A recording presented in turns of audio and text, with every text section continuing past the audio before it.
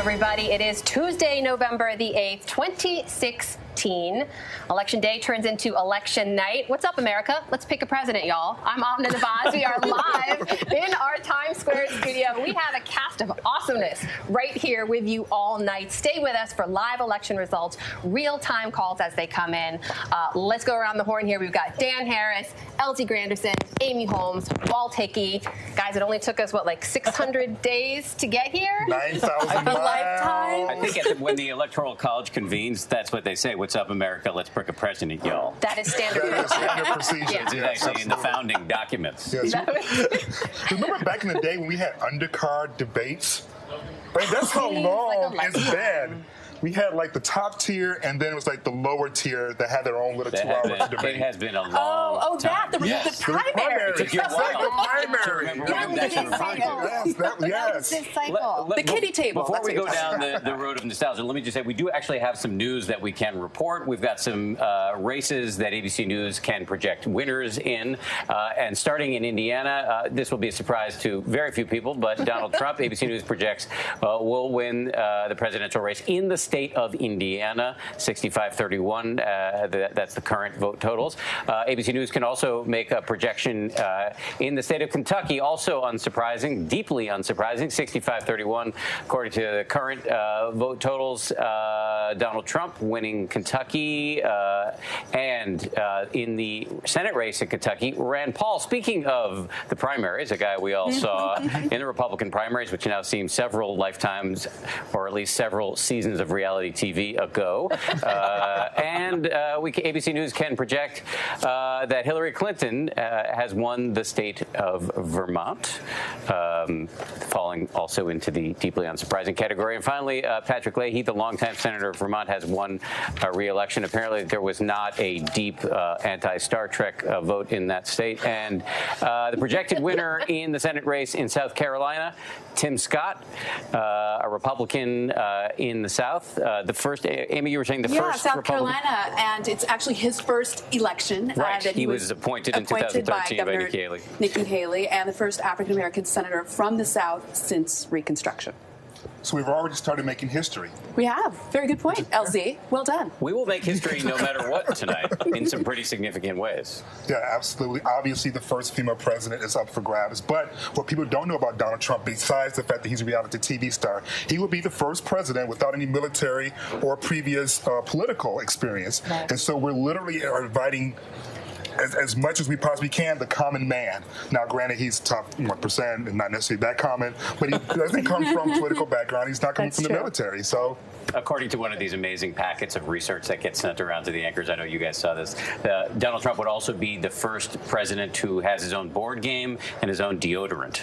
He has his own deodorant. He apparently Lincoln had his own deodorant line. That's not true. So really? They had deodorant back then? Is it still available? Or is it like Trump steak? I'm sure he'd sell it to you. I have a feeling. Well, I'm just wondering if it went the same way as Trump steak and Trump airline and things like that. Like it was something that was there and now it's no longer here. It's a collector's item, Elsie. Okay. So no surprises in what we've in the races that we're projecting thus far. But we should say that there are a bunch of states where the polls have just closed, where we cannot make a projection, but it's worth going through what the vote totals are as of now. I believe we can bring those to you.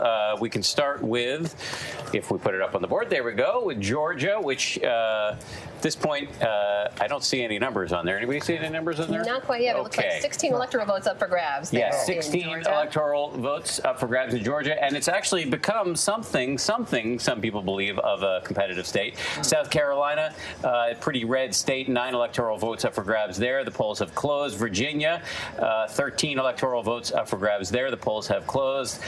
Indiana, as we said, Donald Trump we're projecting as the winner there. And in Kentucky, Donald Trump, again, we projected him as the winner. The polls have closed there. And Vermont, again, Hillary Clinton projected as the winner. Many states with 7 o'clock poll closings, and many more coming up at 7:30 and then at 8, including the big kahuna, Florida, where the polls close at 8. And basically our coverage ends. Because if Trump doesn't win Florida, the narrative of how we go with the rest of the election changes dramatically. He wins Florida, all of a sudden now we have ourselves a much more competitive race. Just but even if he wins our Florida, coverage does not end there, folks. It was a joke, people. It was a joke. But even if he does win Florida, the math is hard for him. The math is hard for him. Even the sort of the best case scenario for him going into today was 266 electoral votes. Real Clear Politics, their state average showed that. That would mean he wins Florida, he wins Ohio, but if you needed to get to the 270, he'd have to flip one of these other states like New Hampshire. Just to give you a sense of how consequential Florida is going to be for Donald Trump, at 5:38 we run a model, we factor in polls, and then we essentially simulate the election 10,000 times every model run. And so I pulled one of the runs from Monday. And on Monday, if Donald Trump wins the election, he won Florida 93% of the time. So it's not that he cannot win the election if he loses Florida, it's that he closes 93% of his potential avenues to get into it. It's a really consequential state. You can't overstate that. North Carolina as well is going to be one of the most interesting things to watch tonight because you've got a really consequential Senate race there as well. But Florida is traditionally very close, as we know, anybody who was awake in the year 2000. So it's possible that we won't know who won Florida for quite a while. No, I mean, last go round in 2012, it wasn't called for President Obama until the day after, and he only won by 0.88 points. So we're talking, when you say very close, we're talking every single vote definitely counts, which is part of the reason why both candidates spent a lot of time in Florida in the last 2 weeks, and also why Hillary Clinton whipped out Cher in Miami. Going back to Florida in 2000, just to give you a sense of how many more folks are voting this cycle so far, when you count up the number of people who cast early ballots in the state of Florida, it's more than the total number of people who cast ballots in Florida in the entire cycle of 2000. So we've got a lot more people turning out. We've got a ton more early vote going on there. And based on how the day of vote goes and how quickly they're able to count that, we may actually get an earlier call than we typically expect from Florida's outstanding reputation at counting ballots. Right. I think the Chads have been eradicated from the scene. Right. But what do we know about who's turning out in Florida?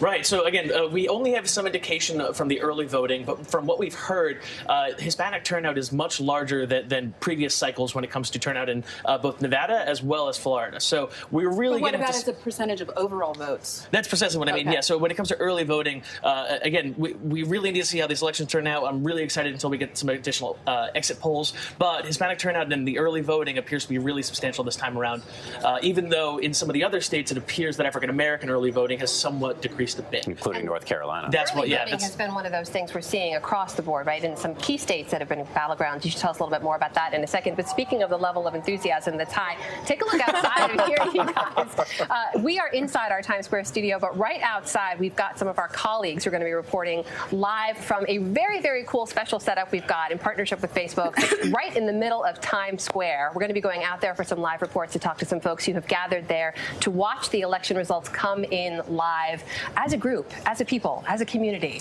So is TJ going to be ice skating across both states? See TJ doing his It's like 65 degrees outside. So Maybe rollerblading. maybe, yeah.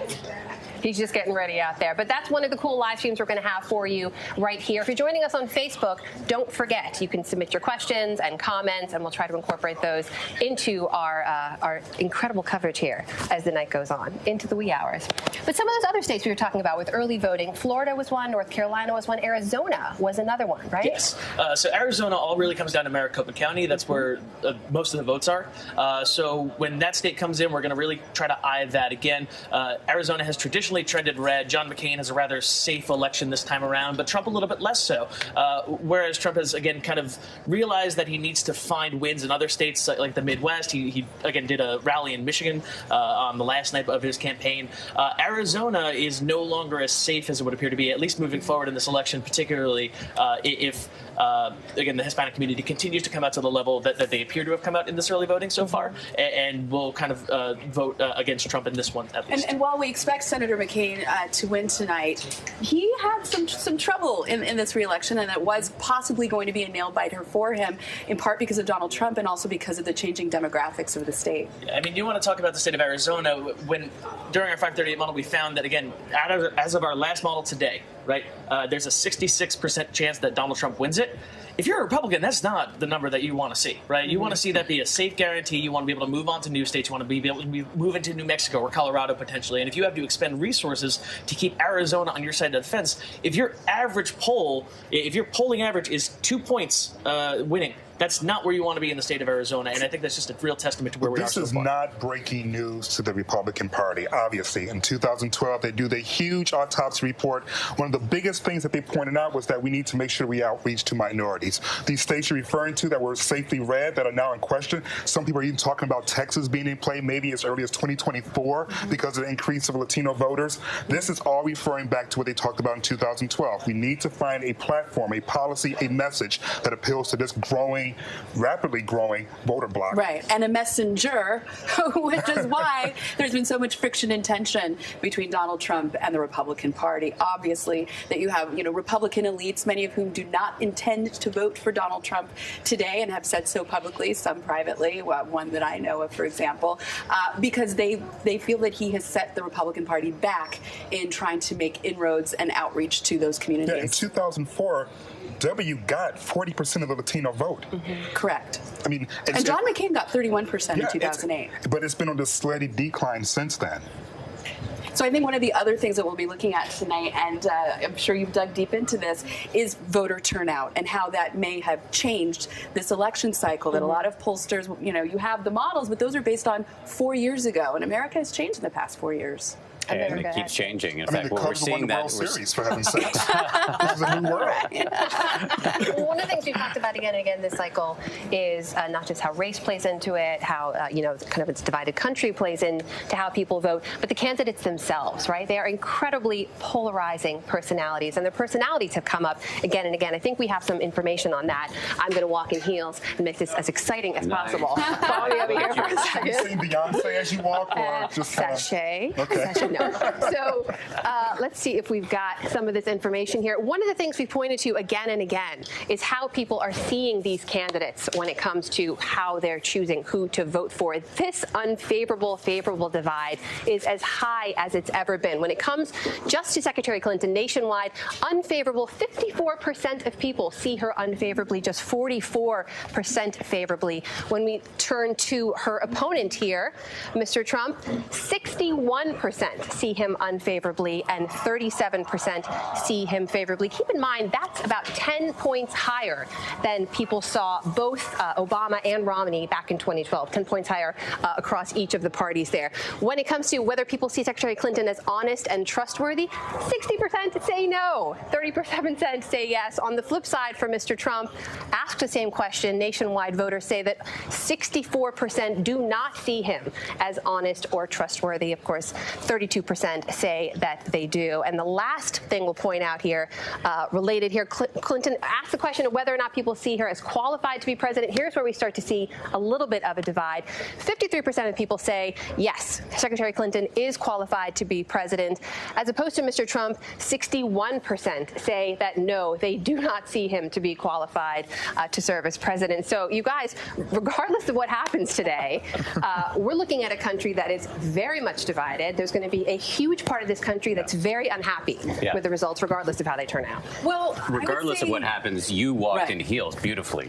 I don't think it's the first time she's walked in a pair of 10 heels. points for that right there. Well, I mean, she had to do it on live internet. She's qualified to walk in heels. She's done it before. I think we're getting into the experienced, yes. analysis here, but in looking at thank you for saving me. Right.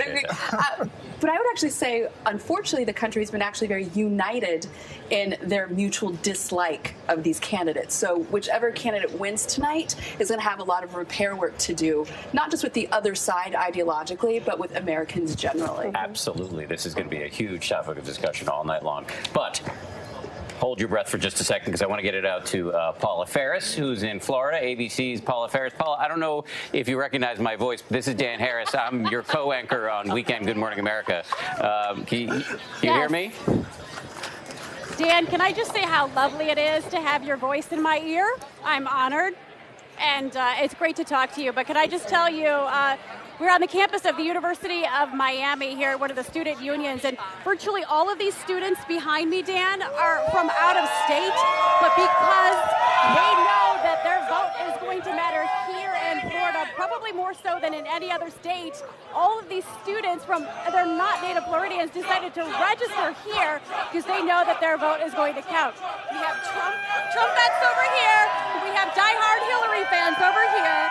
And can I just say, I can't hear anything you're saying because these kids are so loud, but it's nice to see this millennial vote really fired up. Who do you guys think is going to win? And Dan, I've got to say, this is probably a stark contrast from your days at Colby College and my days at Cedarville. These kids are so personally vested in this particular election. They know that this could shape their future. I was asking both of them, all of these kids, why they're supporting their particular candidate, and their answers were pretty extraordinary. Yeah, the only sit-in I ever saw at Colby College was when they disallowed us from having kegs in our room. I'm not even kidding about that. But Paula, not a surprise. Yeah, no, I know. Not a surprise. I didn't participate, just for what it's worth. Hey, but while we have you, I know you're in Miami, but people talk in terms of the importance of Florida about this I-4 corridor. Can you talk a little bit about, Can you educate us a little bit about this strategically important part of the state? Yes. Do you guys have a little dry erase board that you can draw Florida? Let me tell you a little bit about the I-4 corridor, particularly Hillsborough County, which is kind of the base of the I-4 corridor. It runs from Tampa through Orlando and then up through Daytona. It's about 132 miles. But what happens in that corridor, the I-4 corridor represents about 43% of the voting population here in Florida. That we've seen the Puerto Rican population go up exponentially, which is obviously going to benefit the Democrats, but the one thing that's keeping Donald Trump alive right in that particular corridor is the white vote. Since 2000, we've seen white Democrats, almost a mass exodus from their party. In 2000, the number of white Democrats that identified themselves as white was 70%. Now it's down to 50%. But this is where the most money has been spent in the corridor between the markets of Tampa and Orlando, and this is where the candidates have really gone all in. And it pretty much dictates who the next president will be. So it's all about the I-4 corridor. Paula, we've heard so much about this surge in early votes and how crucial that might be when it comes to the turnout in Florida. What can you tell us about what you're hearing there with regards to that? I think what you just asked me was about the early voting. 6.4 million early votes. And to put that in context, that's more than the total number of Floridians voting in 2000 when we had the infamous hanging Chad, when it was separated by 537 votes total. So 6.4 million early votes. That's half the state's population. That's extraordinary. And since 2000, we've seen voter registration, the net voter registration increased by 5 million. Since the last election cycle, it's increased by almost 900,000. But I want you guys to keep an eye on one key demographic. And of course, the students are now reacting to the states being called behind me. But one key demographic that I think everybody really needs to focus on is that early Hispanic vote. In 2012, it was comprised of about 522,000. Fast forward to this election cycle, almost double, 980,000 early Hispanic votes. And 36% of those that voted early in this election, you guys, didn't even vote in the last election. That goes to show you this is a very motivated base. Hillary Clinton's expecting them to skew heavily for her. But how interesting could it be after everything that Trump has said that really this election, this state could come down to the Hispanic vote, and ultimately the election could come down to the Hispanic vote as well. Hey, Paula, back in 2000, part of the reason why Democrats believe they lost Florida was because of what happened with Elian Gonzalez and the Cuban Americans being very upset about that in the Miami area. Obviously, President Obama has loosened relationships with Cuba, tried to normalize those relationships. Do you have any idea whether or not that may have a similar impact in terms of the general election and Cuban Americans there in Miami? Well, keep in mind, when Trump won Florida in the primaries, he won 66 of the 67 counties. The one county he didn't win was here in Miami-Dade, where there's a very high Cuban population. And that's one thing that you see Senator Marco Rubio, who's been able to really galvanize even the Hispanic vote and the Cuban vote, which tends to skew very GOP. He's been able to do something that Donald Trump hasn't. When you break down that Cuban vote, though, the elder Cubans are still skewing heavily GOP. see. But the younger Cubans, the sons and daughters are kind of breaking from their mothers and fathers and leaning more Democrat. So really, it's going to be so interesting to see how the Latino vote, the Hispanic vote, the Cuban vote really breaks down here, especially in southern Florida. Paula Ferris, thank you so much. You're really in the white hot center of things, and hopefully we'll be able to come back and talk to you as the evening continues. Wait. Yes? Can you guys, hold on. I want you guys to say hi, Dan. Hi, Dan. Tell them to say it like they mean it. It didn't sound super enthusiastic. Can you have them say it like they mean it, Paula? Wait. Okay, Dan says, say it like you mean it. Say hi, Dan. Hi, Dan. Okay, well, that was good. Are you happy? I'm happy. I'm happier. happy? I'm happier. Thank you, Paula. Okay. Much 10% love. happier. Yes, exactly. I like that. Keep branding my personal brand. Thank you very much. We'll talk to you later. So, I think it's really, she's talking about the Hispanic vote. And we should, by the way, before I continue with this line of questioning, you might notice that Walt Hickey has disappeared. And Erin Schrody is here from California, a Democrat. She was the youngest at age 24 to run for Congress in the primary a couple months ago. And she's here as an ABC News analyst, and she'll be joining us off and on throughout the evening. But I was just going to say about the Hispanic vote in Florida, it's not a monolith. No. It's really not. Well, not just in Florida, like nationally. I mean, we're somewhat lazy. We just go Latino. And then most people think, well, build a wall, Mexico. And it's like, well, no, that's not all of what's referred to as Latinos. And so each group has their own set of concerns. She mentioned there's a large Puerto Rican base. Well, they're not concerned about the wall going across Mexico because there's no wall stopping them from coming from Puerto Rico. When you talk about Cuban Americans, and they have American passports. Yeah, that's right. Exactly. I mean, and then when you talk about Cuban Americans, the things that they're concerned about, what President Obama did. There were many politicians on both sides of the aisle who are of Cuban descent who were not happy with what President Obama did. That may or may not become a factor tonight. But again, those policies are something very different than what Mexican Americans may be interested in, or anyone from South America. And then don't forget countries like Haiti, Dominican Republic. They're also considered Latino as well, and they have a different set of concerns that are different than what you may consider from someone else. And I have to give ABC News so much credit for having all of those millennials rallying behind Paula, because in this election cycle, there's been a lot of concern about millennial interest, if it'll be down because President Obama is not on the ballot. And polling going into today showed that Donald Trump, despite those young people on the screen tonight, actually had lower millennial support than any Republican, including Bob Dole. I speak of myself in the third person in 1996. So that is also something I think we'll be keeping our eye on tonight in terms of exit polling. The millennial, not just who they voted for, but the actual turnout level. Were they engaged by this election or, depressed and turned off? Which brings us to Erin, who just got her driver's license. And is a she actually got on an airplane, so she's engaged. So what do you people want? That's what I want to know. Because you're the second largest generation in America right now. Pretty soon you're going to start dictating policy on a much stronger level than you are right now. So what are some of the issues for your generation that are really pressing? There are a number of them, and I think exactly what you said, it's turnout. Are we going to show up? Have they adequately addressed the issues that we care so deeply about? Jobs. We are coming out of a broken education system and going into a changing workplace. Will we have those jobs available, and do we have the skill sets necessary to fill them? Student loan and student debt. When Hillary Clinton teamed up with Bernie Sanders to put together a plan for a debt-free college, she brought a lot of those millennials on board.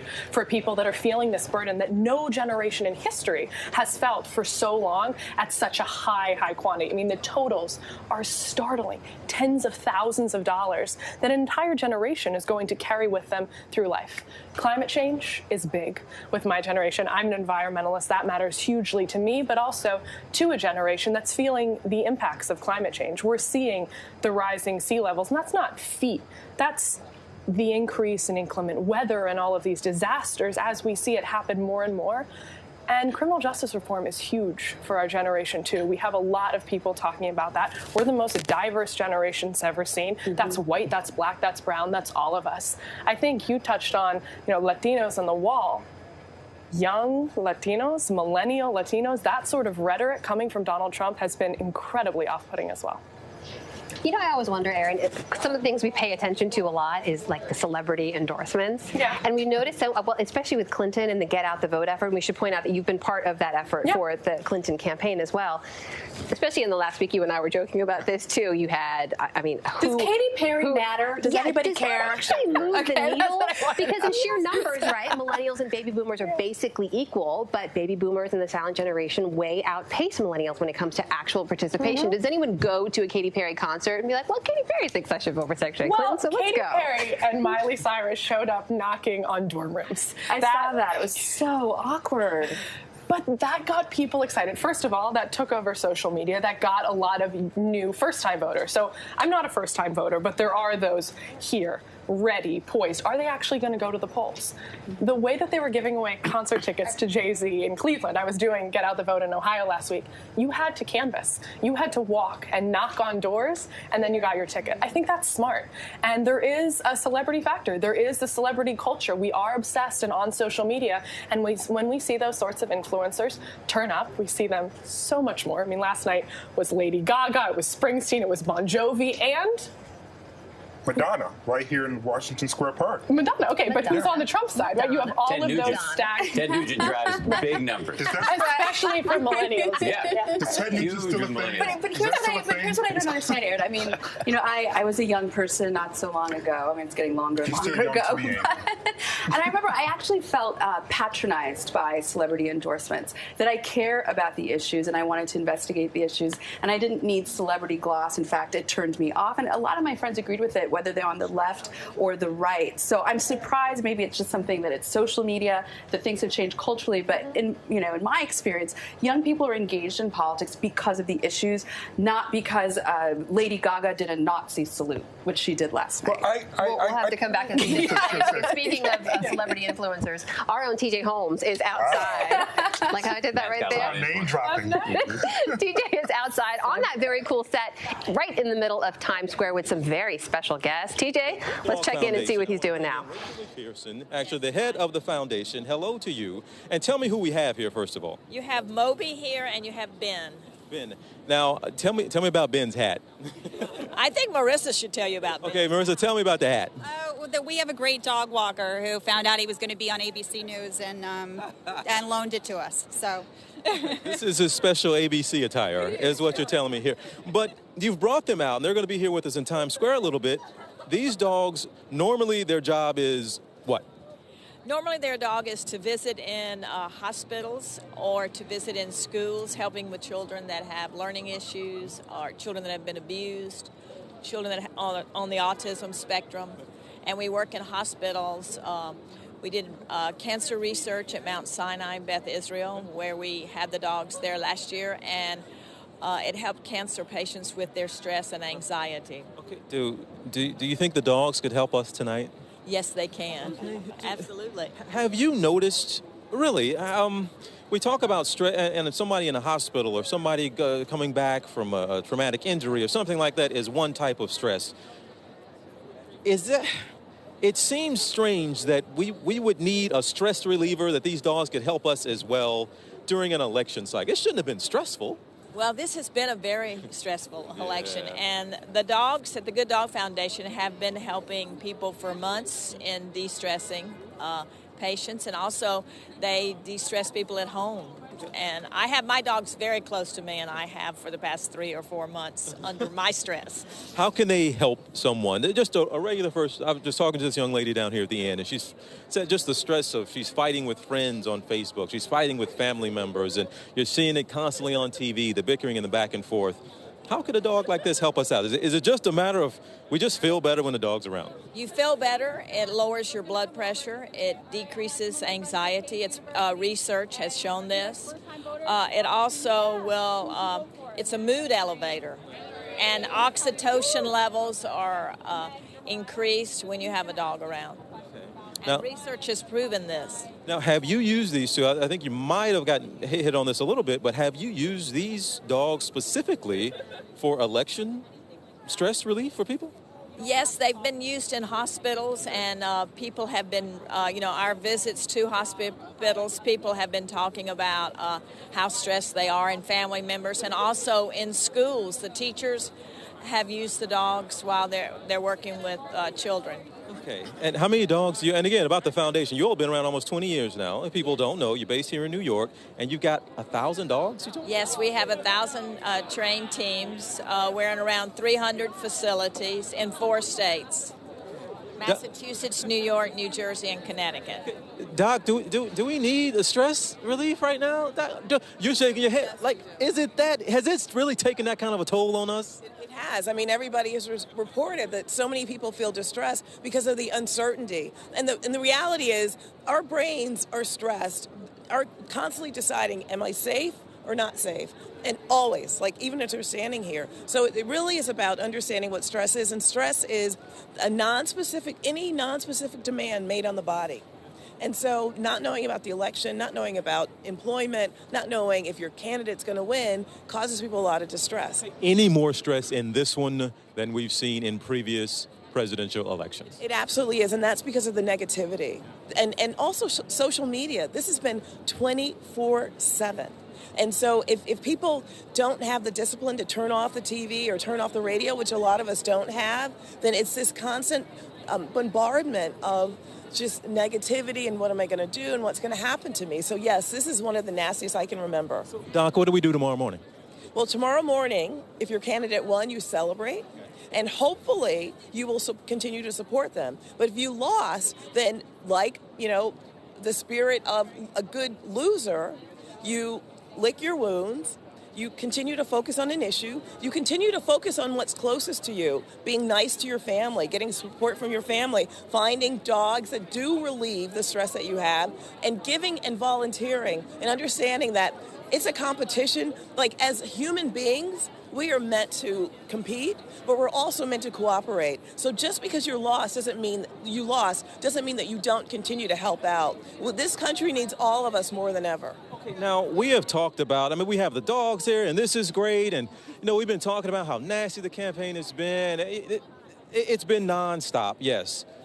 But listening to you now, I don't want to say we're dismissive of it because, it's just politics, and these are two polarizing candidates, but listening to you, this is serious, and we need to take it seriously about the level of stress we might be under. Well, absolutely, because what stress can increase any chronic and worsen any chronic medical condition you have, high blood pressure, cardiovascular disease. An election can do this to us. It absolutely can, because again, your brain it's a non-specific demand that your brain's taking in, and that's why you need balance. That's why we exercise. That's why we hopefully get a good night's sleep, and that's why even the dogs, people smile, they relax, and you need that. You need to interrupt chronic stress. And so whatever it takes to do that in a healthy way, it's about healthy coping. All right, that is our own TJ Holmes out there in the middle of Times Square, giving you a little bit of a break from this election cycle with those therapy dogs. You should bring some of those dogs in here. Right? Wouldn't that be nice, just right here? Yeah. Take the stress off. We're surrounded by Pez and rock candy and all that stuff. Why not a few dogs? I'm okay with all this. Yeah. We're also surrounded. The candidates therapy dogs about a year and a half ago. Yes. And don't It forget feels like a good time to introduce. buttons from Christmas past. Ben Lee joins us now. Thank you so much for being here. Thank you for having me. And Rick Klein, Hey, guys. political director. That's an impressive collection of campaigns. That is nice. Have you been going through the buttons? Well, I'm amazed that someone kept them all. I mean, there's an actual Santana button. Do you even remember all these folks in there? Do I remember? Come on, this is my life for a while. Even Jindal. I mean, how often do you think Jeb has this and just cries with this in his hand? He's like, exclamation point. Yeah. Yes, like a little tear dropping down. Punctuation. Hey guys, a couple of quick updates. We've got some news now, a couple more projections we can bring you from some results coming in. In West Virginia, ABC News can now project Donald Trump is the projected winner there for the 5 electoral votes in the state of West Virginia. Also over in Ohio, ABC News can project that the Senate seat will go to the incumbent, Rob Portman. He is the projected winner there. Not much of a surprise there in Ohio, but that was right? that was a race one. that Democrats hoped at some point to be able to pick off. Ted Strickland, the former governor, was running against Portman. It was only because, you can correct me if I'm wrong here. The conventional wisdom was he didn't run a great campaign. Yeah, this is a missed opportunity for Democrats. And Rob Portman was one of the few Republicans in the country who navigated Trump very successfully. He was able to craft his own brand. Even though the Republican convention was in Ohio, Portman didn't attend. He made it clear that he had other loyalties. And neither the governor nor the senator from the state came to the convention. They both kept out of that. And I think Portman had his own brand. And I think that's so important in a year when Trump was the big guy, the big brand, that if you're able to establish yourself, Portman did it better than almost else. And he'll be one of the few bright spots today. I've been talking to Republicans who are very pessimistic about their chances in the Senate, but they like to Rob Portman. That's one guy that they feel like was able to survive this wave. Well, one of the things that was really impressive about Portman winning was the fact that he's also very positive in terms of LGBT rights. His son is openly gay. I've spoken with his son. His son penned this very emotional letter about how supportive his dad was. And then his dad comes out and says, yes, I'm not anti-gay and I'm still Republican. And so to have Republicans in that state still support him is a really good positive sign in terms of where we hope the country is going in terms of having room for each other. Mm-hmm. It is a good sign. It just still seems, generally speaking, that Republicans in office generally only support gay rights when they have a son or daughter that is gay. That seems to be the one time that it crosses over and helps. It's always like when a celebrity gets afflicted with a disease and all of a sudden that's their cause. But nobody ever has a cause they like before it personally affects them. Well, it's like caring about women's rights, right? Because you have a wife or a right, daughter. Exactly right. I have a daughter, so you shouldn't say that. Yeah, sexual assault is inappropriate because I know a woman. It's like, how about some humanity? Rick raises a really good point, which is something we've seen again and again this cycle. These, especially the few senators who were in very tight races, having to walk this very tight line between sort of like not endorsing Donald Trump but not separating themselves entirely, right, Rick? Well, what's amazing is that there was no good way. You were damned if you do, or you're damned if you don't. You had some senators, like Joe Heck out in Nevada, running for the Senate, one of the Senate candidates in Nevada. He was in both positions on this. At some point, he endorsed, then he was too close, then he was too far. Over in New Hampshire, the very popular Kelly Ayotte, the incumbent senator, has also been all over the place on this. She said at one point Trump was a role model. No, she didn't mean it. Is she going to vote? Is she going to endorse? There was no safety from this storm unless you had a very strong positive message in your own brand. So it wasn't a clear case of, I'm going to say I'm my own person, I'm going to disavow, I'm going to say I don't endorse, or I'm not going to vote. You had to do something special here to survive what looks like a Trump wave in these Senate races. Well, there were special circumstances bouncing back and forth all the time where you almost don't fault them for adjusting because the facts on the ground just change so wildly every couple days. Even Paul Ryan, every couple days, he's like, I'm not endorsing, I am endorsing. That's definitely a definition of a racist statement. I'm back on board. It just seems like a crazy confluence of emotions. Paul Ryan. It was. There was a good 2-week stretch there in which I was like, all right, I give up. And it raises all sorts of questions about what happens to the Republican Party, no matter who wins tonight. Yes. Huge questions, which I'm sure will be major themes as we continue through the evening. And also, I think that Kelly Ayotte missed a great opportunity to walk back in a more smooth way. The role model comment, she could have just said, well, a role model depends what role you're modeling. You know what I mean? There could be negative roles that you're modeling. Like, I'm sure the Hamburglar loved a guy that stole hamburgers, and he was his role model growing up. The point being, there's a wide range. Someone needs a role model for every position. Everyone needs good inspiration. So exactly right. All the burglars need role models. Even the people who are watching us who are doing the when somebody says Hamburglar drink game. Yep, that's the one. You have that on your bingo board? Yeah, that's the people that are trying to ease them very slowly into drinking. Listen, if you are playing bingo at home and you're waiting for the word email to be mentioned, the time is right now. I do want to show you some information that we have coming in from preliminary exit poll data.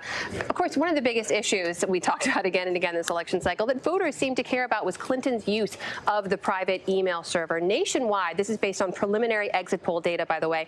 How much did it actually bother people? 45% said a lot. 19% said not at all, 18% bothered them some, and 17% said not much. On the flip side, when it came to one of the biggest issues in terms of how people looked at Mr. Trump as a candidate, his treatment of women, the way he talked about women, 51% of those polled said it bothered them a lot, all the way down to 13% saying it didn't bother them much at all. And those were kind of the two biggest issues that plagued both of the candidates again and again this cycle. Yeah, and certainly in the case of Senator Clinton, much of of it as a self-inflicted wound. Obviously, setting up the server to begin with was a one self-inflicted wound, but then spending basically an entire year making us feel dumb for asking you questions about the server didn't help. You want to talk about fueling reasons why we don't like you? Well, that would be reason number one. The way that she first joked about it, and then what did she say? Scrub it clean. Yeah, I use like detergent or something to scrub it clean. I use a cloth. A cloth. I mean, making jokes of something that people were trying to get a hold of, and instead of answering it more earnestly, you pretty much was condescending to the American people for much of the time, and then you come out with an apology saying, what I did was wrong, I'm very sorry. Well, you just made fun of us for a few months. I feel like so she never actually explained why she set up the server in the first place. For convenience. I think that was her only words, was for convenience. Yeah, but does that make sense? Which clearly, I think she'd admit now it's not convenient for her at all. It turned out to be very inconvenient. It was very inconvenient. Especially on multiple devices, it really didn't sound very convenient. That's very true. But I think the whole notion was that, at least for a while, you had to carry like this laptop around and you had to like log in and all this stuff. I guess she thought that was the inconvenient part. And I mean, I don't know. I mean, she flies around a lot. She's flying all over the country. I'm not going to second guess whether or not she was inconvenienced with carrying the laptop or not. But what I will say is that what wasn't good was your explanation after the information came out to the American people about why you did it and whether or not you were sorry about it. And also, two related polls that match up perfectly with the ones you just shared, Amna, are that before the campaign began, Hillary Clinton was not at all bothered by her use of a private server, and Trump wasn't bothered by his treatment of women. And then at the end of the campaign, 100% of Hillary Clinton was bothered by it, and 100% of Donald Trump was bothered by his use of language towards women. Striking numbers. Yeah, that's a poll that I can just with confidence say, even though it was not conducted. We can promise that real throughout the evening, some guests will make up numbers out of whole cloth, and they do not represent the views of ABC News necessarily, but they might be funny. Fair enough, but I mean, how would you argue that? What'd you say? How would you argue that point, though? I mean, that's true. Clearly, they Fair. both regret those decisions. Yes. Let's get it out to Ohio, a state that we're going to be talking about a lot throughout the course of this evening. And there's my good friend Ron Claiborne. Also, we're basically populating all of our live shots tonight with people I know from Weekend Good Morning America. You're following Paula Filibuster Ferris, Ron Claiborne. Where are you in Ohio, and what can you tell us about the state of play there? Okay, Dan, I'm in Columbus, Ohio, obviously the capital of Ohio. This is a state that was really competitive. Hillary Clinton appeared here a couple of times down the stretch, really wanting to win here. But it was a must-win state, more so for Donald Trump. No Republican has ever been elected president without winning a state of Ohio. And the polls in the final days and weeks here showed Trump with a modest lead over Clinton. Now, the preliminary indications we're getting, preliminary data, is showing that that one of the groups that Trump does most strongly with, non-college educated whites, are making up a big chunk of the electorate here. That would tend to favor Donald Trump. Another problem, potential problem at least, for Hillary Clinton is, although she does very well with the African-American vote, almost by a ratio of 9-1, there are indications that the turnout of that key constituency for her will be down this year compared to 2012. In the early voting up in the Cleveland area, that vote was down by 16%. She needs that turnout if she's going to have any chance of winning this state, Dan. And Ron, you talk about this, what appears to be maybe unsatisfactory turnout from the point of view of the Clinton team. But what about, they brought out the big guns, Jay-Z, Beyonce, they had LeBron James. Is the sense that it just failed? Look, the final votes, literally and figuratively, are not in. They have not been counted yet. But, that was pulling out all the stops, hoping to energize that African-American vote, largely concentrated in the Cleveland area. Let me tell you a story. I was up there on Monday, the final day of early voting, and I talked to quite a few voters, including a number of African-American voters, and I was asking them about their motivation, about whether their friends and family were turning out. And the sense I got of it, and this was not a statistically valid sampling, but the sense I got from the people I spoke to, the African-American voters there, was that they were voting mostly out of a sense of duty, obligation, almost habit. I did not hear from one single person anything that could fairly be categorized as an indication of enthusiasm for Hillary Clinton. I also asked a number of those voters if they had family or friends who were not voting, who did vote 4 years ago, and every single one said they knew someone in their family or friends who were not coming out to vote this time. The vote there in Cuyahoga County down about 16%. That's 35,000 fewer voters this year than 4 years ago, a state that Barack Obama won by 150,000 votes. If those people don't show up, if that is not corrected from the Clinton point of view in the voting today, it's unlikely she can win this state, and it's 18 electoral votes. Hey, Ron, it's Amna. I think one of my favorite sentences to hear is, let me tell you a story. So thank you for that. That's ABC's Ron Claiborne out in Columbus, Ohio for us. We hope to check back in with him for more stories and reports on the ground. From one battleground state right to another, let's head to Arizona, where ABC's David Wright joins us live now. David, tell us where you are and what's going on there. Well, the polls have yet to close here in Arizona, but this is one of the states that Hillary Clinton is hoping to steal from the red states. It's a state that has strongly gone Republican. It's only gone Democratic twice in the past 100 years. Once was 20 years ago with Bill Clinton, and before that, you have to look back to Harry S. Truman. But the Clinton campaign has invested in this state. They are hoping to make some inroads, and if they are able to move Arizona over to the Democratic side, that will be a strong win for them. David, what kind of impact do you think the fact that Sheriff Joe Arpaio is on the ballot will have on the Latino vote there? He's extremely controversial. He's an extremely controversial character. He's up for re-election himself, and he has allied himself with Donald Trump, one of his strongest supporters nationally and here in Arizona, both of them passionate about that issue of immigration. And that's an issue that, of course, breaks down here along demographic lines. But you see strong support among white voters for a tougher crackdown along the border, like Sheriff Joe has long advocated and that Donald Trump has been calling for. Hispanic voters, not so much. The Democrats are hoping to boost the turnout among those Hispanic voters and also among urban voters in places like Phoenix, Tucson, Flagstaff, and hoping to balance off the strong Republican showing in the more remote areas. Dan? David, it's LZ. In addition to television ads, what other specific things has the Clinton campaign been doing to try to attract those votes that you're talking about? What does the ground game look like? Are they knocking on doors? There are lots of people here knocking on doors. Just across the street from us here is a hotel where a lot of Democratic operatives from outside of the state have come in specifically to try to mobilize the vote. They have fanned out across population centers like Phoenix today.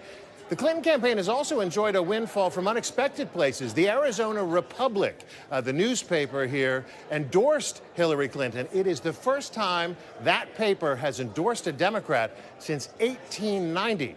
So there is some groundswell for Clinton here, and they're hoping that their ground game can push the state in her direction. Apparently, the paper got some threats after making that endorsement, so it's a pretty hot environment there, both literally and figuratively, I would imagine. That is such a long time. The Chicago Cubs were like, that is a very long time. Even the Chicago Cubs feel like that's a long time. David Wright, thank you very much for reporting in from Arizona. I suspect we'll be coming back to you frequently throughout the evening. Thank you. Sounds good. All right, Dan. Rick, since you know more about politics than pretty much everybody, talk to us about Hillary's chances in Arizona. This is really 4 or 8 years too soon for the Democrats. This is about the map going down the road. And I talked to some folks in the Clinton campaign. They made a decision to travel to Arizona 2 weeks ago, and they had the Michelle event. too. That's Michelle right. Obama, That's yeah. right. They had the events last week, and there was some talk about canceling them because it started to fade from the map. They decided to go through with it, and they had one of the biggest crowds of the entire campaign over, I think, in Tucson, and they energized these Democrats who had never seen a real life national Democrat before, and they see such demographic opportunities in Arizona. They're expecting a backlash against people like Sheriff Joe and those immigration policies. I think that's borne out in some of the polling today. 3-1 people favor a pathway to citizenship over deportation. That says Donald Trump is putting forward the wrong message. In the exit polling. That's right, in the exit polling. Even more wrong over time if you look at the demographics. So I think this is about the map of the future. Arizona is emblematic of a growing segment of the population, a growing share of Latino votes, and these divisions that have so riven states like Arizona increasingly will trend in Democrats' direction. I think it's going to be part of your battleground map next time. And maybe that even wasn't maybe that was why they've been Republican state for a very long time. It wasn't even policy issues. They just felt slighted by nobody visiting for a long time. That's there is something to that. I mean, for sure. I mean, Trump has tried to turn it in the other direction. Certain states and people ignore it, and you do feel slighted. There's no doubt about that. And I think there's a possibility there that look, the coalitions are always different, and we're seeing some really interesting things happen, not just in Arizona, also Georgia, a fast-changing state. North Carolina has suddenly become one of the ultimate battlegrounds. Virginia could go deep blue. All of these things are happening in the space of 2-3 national elections. And I think there are a lot of smart Democrats who are looking out west at Nevada and Colorado and Arizona, New Mexico, which is now solidly blue, and saying, this might be our future. Forget the South. Forget maybe even ultimately the upper Midwest, which could flip in the other direction. Yeah, I was thinking about Ohio, right? Yeah. So no Republicans ever won the presidency without Ohio, and JFK is the only Democrat who ever did it. Is it possible we could be headed toward a future where Ohio just isn't the swing or battleground state that it has always been? It could be irrelevant in the next election. I on my map, when I've gone through it, I think Iowa and Ohio are the two states that Obama carried that are most likely to flip over to Donald Trump. And Iowa, I think, is gone. Ohio is going to be very close tonight from everything we're seeing on the ground there. We saw the Senate race get called for the Republican already. But yes, I think the battleground states could be moving to the south and to the west. And you could see a Midwest and an upper Midwest that is increasingly going to trend toward the Republicans. A lot of these white working class voters that have been so energized by Donald Trump, those are the folks that might power a victory in some of these states. Going forward, Rick, I've spoken to a lot of never-Trumpers over the last couple of weeks, and my question to them is always about, okay, what's the plan if he loses, right? Because the demographics aren't going to change. They're going to continue to shift in this way. We're getting browner and browner, and the population that you've been leaning on, white voters, are getting smaller and smaller. So what's your plan? From your perspective, what do you think they need to do if Donald Trump does not win so that the states that we're talking about, Arizonas of the world, they can stay red? The worst thing that can happen to Republicans who think like that is a narrow loss tonight. They want Trump to get thumped. If he gets blown out in all of these states, and we're talking about 320 electoral votes, that's the kind of scenario where you could say, now we come in and we reclaim the party from itself. If Trump keeps it close, look, the Trump energy is not going to go away. Trump himself may not go away. I mean, it's all going to be there. Away. We know that. He's not good at going away. So all that energy is going to be there. And there's going to be a lot of folks who say, look, Trump had the right message. He was just the wrong messenger. You had to sand away some of those rough edges. That is a more problematic future for the never-Trumpers, for the moderate wing of the Republican Party, because you're seeing all these folks begin to position around it, whether it's Rubio, whether it's John Kasich, whether it's Ted Cruz. They all have different plays on what the future of the Trump movement is. But there will be an argument that, look, we were wrong on immigration for a large portion of the country. He was obviously out there with an offensive message to women as well as Latinos.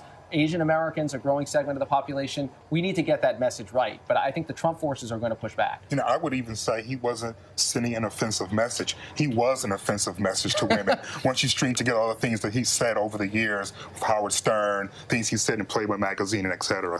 What sort of electoral thumping do you think Donald Trump needs to concede easily tonight and actually try to rally his troops behind healing the country? So that's the biggest question that I've seen posed with people I've talked to in the last couple of days. What scenario does Trump concede? Because clearly, if the electoral math is what it is, he's not going to stick around and pretend like there's a fight. Wouldn't think.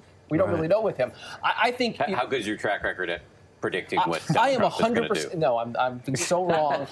Listen, guys, I've admitted it on your air. I've been so wrong about this guy. But some of the sources, that I've spoken to have said that some of his inner circle haven't shown him all the polls that shows him losing. Well, it helps that they took his Twitter away. And they took his Twitter. He can't. How did they do that? Did they just change his password without his knowledge? How did that occur? We should say it's reported that they took his Twitter away. But I think they just take his mobile device away. No, I think they'll do anything during the stretch. Look, Republicans have looked at the data throughout this election, have said this is very, very tough. You can spin it any way you want.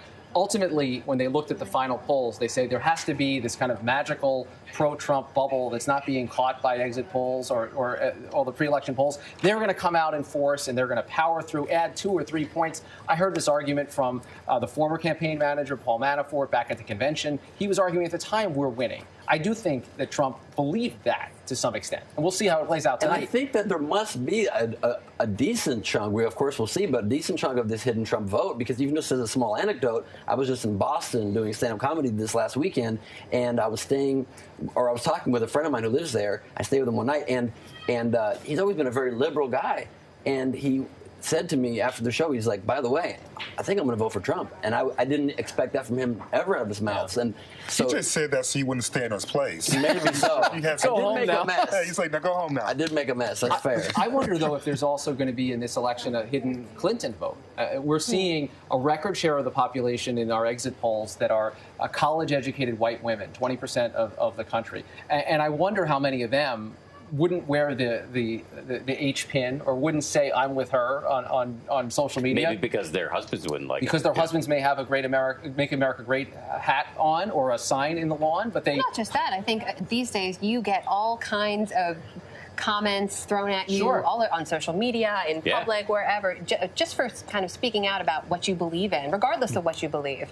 I don't think it necessarily has to do with a relationship to a man that they wouldn't necessarily say, I'm voting for Hillary. But it just... that's very disempowering. Well, I'm taking that from Kristen Soltis Anderson, a Republican pollster, who said on one of our earlier live streams about when we were talking about when we were covering one of the debates, I was asking her whether is it possible that the polling is missing, is there a hidden Trump vote, that people don't want to admit that they're, she said actually she was echoing what you just said, which is that actually there may be a hidden Clinton vote because she painted the scenario of a woman answering the phone, her husband's in the other room, she doesn't want to say I'm with her. I think it's also when you have two deeply disliked candidates, as much as these two candidates are, no one's really proud of how they're casting their ballot. It has been so... I shouldn't say no one. A lot of people aren't very proud. Don't make up statistics. I've been yelled. That's my job. You were cheered in a snide way. Oh, okay, good. Fair enough. Fair enough. But that really is a true concern because it's been so vitriolic on both sides in this campaign that even people who are making the argument that the other side is so horrible and vitriolic and hateful is making that point in such vitriolic and hateful ways oftentimes, not just on Twitter, but in person. You see these scuffles break out at rallies on both sides that it really does seem like there probably is more of an X factor than you would expect. And we're forgetting the fact that this is an opportunity to make history. And for a lot of people, voters I've spoken to, particularly women, they look and they go, yeah, we don't like either one of them.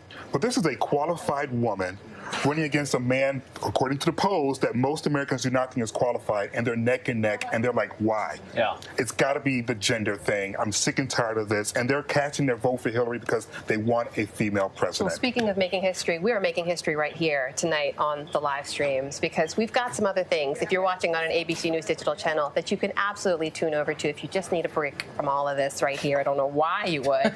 So take a look at a couple of the other options. I was going to ask if we had puppies. We got puppies again. I promise you puppies, and I give you... I will look at the puppies. We're still puppies. These are our political pups, courtesy of our friends over at the North Shore Animal League America in New York. These are adorable. Look at them. I think they have blue and red collars on, too. They're just all patriotic. See, that's lovely. This is how it's done, Congress. You see them getting along well? So, that's how it is. They have red and blue collars, so whichever one pees on the White House in the background first, that indicates who will be president of the United States of America. That's the one independent in the group.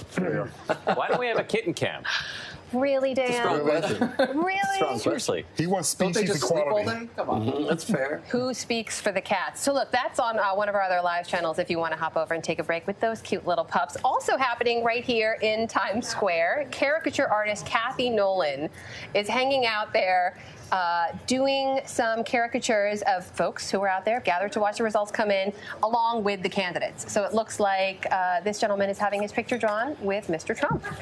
So if you're in Times Square, you can go. Is that a Trump supporter, or because it's a caricature, he wants a ridiculously drawn huge Trump to be funny? You don't know. We don't know. We can't speculate. We could, but then it would be inaccurate. I'm a fan of speculation, but again, that is just me and my lack of journalistic standards. But that's why we have all of you guys here with a little bit more integrity about things you say than I do, so it's fine. I'm glad you know your role here, Ben Gleave. That's nice. Nobody's coming to me for the exact electoral numbers. I'm aware of that. Speaking of exact electoral numbers.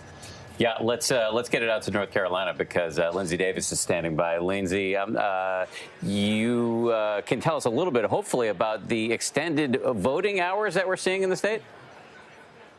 Yes, hopefully. I can tell you a little bit about that. But yes, 7:30 was supposed to be the time that the polls were going to close throughout the state of North Carolina. But there were a few problems this morning at a few of the locations in Durham County specifically. They are calling them computer glitches. And for various reasons, they had to then basically shut down voting for a period of time. So they're allowing people to come back at this point. They're giving them, in some cases, a half hour, in some cases, an hour to still make sure that they get their votes in. But this race in North Carolina, so much going on here in the Tar Heel state. I'm calling it the tight trifecta because you not only have a tight Senate race, you have a tight governor race, you have a tight race for president. So in the most recent polls, and I think as the votes are coming in now, it's bearing out the same.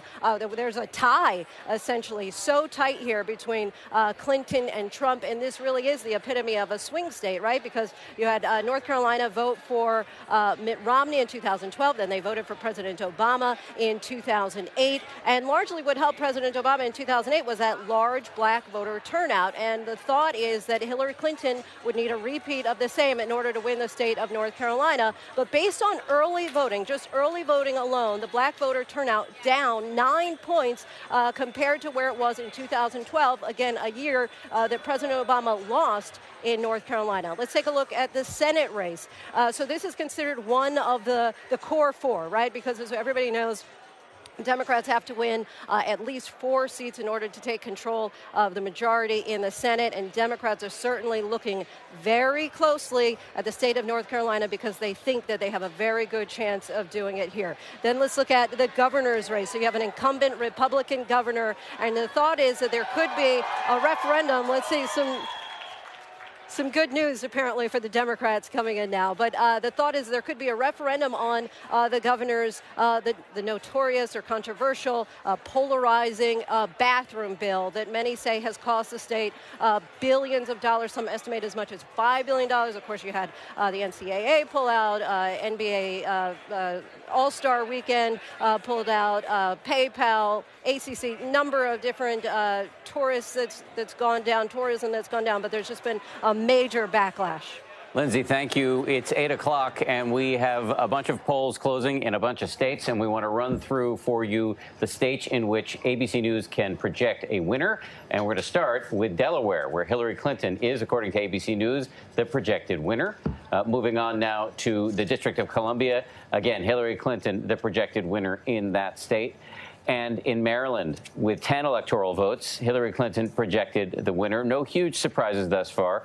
As we move to Massachusetts, always a blue state, my home state, often referred to as the People's Republic of Massachusetts. Hillary Clinton, the projected winner in that state as well. Moving on to Mississippi, deep red, 6 electoral votes there. Donald Trump, according to ABC News, the projected winner in that state.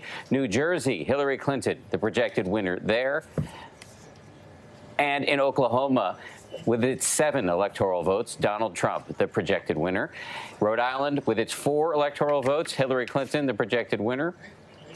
And Illinois, with 20 electoral votes, Hillary Clinton projected as the winner.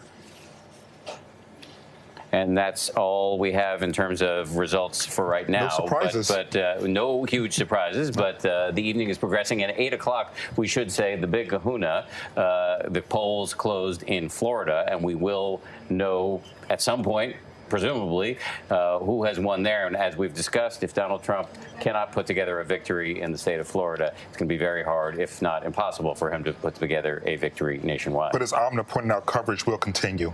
Yeah, we're here, guys. Stay with us. Yes. Even Don't go away that from happens, Florida. we'll be here. Walt Hickey rejoins us. How's it going, y'all? We cannot overstate the importance of Florida when it comes to today, right? We actually cannot, no. So, again, if you look at the paths that Donald Trump has to the White House, they all go through Ohio for the most part. There's a few ways that you can finagle the map, but really they go through Ohio. And you have the same deal with North Carolina. You have the same deal with Florida. Again, you look at Florida, when we looked at the simulations from this past Monday where Donald Trump ended up winning the presidency, he won the state of Florida in 93% of them, right? So you can construct a map, absolutely, that doesn't require the state of Florida in order for Donald Trump to win. It's just real hard to at that point. So it's a hugely consequential state. We talk about North Carolina, and we talk about Florida. They both had about less than a point in Clinton's favor if you average the polls up through the end of when we stopped looking at polls in our model this morning. So real tight. Again, there's a really consequential Senate race in North Carolina right now, and Marco Rubio, again, trying to maintain his seat in the Senate in Florida. So we're getting into the exciting part of the evening. And that's a big story in Florida because Rubio is going to outperform Donald Trump very significantly, particularly in Miami-Dade County, the most populous county, heavily Latino county. We could be looking at Rubio beating Trump by 10-plus points. When we talked earlier about what the future of the Republican Party could hold, there it is, someone who went out on a limb, obviously against Trump, in favor of comprehensive immigration reform, goes back to his state after a late start. The Democrat had a big head start against him. And if he's able to pull out a decisive victory at the same time Trump either loses or struggles, that's going to be a big story. And guys, Trump is already lashing out at his party. He was on a radio interview just tonight talking about Lindsey Graham and President Bush and how ridiculous they were for not supporting him. You're seeing this, the internal warfare that always happens after a campaign. It was all out in the open before the campaign this time. And even tonight, we're still far from calling the presidency here. There are lots of battleground states out there where the polls are still open. He's fighting with his own party and starting to blame them for not supporting him. Did he say anything more about whether he'll accept the results? He has said, we'll see. And you were asking about my Trump radar on this question. I don't know what the number is. I would presume that there is one in his head and his aide's head. And ultimately, maybe it's his kids, maybe it's his someone has to be able to say, look, Mr. Trump, it was a good fight. We cannot win. We cannot win. It's not about recounts. It's not about trying to keep your coalition together. And if you can make that case to him, then that's the situation where he goes out tonight. I'm wondering who's going to be that whisperer. Ivanka? Maybe who's the Trump whisperer? You know, we talked about North Carolina and its importance, and it appears as if the African-American vote, at least up to now, seems to be down. It's a little bit of surprise to me because when you saw the headlines and how overtly racist some of the policies were in terms of voter suppression in North Carolina, I would have thought the rebellion would have been where we're going to show up in even greater numbers. But that speaks again to how little Hillary Clinton seems to inspire so many vital members of her own base. Yeah, I think the story tonight is going to be a changed country, but one that Hillary didn't motivate substantially back in another direction. I think you'll see a slightly more diverse electorate, but about where the Democrat. What do you think, Walt? I mean, this is to me one of the big questions coming tonight. Is this the Latino giant waking up, or is this just a natural demographic change in the country? Yeah, or is this what happens when one candidate consistently says things that one part of the population views as deeply offensive? We spend a really good amount of time, and absolutely worthwhile, talking about, again, the Latino giant waking up finally, the depressed African-American vote in the state of North Carolina. But the women vote has been fascinating so far with what we've seen in the exit polls. Again, if you go to 538, my colleagues have looked at the exit poll results from the states of Virginia and the states of North Carolina. And what we've essentially found is that Hillary Clinton had a 19-point advantage among women in the state of Virginia. If you compare that to 2012, Barack Obama had a 9-point advantage. Right? In the state of North Carolina, she's got a 13% point advantage with women. And then if you compare that to, again, 2012, a 2-point advantage for Barack Obama. So this is there's a lot of giants waking up today. There are so many numbers on these index cards, by the way, guys. Like, if you can't see, this is scary. No, that's beautiful. What's going on? He drew the country. Wait, He drew the country. No, I printed the country. Do not take his cards away including Alaska and Hawaii. Do not take his cards away from him. There's a lot more we need to unpack there. We've been talking so much about the divides across the country, though. We have a couple of boards to show you now that speak to some of those considerations. This is based on preliminary exit poll data. Again, just in Pennsylvania, in terms of Clinton voters, when we're looking at where they live, where Clinton voters live in the state of Pennsylvania, you can see there a divide from West Pennsylvania, 27%, from the suburbs, 26%, the city, of course, of Philadelphia, 20%, and then in central and northeast, more rural parts of the state, lower percentages there. For Trump voters, of course, we're seeing a bit of a flip there. Central Pennsylvania supporters make up 31% of his support in the state. Western Pennsylvania, 29%, Northeast, 20%, and then the Philly suburbs and Philadelphia, more urban areas, down to 17% and 4%. And of course, education is the other big divide we have looked at again and again this cycle, just in the state of Pennsylvania. And again, this is just preliminary exit poll data. For Clinton voters, white college-educated voters make up 41% of her voters there in Pennsylvania. White with no college degree, that's no four-year college degree, 28%. Non-white, no college degree, 20%. And non-whites with a college degree, 11%. On the flip side, for Mr. Trump, we've been seeing this again and again, right, Mbeki? White voters with no college degree, 56% of Trump supporters there in the state of Pennsylvania, all the way down to non-white voters without a college degree, making up just 2%. This is not unique to Pennsylvania. Yeah, absolutely. This is how he's galvanized his base. This is how he became the Republican nominee. He found a community in both the Democratic Party, in the both independent community, and within the Republican Party itself that really resonated with his message, right? So, again, we kind of expected to see this. This is something that we've seen before. We saw it in the primaries. Again, he did very, very well in states, even if they were blue states. He did very well in the areas that are, again, have large populations of white men with no college degree. Again, there's a lot of communities that have been left behind by the progression of the American economy so far. And this is just a topic that his issue here has resonated so significantly with them, and we always kind of expected that this would kind of carry through. I think one of the questions is if he does not prevail tonight, how does Hillary Clinton reach out to this segment of the population? But she's going to have to spend a lot of time threading a needle, because when you talk about criminal justice reform, you have the Black Lives Matter aspect of the conversation, but then you also have the part of the conversation where you have those whites who are looking, going, just follow what the cop says.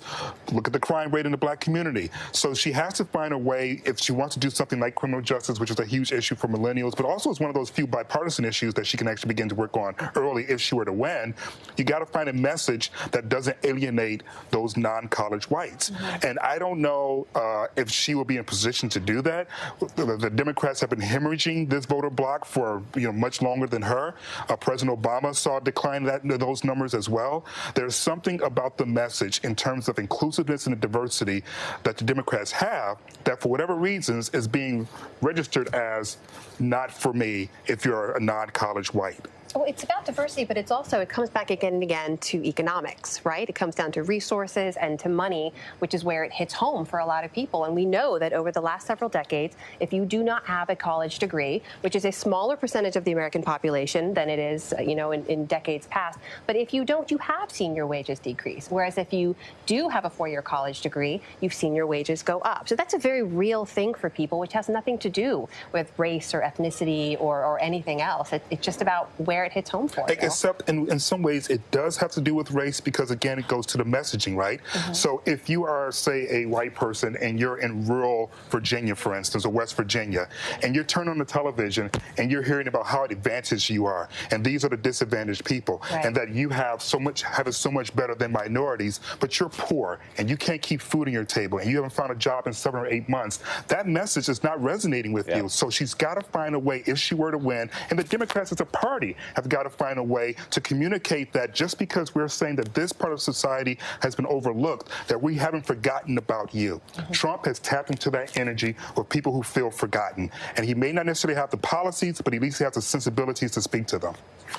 As you said, she's going to have a very difficult needle to thread here. Let me just cut this conversation short just a little bit, because we do have some news in some key Senate races. In Illinois, ABC News can project the winner.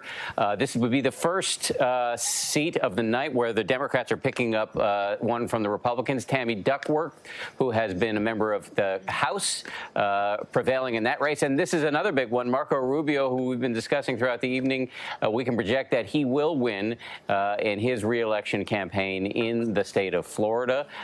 So let's get it over to you, Walt. How do these two races match up with what 538 was projecting? Totally consistent so far. Again, these are the early races that get called in that, again, the Democrats pretty much pulled out of Florida in a lot of ways a couple weeks back so that they can allocate their resources in other states like Pennsylvania. I know we were talking earlier about the presidential race in the state of Pennsylvania, but there's a fascinating Senate race going on. It could be, based on our model so far, there's a 10% chance that it's the one that tips the Senate one way or the other, right?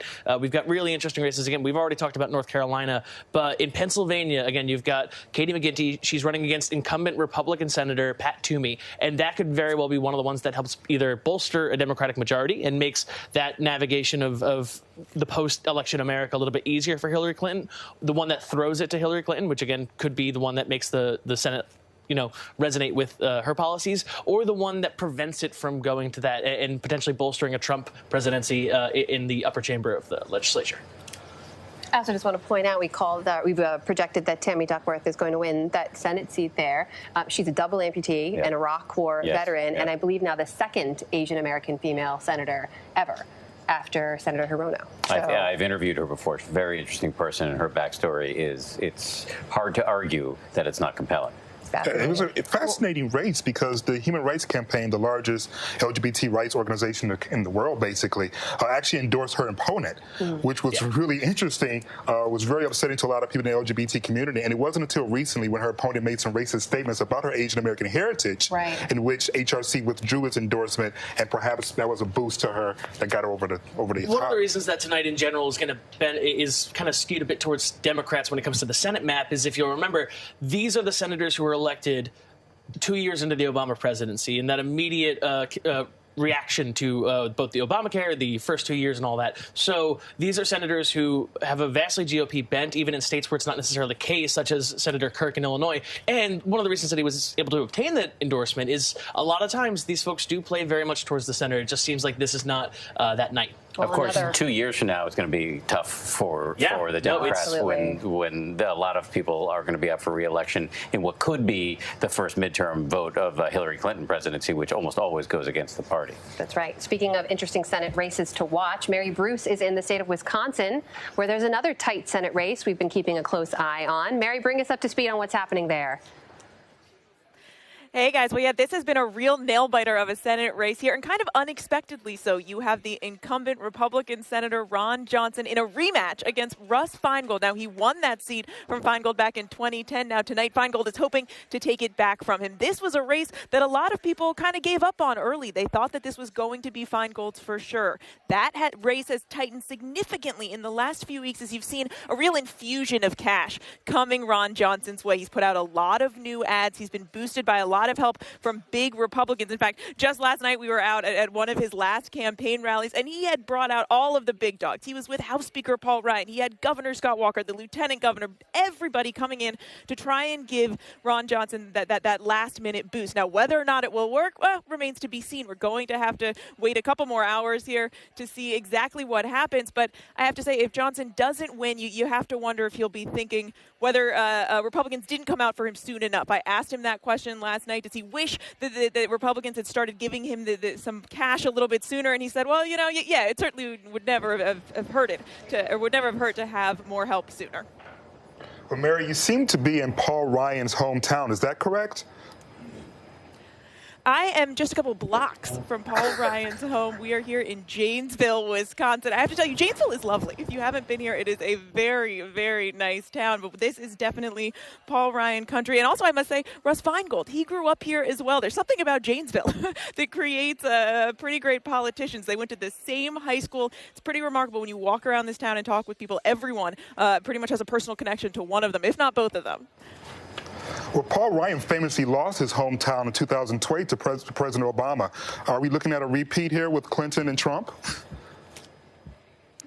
It's interesting. So we are at what will be, what is expected to be a Paul Ryan victory party here tonight. You forget he, of course, is up for re-election just like every other member of the House. But despite the fact that he's going to win here tonight, his own race, surprisingly, is basically the least of his concerns tonight. Paul Ryan's political future is absolutely on the line here, no matter who wins the White House. Tomorrow morning, when Paul Ryan wakes up, he is going to be facing the daunting task of trying to unite a bitterly divided Republican Party. And remember, he's getting a lot of pushback already for his waffling, shall we say, his tense, tumultuous relationship with the top of his own ticket. A lot of Republicans are going to be, we pretty much already heard, will be pointing the finger at Paul Ryan if Donald Trump loses tonight. Now, they could challenge his speaker. That's something that people have already been bringing up, that they could challenge his speakership, although Paul Ryan and his team insist that he will still be speaker next week. All right, that is ABC's Mary Bruce live for us in Wisconsin. Fascinating storyline there with Paul Ryan. We could talk about that for a whole nother hour. That's a miniseries. Yeah, psychodrama for sure. HBO miniseries. Well, cursing and stuff in it. Hey, a little bit of news to bring you guys. We've got a couple more projections we can share with you now back on the presidential level. South Carolina, ABC News can now project Donald Trump will win those 9 electoral votes there with 58% of the vote. And also in Tennessee, it looks as if Donald Trump is the projected winner there with 71% of the vote, those electoral votes, 11 electoral votes going to Mr. Trump. So it's 8-18 almost. We have not projected any winners in any interesting states as of yet. I think some of those states will be offended by your words. Well, Florida isn't anything interesting, all right? let me. Tennessee. No one's interested in Tennessee. Kentucky. Who's interested in Kentucky? What I mean is no battlegrounds. No battlegrounds. Okay. Thank you for embarrassing me on live internet. LZ. I'm just fighting for the little man. Keep fighting the good fight. But you're right. There's some big projections ahead. Stay with us. Of course, we're going to bring you all those as they happen live right here. Walt, no surprises there. But next up, who do we have our eye on in terms of the next potential projection? I mean, it's really still all about Florida. Right? Yeah. Again, this North Carolina is exciting to watch because those are the two races in that state are canaries in the coal mine for the rest of the country, right? If Clinton can win in the state of North Carolina, that bodes very, very well for her performance in other swing states that are kind of been toeing the line the whole time. It could bode well for her in Ohio, even potentially. Again, we don't really know how much these states kind of have the similar DNA together, but the idea is that if she does well in North Carolina, that's a good sign for her in the rest of the country. If Donald Trump does well in North Carolina, it's also a potentially good sign. I mean, it doesn't mean that he's going to win Virginia, but it does mean that he's still in this game, right? Whereas at the same time, that Senate race that's another one that's right on the line. It's a coin flip at this point. So that could really give us a lot of indication of which is going either way. But now that Florida's coming up, right? I think it's going to be really interesting to look at how the early vote squares with, again, the 2008 election. Again, my colleague Harry Enton recently tweeted out that, again, Clinton appears to be blowing away Donald Trump in the Miami-Dade County, right? So how that state ends up kind of coming down and which areas of the state end up really delivering significantly. Again, it's only the early vote, and the early vote skews towards Dems in this point. Once we start getting more data in, again, we'll be able to have a consistent point. So folks who are kind of seeing big numbers for one team or the other at this moment, keep your skepticism for the time being. There's a reason that these haven't been called yet. Let me ask you guys a question. There was a lot of talk going into tonight about sort of a trifecta of concerns around the voting, that there would be either voter intimidation, hacking, or terrorism. Was that all just people freaking? Was it Y2K kind of all over again, or did we dodge a bullet here? Well, there certainly were tweets that were being sent out by official people who were saying if you are experiencing any sort of intimidation, these are the numbers to contact or to call. But I personally have not seen any credible reports of that actually happening. Yeah, we've heard of some technical difficulties in certain Those places. happen every time, though. Right? Yeah. And we've yet I to saw have it a when I went to vote today on the Upper West Side of Manhattan. It was just one snarl of technical difficulties. Yeah. Really long lines and people who didn't seem interested. I mean, one squirrel walks on the wrong power line, and all of a sudden you can't vote digitally anymore for 20 minutes, right? Like, honestly, these things happen all the time. As for massive irregularities, I haven't really seen anything quite yet. No. We haven't seen anything on the reportable level. Of course, if we do hear something, we'll bring it to you. But, for all the talk about rigged elections, whether the system is rigged or the process itself is rigged or whatever you believe, the real rigging in any sense is happening in the way of voter suppression when it comes to certain key states. And what we've seen again and again, especially we've talked a lot about North Carolina, its importance in this cycle. But, that the bill that they passed back in 2013, which seemed to exclusively target African-American votes, which have been growing in years prior, of course, came out in record numbers in 2008, by getting rid of early voting, by limiting out-of-precinct voting, by getting rid of pre-registration for teenagers. The fact the appeals court had to go back and say, no, this actually targets a specific community, that is African Americans, with surgical-like precision, and strike it back down. I mean, those are the real efforts we have to be concerned about. And then you saw the emails that sort of confirmed that they knew what they were doing. So it wasn't as if the judge pointed some things out there like going, oh, wow, we didn't see that. It was like, oh, no, this is what we designed it for. Right. I mean, it's more than 80% of the state legislative seats are being elected on tonight around the country. More than 80%. We're talking about Donald Trump and Hillary Clinton, and yes, they are important characters to this miniseries. But in terms of your everyday life, local politics, your state reps, those are the people who are making laws, who are deciding whether or not money's going to be spilled for roads, whether or not you're going to have early voting. Those seats are just as important. So when you talk to people and they talk so much about Bill and Hillary, it's important that they also know that, or not Bill and Hillary, look at me, I already got them swooped in, Trump or Hillary. It's important to remember that there are a lot of initiatives and, of course, these state seats that are just as, if not more important, that are also part of the down ballot that's going to shape this narrative going forward. So write that down for 4 years from now. Okay, you've probably already voted at the moment, but be sure to care about your state senator. Well, I mean, the polls are still open out west. Yes, so, most definitely. Hey, guys, one little piece of news I can tell you about is we do have a state where we can project a winner, and it's Alabama. Donald Trump, again, unsurprisingly, the projected winner in the state of Alabama, which Very we have interesting known. state. An interesting state by many metrics, not, however, by the electoral math metric, LZ Granderson. On my page. You got the full name. Because I love you, Dan. No, Because I love you right back. You know, the thing that's really fascinating with this, obviously no one's surprised that he's winning Mississippi or Alabama. These are the states that once upon a time Ted Cruz thought he was going to lock up because it was considered part of the Bible Belt. And he was supposed to have been the benchmark in terms of being the conservative Christian Republican. And so when Donald Trump won these states, it really turned the narrative for Cruz and pretty much said, you're not going to win. I think going forward, the thing that's going to be really fascinating is about how do evangelicals identify now. Because if you got behind a person like Donald Trump, who for the most part has not been consistent in terms of the type of candidate that you've supported in the past, what exactly are you saying about your voter bloc now? Well, I think their rationale really was about the Supreme Court. Yeah. But it is hard to jibe some of his public and private, ostensibly private comments that were then made public about other members of the human race with things that, for example, Jesus might have said in the Bible. Right. Guys, we're going to come back to this in just a second. We've got some folks out there in TV land who are going to be joining us shortly. Let's give them a second to join in. We're going to pick up right back where we left off.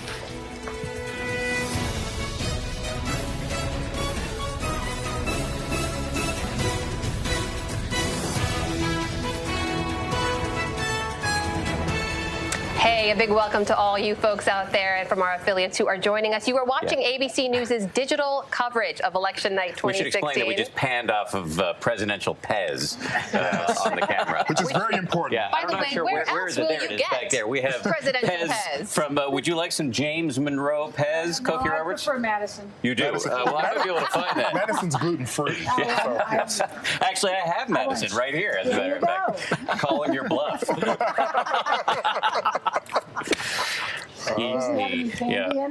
It does have They candy are in there, it. Bill. Absolutely. May I offer you one, Cookie? Sure. Hand that down like Cokie as you wait for your Pass the Pez. Madison. Has anything you've seen tonight surprised you yet?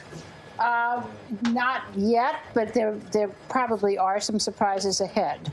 One of the things we are seeing in Florida is looking very, very close, and that could mean we have a long night ahead. And the other thing that we are seeing there, though, is Marco Rubio appears to have been reelected to the Senate with a sizable portion of the Hillary Clinton vote. And one of the things that has been true in recent years is we haven't seen much ticket splitting. And so if we're going to see some of that tonight, that would be something to surprise. Does a Rubio win bode well for Trump? It probably bodes better for Trump than a Rubio loss would be, right? Going into ticket splitting a bit, if you're a Senate candidate in another state, are you excited by the Rubio win, or who benefits the most across the country from that? If you're a Republican candidate in another state, you expected Rubio to win. If Rubio had lost, you'd be panicked. Yeah. But I don't think that does anything one way or another because it was so much expected. But there's some other Senate races we're looking at that at the moment are appearing quite close. But it's one of those nights where anything could really happen. And for a while I thought it might not be true, but now I think it is true. Do you think this win symbolizes some sort of resurrection of Marco Rubio, the national politician? Because he went out in a blaze of unglory, thanks largely because of Chris Christie. Right, exactly. Who now seems to be going out himself in a blaze of unglory. But at least Rubio has a seat in the Senate for. Yeah, he does have. He'll have a seat in the Senate, even though he says he hated it. And he is still a young, attractive person who speaks to the future. And the fact is that the Hispanic vote in Florida was not, at least as far as we can tell, not hugely up, but up some. And he is much more in the pattern of the people who came out of the 2012 election saying we do need to reach out and not we need to come in and just talk to our base. And so that should mean that he has a future. This issue we've talked about again and again, though, the inclusivity of the changing demographics of America. They have a lot of work to do on both sides. A lot of work to do, a huge amount of work to do, absolutely. And it looks like nationally that the non-white vote will probably be about 30%, which is the highest it's ever been. And it is not a Republican vote. I think that's fair to say. Is there anything going forward that Hillary Clinton can do over the next, assuming she wins, over the next 3 years to bridge that gap? I mean, we've talked a lot about this being a divided country. We're talking about the browning of America.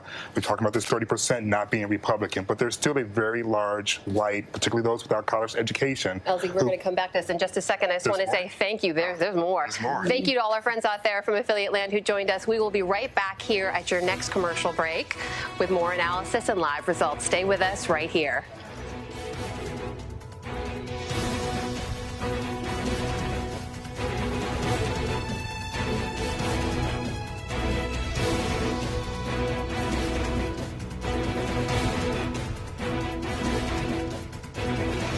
And we're back here continuing coverage of Election Night 2016. This is a conversation we could have for hours and hours, how these parties move forward come November 9th. But wasn't LZ in the middle of asking a paragraph-long question? Yes, I was. Yes, I was, because context is important. Life is not black or white, my friend. It's called nuance. So, asking my nuance question, what can she do, since she's going to have the 30% that's non-white, what can she do, particularly with those without a college education, to bring them into the fold, or at least to work with them?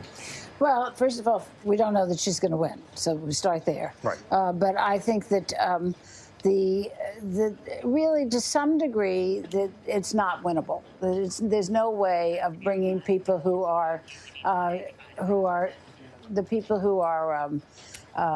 disaffected from the Democratic Party because of their economic situation, because they think that the changing demographics and the changing culture of the country have left them out. I don't think they're going to be Democrats. But can they be people who feel good about some things going on in the government? Sure. I mean, there are programs that could be enacted that could hire these people. If the infrastructure spending gets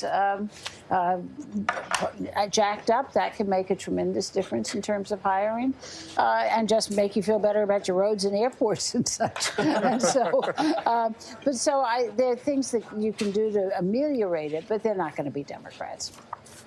Cokie Roberts, thank you very much for joining us. We asked you so many questions, you didn't get a chance to eat your James Madison Pez. I know. You can take it with you as a parting gift. I don't see any candy. You open it up, there's definitely candy in there.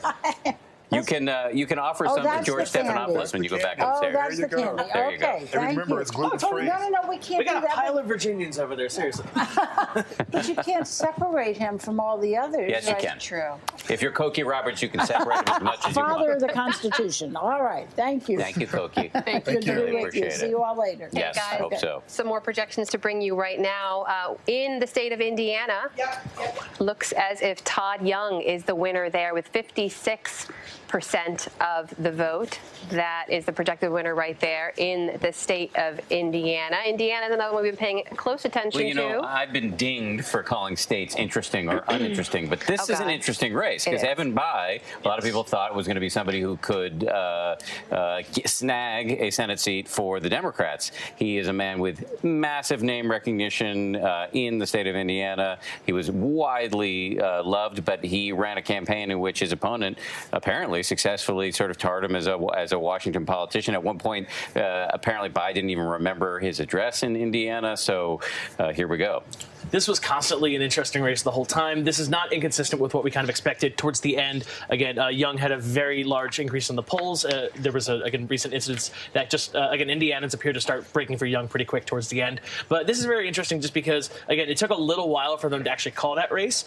Generally speaking, in Indiana, the results do come pretty slowly. So the fact that that wasn't decided very quickly, it means that this might be a later night for the Senate watchers. Essentially, that was a kind of a consequential race. For the Democrats, it's not a win, clearly, but they were able to distract a lot of resources to the state of Indiana that otherwise would have gone to other more competitive areas. And while originally they had a different candidate coming up before Bai stepped in, this was, again, it was a bit of playing defense, right? Well, let's head back out into the field right now. Our own Nikki Batiste is out there talking to some, I believe, some college friends of Secretary Clinton. Let's listen into that conversation now. Well, persona that's described by too many people because she's the Hillary you know is not what we see on TV. Absolutely not. Absolutely not. To me, it's the big lie. Yeah, sorry, we're going to move a little bit closer.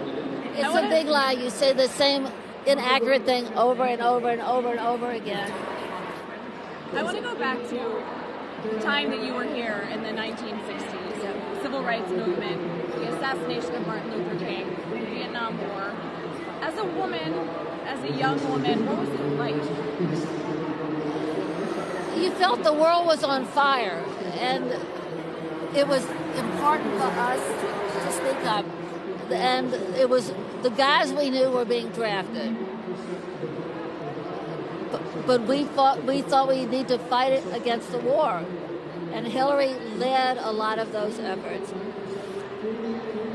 It made us aware of a much larger world also than what we had come out of, most of us, on all of these fronts that we were, the convention of 68. I mean, there's so many.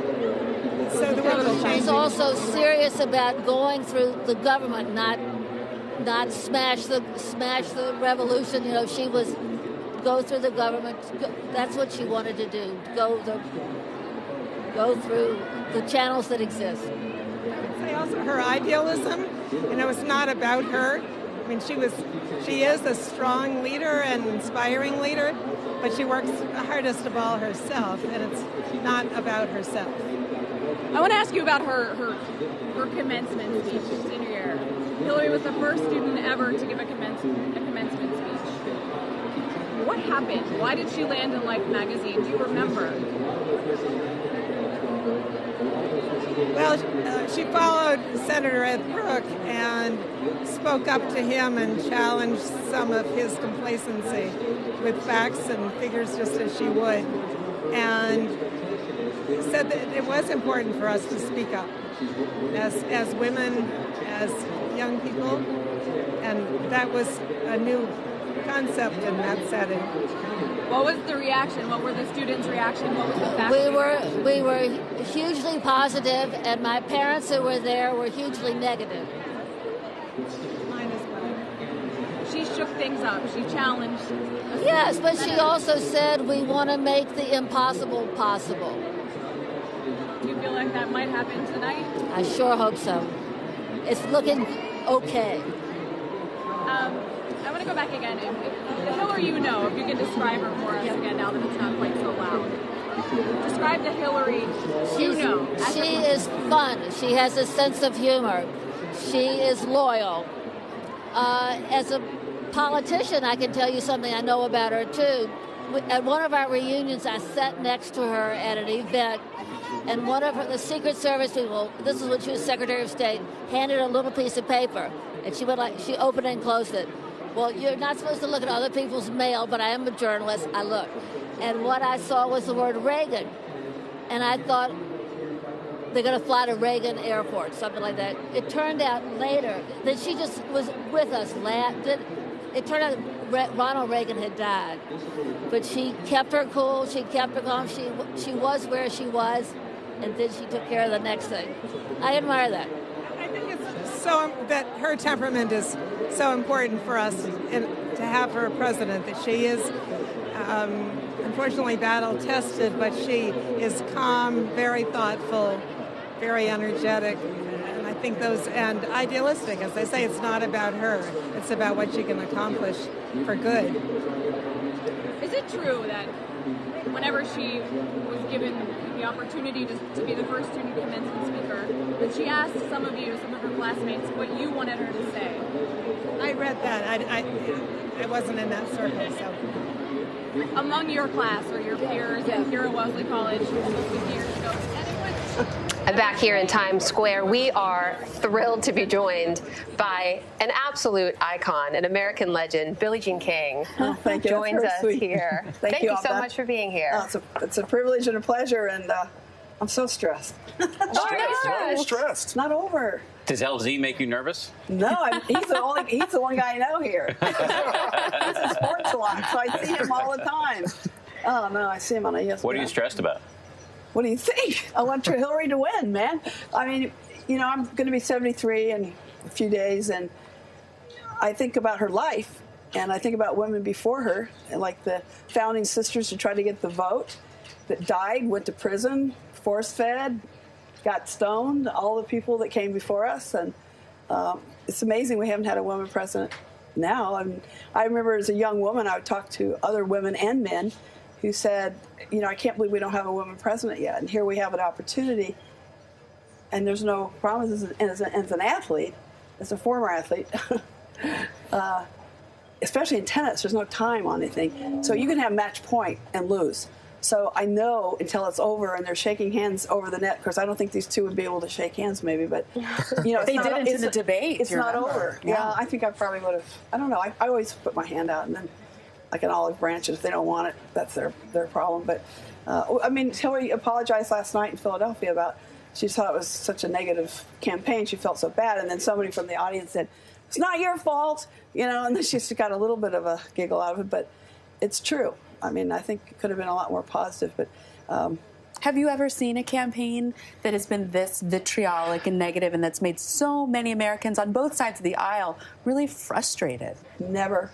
And the one thing I want from all of us is respect. You don't have to have the same opinion. It's okay, but have respect for each other, because we're all Americans, and it gets me crazy when we're not good to each other, not kind to each other. We can get into heated discussions and not agree with each other. That's fine.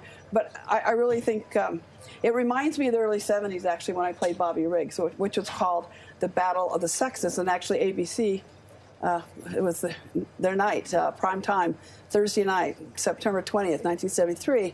And at that time, Watergate was heating up. Vietnam was just cooling down. You had Title IX. You had Roe versus Wade. We actually, there was a huge division, too, in those days. But not this disrespect and the respect for our country and each other. We have to start over. No matter who wins this tonight, I think that's really important. But I always look at everybody's journey. And that's kind of how I judge a human being. And I look at the long and winding road that Hillary's been through as a young girl, but I think she was born to serve. She really was. If you look at her life, when the Reverend Jones took her to hear Martin Luther King in Chicago, and when she was a young girl, and that day really kind of set the tone for the rest of her life, and it's been one of service, if you look at it. It hasn't been to go get headlines. She helped African Americans in South Carolina after law school. She went to Texas and helped Latinos register to vote. Those aren't headline things. Those are really getting down in the grassroots and really making it happen. And I just think she was born to serve. I think this is her calling, and I think it's her destiny to be the first woman president and commander-in-chief of the United States of America. Billie, you're going to pardon the interruption. I have so many follow-up questions about that 1973 match, by the way, but really? I do want to break in with a little bit of breaking news. ABC News can now project that Republicans will retain control of the House. This is including, of course, some calculations of races that have yet to be called. And there you have it. There are the numbers. That's a key projection we can make right now at this hour. Back here and back to the conversation. This issue, you raised earlier the 1973 match. You've been interviewed about it. You've drawn the parallel between what you faced down against Bobby Riggs, who was a classy fella who said some really interesting things. No, it's sarcasm. I hate this, but it's so much the same, and Mr. Trump does come to the tennis, so I see him, I do see him. He comes to the U.S. Open, and he's there a lot, and he loves tennis. So I respect him, but I don't. I think I really want Hillary. That's all. What do you say to people who just don't trust her? And why do you think that is? First of all, there's a lot of misogyny in the world. There just is. And as a woman, you have to. It's a tightrope. That's what, for me personally. I'm just talking from my own personal experience. Since I've been 12, I've been fighting for social justice. Okay, and tennis happened to be my platform. And so, one thing I've learned: it's so difficult as a girl or a woman. It's like you're walking a tightrope all the time because you're trying to help change. You're trying to get more for the subdominant group, which are women. The dominant group are men. Dominant groups know very little about subdominant groups, like if you're white men, you don't know very much about African Americans, you don't know much about Latinos, you don't know much about women. How about people living with disabilities? You're kind of up here, and these are not all white men. A lot of white men are voting for Hillary. I don't mean that, but it's like you can just see they're used to having life the way they want. They're used to having the privileges, and they make the most money, they get the most attention. It just is. And if you're at a table, they usually are the ones talking most of the time. I feel like I'm talking too much already as a woman right here today. But it's the way you go through life, and yet you love all people. You want it all to work, but you do want more for the people that don't have as much. And people that are in that dominant area don't like to give anything up. They feel like they're losing something, and yet they're gaining, and they don't realize it. And also if you're a single mother, for instance, and you take home 78%, and that's if you're white. If you're like a woman of color, it's less. Sometimes it's like in the 60s and 50%.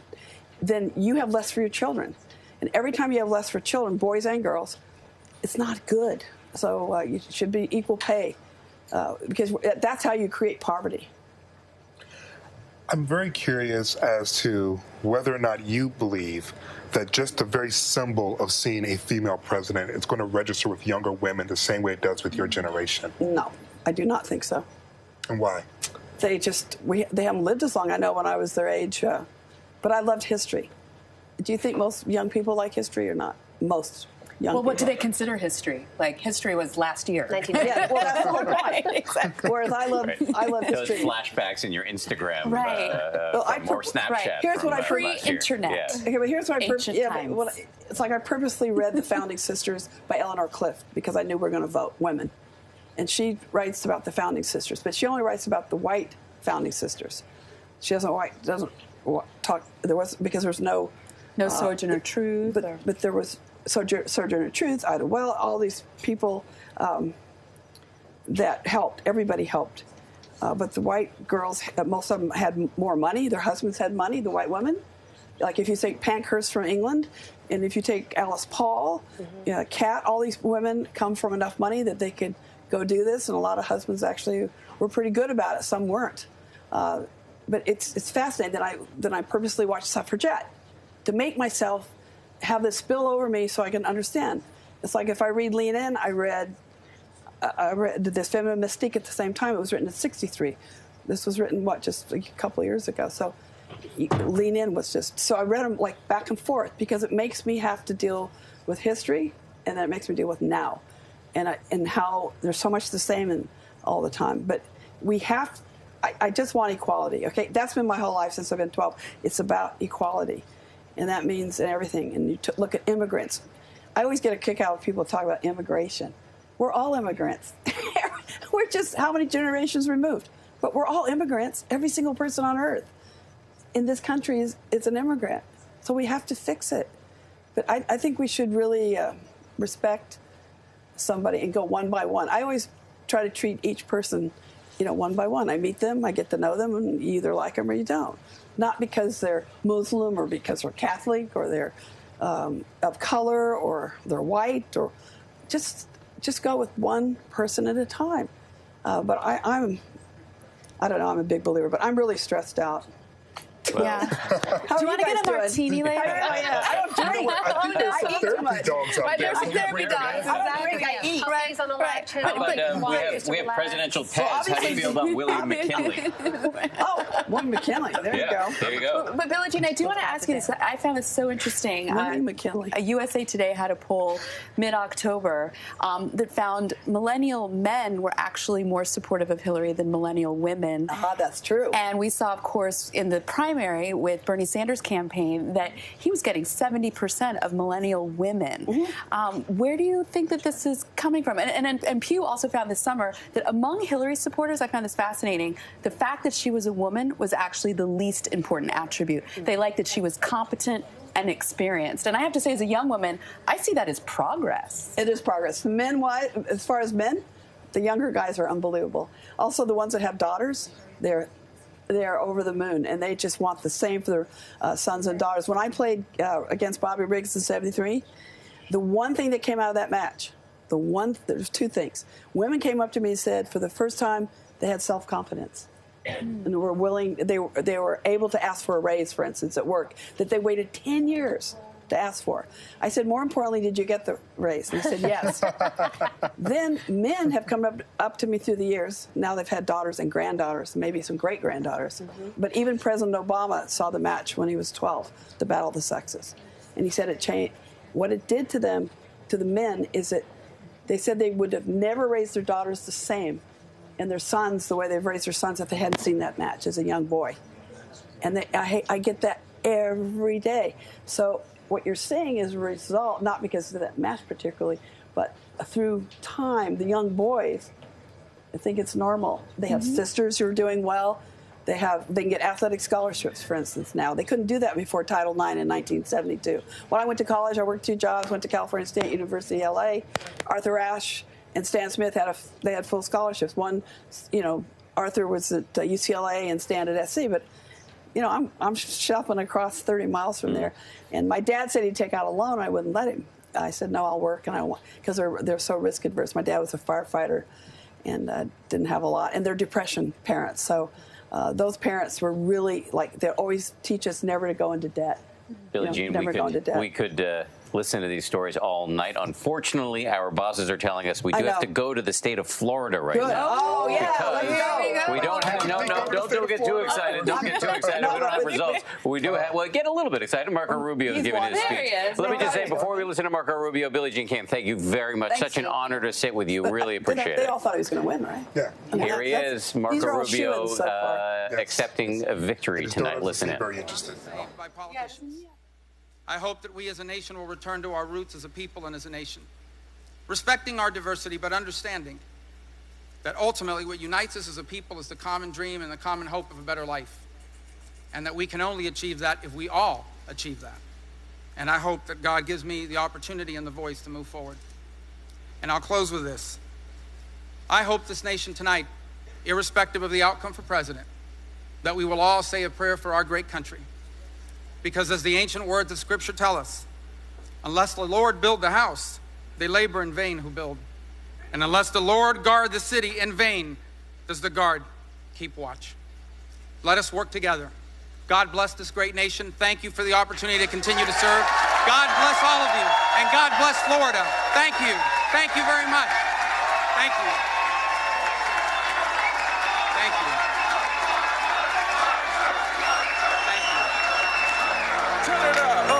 Hear a knock on the door and the night begins. 'Cause we've done this before, so you come on in. Make yourself at my home. We were so busy listening to Billie Jean that we missed most of Marco's speech, but there he is with his family waving to the crowd. He has just pulled out a victory in a state that everybody is watching tonight. We're still waiting for a projection on who has won the presidential race there. We can't say this enough. We can't overstate the importance of Florida. If Donald Trump loses there, his route to the White House becomes mathematically infinitesimal. We are joined now by Aaron Schroeder again, who you've met before, youngest person ever to run for Congress, a Democrat from California, and ABC's Terry Moran, our chief foreign correspondent. Did I get that title right? That is the correct title. Okay. I'm All the right. chief. A man who has covered many a political campaign. Observations on this night thus far, Terry? Well, I'll tell you, Florida is the cursed state, of course, of presidential elections. And if, in fact, it is close enough for lawsuits to get to start, and Donald Trump's a pretty litigious guy, we only have 8 justices on the Supreme Court. And so it'll run into a dead end there. But I think the feeling, having been out there, because I spent this past month, as you did, crisscrossing the country, is that these are 2 different countries, as we've been talking. I mean, I'm thinking of a kid went to a mock election in New Bethlehem, Pennsylvania. The 8th graders were great. They were fantastic, right? The most important issue to them was Second Amendment rights, no question. All of them had guns, each one. And then I said, okay, look, pretend I'm a Hillary supporter, which was hard for them. And then could we talk to each other? Could we work together for the good of the country? And I said, no way. I said, well, how are we going to do this then? Well, what are we going to do? And the smartest girl in the class, with a sharp one, she raised her hand and said, we got to split the country up. Wow. I said, well, we tried that. It didn't work out too well. But that really is the challenge. Whatever happens tonight, of course, is how do we go forward with a country that is 2 countries in some ways. But that's learned behavior, I would dare say, as a father. Certain things kids kind of come into the world with, and certain things they kind of pick up from either directly from us or from observation. And so it seems as if if we're going to break this cycle and actually be a full country, we have to figure out a way to not have these kind of conversations, particularly around our children, because they're only going to carry around the same sort of baggage. I would dare say that their affinity for the Second Amendment was not something they were born with. But they love guns. They love hunting. But they love guns, and right. First 2 days of deer hunting season in that part of Pennsylvania is school holidays, and most of them take 3. Yeah. So they love hunting. It's a different culture. Look, I love hunting too.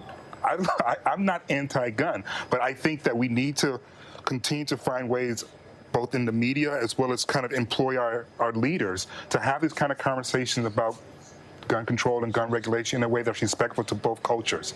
I think a lot of people, when they see gun control, they automatically assume that means that you want to take guns all away and blah, blah, blah, blah. And there's got to be a way going forward. Otherwise, we are going to head towards what that young lady was talking about, which is really not appealing.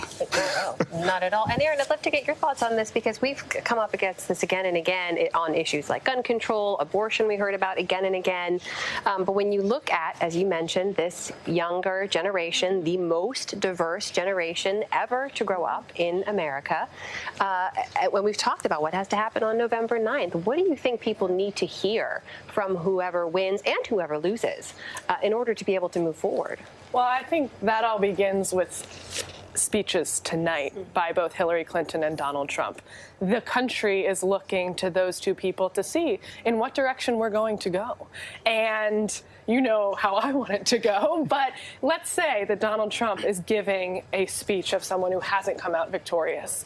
If he holds it, if he sticks it to her on every single one of the issues and continues to rile up his base and fuel this hate speech, this rhetoric, this divisive nature, then we end up on November 9th with people feeling that the election was rigged, that she is the criminal that we all have thought that she's been made out to be, and you continue down this very, very precipitous path. We haven't seen that in our country. We pride ourselves on these peaceful transitions of powers, and I don't have high expectations, but I hope that we can have, both from Trump and Clinton, this real healing that's so necessary. And it's not just with the voters. You're hearing it from 8th graders. But you hear teachers giving stories about 6-year-olds and 8-year-olds, racist, bigoted remarks against people who are afraid that their parents are going to be deported, are afraid that they're going to be killed or hurt because of their faith. That's generational, and that's the sort of stuff that we have to address, yes, absolutely, as media, but it's about politicians also being responsible for the power of words. The angry words get the ratings, and that that's a lot of hope there, Terry. No, I'll get there. I'll get there, because the people are better than the media. The people are better than their media. Having gone to a few of those Trump rallies, first one I went to, I almost wore body armor, right? Because you watch the TV and you're expecting it to be menacing and dangerous and horrible. Oh, those are some good keywords right there. We're going to hang on to those, Terry. I'll interrupt you. Stay with us. We're going to let our TV audience rejoin the conversation and keep going. Stay with us here for just a second.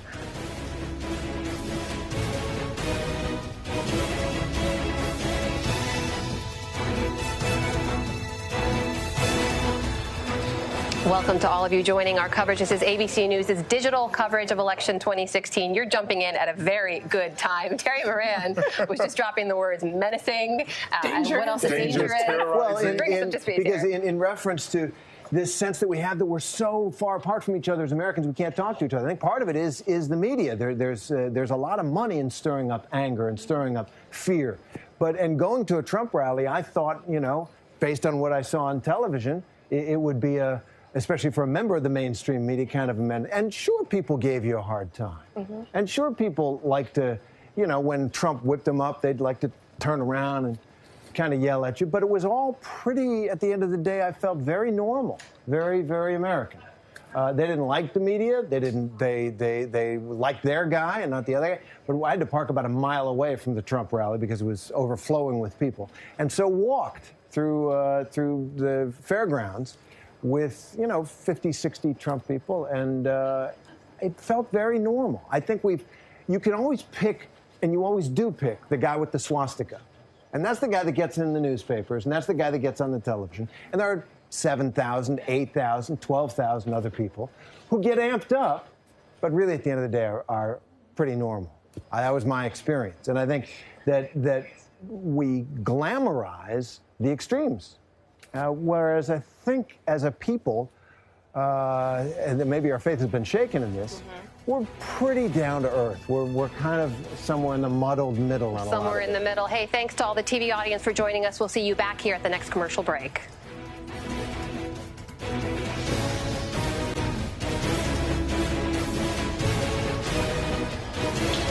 Hey, everybody. Thanks for staying with us. Continuing coverage of Election Night 2016. Terry, I keep cutting you off. I'm glad you did, because I definitely want to push back a little bit, because I have been to Trump rallies, and I didn't feel it was normal. I didn't feel welcome. I felt I was in danger at times. And eventually I stopped attending Trump rallies because the energy kept feeling, for me, more and more tense and dangerous. I mean, people were calling me a Black Lives Matter protester. People called me a thug as I was walking to these rallies. And so I appreciate your perspective, but I can certainly say for mine, it didn't feel as if I was going to ones. And I've attended Cruz, I've attended Rubio's, I've attended others. And I didn't feel that same sort of rhetoric or energy. We had different experiences. You did. I wonder why. And you guys should continue talking about this offline as well. We have to let Terry go, though, because he is a man in demand. Thank you so much for joining us, Terry Moran. It was fun. Always this is the fun shop. You guys know all the toys, Pez dispensers, candy. Would you like some Pez? You bet I'd like some Send up with Pez. some James Monroe Pez. How good is that? The president. You're like, I see you as a James Monroe kind It's a of man. bespoke Pez experience. Like a Martin Van Buren, since he is the last Democrat to be elected after a two-term Democrat. Oh, really? Okay. Little presidential trivia there for you. I don't think I've got Van Buren over here. No. No, we've I got can give you Van Buren over McKinley, here, I'm Jefferson, sure. Jackson, Monroe. That's what I got. Thanks very much. Thank you, Terry. I really appreciate it. Elsie, you were making an interesting point, though, which is something we talked about, too, when we were at the Republican National Convention. There was a different tone to the conversation. This is not breaking news to anyone out there. The Republican campaign was run largely on an image of America in sort of a very bad place, if you will. And really, it comes down to sort of how you choose to see the world Trump's right now. speech was memorable in that regard. But let me interrupt for just a second, because we do have some news here. We've got some projections we can make. It's 9 o'clock. Polls are closing, and we can project a winner in the New York race for president, Hillary Clinton, the projected winner there. In Kansas, we can project a winner, and it is Donald Trump. Moving on to Nebraska, we can project that Donald Trump will win there. And in North Dakota, Donald Trump, the projected winner. In South Dakota, Donald Trump, the projected winner. here's an interesting one. Texas, there had been some talk that Hillary Clinton was going to make a run for Texas. At this point, we're saying it didn't work and Trump won. And Wyoming, we're calling that, we are projecting that the winner there will be Donald Trump. We're joined now at the little round table round coffee table by Shush Walsh. Thanks for joining us. We really appreciate it. She's with ABC News Political Unit. Let's talk about Texas for a second. First, we have to say happy birthday. Happy birthday. It's your birthday? It is. Really? We'll stop there. Fantastic singing. Fantastic singing. They drove away thousands of people from the live stream with that singing. Yes. But happy birthday. Thank you. But let's now let me torture you with some political questions. Okay, great. So Texas, there had been some sort of late in the game talk that Hillary Clinton might be able to make a real run for Texas. Apparently it didn't work. What gives? So we even saw the Clinton campaign spend money on ads there. It was a 2-week ad buy. But truthfully, I think it was more a head fake than anything else. They wanted to try to rattle the Trump campaign, in those late days of the campaign, more than thinking they could actually take this bright red state. I think a story that we will be watching in the coming days are if the demographics have changed so much in the state that it looks like it could turn blue in future election cycles. But I think there was no way that could happen tonight. And with the last Democrat to win there, I think Jimmy Carter. Right. Yeah. So it is a pretty bright red state, but the demographics are changing. Yeah, absolutely. And so you're seeing a very large Hispanic turnout today. You're seeing more Hispanics not just voting, but that population growing so much in that state. Of course, we're seeing in other critical battlegrounds, too, especially the state of Florida.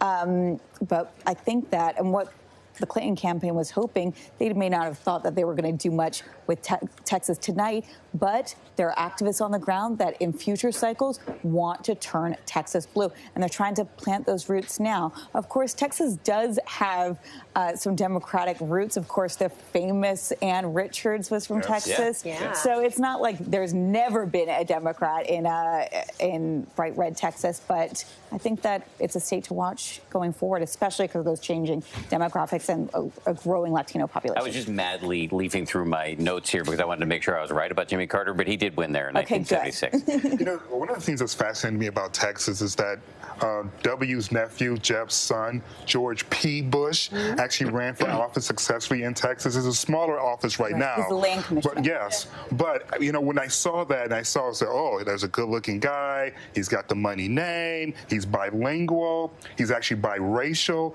So when you start talking about whether or not Democrats are making moves there, you got to think that he was kind of put in that position as well to counteract that. Right. And actually what's also interesting about George P. Bush is that he spoke out a few days ago and said that it was possible he would be the only Bush and his family to vote for Donald Trump, which is really unbelievable when he has an uncle that was a former governor of Florida and obviously ran for president, and a grandfather that was president, and a father that was president. Just take us outside of Texas for a moment. I switched that. Sorry. It's interesting. George P's going to vote for the guy who vanquished his dad in a not so polite way. He's the only one playing the party game. He's playing the party game because I think he's playing the long game. Right.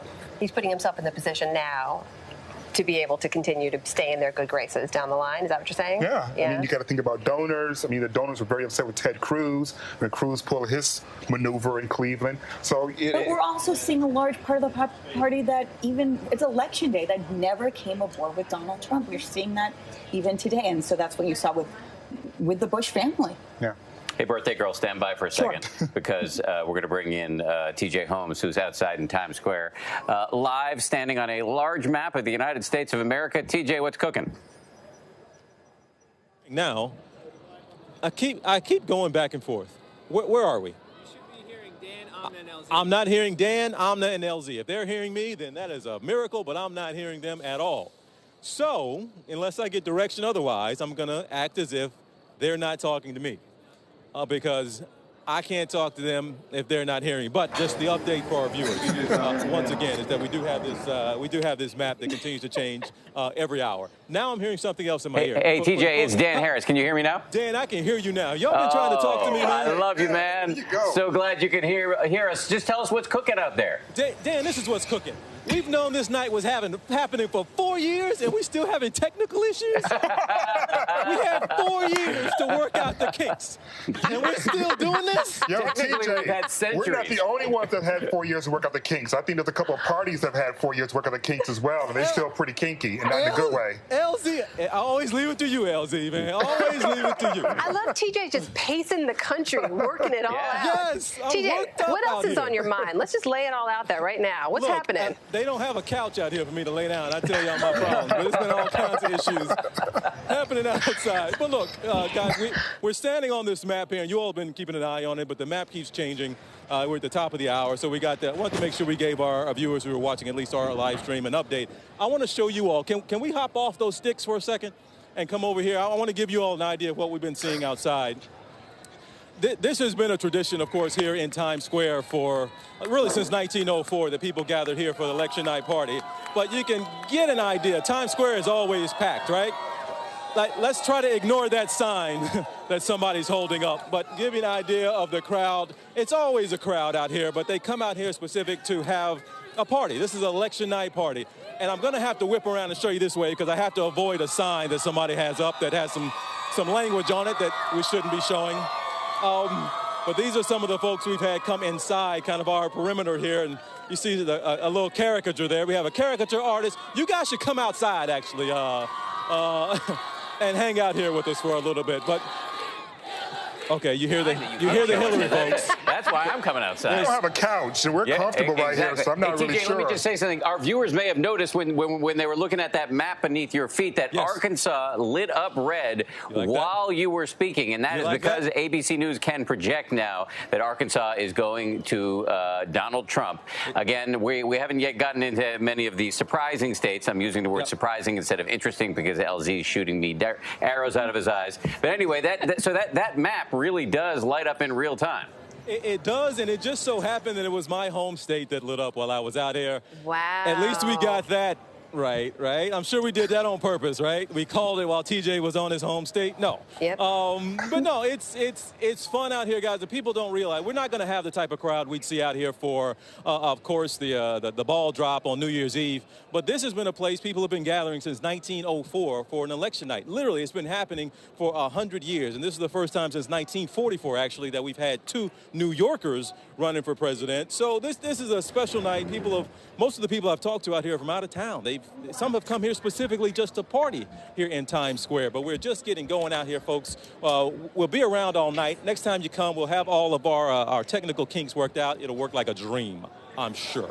I love it. TJ, I do plan on coming out to visit you, so you're not out there dancing on the stage by yourself. We can be like a double team partner, like the Johnson brothers or something like that. I would watch that. Oh, we just had a technical issue on. Oh, my goodness. Never mind, I'm not coming. You need to get your stuff straightened out first. Okay, I need to go work out. Apparently too much weight on the map right now. Let me get off the states for a second. Hey, TJ, can you give us a sense of the crowd response as the states are lit up and as the numbers are being projected above? Every single time we have the update on the electoral map, on the electoral college, those numbers that are up right now, actually 129 and 97 for Trump. Every time it actually has to go up for Clinton before people will actually start cheering. That's just the truth of what we've been seeing out here. Anytime, and it's only been a few times where she's had the electoral lead, if you will, this evening, we have the crowd spark up and they get excited and they start cheering. But I have gone through certain sections of this crowd, and I'll shout out, hey, where are my Hillary supporters? Where are my Trump supporters? And I have literally not heard anyone say, hey, I'm for Trump. I don't know if they're hiding in the crowd, not admitting, or just more of the Hillary folks have gathered here, or if it's because it's in New York and it's a blue state, whatever it may be. But there are some Trump folks that I have found that have been a little quiet. They've been a little shy, been a little nervous to actually speak up and say, hey, yeah, I'm a Trump supporter over here. Everybody here is having a good time. Nobody's being nasty. But again, many folks here are just not ready to celebrate because their candidate won. They're ready to celebrate because this thing is over. Finally, we can stop talking about this. We can stop with the nastiness, the debates, the back and forth. And see, all right, here's a good reaction. You just heard the crowd cheering a little bit. is because we had an update that had Hillary Clinton's number go up to 104. So and you heard I can tell you why that is, TJ. It's because ABC News can project that Hillary Clinton has carried the state of Connecticut, which is why you might see a little bit of blue popping up on your screen. There it is. But I have to ask you something. You said before that you met people who came to Times Square specifically to party on election night. Given how nasty and venomous and long this race has been, why would anybody travel to celebrate its end? Well, that's the thing. You answered my question. Back to you. But really, you made the point. It's been we're talking 500 plus days of campaigning, all these debates, and you have folks out there, and again, people of LZ's ilk, right, who are out there will tell you this is one of, if not the nastiest we've seen in our lifetime, one of the nastiest presidential campaigns ever. People are exhausted. They're worn out. We've actually had therapy dogs out here helping people with the stress of it all. That people, this organization, the Good Dog Foundation, has had these dogs going out all over the city and other places around the country to help people with the stress of dealing with this presidential election. People want it over with. Let's celebrate that it's over. And tomorrow, let's get together and let's move on. Hopefully, that is going to be the case, but it's going to be some hard feelings tomorrow. It's good. Whoever ends up losing this thing, it's going to be some hard feelings. So this evening, yes, I've had people from, I just had some folks from Ohio, actually, who came here, and they said they specifically came because they want to party in Times Square. Look, Times Square is the party place. I don't care what you're for and what you're against. Once you come here and you got a crowd gathered, you get excited, right? And it's just a party place. Now, we might not need to show a lot of this right now. I just talked about the party the aspect of it all. But I got a little back and forth and a little yelling and some bickering that's going on between a couple of guys. We got a couple of troublemakers out here, don't get me wrong, who have got some nasty signs, some stuff we can't even show you in this side of the crowd right now. They've been yelling and screaming, and there's been some profanity, and some are just troublemakers. Some are actually heated political debates. But, I mean, you know, this is the first type of thing like this, I assure you, we have seen, and we have been out here a good 3+ hours at this point. So, no, if people are ready to get this thing over with, yes, be great if their person won. But a lot of folks are they're relieved, Dan, that this thing is finally coming to an end. Send those troublemakers to Bubba Gum Shrimp. That'll cheer them right up. TJ, thank you very much. Really appreciate it. We'll be back to you as the evening progresses. Do, though, now want to go to the great state of Nevada, where we find the great ABC's Jim Avila, who is not only in a really interesting battleground state, but also has been tracking one of the most interesting dynamics of this election, which is the Latino vote. So, Jim, what can you tell us? Well, Dan, as you can see behind me, the party hasn't really started here in Nevada yet. It's still early, still just 6 o'clock. Not like what TJ is getting out in the Times Square area. But they expect a lot of excitement here. Nevada is one of the battleground states, and it's one of those battleground states where Hispanics, an Hispanic surge has been predicted, and where that vote may in fact have a lot to do with who is elected for president. Another one, of course, of those big battleground states is Florida, which is, of course, in a deadlock right now, and we don't know what's going to happen there yet. But what's interesting in Florida to me as I watch the Latino vote is that how much the Latino vote has changed over the years. You know, Dan, that used to be a place where in Miami-Dade, in the southern counties, that was a Cuban stronghold, and that meant that it was a Republican stronghold, and that's changed a lot. The Cubans who were Republican-oriented have grown older, and in fact, the Cuban population has grown a lot younger. And what's happened with that is that there are even many Cubans who support what Barack Obama has done in changing the relationship with Cuba. So that has made it difficult for Donald Trump in this election cycle because he's not getting that strong Cuban vote, and the fact that a lot of Hispanics have moved in that are not Cuban.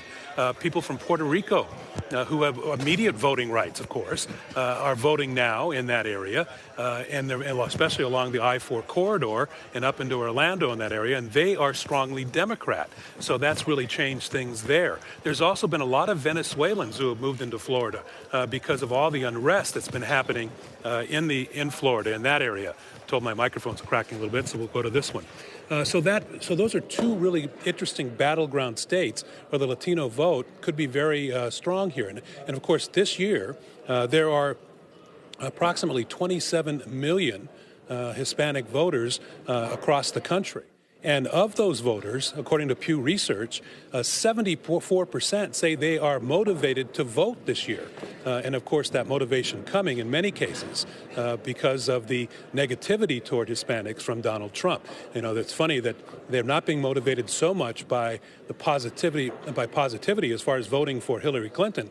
This is a really angry vote. And it's interesting that if you remember back in 2012, the number of Hispanics who came out and the difference they made for Barack Obama, and it was just because many people thought Mitt Romney just said, all he said was self-deportation. And now compare that to the things that Donald Trump has said, including building a wall, including calling many of the immigrants, undocumented immigrants who've come into this country, rapists and murderers. The Latino community is much more motivated this time, and they expect to be heard at the polls this time. Jim, it's Amna. We know even in historic elections, there's always been a Democratic advantage when it comes to the bloc we refer to as the Latino vote, right? That's varied wildly from a 44-point advantage down to, I think it was like 18% 18 points rather, back in 2004, which is the closest it's been in modern history. But you spoke there so eloquently about some of the differences in terms of what's important to different parts of that Latino vote. Of those 27 million eligible voters, there are so many differences when it comes to what's important to Cuban Americans versus Mexican Americans versus Puerto Ricans. And so is it even fair moving forward to talk about this group as if they are a monolith, to talk about the Latino vote? Well, it's certainly not a monolith, but it is becoming more and more democratic, even in, as I said, areas that were routinely Republican and routinely strong Republicans. And that was because of the Cubans, the Cuban vote, the Cuban immigrants now, who are older, and they're no longer voting straight Republican. Instead, you're getting their children who were born in the United States and are more identifying more strongly with the Democratic Party, a little bit more like the rest of the Hispanic population. Now, is it true that in the last, at least for Barack Obama, yes, Hispanics did vote in large numbers for Barack Obama. But George Bush did very well. George W. Bush did very well among Hispanics. He reached out to them. He spoke the language and did frequently, and he didn't demonize them. And so Republicans can easily get a foothold. And if once the immigration issue goes by and is finished, and some kind of reform happens there is an opportunity for Republicans. Remember that many Hispanic families are strong Catholic families, and they really are attracted to the family values that the Republicans seem to hold. There are many, many evangelical Hispanics across the country as well, and they are all very conservative when it comes to family values. So, and also economically, Republicans, there's a lot of small private businesses among Hispanics. The problem has been, and the problem is now, is that immigration is a gateway issue. If you insult the Hispanic community and you have an immigration policy which includes a wall, what they're finding, what the polls show, is that Hispanics are not listening to the Republican Party at all. So what they've done is they put up this huge wall. And in fact, I saw a cartoon today, it was quite interesting, which showed the White House and Donald Trump and a big wall in between. And the wall said Latinos on it. Not the border wall he's been talking about, a different kind of wall. And I think that's what Donald Trump is up against because of the negativity. Now, if that goes away, it's been said that the Republican Party does have, in fact, many issues that appeal to Hispanics. All right, that is ABC's Jim Avila for us live in Nevada. Thank you so much, Jim. We hope to check back in with you as the evening goes on. Back here in New York, of course, we still have Shoshana Walsh, Aaron Schroeder, Elsie Grandison, Dan Harris, and me. I'm Amna. Hi, thanks for staying with us. Look, I feel we've talked so much about the Latino vote, but it's going to be an issue in several key states this election, and it's growing at the rate that it is. It's going to continue to be an issue across the country. Jim brought up a really good point point about how George W. Bush reached out to Latino voters. He was the governor of Texas. He had Latino constituents. I actually, after the 2012 loss, Mitt Romney's loss, I was actually at the GOP's autopsy. They had this press conference. They had this bound book about what they were going to do going forward to change the party so they could win another presidency. And part of that was outreach to Latino voters, to women voters, to gay voters, to demographics that we have, of course, not seen Donald Trump reach out to at all during this. Well, he did reach out to the gay voters. That's true. In his acceptance speech for the nomination. It's true, and he mentioned transgendered Americans, the first time a Republican had mentioned. Mike Pence on the ticket. Don't forget that part. But it's true. But it's true. I mean, he did mention transgendered Americans. That was the first time a Republican had mentioned that in a speech of that kind of level. So that is a good point. But he hasn't, of course, done anything to try to remedy the party with Latino voters What at about all. the picture he sent out on Cinco de Mayo? Eating, Right, the taco bowl didn't help. No. That taco bowl. When you announce your campaign, and at that very announcement, when you are launching, you talk about Mexicans as rapists, and you go into immigrants as inferior and slander. That is the wall. And so many Latinos, no matter what their background, suddenly are shut off, suddenly are turned off. And it's going to take a lot of very diligent, focused efforts like this plan that the Republicans had in 2012, which has gone out the window, to bring that vote back. And you do see this younger, millennial, Latino demographic whose values don't align as closely with the Republican Party. So they're drifting, and you have this sort of hate, spiteful rhetoric. It doesn't work. I'm really curious as to what sort of policy could actually come through over the next 4 years. We just saw that it's projected that the Republicans are going to keep the House. The Senate is still up for debate. So at best, if it's a Hillary Clinton White House, it looks like it's going to be split. If it's a Donald Trump White House and he even has an all-Republican Congress, will that Congress pass comprehensive immigration reform if Donald Trump, with the rhetoric that he's had, has been able to win the presidency? I actually think a Trump win or a Trump loss both will have to mean a rebirth for the Republican Party. There are major problems. They're in a complete schism. And either way, there's going to have to be a rebirth. You talked a little bit about their outreach to female voters. We do have some information we can share with you now based on preliminary exit poll data. This puts a finer point on some of these things we've been talking about. Take a look at this. In Pennsylvania, women voters breaking there for Secretary Clinton 58% to 39%. Over in another state we've been watching very closely, North Carolina, of course. Secretary Clinton with a clear advantage there as well, 55 to 41. And over in Ohio, 54 to 41, currently the split when it comes to female voters. Finally, in Florida, 51 also to 44, breaking there at the moment. So closer there, yeah. A little closer than I think was expected. Nationally, we're looking at a historic gender gap tonight. That is true. Well, nationally, it looks like we're looking at many big splits, according to the preliminary data from rural, urban, male, female, educated, non-educated. It's old, young. We've also talked about this. There's a lot to break down. Stay with us. We're going to take just a bit of a pause. We've got people joining our party here from affiliates across the country. We're going to have continuing coverage. Stay with us. This is a good conversation. We're going to pick up right where we left off in just one moment.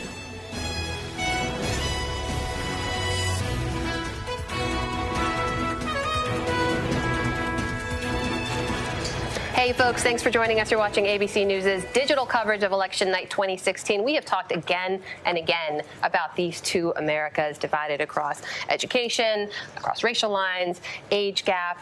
Shoshana Walsh, Deputy Political Editor here at ABC News. What are your thoughts?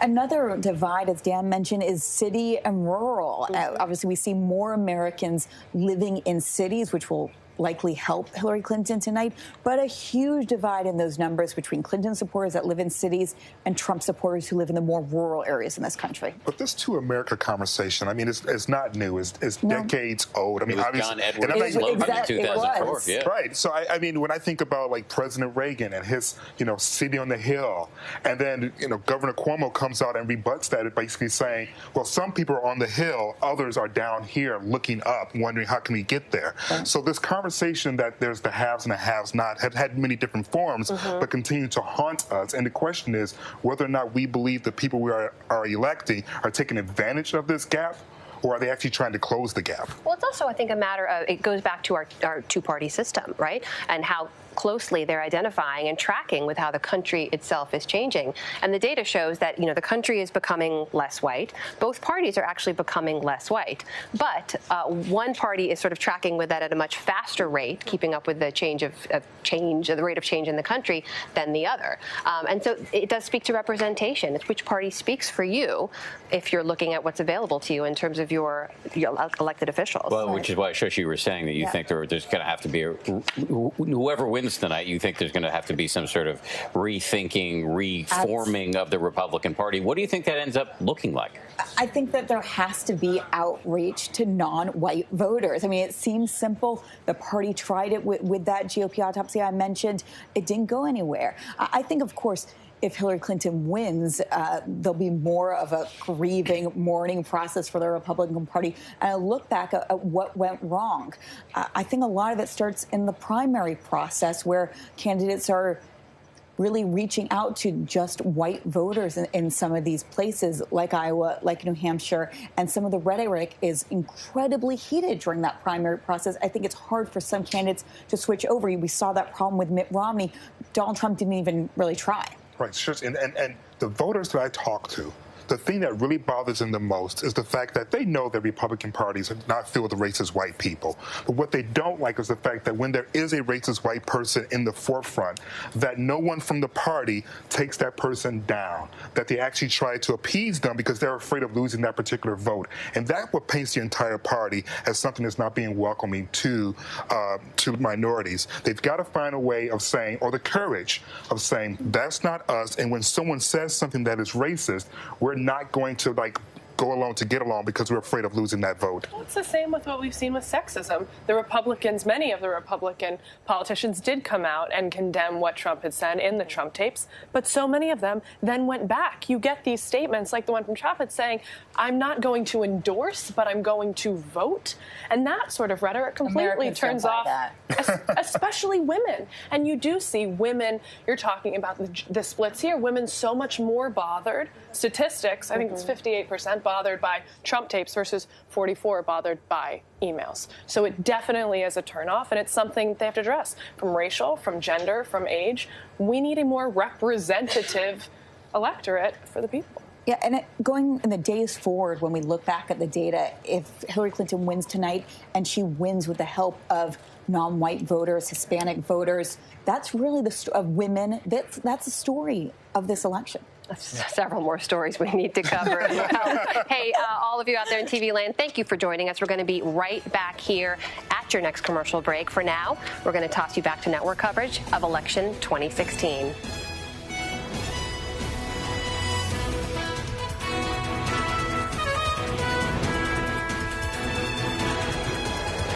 And we're back here with continuing coverage. Election night 2016, this sexism issue, the misogyny issue, this is something we are talking about this election cycle in a way that we haven't in previous election cycles, probably because there's a woman running for president. Well, also Access Hollywood. Right. Yeah, also Access Hollywood. Well, I'm not blaming Access Hollywood. Access Hollywood did not say the thing. I wasn't blaming that. Yeah. It was shorthand for the tape. I'm not going to blame Access Hollywood. I know. I can't catch a break with LZ tonight. But it's fun. Yeah, I know. You're nearby. Do you want some candy? No one's been eating the candy, by the way. Well, we've been handing out a lot of Pez to guests. Shush might want nice. one. Yeah, we've got Pez in all of the presidents that you don't know anything about. Actually, Shush probably knows. Yeah, you probably do. About all the presidents. No do you have a favorite? Guys. No. Well, we have one president who looks a little different than the 44 behind her over there. Yes. That one they dipped in chocolate before they put up there, I believe. Hey, let's take a break. Let's head back out into the field. We've got reporters across the country checking out how Americans are taking in tonight's election results. Serena Marshall is live for us right now in Dearborn, Michigan. There's an enormous Muslim American population there. She's talking to some of the voters there at a Get Out the Vote effort. Let's listen in.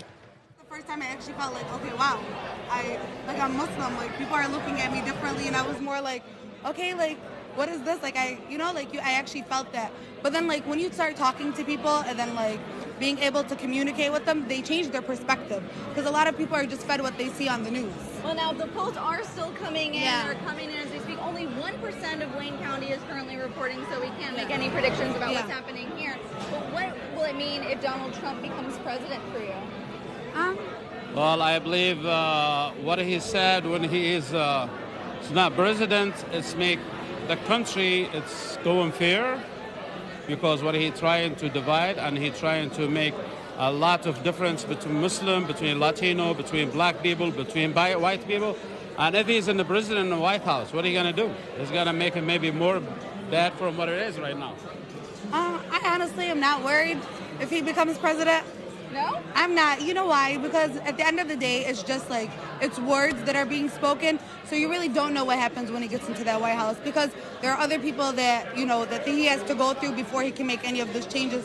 And that's like something my dad always told me. Like when Donald Trump first came in, he said like, don't be afraid, because at the end of the day, like there's still other people that are going to help him make that decision before he can come. Like these are just threats that he's saying to people, scaring people off. But at the end of the day, like we always forget, like there's more. Like we got Congress that we still have to go through before Donald Trump can make any like decisions. Well, thanks for chatting with us. We really You're appreciate it. We'll let you guys welcome. get Thank back to the watch party. Now, they're lifelong Democrats.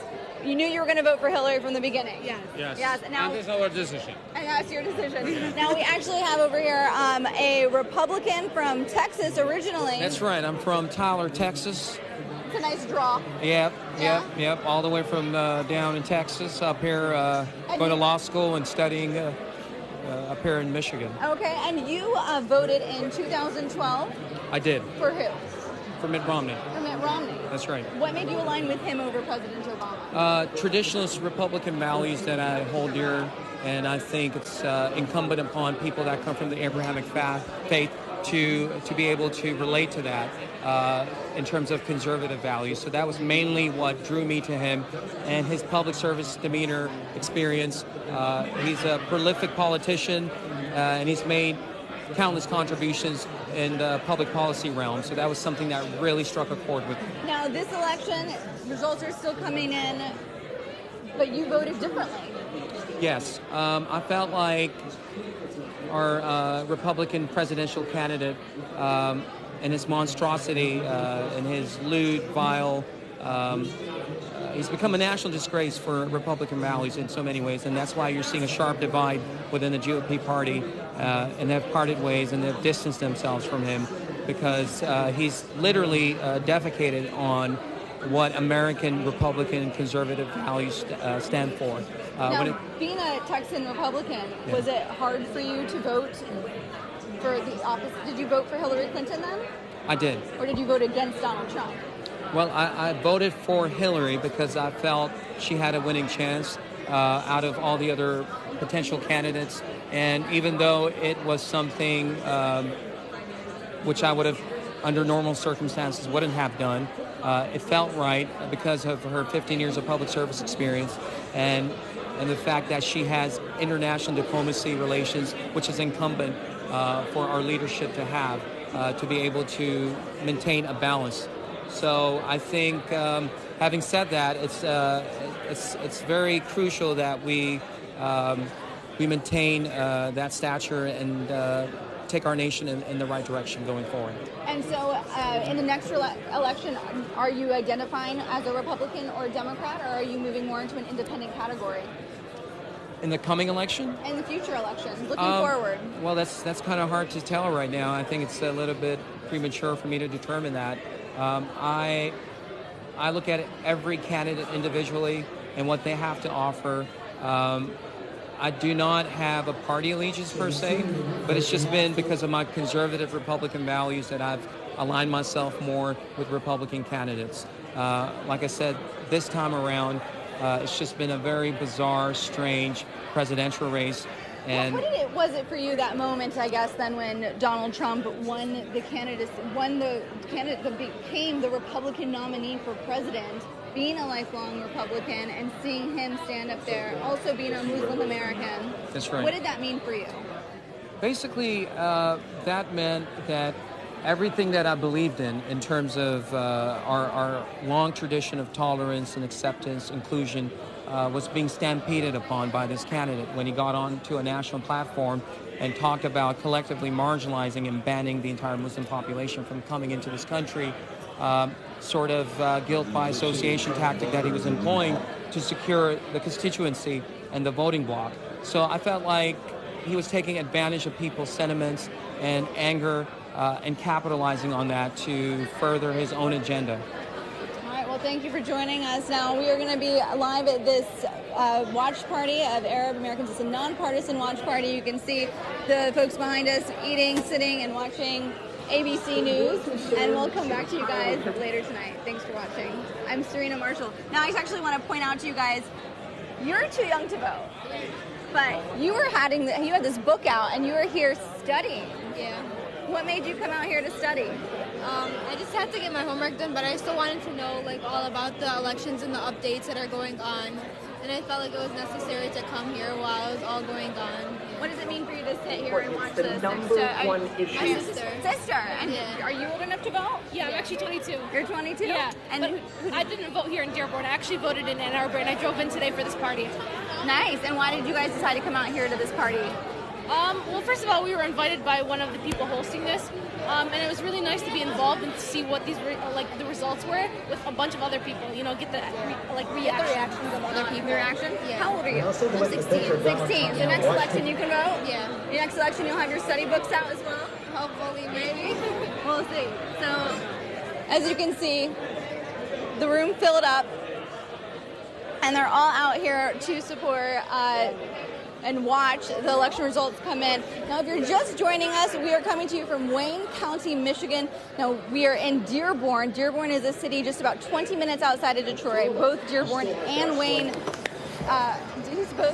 That is ABC's Serena Marshall. sweater. And Amy Holmes has that sweater.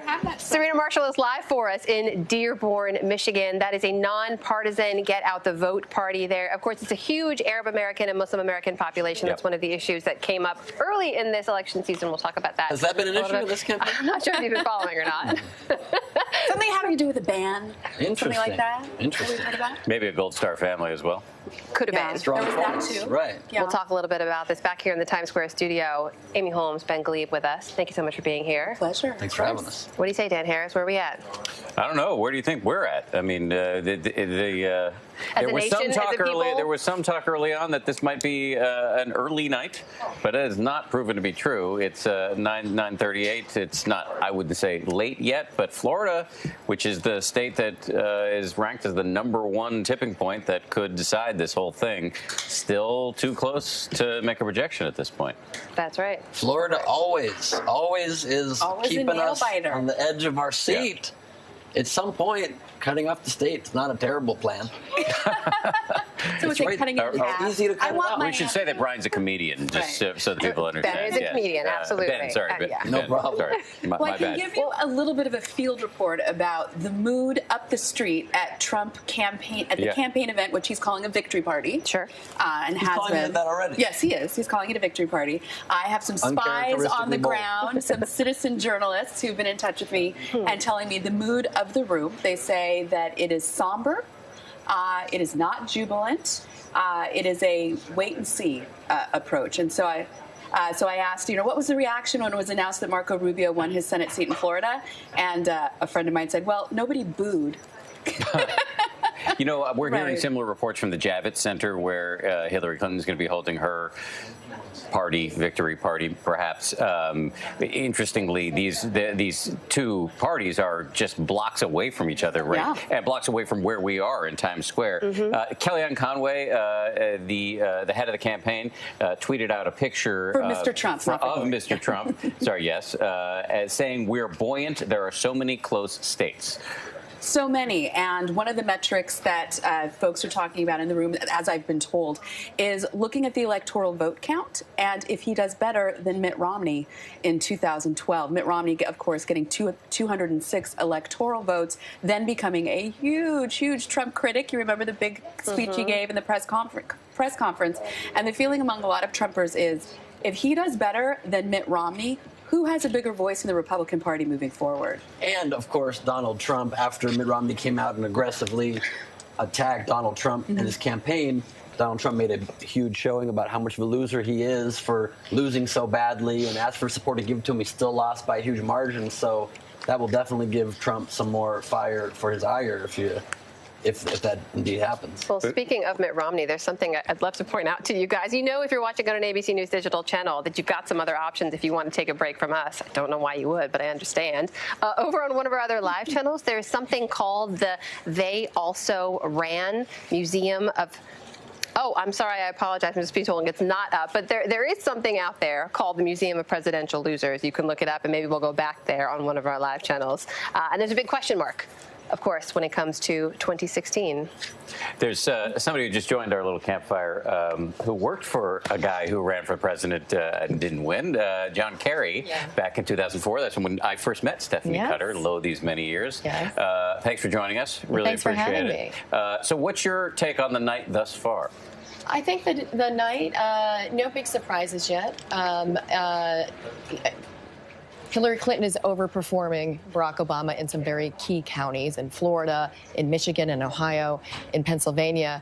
But Donald Trump is also overperforming Mitt Romney in rural areas. So it's coming down to the wire. It's a very tight race. And I think we could be here for a while. What are the states you're watching most closely, other than Florida? Other than Florida, because everybody is watching Florida very intensely. We're down to, a third of the vote in Miami-Dade, and some of the vote in Broward.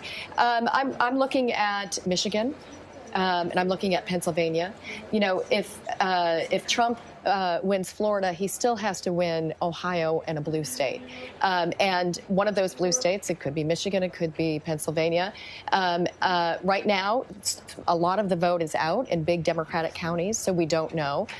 We're projecting that Hillary Clinton will be fine in Michigan, but the increase in Donald Trump's turnout in these rural areas is something that has taken us by surprise. So you've got a little bit of nerves around Michigan. I'm surprised because I thought the conventional wisdom was that it was a bit of a head fake. I think that it is going to be closer than it was in 2012. And it's, trade is a big issue in Michigan. And if you look at the exit polls, trade is one of their #1 issues. And Donald Trump is winning those voters.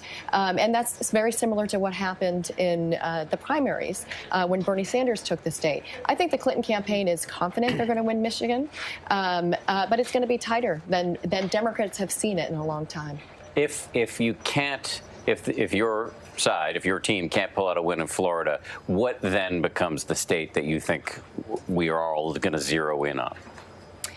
I think that Donald Trump has to put together some formulation of Ohio, another traditionally blue state, New Hampshire, to get himself over the top.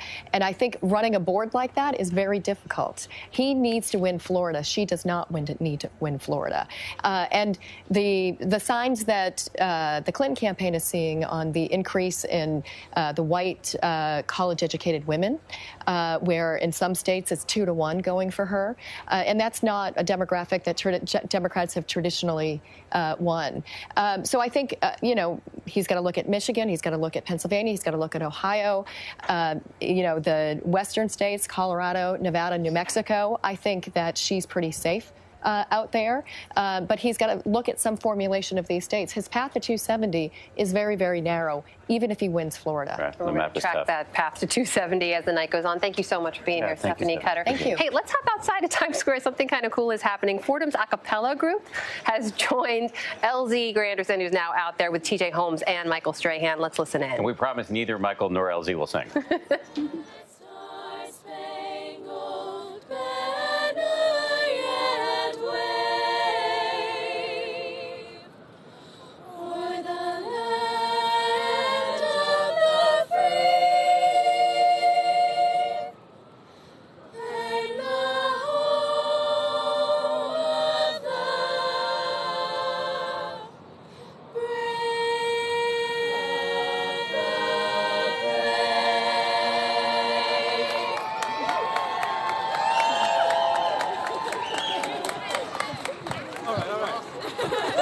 The Satin Dolls. I'm not going to mess that up again. Lovely.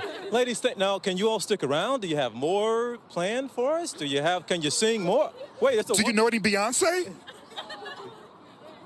No, wait. No, really. Do you all have something else cooking for us you could do? Not right now. I mean, if you stick around for a second, you can come up with something, right? All right. Yo, that's the Satin Dolls from Fordham University. I won't forget that again. I just want to keep saying it, actually.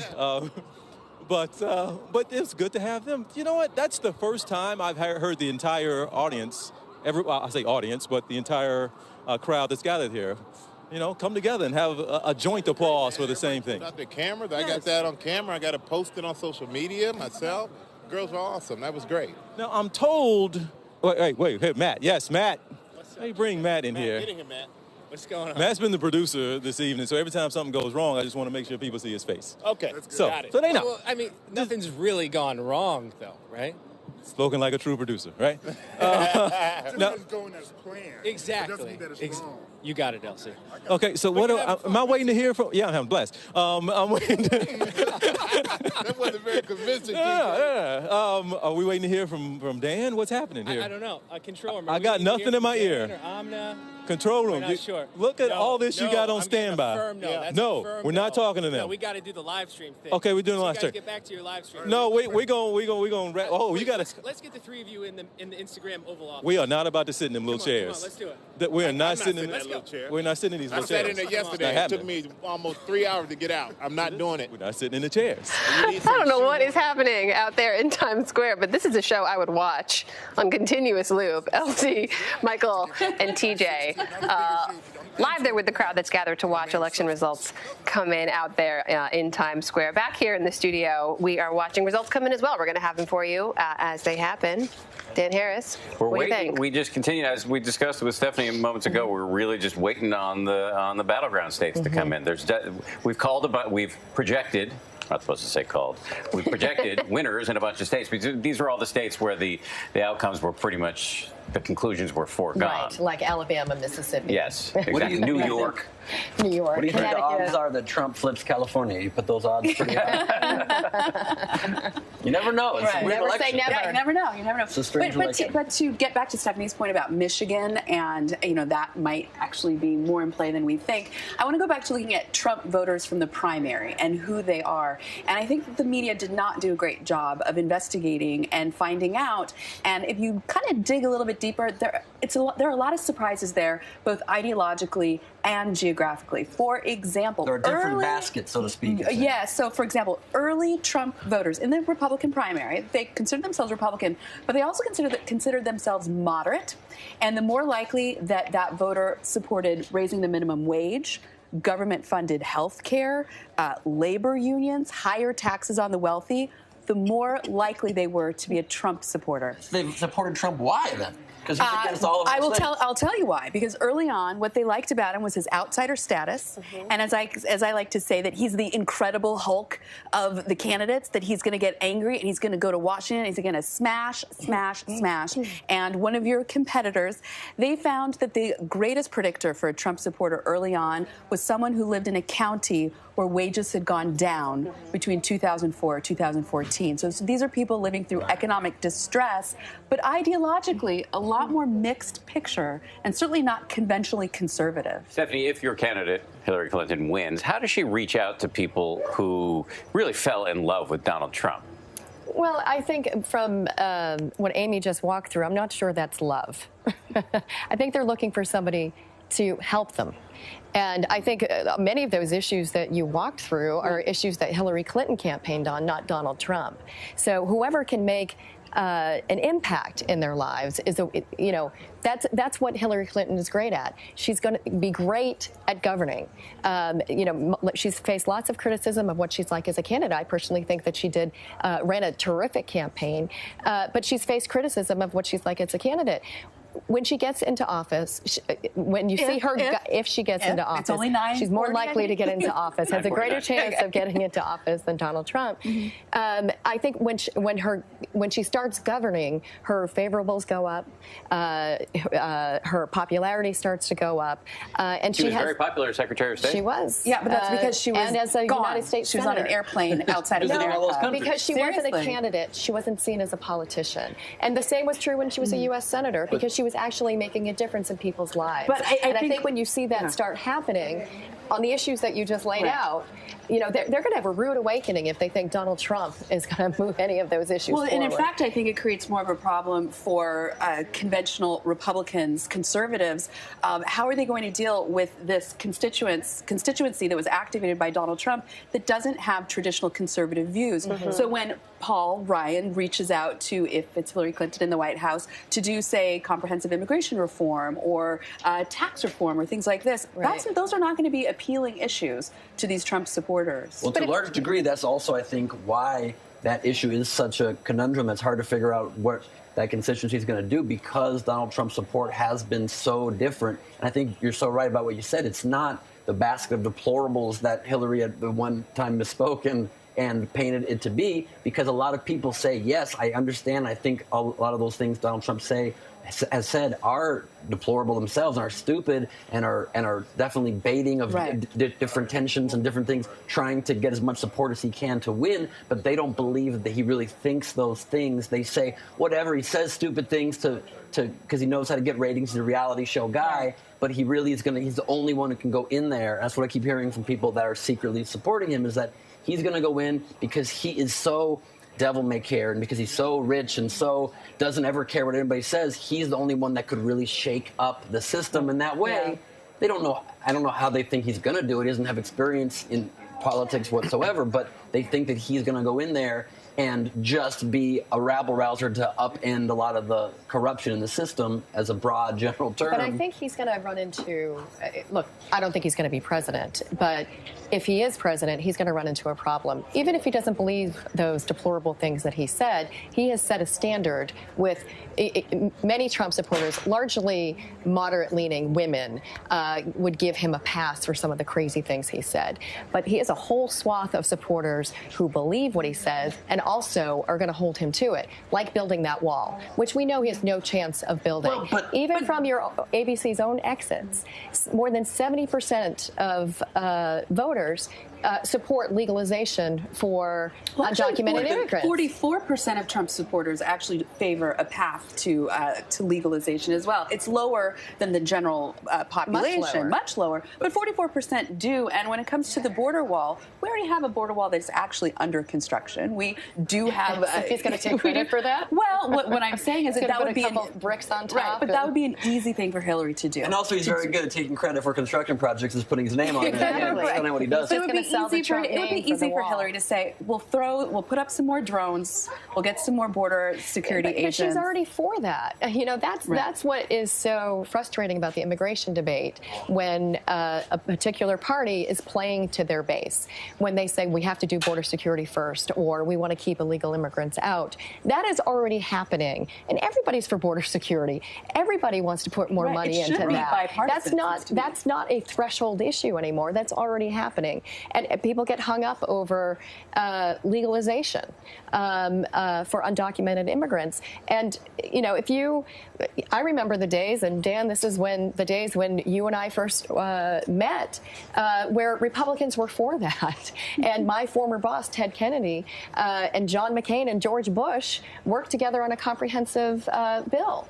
And led by my former boss, Bill Frist, when he was Senate Majority Leader. Yeah, that's right. Stephanie, before we let you go, I do want to ask back to your point about primary support for Mr. Trump and how it was built. There were a couple of things that came up that we have really never talked about in modern politics that got widespread support among his primary election supporters. Things like banning an entire religion of people, building a physical wall. Those were things that helped propel him through the primary season.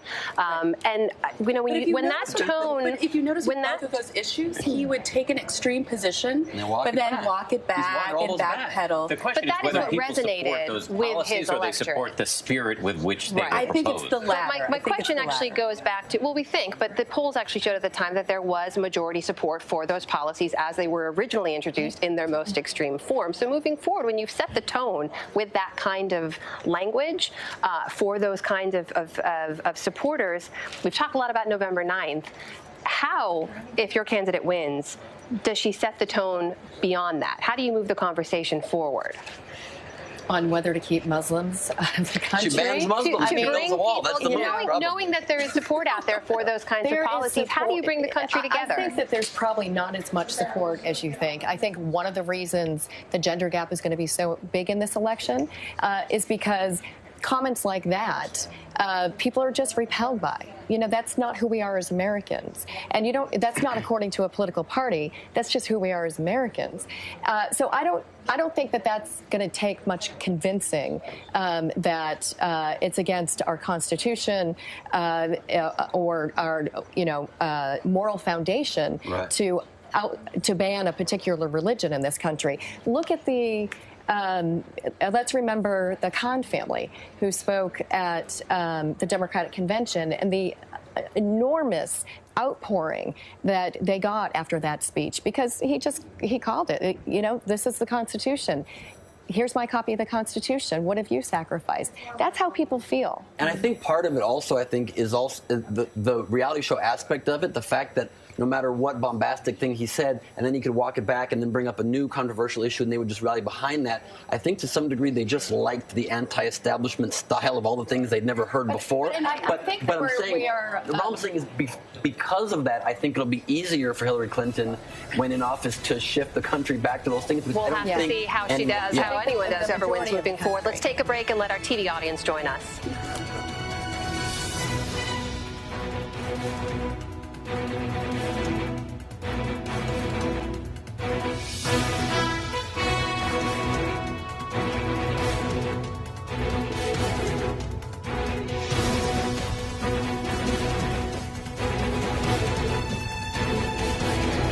Hey, welcome to all of you out there in TV land. Thanks for joining us. This is ABC News' continuing coverage right here in digital land of Election Night 2016.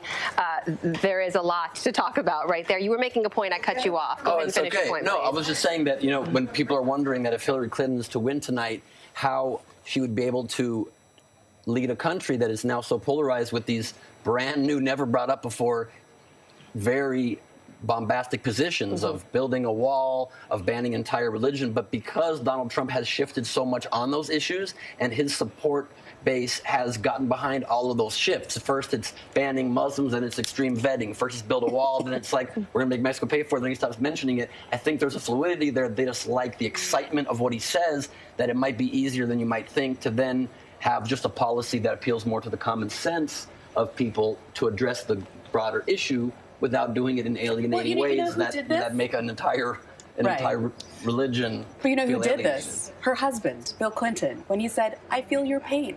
And I think that Donald Trump was doing a lot of that, of saying, "I get you, I get your fear, I get where you're coming from." Yeah. And also remember that with his comments about banning Muslims, which I thought was extreme and irresponsible and ugly and all of those things, it was in the context of the attack in San Bernardino, when tensions and fear were running very high. And I think, reasonably so, if Hillary Clinton, of course, if she's president and she's faced with something like that, we will be looking toward our president for leadership, and it certainly would be a great opportunity for her to step up and provide that. So I think we need to look a little bit more closely at where these comments were coming from in terms of the border wall.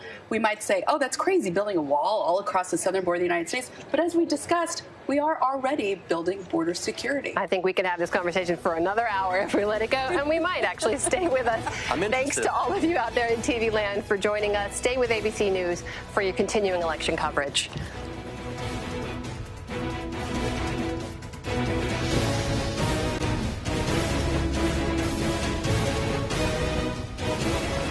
Hey guys, you're with ABC News' digital coverage of Election Night 2016. Let's go right now to Wisconsin, where Paul Ryan is speaking. I'm eager to enjoy this evening with you. So thank you so much for coming out. God bless you all. Appreciate it. Thank you. Thank you. Thank you, everybody. Thanks, guys. Thanks, guys. Thanks, guys. Over here to the stairs. Come on out.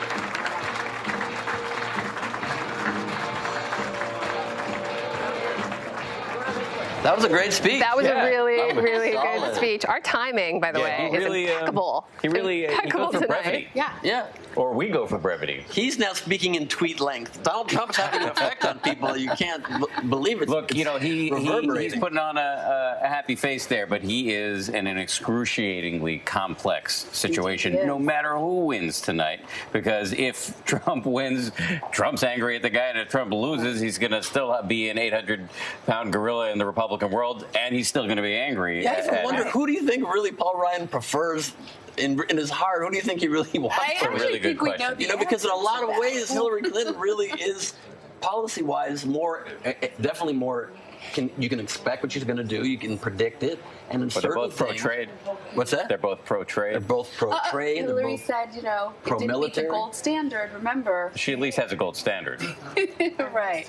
No, but I agree with you, and also because they both have legislative experience. They understand how that works, that the White House sends lobbyists to Capitol Hill to talk with senior staff about how we're going to shape this legislation together. She doesn't tweet that he's a weak, ineffective loser. I mean, things like that would be easier to work with, maybe. Amy, you worked for the Republicans on the Hill. Do you think Or a Republican. for a Republican on the Hill, do you think Ryan is going to face a real challenge to his speakership, and can he fend it off if one comes? That's a very good question. I worked for Bill Frist when he was Senate Majority Leader, the Republican from Tennessee, and that's when he had both Republicans on the House side and, of course, in the White House with George Bush. So there was working together, but a lot of Republicans actually found Bill Frist to be too centrist, too moderate.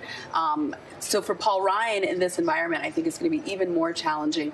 Looking at the final numbers in terms of Congress, that Republicans will be losing seats. There's even a question of, will Paul Ryan be able to keep the Denny Hastert rule in order to keep his speakership? That he has to win a majority. Tell us about what the Denny Hastert Sorry, rule getting is. into the weeds here.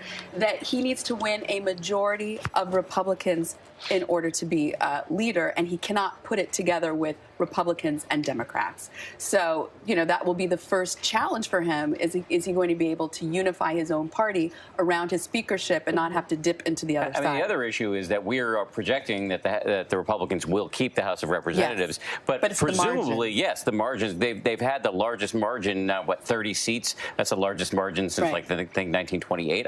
My math might be slightly off. The old and timey days, to put it technically. They had a real strong obstructionist margin there. They were able to really block. They could block a lot of stuff. So the question now is, what is the margin, and who's left? Are the people who are left further on the right, and are the people who are losing the moderates, and where does that leave Ryan? Right, and we also have to remember that with gerrymandering, that means that conservative Democrats have been basically wiped out. They were in 2010 after Obamacare and that vote, and Republicans getting back into power. So who is Paul Ryan going to be working with? And a lot of already he had conservative Republicans of the Freedom Caucus, Tea Partiers, who felt that he was too centrist, that he was too willing to compromise with President Obama. You remember that he did not defund Planned Parenthood. That made a lot of conservative Republicans very angry. So, yes, he has a very difficult path moving forward, and he can always ask John Boehner. Yeah, I was going to say, there's a reason why nobody wanted this job, and Boehner quit, basically left. I mean, it's a tricky job. It is. It is hard trying to find enough ways to legislate around the intense desire of much of the Republican leadership to find ways to take away all sorts of health care from people. I feel like that's a strong base of what they want. They want to take away Planned Parenthood, they want to roll back Obamacare, any chance they can to take programs that help people away. Listen, it's an interesting platform. I find it interesting. Well, I would also say for Paul Ryan, just temperamentally, he's someone who does want to legislate. He wants to move legislation forward. Yeah. But there is, of course, the countervailing feeling among a lot of Republicans, which is we were put here to put the brakes on. That's why we were elected. We were here to put the brakes on a liberal agenda we felt had gone way off the rails to the left. So, again, that's going to be another tension for him. But you go across party lines here. One of the biggest points of frustration across the electorate was that gridlock in Washington, right? The obstructionist policies that kept people from getting anything done, that were largely led by the Republicans in this last session. And so when you've got someone, as you say, Paul Ryan, who will say, okay, his intention is to legislate, but you've got the majority of of his constituents or of his caucus holding him back. Where's the way forward from that? Well, I think maybe part of the way forward for him will likely be the fact that Donald Trump seems really so amorphous in a lot of his positions and is just doing whatever it takes to win in many ways, that he may, ego-wise, just be more caring about winning when he's in office and just getting anything through, whatever it is, whether it's his position or not. He can just say they're his positions and maybe be able to shift things. So in that way, maybe I would guess Paul Ryan probably would want his to work if Donald Trump is to win tonight and become president of the United States. We don't know. But there's no way to know how Donald Trump would legislate, which is, to me, the most actually we do have a clue. Proposition. We do have a clue. If you remember that apparently the olive branch went out to John Kasich to say, when it comes to policy, we'll give you foreign and domestic. Do you remember that? That was in the New York Times Magazine article. That was what was reported there. I mean, who knows? The campaign denied it. You mean? Yeah. When they're really offering the full board. We're bringing a guy who knows politics just a little bit. Rick Klein, who's our political director here at ABC News. Rick, let me just ask you, I assume you're looking pretty closely at the numbers as they come in these various states that we haven't been able to project a winner in yet, the biggies, the battlegrounds like Florida, Pennsylvania, North Carolina. What are you seeing as you look county by county here? And let's just start with Florida. Well, in Florida right now, we're seeing fewer and fewer outstanding precincts. There are still some Hillary places that could come in, but the gap is looking very stubborn. I think if we're within a half a percentage point, you know what it means in Florida. Does anyone have memories of 2000? Here tomorrow night. Have they upgraded the CHAD system yet? Yeah, I think so. There's a big voter upgrade since 2000, but we're going to have a lot of that's the rules memories. Within a half a percent. Within a half a point is an automatic state-mandated recount. Now, look, there's still a bunch of ways where Florida doesn't matter and it's extraneous. But right now, when you see Virginia not even having been projected, Tim Kaine's home state, a state where Donald Trump basically gave up a couple of months ago. When you see North Carolina, which had some promising early signs, still outstanding. There are definitely enough votes out there for Hillary Clinton to hold down Virginia, to win North Carolina, maybe even win Florida. But the overall tenor, I mean, these states don't exist in vacuums, right? So Republican data people that I've been talking to tonight are shocked by what they continue to see from Donald Trump, overperforming Mitt Romney drastically in a bunch of rural counties, and just the way that the Democratic vote has not turned out the way that they had promised. It's certainly not matching the polls and not matching what you expected out of their ground game. So something's happening out there, and I think there are growing numbers of political professionals in both parties that are coming to terms with the very real possibility of a Donald Trump victory tonight. Well, one thing that is happening, this map is slowly starting to be filled in a little bit more and more. A few more projections we can share with you now. In Missouri, those 10 electoral votes ABC News can project will go to Donald Trump, with 62% of the vote there in Missouri. ABC News can now also project, I believe we have a couple more results to bring you here, in Louisiana. 8 electoral votes there going also to Donald Trump, 62%.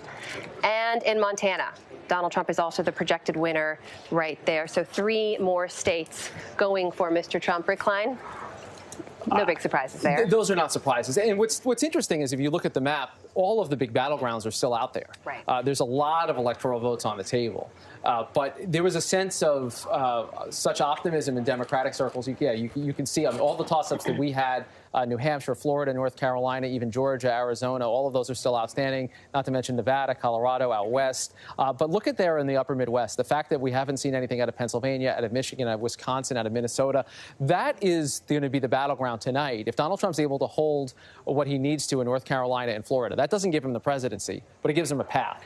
And that's where we start to focus on the upper Midwest and the Rust Belt states. And if a couple of those flip, then we're looking at Donald Trump in the driver's seat in this election. So one state we can now project, and it happened while you were speaking, is New Mexico, which, again, not a huge surprise, but it goes to Hillary Clinton, according to the ABC News projection. And as you look at the map, you can see we just filled it in blue. But that's a heavily Latino state. It's also a state that the Trump folks claimed that they had some momentum. But he also insulted the governor. Yes, the Republican governor. The Republican governor, Susanna Martinez. I have a question about Virginia. Now, this is a state that Barack Obama turned blue in 2008.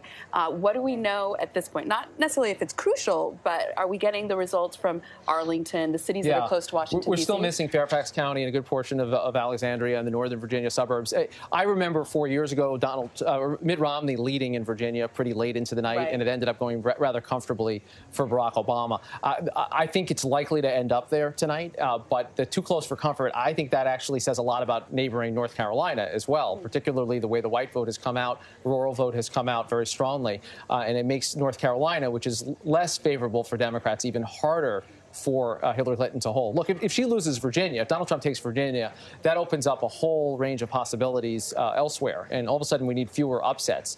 Most of the folks who were looking at the map, myself included, sort of soft counted Virginia for the Democrats. You say, okay, let's put that blue, and then start to make some assumptions. If he's able to flip a big state like that, I believe 13 electoral votes, that's significant, and that I think allows for more possibilities. It means you don't have to run the table. As we speak, the candidates are a block away from one another, Amazing. I believe, here in Manhattan. I think Hillary Clinton and her husband are at a hotel, and Donald Trump is at the tower. He's at a hotel as well. Okay, sorry. Right where he's having his party. And what do we know from inside the room, or inside these rooms? So we've seen some pictures from Donald Trump, as you might imagine. He's tweeting, and they're saying it's a buoyant mood inside the room as he hangs out with his family. It was a lot more dejected a couple hours ago when they didn't like, again, the numbers that even top Republican officials were seeing were not encouraging. They were talking, I was hearing about wipeout possibilities in the Senate, about all of the battleground states flipping in a bad direction. So they feel very, very good about where they stand as of now. They like where this vote stands, even in Virginia, not to mention Florida and North Carolina. Less word from directly inside the Clinton world, but I've been talking to people that are scrambling to try to explain what's happening in Florida, which one official over there said it's just a mess, preparing for that. How? Well, a mess in terms of where their vote has come out, and the mess about the possibility of a recount, which becomes more and more likely. We were hearing all this stuff about early voting numbers incredibly strong. Well, here's the thing. What complicates early vote is that more of the country is voting early every election cycle. It's upwards of 40% now. As recently as 2000 in Florida, it was less than 10%. So more people are voting. Now, based on last election who those people were. You can't know going forward. It's hard to, it's an imprecise indicator. So people like our friend Nate Silver at 538 and Walt, his colleague over there, they built their entire model based on polling. They didn't incorporate the early vote, in part because they said, well, let other people try to do that, in part because you really don't know what to do with it.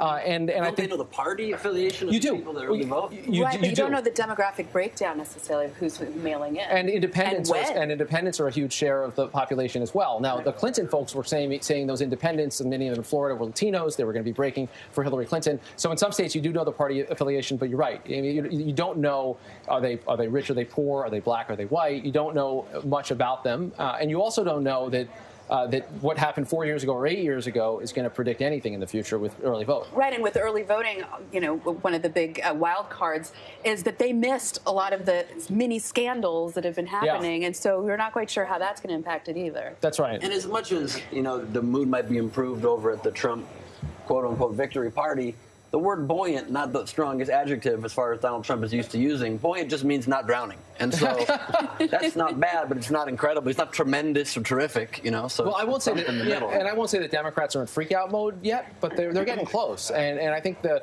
Virginia thing really troubles them, again, because of what it says about North Carolina and about the white vote elsewhere. Look, I've been talking to very smart people who've been dealing with the math in the Clinton campaign. To us. Yeah, different kind of smart. Yeah. They actually know math. Sorry, guys, because I know I don't. It's like a street smart. Like Walt Hickey math, smart. They've been very confident in the numbers, and I've actually been surprised by how much they agree with the Republicans on the numbers. But there's something happening that just wasn't reflected in the exit polls or even in all the pre-election polls. Despite That's that hidden Trump? I think it's most that hidden Trump? Look, it's going to take a long time to unpack, but that is certainly what it looks like now. They were hidden somewhere because they didn't show up in these polls. Is there any idea when we think we're going to get some of the swing states coming in to be called? So we get a better sense of really where it's moving? It's okay. It'll happen. I'm excited. All right.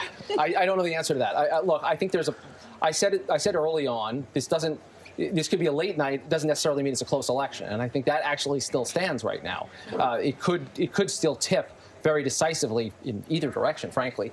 But it's going to be hard to tell where that's going until some of these fall. I think people are looking at a lot of data that's flowing in Virginia. I think you never want to be out too far beyond that. You don't want to have to pull it back. And there's definitely enough surprising things happening all over the country and also in these battleground states, that's going to give some people pause before coloring anything in on the map. Rick Glenn, I'm having flashbacks to our primary election coverage when you When I was say right over and over consistently? again. Thank you Over for and over reminding again, me of that. Rick Glenn saying, we've just never seen anything like this before. We've just never seen anything like this But I think underlying all of that was an assumption that things would become normal again. Right.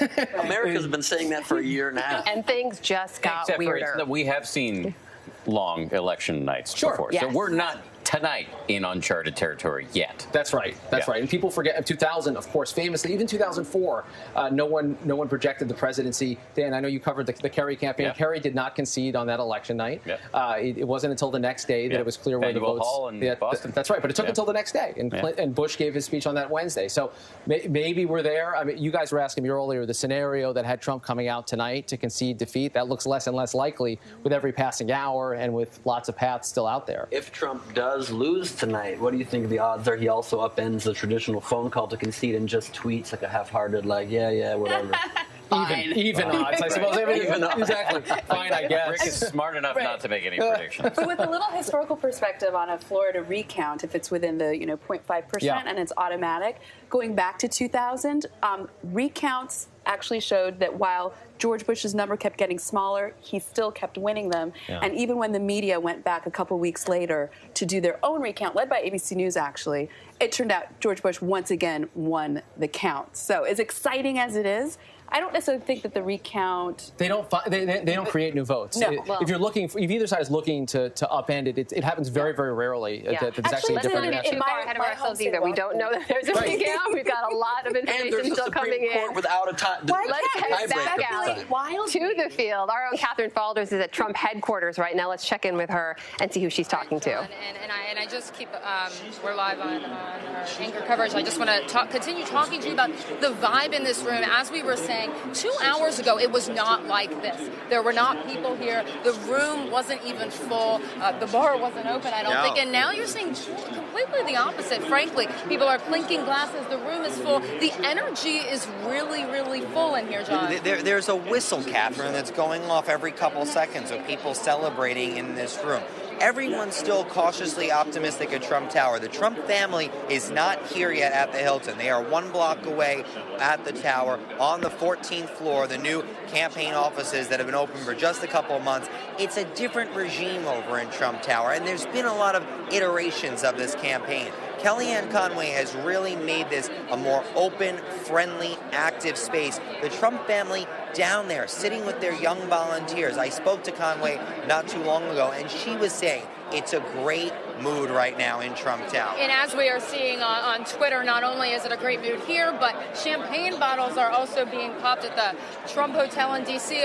Perhaps a little too early, but we have seen the rise of social media. Donald Trump, Ivanka, Mike Pence, they're all watching, as you mentioned, in Trump Tower all together. They haven't done that before. Let's chat again. What are you hearing from campaign aides? Yes, they went into this optimistic but cautious. It seems like it has changed. It's changed. I mean, one aide has told us that we now have a shot. Nobody is saying this is a total win, a blowout, a done deal, but the mood has certainly changed in Trump Tower. And 2 other aides explaining it as intense. Another person is fireworks are starting to go off. But again, it is not a done deal yet for Trump Tower. Florida really gave them a big boost. I would say that was a nice shot of adrenaline for them tonight. They are watching North Carolina very carefully. They are confident in Ohio. And Catherine, Michigan, the last stop of this campaign, that rally we went to last night. God, it was a late night for all of us. Perhaps slept in a I haven't long slept, time, John. but perhaps that last trip, Catherine, what the exit numbers are showing, may have actually been a good 2-hour flight for Donald Trump. And John, talk to me a little bit about their path to 270. We've seen a lot of different paths to 270 for the Trump campaign. Some may argue that they don't really know their path to 270. They're just trying to figure it out. Yeah, I mean, I think that the path has certainly changed. You know, we've spoken with multiple sources over in Trump Tower in the last several weeks. Prior to the FBI news coming out that the Clinton investigation was reopened, they said they had one path. As we got closer to Election Day, maybe we got 5 or 6 paths. Obviously, the Clinton investigation is closed, but as one person said, the damage is already done. So for voters and what they're looking at, Minnesota was a last-minute quick check-in. They had numbers showing that it was closer. Michigan was a state they were looking at. New Hampshire, which was Trump's first victory during the primaries. That was a state that in the primaries, his second-place finisher was 15 percentage points behind him, double and a half. This is a very interesting dynamic that could be at play. Where we need to watch, though, Catherine, is as we're going further out west. What is going to happen in Nevada? What is going to happen? A state that he campaigned in a decent amount the past 2 weeks. We were there this past Saturday. We were in Reno. The other place that we've gone to several times in the last week, Colorado. Is that another state he could push over the edge? It's still too early. Polls are still open in some places. Now, John, I want to talk to you about And you're listening to ABC News reporter Catherine Falters talking to ABC's John Santucci, who's what we call, and this is a technical term, an off-air reporter. He's a reporter who's been assigned to cover Donald Trump for months and months and months. He basically never leaves the campaign, and he knows a lot about it, as you can hear. Bad? I didn't say it was bad. He's being very descriptive. I was just saying that is an tough job, whatever campaign you happen to be assigned to. So let me give you some news here that will not be greeted warmly by Democrats. We do have a projection to make out of the state of North Carolina. It has to do with the hotly contested Senate race there. And it seems that Senator Richard Burr, according to the ABC News projection, is going to keep his seat. He was running against Deborah Ross. He got a late start in this re-election campaign. Some people thought he was vulnerable. It appears he will be able to hold on to his seat. We're joined now by Alex Castellanos, who's the Purple Strategies chair, also with Rebuilding America Now PAC, basically a Republican strategist, would be a Republican dude. So, Alex, two-part question. What do you make of the Republicans, your team, holding on to that Senate seat? How big a deal is that? And what does it say about the possibility, what are the ramifications for the presidential race in North Carolina? Well, first you have Evan Bayh, I think, losing in Indiana, and you have a new Senator Young there. And now in North Carolina, Burr keeping his seat. So the odds of Republicans hanging on to the Senate improved. Maybe not enough. We still have to watch that seat in New Hampshire with Kelly Ayotte. But the big picture is that some of these Republican candidates are running better than expected because Donald Trump is running better than expected. And so do you think this augurs well for a Trump victory potentially in North Carolina? Well, it's tight. We're still looking at a lot of votes coming in from Mecklenburg County, Charlotte. That's going to go, for Hillary Clinton. We're looking at votes coming in from Durham in the Research Triangle. That's going to go for Hillary Clinton. But right now, Trump does have a shot of taking North Carolina. He's ahead. And if Trump takes Florida, if he takes North Carolina, and then he's able to take a state like Michigan, a blue-collar, working-class, left-behind voter state like Michigan, that's 275 electoral votes. Now, he loses any one of those three, and that's the evening.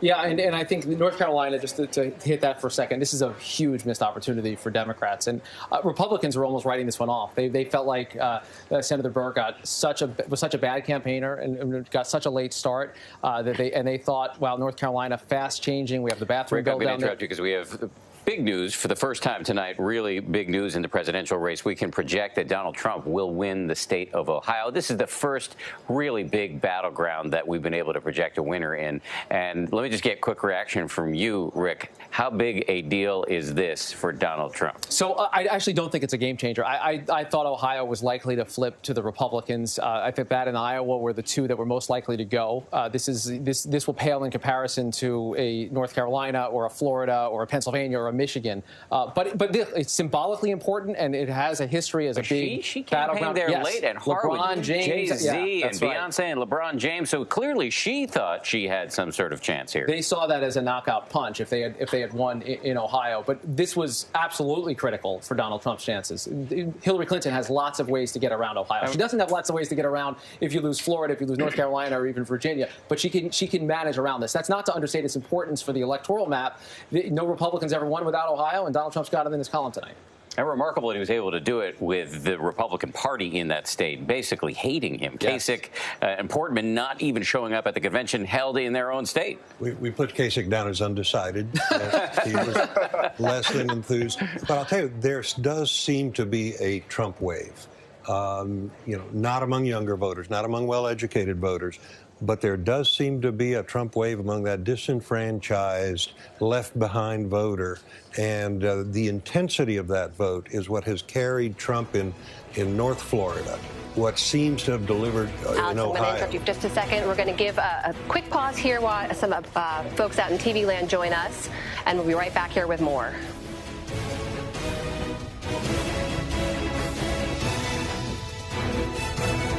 Hey guys, you are joining ABC News' digital coverage of Election Night 2016 in progress. Alex Castellanos was just about to give us your insight on this Trump wave you've been seeing. Well, the intensity is there. We always wondered, is there a Trump bump? Is there a because you look at the surveys going up into the election nationally in these swing states, and it was just not quite enough. But tonight, Donald Trump is overperforming, and it seems to be that the Budweiser voter, the good old hard-working, blue-collar, white guy, less educated, versus the Starbucks voter, which is where Hillary Clinton is cleaning up tonight. She is in the I-4 corridor in Florida, the younger, more diverse, better educated. She's doing well there. The difference? There seems to be more intensity with the Trump voters. They're turning out at a higher rate, and that's what's keeping this race competitive right now. But in order to flip one of the big blues that he needs to in order to secure that 270, and you mentioned Michigan, and that's a state that President Obama won by 9.5 points. That is some serious heavy lifting. Yeah. I mean, and then you look at Pennsylvania, again, another state that Obama won pretty comfortably. That's another state that's a lot of heavy lifting. So in order for that Trump wave to overcome that, you're suggesting that the anger and the frustration there. I'm saying that it seems that Trump has revved up the engine in the Republican Party way past the red line, and it nearly blew up the car, but it's delivering a lot of voters to the car's smoking. It's delivering a lot of voters to the poll, and that's what's keeping this race tight. And Alice, as you know, Trump has been saying to Republicans for a long time, embrace this. Stop trying to fight it. Lean in with what I am doing here to the country, getting people energized and engaged. And lots of Republicans in places like in Ohio said, no, that's not my party. That's not where I see it going. And they did not want to embrace it. And now it actually could be helping save a bunch of their jobs. And it may save their jobs. And this may be a Donald Trump that outperforms Mitt Romney. The Romney campaign always said, no, we didn't leave any voters out there behind. Those blue-collar Democrats, we wouldn't have gotten them anyway. Well, turns out there were some voters left out of the Romney coalition. Donald Trump may overperform Mitt Romney's campaign. I'm curious as to why did you change your support? Because initially you weren't supportive of Donald Trump, and then you switched over later. What was it about his message that convinced you? It wasn't so much his message or Hillary Clinton's message. It's just that I'm concerned about the nation and the direction we're going, and $20 trillion worth of debt, losing respect in the world. Seems like the world's on fire and falling apart. And I worry that 4 or 8 more years in the same direction, we couldn't afford it. We'd go too far down that road to turn back. And Donald Trump is disruptive change, sometimes scary change. But when the plane's headed for the top of the mountain, the most dangerous thing you can do is not change course. And so if somebody could tell me, hey, this election is not urgent. Alex, you were not alone in that evolution either. I know a lot of other people who made that same kind of that switch, and we should talk more about that because I think a lot of the country was feeling that way. We're going to take a quick pause right here. Some folks out in TV land are going to be joining us. This party's about to get a little bit bigger, and we'll be bringing you all the results as they come.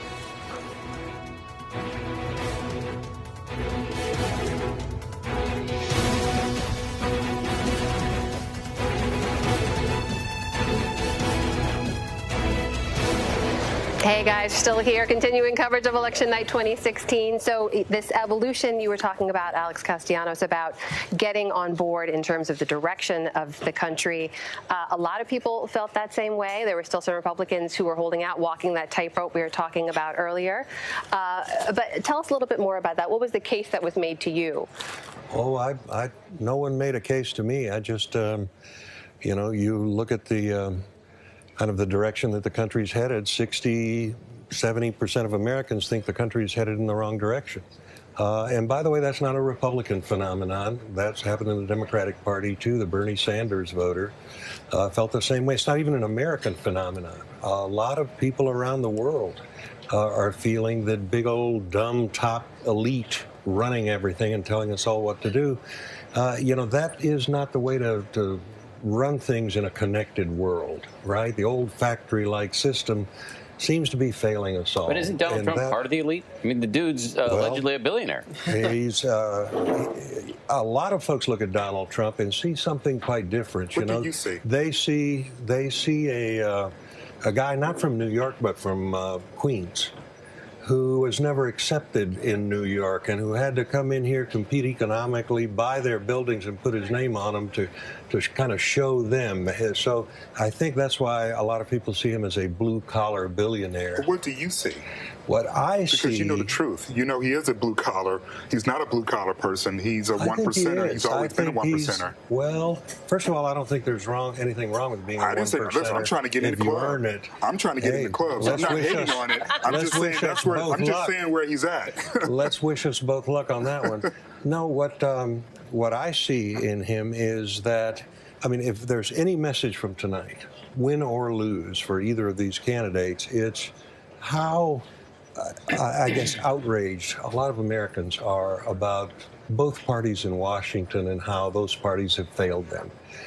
Donald Trump, I think, is an expression of the American people's outrage at a bunch of politicians from both parties we've sent to Washington for decades, promising they're going to fix everything, deliver everything, give them a little bit more money and power. It's going to be awesome. And nothing's changed. It's all gotten worse. So I think that is the message I think we get to both parties. And frankly, I think it's a great thing.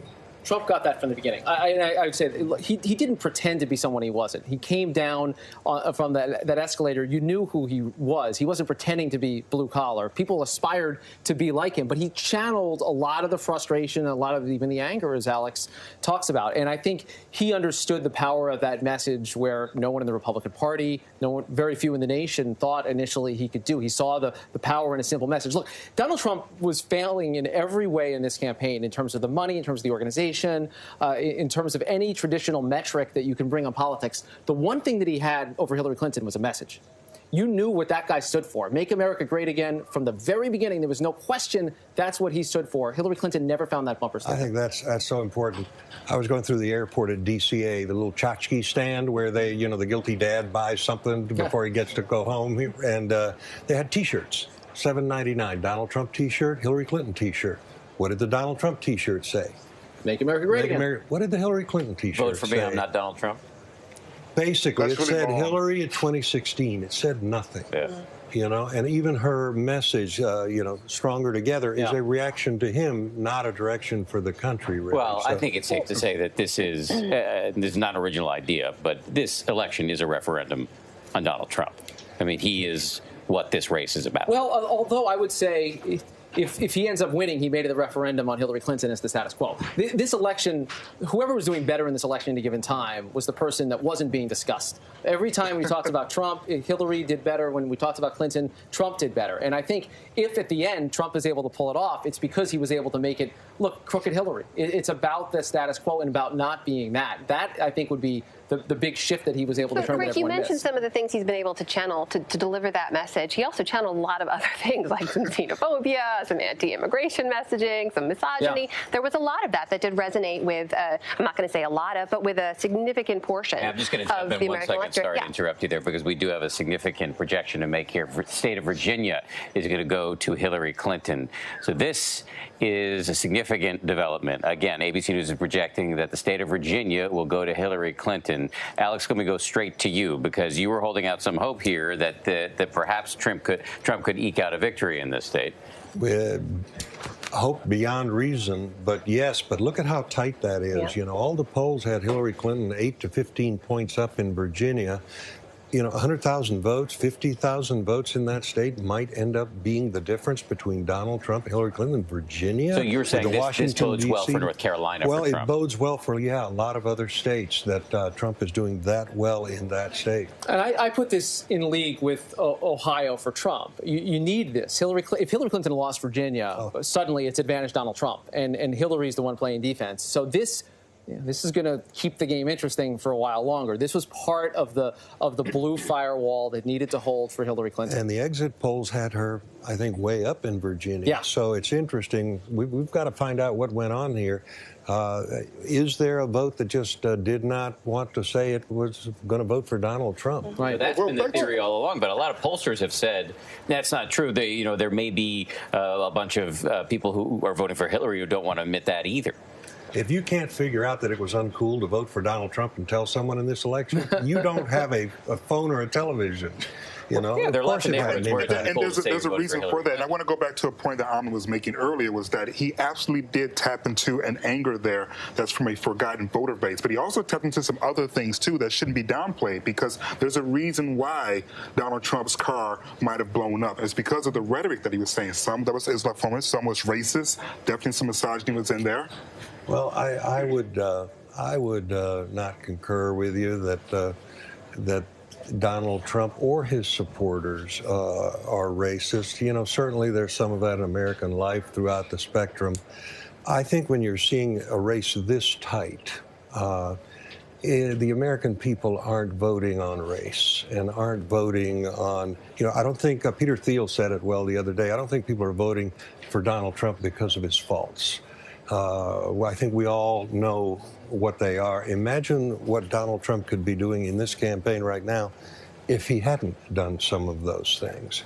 I think clearly his campaign is paying a price for some of the things he said. I don't think it's the reason he's winning. I think it's the reason he's not winning by more. So is he the future of the GOP now? I don't think Donald Trump. I think Donald Trump is the turnaround CEO who Republicans in America are looking at. Come in, clean up the books, fire some people, stop our competitors from kicking sand in our face, because if we don't change direction, there may be no business tomorrow. But in terms of the future of the Republican Party, he is the message Republicans said you've got to change to the establishment. And I think right now, after this election, the Republican establishment, the Tea Party, the social conservatives, the outsiders, the Trumps, kind of need to get together and have a message that appeals to more than just that Budweiser voter. Well, how do we talk to the next generation? And there's a way to do that for us. I got to push back again. I'm not going to let you just sweep across and just say, well, I don't believe he's racist. When he has a well-documented history that if he's not a flat-out racist, certainly seems to have... Well, I'll tell you what, I'll offer a different point of view on that. I'll tell you what I think is racist. I think is racist is looking at Why don't you answer the question about Donald Trump first? I will. I think what's racist is looking at our inner cities and what we've done to families there, and then advocating the same policies that destroy people's lives. Like not giving housing to minorities? Would you consider that be racist? I think looking at our schools that are failing kids that are dropping out, and they're just not dropping out of their lives, they're dropping out of all our lives, and then perpetuating the same policies, not offering them a chance to choose a better school. But I think Trump that's racism. Took out a full-page ad condemning these black men who were innocent, and then when DNA evidence exonerated them, he still said, well, they did something wrong. You don't think that may have sent a message to minorities that perhaps this candidate doesn't embrace them? I'm not going to defend everything Donald Trump has said and done, because some of it I think is indefensible. Okay. But I am telling you that I think America needs to change. And I never thought the first Republican to go into the inner city and say, there's something better for you than this, than the same old Democratic policies that are destroying young kids, that are destroying families, that are trapping these people in urban islands of poverty and despair. We can do better than this. I never thought it would be Donald Trump, but I'm glad it was. Alex, the Republican Party has a problem, though, right, in terms of tracking Just one? I got a few. But Thank you. That's good.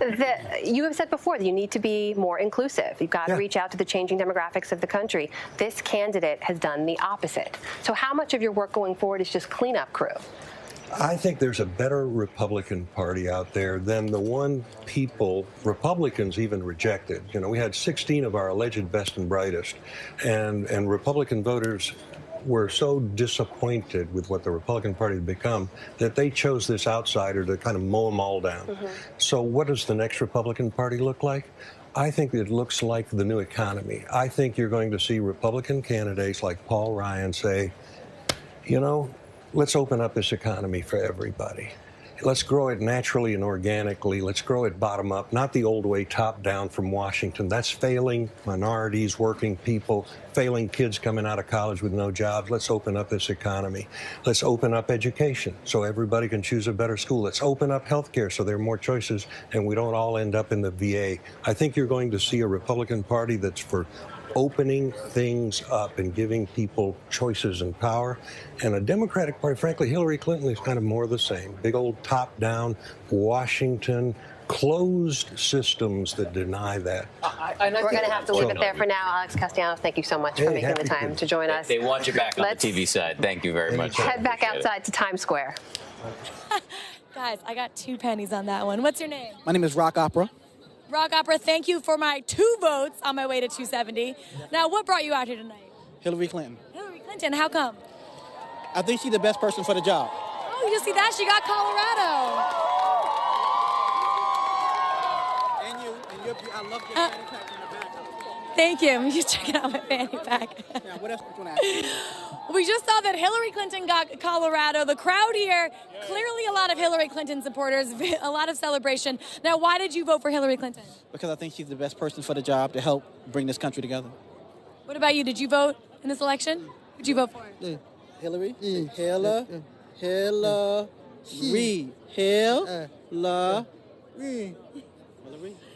That's great, guys. Thank you so much for coming out here. Enjoy the rest of the night. All right. Nice. Thank you so much. Thank you so much. Oh, I get a hug too. Thank you. That's right. And that's real love. You don't want nothing else from you. It's real love. Enjoy the rest of the night. Thank you. Thank you. Hey guys, how's it going? Oh, you are living it up in time. Now, were you cheering for Hillary Clinton's Colorado win, or were you booing? I was cheering. You're wearing your Democrat blue and everything. I am representing for woman power. And I am supporting, number one, we have overcome and we will stand together in unity. Go Hillary Clinton. Yes. Now, most people you're meeting out here tonight, are they also supporting Clinton, or you mean some Trump supporters as well? Well, majority of the people that I'm with, they're cheering for Hillary Clinton, but we did hear some people for Trump, so we hit their hands down. Sorry. But it's good to see, people expressing their opinions, even if they're not your own. Let's take it back inside from Maggie, who's out in Times Square. Worth pointing out that New York is a pretty solidly blue state, which is why we're seeing a lot of Clinton supporters in Times Square. We do, however, have some news for you. Let's go to a projection we can make in the state of Colorado, where ABC News is projecting that Hillary Clinton is the victor in the presidential race. Also, some news out of the Senate race. Michael Bennet carrying the Senate race in the state of Colorado. Not a huge surprise there. And in Arizona, John McCain winning re-election in the state of Arizona. So let's go back to our little fireside chat here. We've got a few new additions.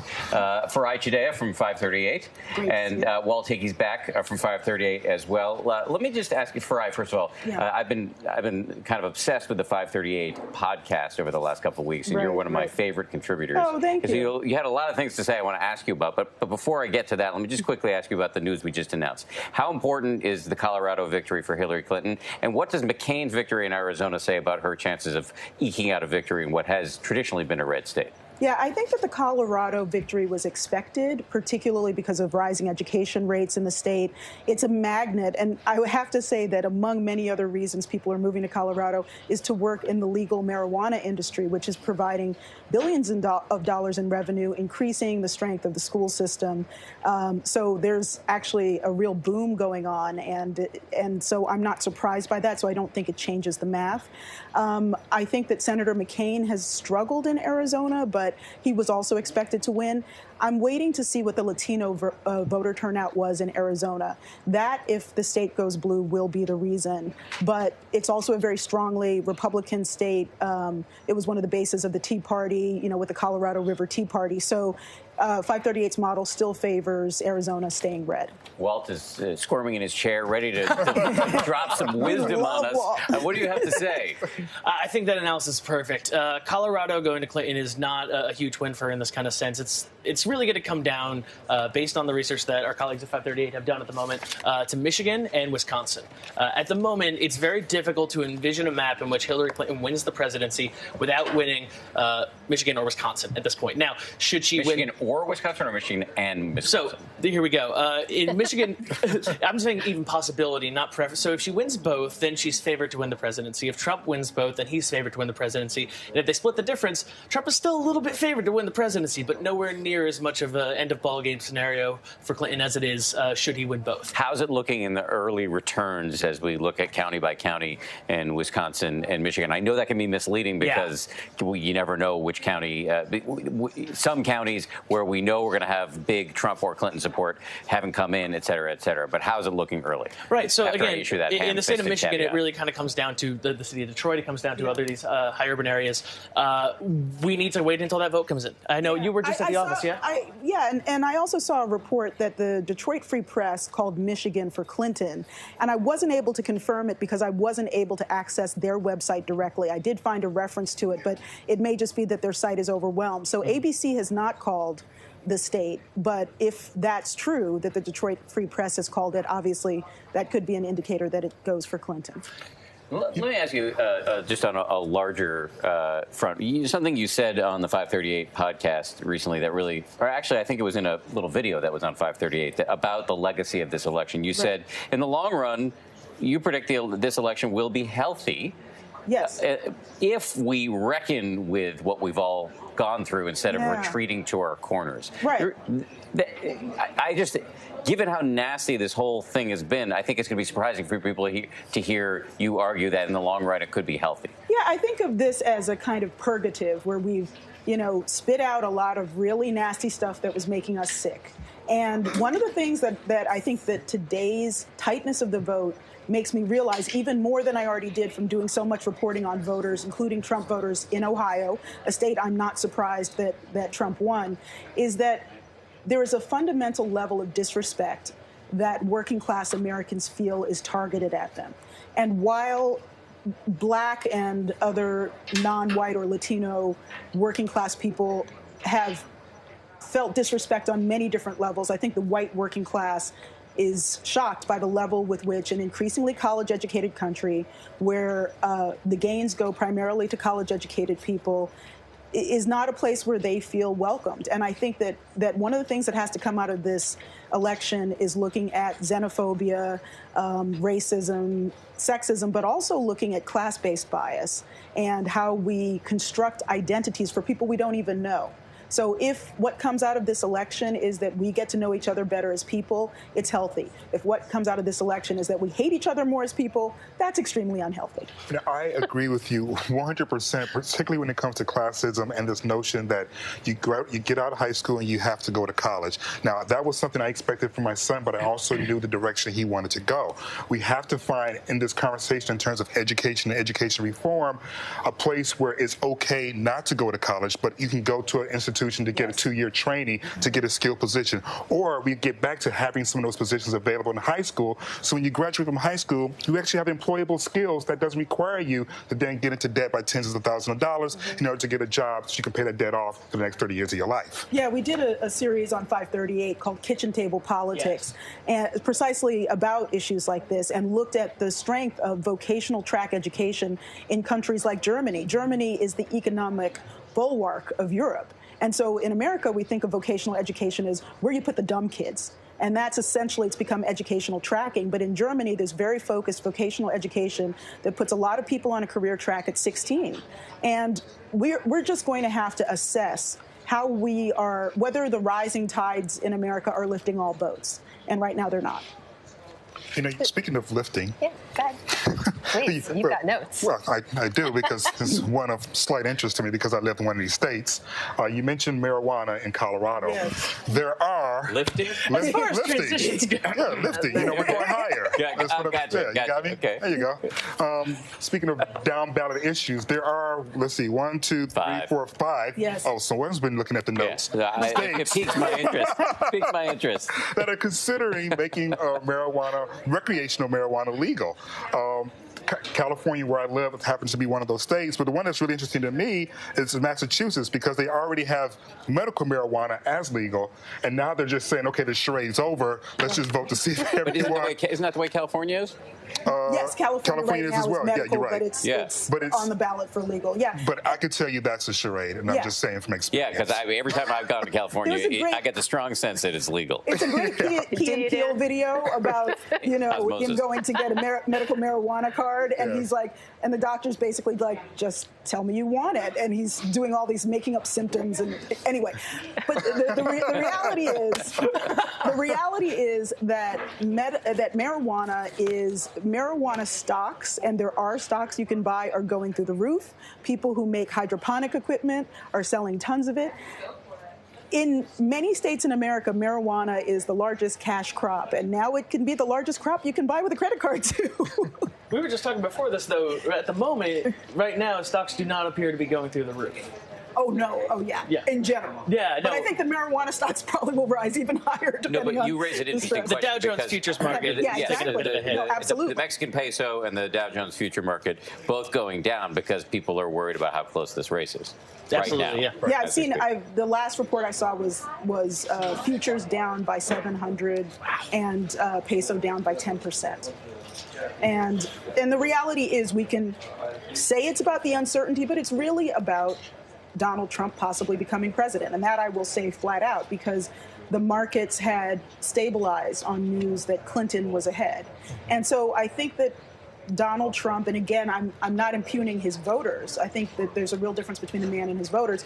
But Donald Trump has said flat out that he will restructure trade. He will not honor NATO obligations. This is not what the world wants to hear. This is not what the stock market wants to hear. And there's also, it appears that there was more certainty as to which way the election would go in the general population than, again, even our model kind of has realized recently. We had a significantly more volatility and doubt even as recently as possible. Like, as recently as last week, I believe, it was just like a dice roll. It was like, if you get 5 or 6, Donald Trump becomes president, that kind of thing. So, your model was a lot more pessimistic for Hillary Clinton than in these final days than almost any other model that I was looking at. You had it 2/3. Yeah, absolutely. What'd you say? I'm buying Nate lunch. You're buying, Nate not to get too far into the weeds here, right? But one thing that Nate built into the model is the idea that states behave like states that are similar to them electorally, and that the errors are correlated between similar-looking states. Wisconsin's going to behave more like Michigan than it will like, I don't know, New Mexico, right? And what we're seeing so far in this election is actually a rather solid justification of that. If you're looking at the swing states that have gone towards Hillary, you're looking at Colorado, you're looking at New Mexico, you're potentially looking at Nevada, right? Those are diverse populations, similar geographics, similar state behaviors, right? And if you're looking at the ones that are resisting her far more than the polls originally implied, again, they're in the upper Midwest, that kind of thing. So states underperform and overperform their polls, similarly to one another. And I think that that's an interesting thing that we took away from this election as a whole, potentially. Farai, moving beyond the polls, you've been doing a fascinating series this entire election season where you're going deeper into the voter profiles. Right. And I'm curious, just sort of big picture now, here we are finally on election night. Yeah. Are you surprised by anything that you've seen so far in terms of how the vote's turning out? I am surprised by many of the returns, but not when I begin to think about conversations I had with Trump voters. So there were 3 sets of Trump voters that I spoke to that all came down for Trump after 1 was very firm, but 2 were wishy-washy. And the wishy-washy ones were white evangelical Christians. And that demographic has gone for Trump by close to 90%, which was predicted. And despite concerns over his personal values, there was a calculation that he would be better holding the line on the Supreme Court. And the other one is white suburban women. And right now, in Florida in particular, exit polls from women are not strong for Clinton. she's still getting 51% of women, but that's smaller than the gender gap in other states. And Florida is, if nothing, a land of endless suburbs. Yeah. And, and also a lot of people closer to retirement age or retirees. And so that may account for the gender, dynamics in Florida. Yeah, I too have spoken to a lot of Trump supporters who specifically have mentioned the Supreme Court as rationale as to why they will continue to support him, because they are concerned about some issues. And I think we actually have a board that sort of shows that whoever becomes president, when you look at the ages of the Supreme Court justices and actually the empty seat right now, that a significant change could happen generationally based upon who becomes president and who actually goes on to the Supreme Court. Yeah, agreed. And I definitely think that, when you take a look at what's going on with people who had to make hard decisions, it's not that all Trump voters loved him. Many Trump voters were concerned by aspects of his behavior, but they still made a calculation that this was absolutely what they had to do to, the Supreme Court may be a 40-year cycle in America. Mm-hmm. So if you think about a president maxing out at 8 years and a justice perhaps having 40 years, you can begin to understand how someone may not be motivated by xenophobia or race or gender and still make the decision they made. Well, and that was the case we heard again and again, right, from other Republicans who were helping to make the case for Mr. Trump. Mike Pence himself, when he penned his op-ed, it's like the second or third paragraph in, he said, by the way, the Supreme Court is still a really big deal, and this is how we protect it for our interests. So I'm curious, though, on Pence, which is something we haven't talked about yet. How much do you think his addition to the ticket helped to move some of those voters, especially when it comes to these evangelicals? I think he helped very strongly with evangelical voters and other kind of movement conservatives and social conservatives. And also just was a steadying presence for many people who were concerned about Donald Trump's temperament. We have to remember, it seems like so far in the rearview mirror now, but at times people were asking if Trump would abdicate as soon as he became president, if he did, and give it to his vice president. And if you saw that scenario, some people were like, I'm okay with that. That's good. That works for me. Well, we talked about how the world is watching. We've got one of our own down there in Mexico City. Jose Cohen is at a watch party as people are watching the results come in. Let's listen in to see what they have to say. Reach his lowest rate against the dollar. So it is a very, very, very, very nervous night for Mexicans. As we remembered, the whole issue about the wall, the whole issue about NAFTA, Mexico is a very, very, very important partner to the Americans, to the American market. And a lot of people are following very closely and are not really believing what is in front of their eyes. This is such a surprise to all of the Mexican media, to all of the Mexican people. All the trends and all the polls and in the Mexican media put it Hillary Clinton, and we gotta wait and see. But I have a guest here, one of Hillary Clinton's supporters, Mr. Mark Alexander, who's a binational Mexican-American. And what is your take on this? I mean, what is going on? Well, it's a very surprising take. It's still not over. There's still a chance that Hillary can win this thing. She still has a chance, but we thought she was going to win it by a lot, and now there's a good chance she could lose it. So everyone here is very, very concerned. What is your concern as an American living in Mexico with your business, for example? Well, it's a major concern. I mean, I have friends in construction, friends in executive recruiting, friends in catering agencies, and they're saying, I have an American account that's going to build a factory here, and now Trump's going to say, you can't build that factory.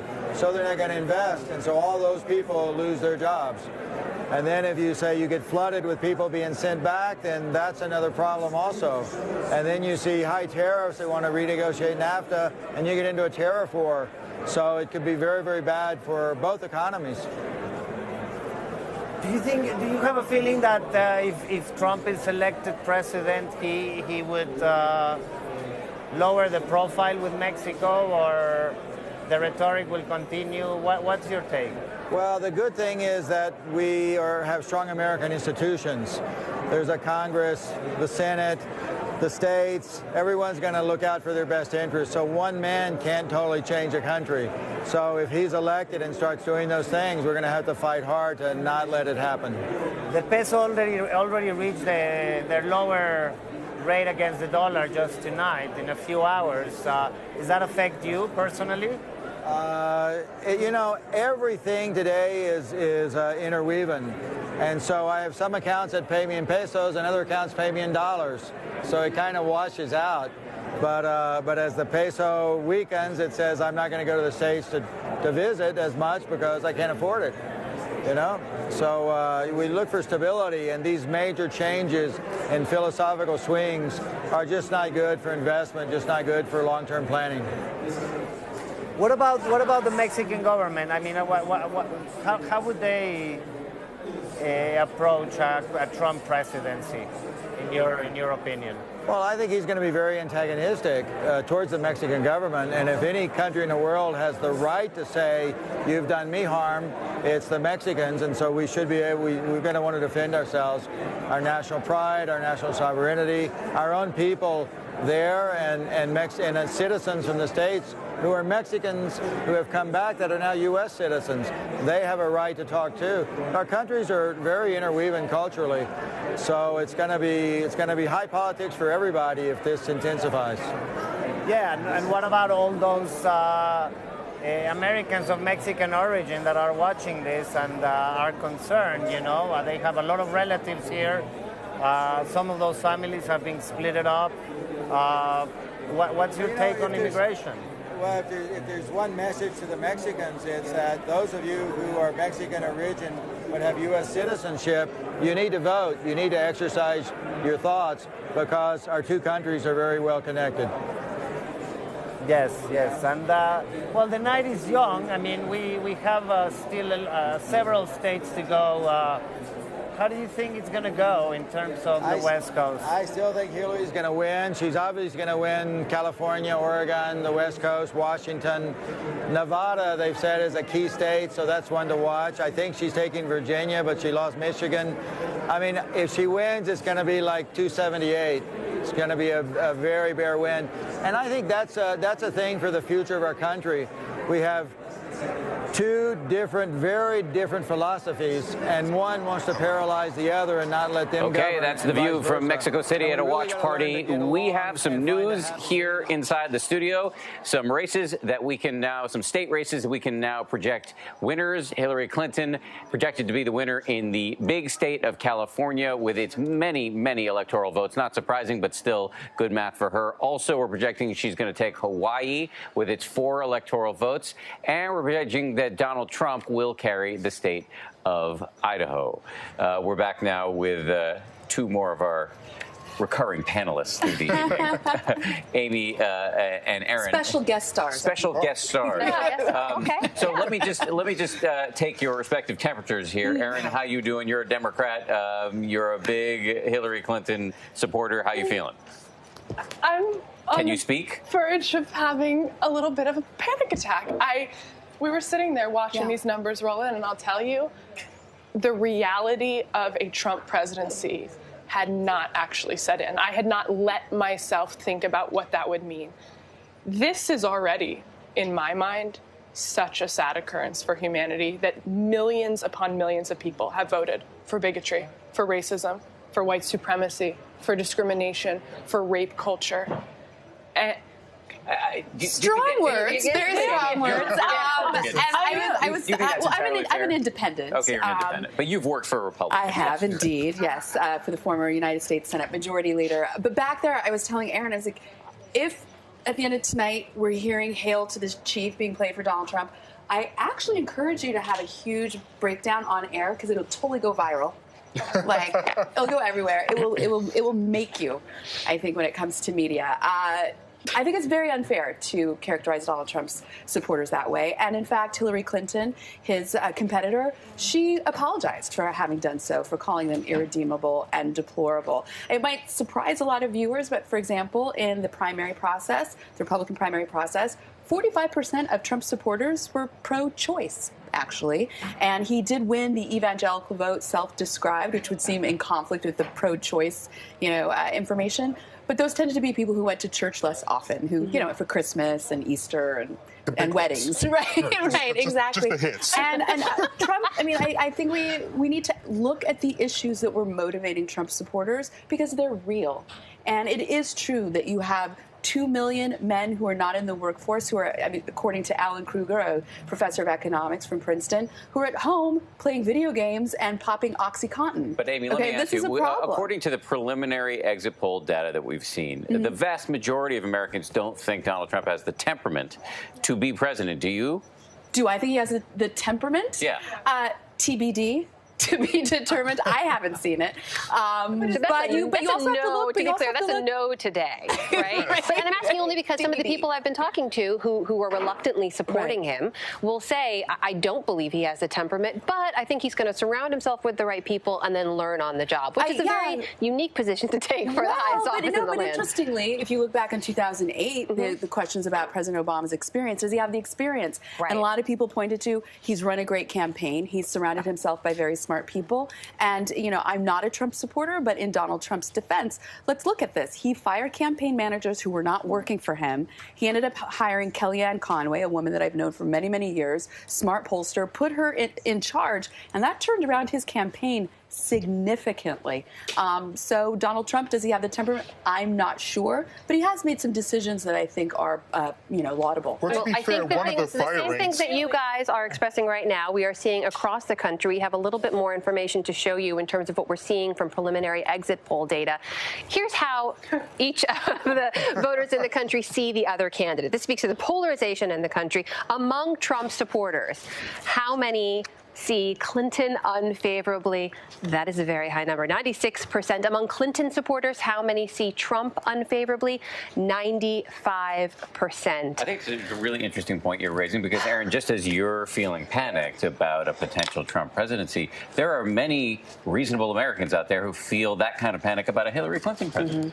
Yeah, we've been going back and forth in the past few minutes just on Twitter, and people going, now you're realizing how I feel about putting a criminal in the White House. You saw the Canadian immigration site crash because there are that many people searching on it right now. But I think regardless, this has struck everyone off guard. Dow futures are down over 750 jump right in points. For a second because I have some news here. In North Carolina, we're projecting that Donald Trump will carry the state of North Carolina. This is a significant development, a big battleground state with its 15 electoral votes. Let's just go right to the group here for reaction about what this means about the math going forward.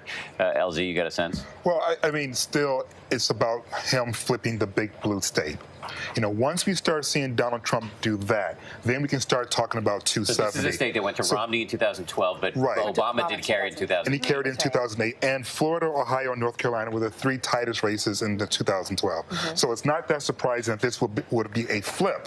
What would be surprising if Michigan votes for Trump? Why? Because President Obama won by 9.5 points in 2012. So let's go over what Hillary Clinton's firewall is at this point. It is Pennsylvania, Michigan, Wisconsin, Minnesota. Yep. Right. So one of those four flips. Even if he wins Florida, if one of those four do not flip, the math still not work for him favorably. If we start talking about Michigan's going to Donald Trump, now all of a sudden you're panicking a little bit more because 270 has become that much more real. Right now, even though you look over at the map, you see a whole lot of red, you also see a whole lot of what was expected. Right. And this is very similar to what we saw in 2012. Even in 2008, there were, here and there, a couple blue, but those were anomalies. Right. This is pretty consistent, so there's no big shock yet. Keep your eye on the Great Lakes states. Keep your eye on the ones that are up there in the sort of the middle, upper Midwest. Those are the ones that we're looking at to see whether or not they're going to flip for Donald Trump. Now, part of what's interesting about North Carolina is not only that President Obama won North Carolina in 2008, but that's a state where there was, some analysis. You have a growing Latino population that could be helpful to Hillary Clinton in winning North Carolina. So I'll be very interested to see the turnout with the exit polling. Did the Latino vote really go up significantly this time around? If not, why not? And talking to those voters. And I wonder if President Obama himself may have some regret about not hitting the trail harder sooner. Not necessarily on her behalf, but on his behalf. He made the argument later on, last week even, that, this is about protecting the legacy. Right. In North Carolina. Right. Where he just lost. She just lost. Yeah. They just lost. Although I think if you ask Joe Biden, he'd be like, Obama, you've done enough. But this is also a president with a 56% approval rating. So, he's got a lot of capital that he's rolling around with, and I wonder if perhaps he regrets. He does. And also, Michelle Obama on the campaign trail has been an incredible asset.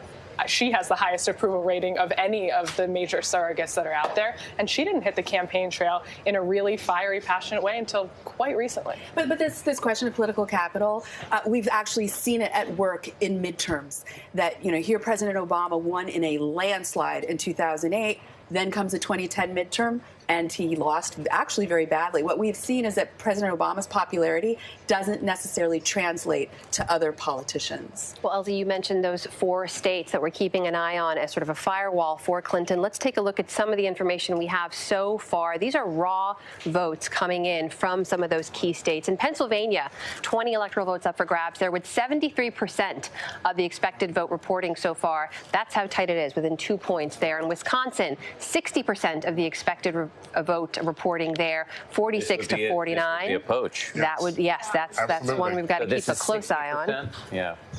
So the question is, are we getting the counties around where the minorities are? Yeah, exactly. That's right. We should point out we do not know where these are coming in from. In Michigan, LZ, 49% of the expected vote in so far. It's within 1 point. Donald Trump leading 48 to 47. And I believe we have one more. Do we know whether we got Detroit and Dearborn? I don't know. Minnesota. There you go. 42% of the expected vote in so far. Clinton up with a bit of a lead there, 50% to 42. This is not one that people think really will turn, most likely. It's more Wisconsin or Michigan that they've had some concerns. That seems to be, and more specifically Michigan, because of that huge population of whites who do not have college education, who are looking for jobs. And trade is a huge issue there. Absolutely. Right. Absolutely. Economic instability. And, while you have the unemployment rate is going down, the never dropping out of the workforce is still a huge problem. And if you were to include that in the unemployment number, you get over 9%. And people who stay out of work longer, that you send out the resume, you go to the interviews, and you don't get the job. And that's what a lot of these people are experiencing. I guess the question, we may not have the right team on the field right now to game this out. We might have to pull Walt back in. But go get your numbers but guy. Numbers, people who know math. But if he's able to flip a Wisconsin or a Michigan, what does she need to do in order to get over 270? Is it a... Well, then we start talking more concerned about what's going to happen with her in Arizona. Yeah. It's like, can she then flip Arizona? What about New Hampshire? Are we assuming that she wins that? I hadn't seen the projections about where you are right now in terms of reporting, so I can't speak to that. But what I can say is that if he does flip one of the big 4 blue states his direction, it's going to come down to Arizona for her. Arizona becomes very important or interesting, as you would say, Dan. Yeah, right, exactly. Yes. And in the days, 2 or 3 days ago, Real Clear had New Hampshire for Hillary. But we don't know, of course, tonight, as we're discovering, is a roller coaster. Right. And with those numbers, because we weren't able to look at the specific counties that have already reported, we don't know if those numbers that we saw with the states that we just put up on the screen, if they're full of Trump supporters urban, rural. We don't have any of those numbers yet to really flesh that out. Yeah, and we're seeing, just by the way, in terms of the roller coaster, that just a couple of minutes ago, I saw that the Dow futures are down quite significantly. So the stock market, even in the after hours, is freaking out just a little bit. It is, but, a ray of sunshine, okay, as the designated, right-winger here on the couch. But you said you're independent. I am independent, but I'm conservative. Okay. With a touch of quick piece of libertarianism. news, you guys, as we're getting information, we want to bring it to you as soon as we have it. ABC News can now project one more state. Here we go, Oregon.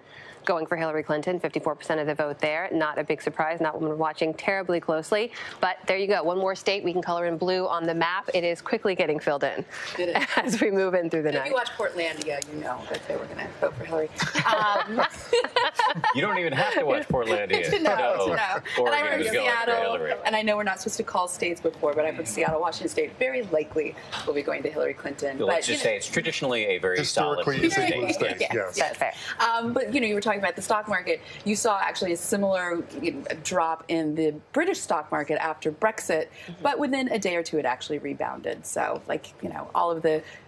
Your message is the Republic will survive. Correct. And also the rhetoric was, well, we don't have to initiate it right away, and they actually still haven't made a move to do anything like that. Yeah, the presidential election isn't quite like that. Well, wait and see what will be those top Google searches, right? In Brexit, it was, what is the EU? Exactly, what is Brexit? And now we're going to see. What is Donald Trump? And it's like, oh my God, what did I do? What is November 8th? But there is a wonderful Otto von Bismarck quote that might make you feel better, Aaron, that God has a special providence for fools, drunkards, and the United States of America. We will survive. We will survive. I Let's like not this. be so coming gloomy. together, by the way. Do you like that? Yeah, Let's not be so gloomy. Remember, this is a still good a historic, a historic campaign, a historic election. Listen, Because either way, we're getting a first. I mean, we've never had a president to serve who did not serve in the military before or wasn't a politician previously. So this is still history, and obviously Hillary Clinton's history is what it is. So I mean, I know that people may want their candidate to win, but either way it goes, it shows some level of progress in terms of us as a nation doing things differently than we have in the past. And it's fascinating to see, it will be fascinating to see in such a close election, which it's clearly playing out to be. Trump was talking about the possibility of a rigged election if he were to lose. Will we see similar claims coming from the Democratic side? Will we see calls for recounts? I can only imagine yes, if all of this is against what all of the pollsters and all of the predictions have said. But well, I'm sure the lawyers are already sharpening their briefs or whatever in the just in case, which they do with every election. But yes, the historical nature of a Donald Trump win. It would also say a lot about the mainstream media and how they covered this election. It will say a lot to his naysayers who just didn't believe anything like this could ever happen. Of course, we still don't know who's going to wake up as President of the United States, but it will certainly, I think, be throwing down the gauntlet in terms of political elites, media elites, and being so out of touch with the American people and what they were looking for this election season. No question that gulf is going to be something we're going to be reckoning with for a chasm for quite a while. Let's stand by for a second because I want to take it out to Ohio and my friend ABC's Ron Claiborne, who's in Columbus. Ron, we have projected that Donald Trump is going to win the state of Ohio. It is a remarkable achievement if you consider that basically the entire Republican Party apparatus there was not a fan. Including the governor of the state, Kasich, who didn't even go to the Republican convention, which was held in his backyard in Cleveland. So tell me a little bit about what you're hearing on the ground in light of all of this. Well, consider this. As you mentioned, Dan, the governor, the very popular governor and the rival for the Republican nomination, John Kasich, never did endorse Donald Trump. Very poignantly kept his distance from him. The popular Senator Rob Portman, who was running for re-election and appears to have won easily tonight, he endorsed Trump and then rescinded that endorsement after those tapes came out with the remarks about groping women.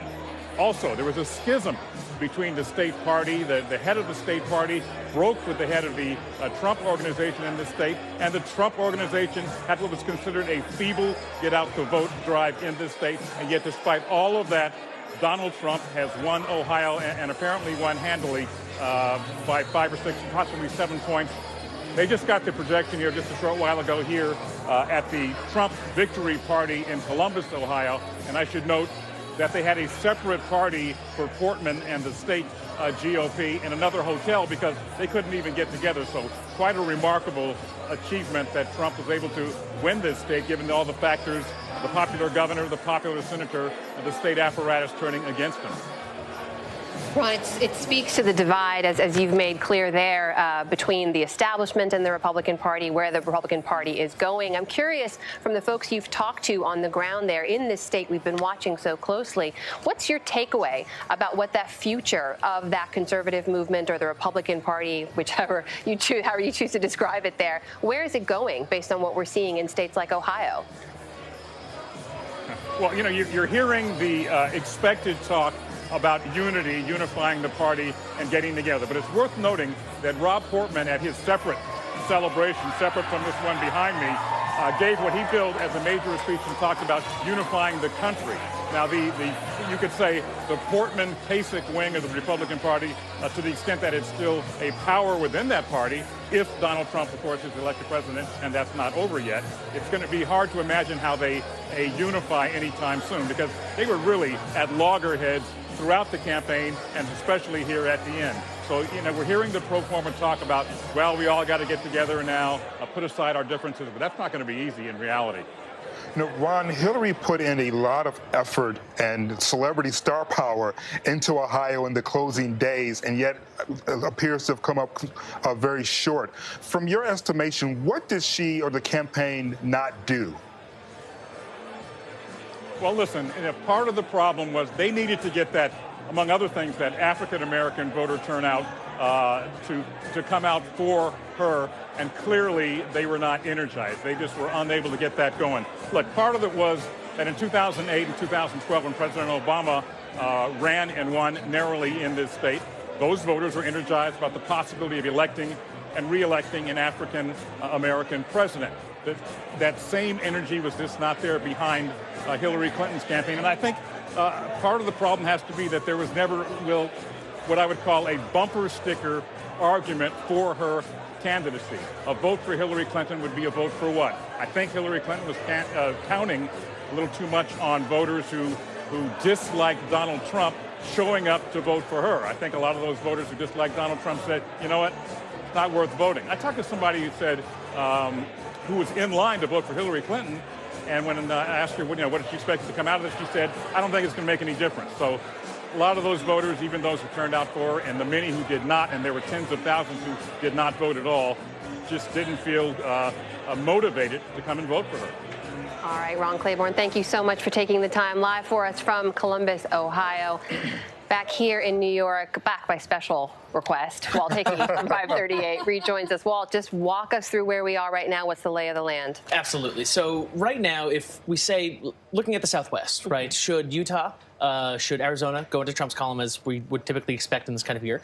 Again, there could be some showing among Hispanics that would push Arizona towards Clinton. But again, it's really not it's not we had a 33% chance of Hillary Clinton winning the state of Arizona. So it's not as substantial of a chance as she has potentially in what we expected in states like Michigan, Wisconsin, and Minnesota. So here's what we're kind of looking at now. She needs to win Pennsylvania, Michigan, and Wisconsin, or Donald Trump is probably going to be the 45th president of the United States. She needs to win all three, not just one of the three. So, yeah, she really does need to maintain. If Florida appears to be out of the picture, and I know that it's very tight there at this point, we have not yet called that race. If Florida were to hypothetically go to Donald Trump's column, that would make this an immeasurably difficult race. What we've kind of seen is what the initial narrative with Donald Trump kind of turned on its head. Mm-hmm. What we originally suspected about this election was that Donald Trump had a very specific path to the presidency. He had to break into Clinton's blue wall, so to speak. And he's shown remarkable potential of doing that tonight in a state like Michigan or a state like Wisconsin. So Clinton's advantage in this race was predicated on the idea that she would be able to hold the traditionally blue upper Midwest. If that fails, then again, we're in a very different kind of election than we anticipated being in. So can you tell me again, How is which she looking three there? states does she have to win if Trump wins Florida? Should Trump win Florida? Should Trump win Georgia, Utah, Iowa, Alaska, all states that he was forecasted to win? Mm-hmm. If he wins Nevada as well, which potentially is going along with Arizona in this, she would need to win Pennsylvania, Wisconsin, New Hampshire, and Michigan. So, again, we can twist states around, go back and forth on this. We can toss New Hampshire to Donald Trump. We can toss Nevada. And then you get into some edge cases. But generally speaking, she really does need to run the table up north. One of the things that's really interesting about Michigan, I talked about this earlier, is that it's kind of broken up into two, if not three different kind of quadrants. There's the more liberal, more ethnically, racially diverse side that's east of the state. That's the Detroit area that we talk about.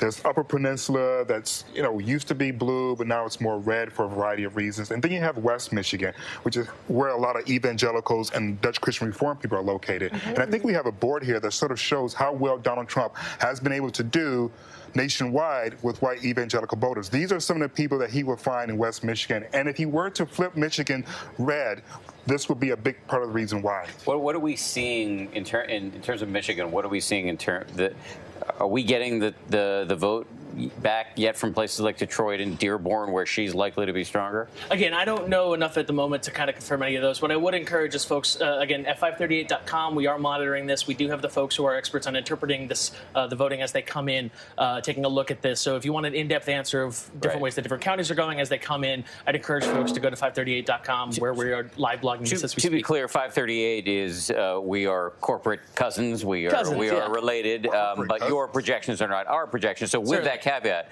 I should say that you guys at this point are saying that Donald Trump has a greater than 50% chance of winning. With that caveat, again, the 538 model is based on the different correlations between different states during the the night of. Again, we have an explainer on the site, kind of going into detail all the couching that we need to do. It was designed so that when a state is called by ABC News to change the map and then figure out the probabilities, as we get into this kind of scenario that we are in tonight, where it is unclear and it's too close to call, they've adjusted the model, fallen back on their backup plan, and are able to kind of interpret those statistics in real time. What we're seeing right now, and again, this is 538's estimate, and it is bound to change whenever we get an opportunity to get more information on this, is that Donald Trump has a higher than 50% chance of obtaining the presidency. So if Donald Trump wins, even though almost every poll toward the end and throughout the race has shown Hillary Clinton with a lead, sometimes a tremendous lead, what went wrong here? So here's what's really interesting about this race compared to, say, the Obama elections or anything like that. Hillary Clinton had a wide lead. She had a number of states where she had a lead in, right? But it was not a deep lead, all right? Earlier tonight, we were talking about two states. We were talking about North Carolina, we were talking about Florida. Those states were dead even, right? And there's a lot of votes in those states. So her ability to maintain this firewall was overestimated by the fact that she kept on polling rather well in states up north and whatnot. So the key kind of here with our model that kind of differentiates it from the other ones is, again, we assume that errors are correlated. When we say errors, the idea is that if you look at a typical election, it's not uncommon for the polling average to be up, within 3 points of what actually ends up happening. Right, and there's a reason why we talked about the margin of error. Exactly, yes. Yeah. So what we looked at in this is that we had the notion that the states, again, if you look at the states in the Midwest behave similarly. The states in the Southwest behave similarly. Southeast, they have similar, whether it's demographics, whether it's voting behaviors. Media markets. Exactly. That's what predicated our model in many ways. So what we're seeing now, essentially, is we're seeing one of the cases. Again, I believe... As early as last week, we had, again, a 33% chance of Donald Trump winning the presidency. And while folks looked at the number and saw a 66% chance of Hillary Clinton winning the presidency, the reality of it is, if you roll a dice, it's going to come up 5 or 6 1/3 of the time. So we're looking at one of those cases where the errors are correlated, where the polling error in this, be it herding, be it differences in adapting to a changing population, be it differences in estimates, this will all be litigated for quite some time after this. But is it possible, the theory that we've been talking about for months is that people don't want to tell pollsters they're voting for Donald Trump? Do we need to take another look at that? Shy Donald Trump voter. The shy Donald Trump voter. Yeah, so we've had a number of interesting rebukes to conventional polling, right? Part of this could be due to the fact that traditional polling has relied on drawing a sample from folks with landlines, and as folks use fewer and fewer landlines, they've had to change their sample. What it really kind of comes down to on this is that we don't know exactly what the source of this error is going to be, and we won't know for quite some time, if at all. We've seen similar situations in the United Kingdom with the Brexit vote, but again, even the Brexit vote, towards the end, it was a 50-50 shot, right? There was an advantage in the polls perceived by folks in the UK as being against Brexit, but we ended up seeing a British elect to remove itself from the European Union. So, again, polling is it's a science. There's ways to interpret it, but you have to interpret it probabilistically. And if folks were reading a number that said there's a 70% chance, a 71.4% chance, say, of Hillary Clinton winning the presidency, oftentimes they may have been ignoring the fact that about 28.6% of the time Donald Trump won the presidency. Folks, we've got one more state that we can bring you a projection in, finish, and keep coloring in that map. Utah, ABC News can now project going to Donald Trump with 53% of the vote there. And interesting, because there was a third-party candidate there that some people thought could either throw it into Hillary's, make it a win for Hillary, or even win We should talk about that in a second. I just want to point outside right now, because we haven't checked in with them in a while. The folks out in Times Square are still there. It is well past, what time is it now? 11:30. It's coming up on 11:30 here on the East Coast. And our own caricature artist, Kathy Nolan, who's working with us tonight, is hard at work entertaining some folks out there. Let's just take a look at what she's doing for a little bit.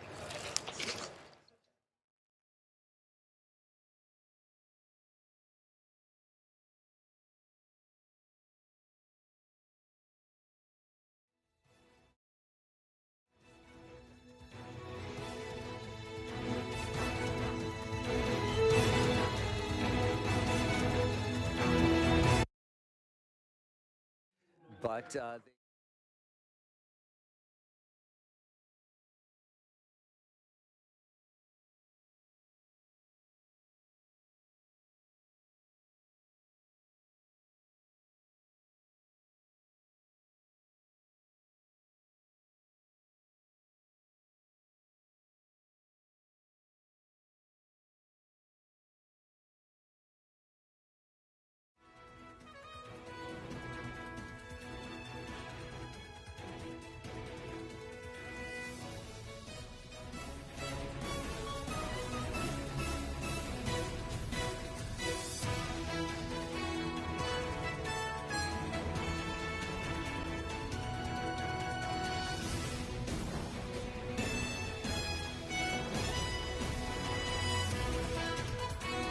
Hey guys, back inside here in our Times Square studio, we are joined by Kristen Soltis Anderson, the notorious KSA Republican pollster. Guys? Thanks so much for being here.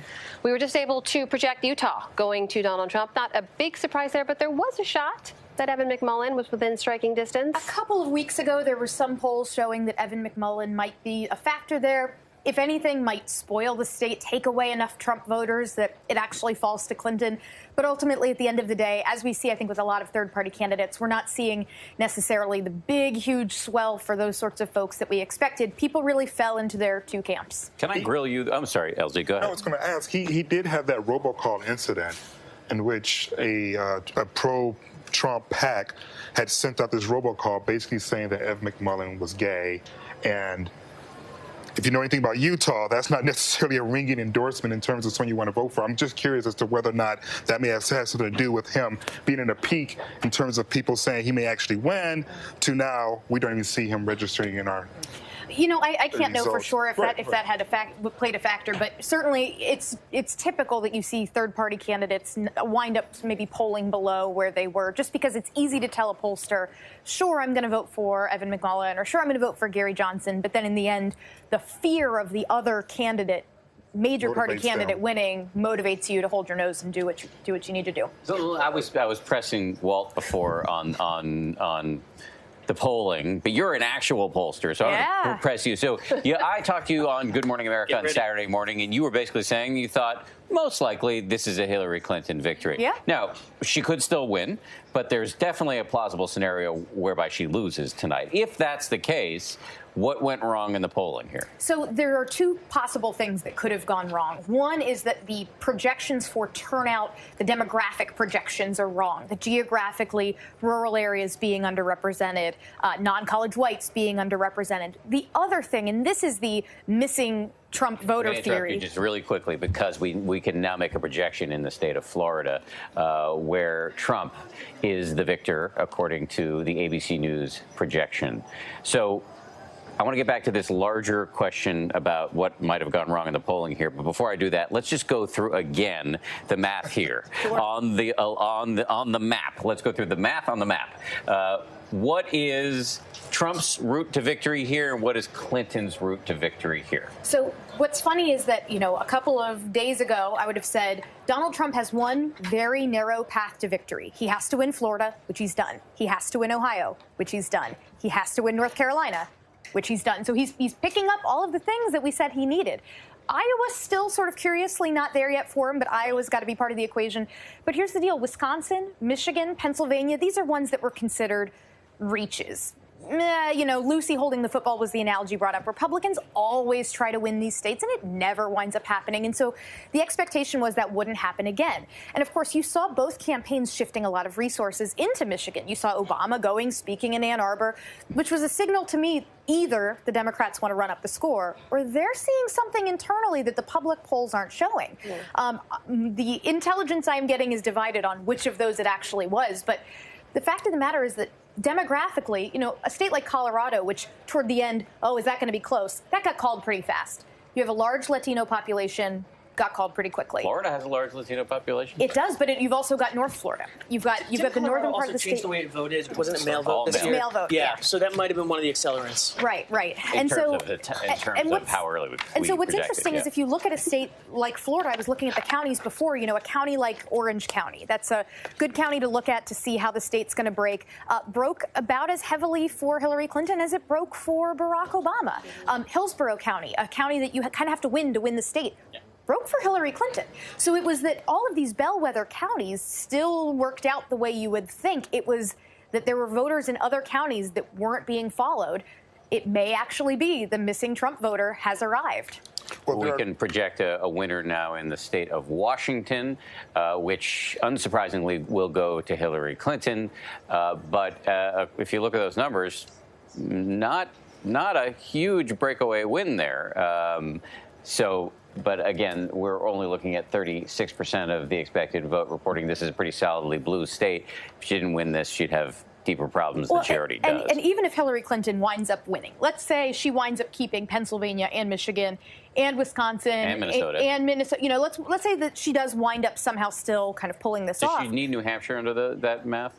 Not if she gets like one of the big New Hampshire or Nevada. Or I believe Nevada. that's I believe that's the math at this point. Yeah, but I think throwing a Pennsylvania in the mix I think does change things all of a sudden in a pretty big way. And so I think the question though is you've got a state like I don't know. Let's say Michigan goes for Clinton, but really, really narrowly. You have a huge number of Trump voters in the exit polls who have said they don't think their vote is going to be counted accurately. So at this point, even if Hillary Clinton winds up winning, the cries about it being rigged, I mean, the outrage is going to be unbelievable. And conversely, you have about 72% of Hillary Clinton voters who, when asked, how would you feel if Donald Trump became president, said scared. Mm-hmm. So no matter who wins right now, you've either got 72% of the losing candidate's supporters who are scared of what's happening, or you've got a majority of the winning candidate's voters who think the election was stolen. Well, speaking of fear, I just want to tell you what our chief business and economics correspondent, Rebecca Jarvis, is reporting. Dow futures are currently down more than 700 points. If that sticks, it'll be the worst point loss for stocks since 2008 in the midst of the Great Recession. Foreign markets, which are open for business, are also lower. Japan's Nikkei down now 4.7%. Gold, which is seen as a safe haven in times of uncertainty, is up 3.6%. And the Mexican peso now down 11%. So the fear extends beyond pure Clinton supporters. A close eye on the markets. We'll head back out now to another community that's been keeping a close eye on the results as they come in. Our own Serena Marshall has been reporting from Dearborn, Michigan tonight at a watch party. This is, of course, Serena, tell us a little bit about the community that you're there with and how they've been taking in the results tonight. That's right. So they're actually watching the results come in on ABC News Digital right now. And as they come in, we have seen the mood in this watch party. It's a nonpartisan watch party, but because we are in Dearborn, Michigan, and it is an Arab American watch party, we've seen the mood dramatically shift as we've seen Trump kind of take the lead. You can look behind me. It's kind of completely emptied out in the last hour or so. Before that, there were people standing around. They had whistles. It felt almost like a New Year's party, really excited and ready to go, and it's very much dwindled since then. Serena, tell us a little bit about what you've heard specifically from folks on the ground there about what this election cycle has been like for them. We know, of course, Arab Americans and Muslim Americans have been put under a spotlight since early in the election season. What have you been hearing there? That's right. They are very concerned in this community. Now, interestingly, I even spoke to some Republican Arab Americans who switched their vote to Hillary Clinton because they were so concerned about the rhetoric they were hearing from the Republican nominee. And they're saying that they're petrified, they're terrified and scared that he could become the next commander-in-chief. Some even saying they might have to move out of the country. You've been there for how long now? I'm sorry, I have a little bit of trouble hearing you. I was just saying, how long have you been in that space? I'm just curious. We've been at this watch party since it began. go ahead. Yeah, we've been at this watch party since it began at 8 p.m. tonight. We were at poll locations earlier in the day. The mood was overall optimistic. They thought they were really getting out the Arab American vote and that they could make a difference. Now, Dearborn, Michigan is in Wayne County, is a suburb near Detroit, about 20 minutes away, and that's a very pivotal county for the Michigan vote. And they've been actually, there's some of the folks behind me have been sitting down, tallying the votes up as they come in, going by 1,000 votes at a time to see what it will take to make sure that Michigan goes to Hillary Clinton. And so since we've been in here at 8 o'clock, it was very optimistic, excited. They did not have a doubt that Hillary Clinton was going to become the winner. And again, this is a nonpartisan watch party, but because a lot of the folks saying they are scared of a Donald Trump presidency and what it means for their community, a lot of the excitement has dwindled as Donald Trump has taken the lead here. Serena, quite a scene. Thank you very much. I want to give viewers some more breaking news. We can make a projection in the state of Iowa. Donald Trump, we project, will carry the state of Iowa. So let's go back to our resident math-enabled people. Is that even a word? Also known as that side of the couch. Walt Hickey, Kristen Soltis Anderson, Republican pollster, 538 whiz kid. Now that we know Iowa, where does this just take us back to the math on the map? Sure. So I took a look at a projection that looked county by county of whether Donald Trump would overperform compared to Romney or underperform compared to Romney. And if you looked, it was like there was a big blue paintbrush across the south of the United States. The Southwest starting over in a place like Nevada, going down across. You see Arizona still not called yet. But then the Midwest, just like a big red blob of places where Donald Trump was going to overperform compared to Mitt Romney. He always said he was going to change the map, and it's fascinating that we now have Georgia that isn't called, but we have a place like Wisconsin that might be in play. So as of right now at 228, if you add a state like Georgia, you still don't get there. You still need a state like a New Hampshire. And then you need to pick off Arizona, but you also need something up there in the top. I feel like Nevada, I've still got Nevada going blue. Yeah, again, so we saw a lot of the early vote statistics, and the thing with the state of Nevada is that the vast majority of their voters are early voters at this point. In the 2012 election, correct me if I'm wrong, but I think it was about 70% of the voters voted early there. And so the numbers that we had seen coming into this week were very fortuitous, potentially beating her polls in the state of Nevada for Hillary Clinton. So, again, we really have an interesting map. It very much depends on how much Hillary Clinton's able to hold down Wisconsin, Minnesota, and Michigan. Again, should one of those fall, she's got to pull some elaborate maneuvers to win this election. Should more than one fall, that could be the ball game. But yeah, right now there's not a single one of, a lot of things needed to go right for Donald Trump to become president, but none of those things have gone wrong yet. Yeah. And so that's why he's still in the game. And the fact that you've even got pieces on the board like Wisconsin that we're even talking about right now, that's why you're seeing the markets do what they're doing. That's why you're seeing the prognosticators now giving Trump the advantage in terms of who's likely to win. What's crazy, too, is that Hillary Clinton may wind up winning the popular vote still. Yeah, again, and California. Yet, California, New York, Illinois, big states with huge populations. Hillary has a very, again, we've written a bit about how the Electoral College map impacts each of the candidates. And what we found was that towards the very end there was something like a 9% chance that Hillary Clinton would win the Electoral College, but rather would lose the Electoral College but win the popular vote. Again, the map for Democrats is not great. The idea is that when you have most of their voters concentrating in major cities, when those major cities are concentrated in states that predominantly have many of them, the question that you kind of have is that it's not an optimal distribution based on how many voters they in fact have. I think that was also reflective in 2014 at the midterm election, where Democrats actually got more votes, but got shellacked in Congress. Well, and what's crazy, too, is if you're taking a look, I mean, this fact that the presidential race is so much closer is really affecting the way things are working in terms of the Senate. That you're going to have, you've got a number of these Senate races that were on the margins for Republicans getting called for the GOP. So what's crazy is that, and look, I count myself among them, folks that thought at the federal level the Republican Party's in big trouble may have uncontested, undivided control of government. While at the same time facing half a nation that doesn't like it. Right. Well, whoever wins is going to be facing half a nation that doesn't like it. Very much just so. Be clear about This that. doesn't end with the contempt population. No, it does not. No, it does not. Hence the need for deep breathing, yoga, meditation, and therapy dogs. And I know, I'm so excited. Yes. Maybe you can lead us through a quick we meditation. can talk meditation as the evening goes on. KSA, the notorious KSA, Kristen Soltis Anderson, always a pleasure to have you. We have to set you free to go join our TV brethren. All right. We really appreciate it. We're going to go out to Jordan Phelps now. Yes, she's out at the Hillary Watch Party talking to some folks there. Let's listen in. Celebrate it. We can see if we can help this country be more inclusive for all the citizens, not just the few, not just the rich, not just the white males. I was hoping everybody could enjoy this country. But a person like this one, it shows that we might be back to the Bonnie and Clyde days. This gang is executive, organized crime back in the day. So you feel like they get rid of the mafia, but they're going to put a mobster in the fucking White House. So it sounds like you have a lot of very strong concerns about Donald Trump being in the White House. And that's why I'm here. If Trump goes on the run, this a lot of people force me to live and exist. And I owe it to those that can come behind me and try to make a difference in the world. A lot of people want a difference in the world, but they ain't going to stand up and do nothing. Okay, so what are your concerns specifically with race relations? Race relations eats racist and bias. I mean, how can you get some... Now, if he changes tone, if he becomes president, but I like to look at you as you say. 50-50 with Navy Vice President Frank Lutai, and incidentally, another state. I got to take you to what all right, sir, thank you very much for your time tonight. Thank you. Just eyeballing it. Most of the vote looks to me like... Hi, ma'am. I'm Jordan Phelps, ABC News. How are you feeling tonight? This evening is taking a bit of a different turn than we expected. The Democrats couldn't pick after 80, 84, 88. Those two big Republican victories in a row. Then there's the Democratic Blue Wall, which was Pennsylvania, Michigan, Wisconsin. Those were three of the key states, and it looks like it's totally crumbled.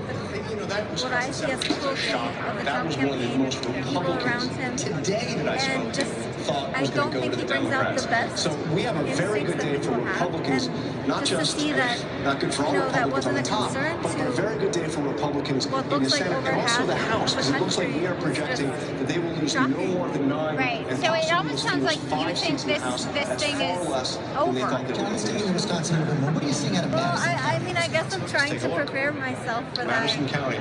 We see 70. Doesn't look very. I mean. These results have just been so shocking.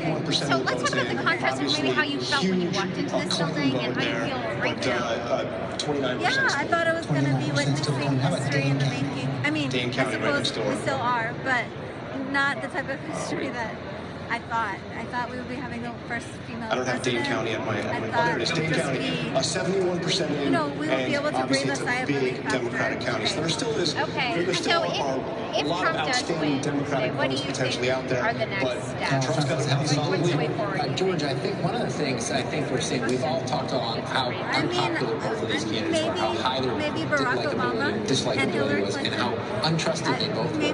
What it looks like has developed is that voters would rather go with a flawed outsider than a flawed insider. That seems to be the decision. They know that Donald Trump's flawed. They know he isn't temperamentally ready to be president. But instead of going somebody they didn't like as the insider, they went with the outsider. And Tom Thomas, let me bring this question. So Hillary has talked a lot about a healing that will need to take place after the election. Even if Trump wins, do you feel that message is true? Do you feel like you can heal after this? He had Governor Chris Christie from New Jersey, was heading up his transition team. Governor Christie obviously had a lot of news he was dealing with in the last 2 weeks. It's unclear how far he got on that. But he did have a core group of supporters that included Mayor Giuliani, Chris Christie, Donald Trump. What do you think people maybe haven't been hearing from to the end, Governor Trump's Mike Pence, supporters? running mate who was always with him, Senator Jeff Sessions. So we'll see how that cabinet could possibly shake out. But to be completely honest, I don't know if they've thought that far I think the jobs discussion on winning this race. Another just quick update very from inside that surface, war very room. superficial. They're now I mean, to say that we're going to bring back manufacturing family jobs, I members think is with the unrealistic. staff. It looks like they're over we have all these other forces that are at work in the world of technology, globalization, and on the preparing for the what comes next front. I mean, but do you think there's some common ground that can be found, some progress they had essentially started measuring the drapes? Let's just talk about the two different campaigns. I'm just looking at some of these numbers. Days as a candidate, 576 conversation about 512 for Trump. She had 350 fundraisers that she attended. He had 50. She raised $502 million. He raised $258. I mean, that's the only thing I can think of. They've got to be scratching their heads right now. You wonder if that Democrats completely, at least, not you know, only the underestimated demographics Donald that Trump, but the entire have been so often mentioned, Take a look at the national people vote coming in right feel now a as sense well. of Donald Trump is hopelessness pulled or, ahead. you know, I believe in the national vote there rate aren't there. It's like opportunities in 48 to rural areas. 47%. Although I do A million and a half votes, know Alex well-educated Castellanos. Trump supporters here in New York To City, so put here, maybe there's some reasons okay, I that don't know if voted that's the against full the story. first It's just woman president people who and don't all have a that. high school But diploma. underneath this all, Donald Trump had a Okay, very so clear if message. Hillary Make doesn't America pull it great out again. He was tonight, changed. what do you I was wake up walking through the tomorrow D.C. thinking? airport, and they were selling you T-shirts at the shop ski stand. What did the Trump T-shirt say? Make America I'll great be again. looking out for The Hillary Clinton opportunities T-shirt to, said Hillary Clinton in you know, 2016. I mean, have that realism in the conversation, message, to, vision, you know, offering the connect American with That's people. what we're hearing from a Clinton watch party. Given that there are several outstanding states where we're really waiting on results, we want to go through the raw vote totals at this hour. These are the states where it's just too close. We can't make a projection. So let's go to Georgia, which is a really interesting state. 16 electoral votes. At this point, Trump is up by 7. With 83% right there. 83% of the expected vote reporting. So definitely trending toward Donald Trump. Not a huge surprise there. Pennsylvania, this one, Clinton this is a must-win for Hillary Clinton. 82% of the expected vote reporting there. Clinton with a very slim lead. So this is going to be one to watch. And let's not forget, she rounded out her campaign with a big star-studded event in Philadelphia last night.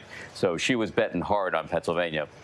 New Hampshire, a state important to both of them. 67% of the expected vote now reporting Donald Trump carrying a lead. But again, these are states where we cannot project a winner. Donald Trump slightly ahead there, but there's plenty of vote to be counted. Maine, Hillary Clinton ahead at this point, 60% of the expected vote reporting. This is an interesting state because there is the possibility that it could split in half. This is one of two states where you actually they apportion the electoral votes by a congressional district. So there are two districts in the state of Maine, so that could get complicated and interesting as the evening goes on. Michigan, we've been talking about this all night. 60% of the expected vote reporting. Hillary Clinton slightly behind at this point. Now, this is a state where people said, Donald Trump's going to make a run for it, but it's a desperate play. At this point, not looking so desperate. But we want to come back to Michigan because there's some key counties that have not yet been reported. We'll discuss this after we get through all of the states, because I know that our resident Detroit native LZ is going to want to talk about that. Here's Wisconsin, another really interesting state. 72% of expected vote reporting here. Hillary Clinton running behind in the state of Wisconsin, a state she really does need to win. Again, along with Michigan, considered to be part of her blue firewall. And what else do we have here? Minnesota, another firewall state, 64% of the expected vote reporting. Hillary Clinton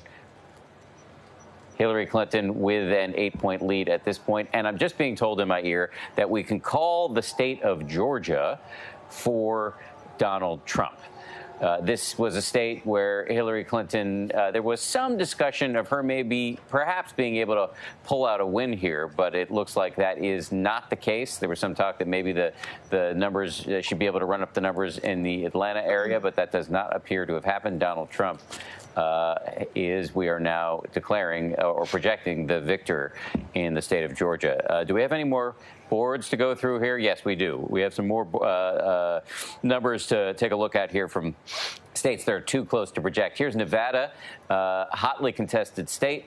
At this point, with 64% of the expected vote reporting, Hillary Clinton's got a lead, but not insurmountable given the percentage of outstanding counties. So this is going to be one to watch with 6 electoral votes. And Arizona, another really interesting state, traditionally a red state, but one where this year there's some talk that Arizona and Nevada both could go blue, given the large Latino population in Arizona. There also is Sheriff Joe Arpaio, an extremely controversial figure among Latinos who was on the ballot as well. So there's some thought that perhaps that would fuel turnout. So we'll be watching that. Alaska, traditionally a red state. The polls have not closed there, so we don't even have a percentage up on the board. But traditionally, this state goes goes to the Republicans with its 3 electoral votes. So that's an overall picture of where we stand and gives you a sense of why we can't make projections in some of these states that are crucial for both candidates' path to victory. I did say I wanted to come back to Michigan because one of our colleagues sent out an email to describe some of the counties that have not yet reported. And LZ, I want to get you in on this because this is your backyard. This is from Ryan Struck, who is one of our political aces. He says only 60% of the expected vote is reporting in Michigan, but here are some of the major holes we need to fill. The Detroit area, Macomb County, Oakland County, Wayne County, Washtenaw County, and then West Michigan, Kent County. LZ, your analysis. Well, I'll start with the last county that you mentioned. Kent County was a county that President Obama won. Why is that important?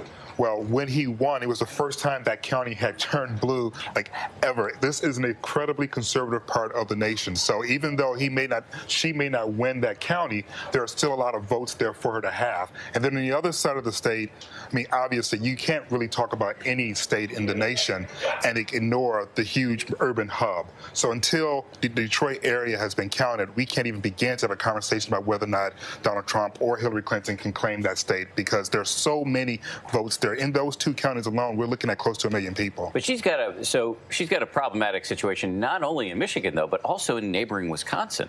So but again, we don't know those. Win both of those. Again, we don't know which counties are outstanding. Exactly. No we don't question. know if Milwaukee was counting with that or not. We don't have those numbers yet. So, but generally speaking, this was considered her firewall, not something we'd be talking about as we approach midnight. But even with the guidelines of being a firewall, a Democratic firewall, that is all based upon the premise that they're going to hold the urban areas. So until we see erosion in the urban areas, I think it is still safe at this point to say that it's still a firewall. Now, if we begin to see some erosion in the urban areas, the Milwaukees, the Detroits, the Chicagos, until we start seeing that erosion, that's the firewall because that's where the majority of the voters are located. Flip side of the coin, though, for both of you is Arizona and Nevada. Now, Nevada had been, a lot of people had been sort of baking it in that she would win Nevada, but Arizona was a reach, and she's still in the game there. And there is some talk that, and Walt's been talking about this all night, that we have to look at areas of the country regionally. So this, if I'm Hillary Clinton, has to be giving me some cause for hope. I would think so, and we saw that earlier in the evening that John McCain won his re-election very handily in Arizona. So I'm curious to know how much ticket splitting we're going to see. Like, so for example, Nevada has a Republican governor in Brian Sandoval, but, you know, Harry Reid, the Democrat, and his seat now possibly, I guess, going Democrat. Are we going to see this ticket splitting where voters were uncomfortable with Donald Trump but comfortable with the Republican senator or vice versa? I think that'll be interesting. Speaking of, I mean, Ron Johnson, as the incumbent senator in Wisconsin, has prevailed tonight against Senator Russ Feingold. A lot of people thought that actually that race may go to Feingold. So I wonder if that's not a sign that Hillary Clinton could also be in trouble in Wisconsin. Again, considered a firewall. Right, possibly. It depends on if depends on whether you're right about it depends. Like, I'm sorry that I can't give you a better Rubio answer won in Florida, and Trump won too. So we are seeing examples of not ticket splitting. Well, here's what we can say about Wisconsin for sure, is that their governor, Scott Walker, has been continuously under siege by the liberals in that state, and yet each time it goes to a vote, he prevails. So it may historically, Wisconsin has always been blue, but perhaps watching the constant elections of maybe one Scott Walker turn red, maybe we had those signs early on that maybe the firewall wasn't as large, as ferocious as it used to be. And looking at Michigan, the numbers that we just put up on the screen, it's only 39,000 vote difference. And if we haven't heard yet from Detroit or some of these people, I mean, that's nothing. Yeah, that's but a drop in the fine. election So just say hypothetically, and this is all hypothetical. We're doing math here, but she takes Michigan, but then loses Wisconsin. Still, she's got a huge problem, and then everybody's going to have to look at Arizona, where again it's a reach. Well, everyone should look at Arizona anyway. It's a lovely state. Yes, I love Arizona. It's good weather, a lot of retirees. Absolutely, Exactly. You know, we were earlier in the evening. We were having this conversation about diversity, and you were describing Michigan's diversity and saying that Detroit is diverse while other areas are not.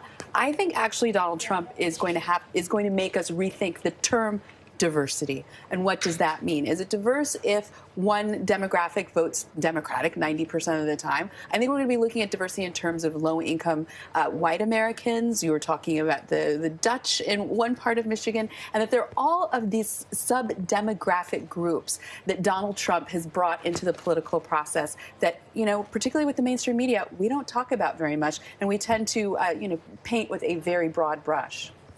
Well, we've been tracking, of course, how the election is being watched all over the world. And, of course, the markets, everyone's been keeping a very close eye on because the uncertainty, not great. Over there, Rebecca Jarvis joins us here to give us some insight onto that. Business and economics correspondent Rebecca Jarvis. What an introduction. Well, it's been a wild night as far as the stock markets are concerned around the globe right now. We're seeing a sell-off. You have it in Japan. You have it in China. And then as far as our markets are concerned, the Dow futures, which indicate essentially where the market will open tomorrow, are now more than 720 points lower. And to put that into perspective, that on a point basis would be a larger decline than some of the declines we saw throughout the Great Recession. It would be a worse day for the markets on a point basis than the day after the markets opened following September 11th attacks. And it would put us essentially in line with where we were during the Great Recession on some of those daily declines. The S&P 500 right now is pointing down, and that's the one that most of our 401ks are tied to, is down almost 5% in terms of the futures. So if tomorrow, if these losses were to hold, it would be a wild day for 401ks tomorrow. Ironically, I remember Donald Trump during the Great Recession saying it's important to buy on the dips. And there are some people tweeting that back at me tonight. I've been really active on Twitter, and there are people talking about that as well. Frankly, coming into this, Wall Street was not anticipating this scenario tonight. And I'm so much reminded of the Brexit because so many traders didn't want to get caught flat-footed. They were reminded of the Brexit coming into this. And in the Brexit, for reference, our market sold off in the 2 days after 5%, and then it bounced back. But a lot of the market analysts this round are saying it's a different ball game, that things might not bounce back. Barclays, for example, is forecasting 11 to 13% declines if Trump ends up as the ticket, as the president. Now, the thing is, and I want to make sure that this is clear, Wall Street sees this as more uncertainty. They see Donald Trump as the wild card, whereas Hillary Clinton was largely seen as the status quo, the predictable candidate. And the main thing that Wall Street is betting on tonight is that unpredictability. There's plenty more down the road that Wall Street will bet on, whether it's a Donald Trump presidency or a Hillary Clinton presidency. Aren't there things for Wall Street? Aren't there things about Donald Trump that Wall Street in which Wall Street should take delight, like tax cuts? Well, certainly there have been some on Wall Street, some big market participants, hedge fund managers who have supported Donald Trump. But what's been really interesting is that very few CEOs have actually come forward in support of Donald Trump, even though he is the candidate who has advocated for tax cuts for CEOs, for corporations, rather. And a lot of them, and I've been talking to a number of CEOs, it's that unpredictability factor. It's the uncertainty factor that really rattles them, because when they're thinking about how to prepare for their next quarter, if they're not really sure what's going to happen as far as regulations go, I mean, NAFTA potentially getting renegotiated, TPP being off the table, that's a big question. I think that the term that you're looking for is loose cannon.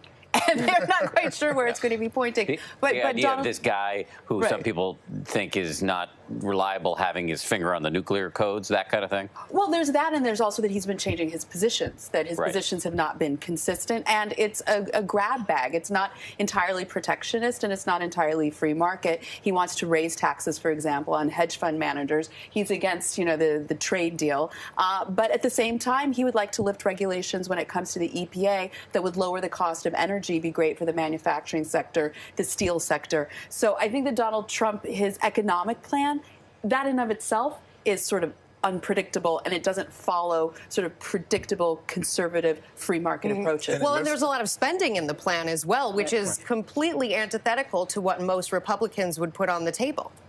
And part of the reason why Hillary Clinton is trailing right now, and what has always been sort of the anchor around her campaign, is that she does represent the status quo, that she has been predictable, that she is more of the same old, same old. And while that may feel some people in some industries may give them great comfort, obviously we're seeing tonight that the American people, a lot of American people, want something different. They don't want the status quo. And they certainly didn't like it when they found out that she told a group of bankers that she has one position in private and another position in public. I don't think that that won her a lot of support among voters. Donald Trump does as well. He just do them both in public. He just keeps going back and forth. As somebody who covers the jobs report every month we get that out, you can see and really feel how this country is really divided in terms of how people individually feel about their circumstance. We've had a massive gap in wealth in this country. The top 1% is getting a huge share of the gains that this economy has seen.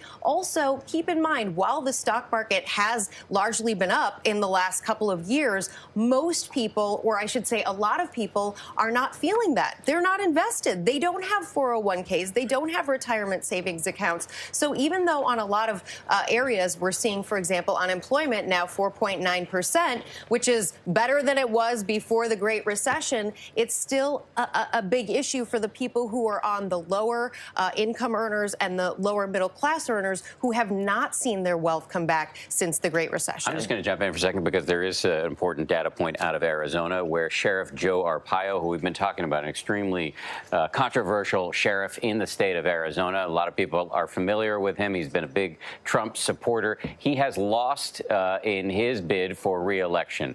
Now, this is potentially a really important data point because the word has been that Latinos turned out big to unseat this guy.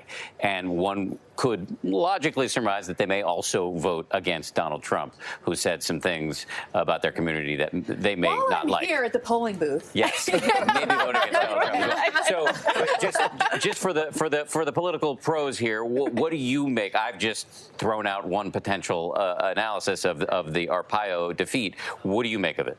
Well, I mean, without seeing exactly the counties, for instance, that were involved with the votes, it's hard to tell whether or not this is a true reflection of how it's going to happen statewide or just happens to be an urban area where a lot of Latinos are located. So without the counties in front of me, I don't want to get too much into it, but what I will say, if you are on the Hillary Clinton camp and you hear this news, it is a little bit of sigh of relief because I think a lot of people thought this race would have been decided by now.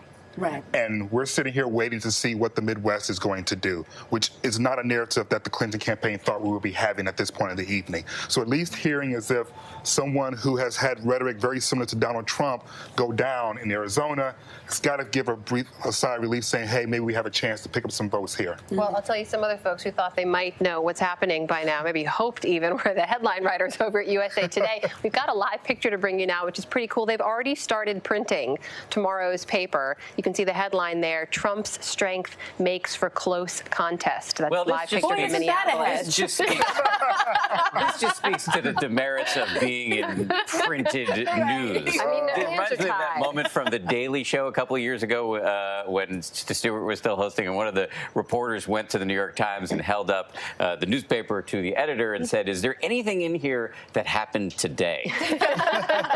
So, I mean, if you're USA Today. Newspaper man, I object and I agree. Yes, exactly. That's what I thought. That's the only reasonable position, isn't it? That's all I got. That's hilarious. I'm just sorry to chime in, but just to update you, now Dow futures are at their lowest point of the night, down more than 750 points. So it's looking like you're going to continue to see this throughout the night.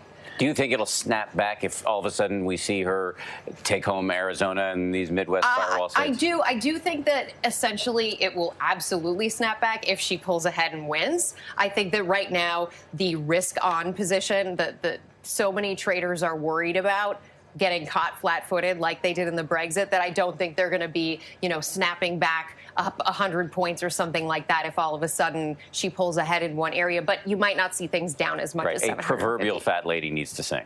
Right. I mean, exactly. It needs to be over. Yeah. And the Mexican Gotcha. peso is also down 11% at this point. Well, I tell you what is definitely clear, regardless of who ends up winning, is that the scenario that, reportedly a lot of GOP insiders were hoping for was that Trump will lose by a landslide. That doesn't appear to just going to be what's happening. So what does that mean going forward? Even if he loses, that means there will be pieces of the rhetoric that we heard in 2016, maybe repeated with a different nuance in 2020, because there's something there. There's something that is translated into votes. And if you had a more polished candidate, perhaps this would be a victory. And again, he might still win tonight with the rhetoric as is. But if he does lose, obviously there is something there. He hit a nerve, absolutely, when in terms of economic insecurity and national insecurity. And at Rasmussen Reports, we found that the number one issue overwhelmingly for voters across the spectrum was economics. And of course, personal economics,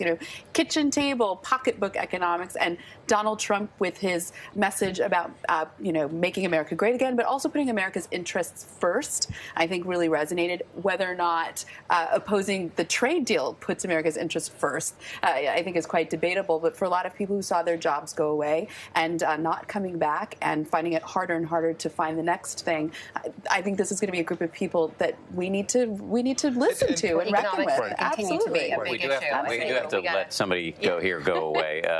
Rebecca Jarvis, our TV brethren are calling you. Thank you for the update. Hopefully we'll get you back with another update on the markets as the evening break. Thank you for coming on. We really appreciate it. Thanks. But back to what you were saying, there's no question, even if Trump does not prevail, and there's a real clear path for him to prevail tonight. He's at 244. Right. So he certainly could. But even if he doesn't, it would be hard to argue whatever the result is as a repudiation. Right. And what we know is that there were a lot of evangelical voters. Where was more than 80% of the white evangelical voters were in support of Trump. We know that they were using it as a tactical vote. Why? Because of the Supreme Court. And that is a huge issue. And if you look here at the numbers, there it is. Almost half of his supporters are looking at the Supreme Court as a huge deciding factor in terms of why they decided to get behind him, despite all the rhetoric, despite the fact that he may not have exemplified the sort of behavior that they may want in the White House. But they want a decision maker they think they can work with that's going to help set the tone for the Supreme Court. And I think that whoever wins tonight will need to take national security and how we handle that. I think much more seriously. In terms of Syria, for example, that's certainly going to be something that's going to continue to challenge an American president and a lot of Americans who don't want to get militarily involved. And I think Trump, he again sort of touched a nerve with that, which is we don't need to be involving ourselves in more of this. Whether or not that's good for America's national security. He has a secret plan to defeat ISIS, and they happen to be based in Syria, so something's got to happen. Well, it's secret, Dan. Right. Yeah.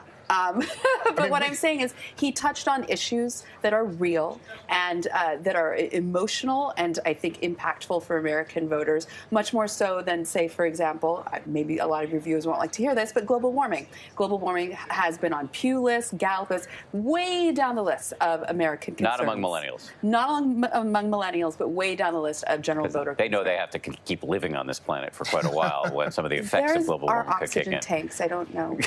Hey, Shoshana Walsh has rejoined us. Deputy Director of the ABC News Political and birthday girl. Unit. And birthday girl, yes. Happy birthday. Wait, for a little while longer, right? No, wait, sorry. No, your birthday ended 9 minutes ago. On. Did you hear we had the acoustic choir from Fordham, I believe it was, that sing you happy birthday. I missed it. Yes, it was you, David Muir, and our old Matt Wargo. It is. Right.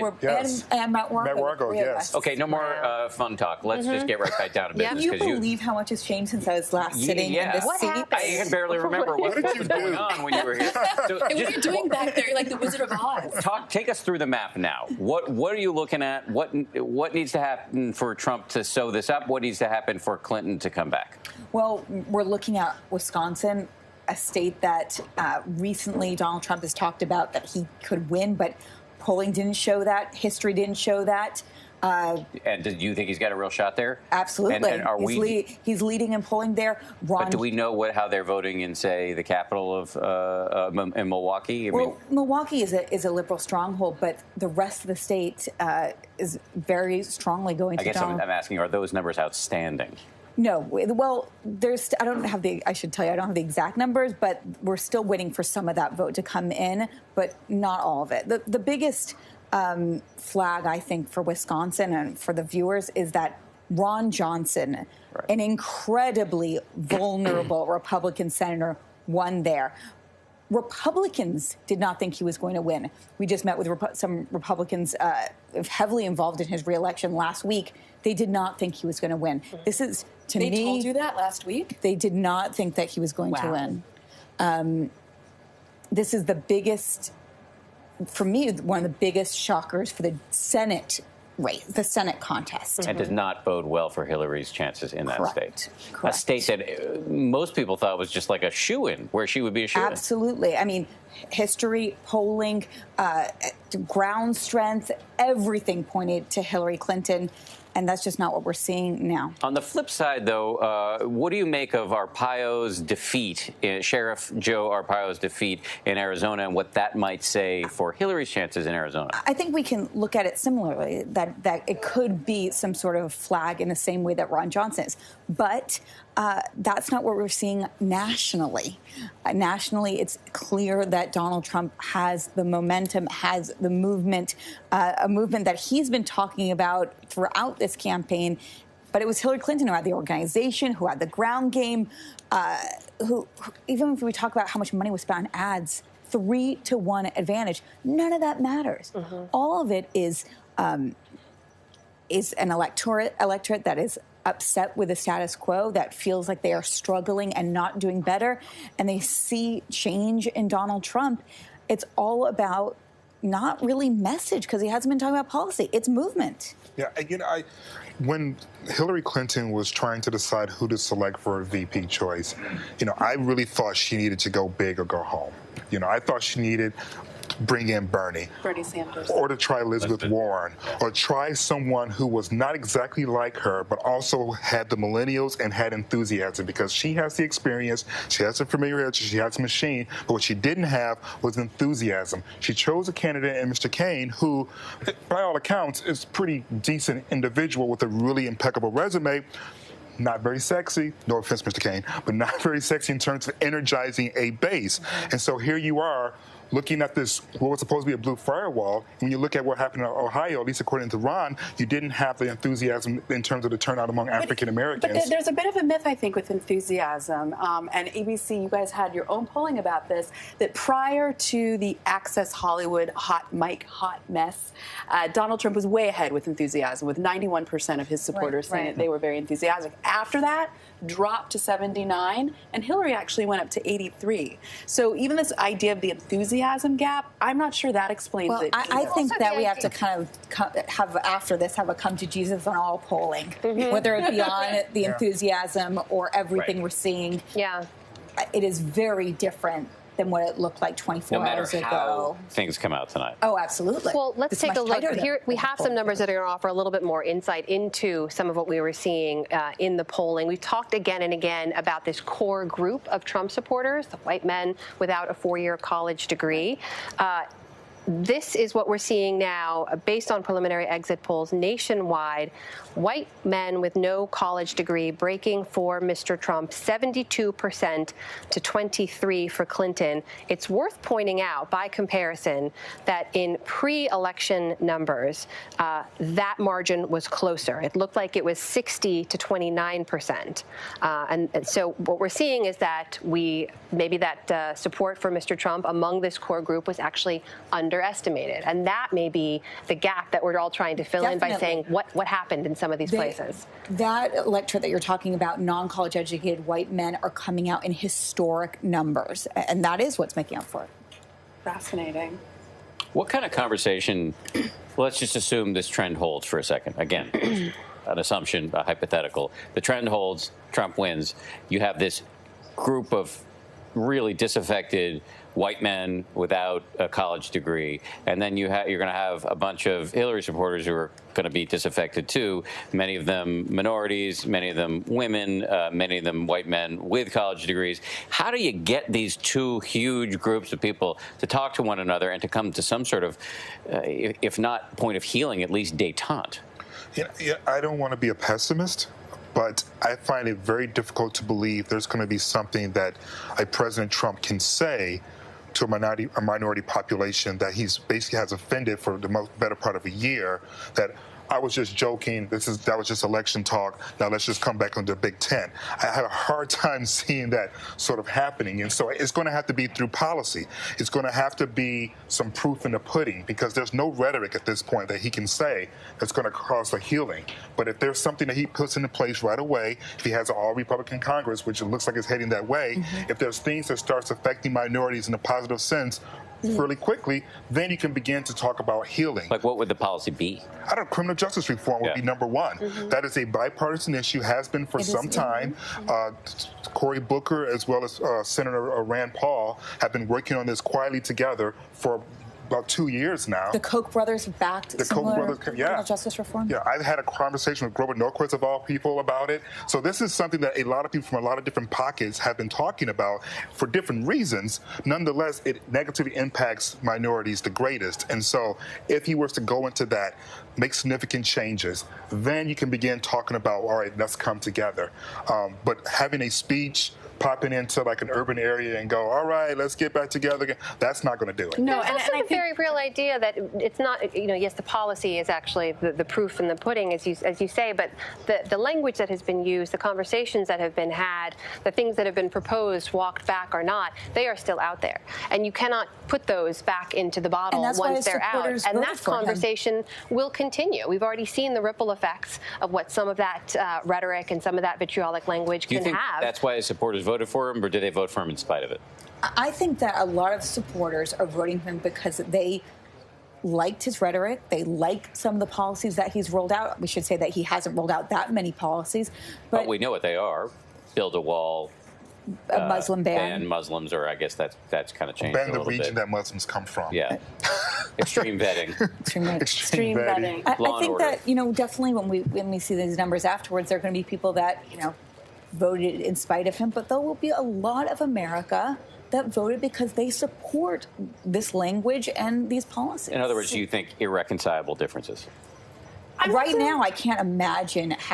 I don't want to sound so negative because this is America because and we're coming together. That too. Not anymore. Not anymore. You're free now, girl. Yeah, over. But I think that, as Elisa said, it's hard to imagine these two Americas coming together right now. I think, truthfully, even with Trump supporters, there's going to be a real psychological healing that has to go on. I mean, I'm sure that they're just as surprised, too. I think that's he not would what be Boyne said. as surprised. Too. Yeah, for What do you think about the language, though, Amy? About some of the stuff that's I been think said. there are at least two categories. Yeah.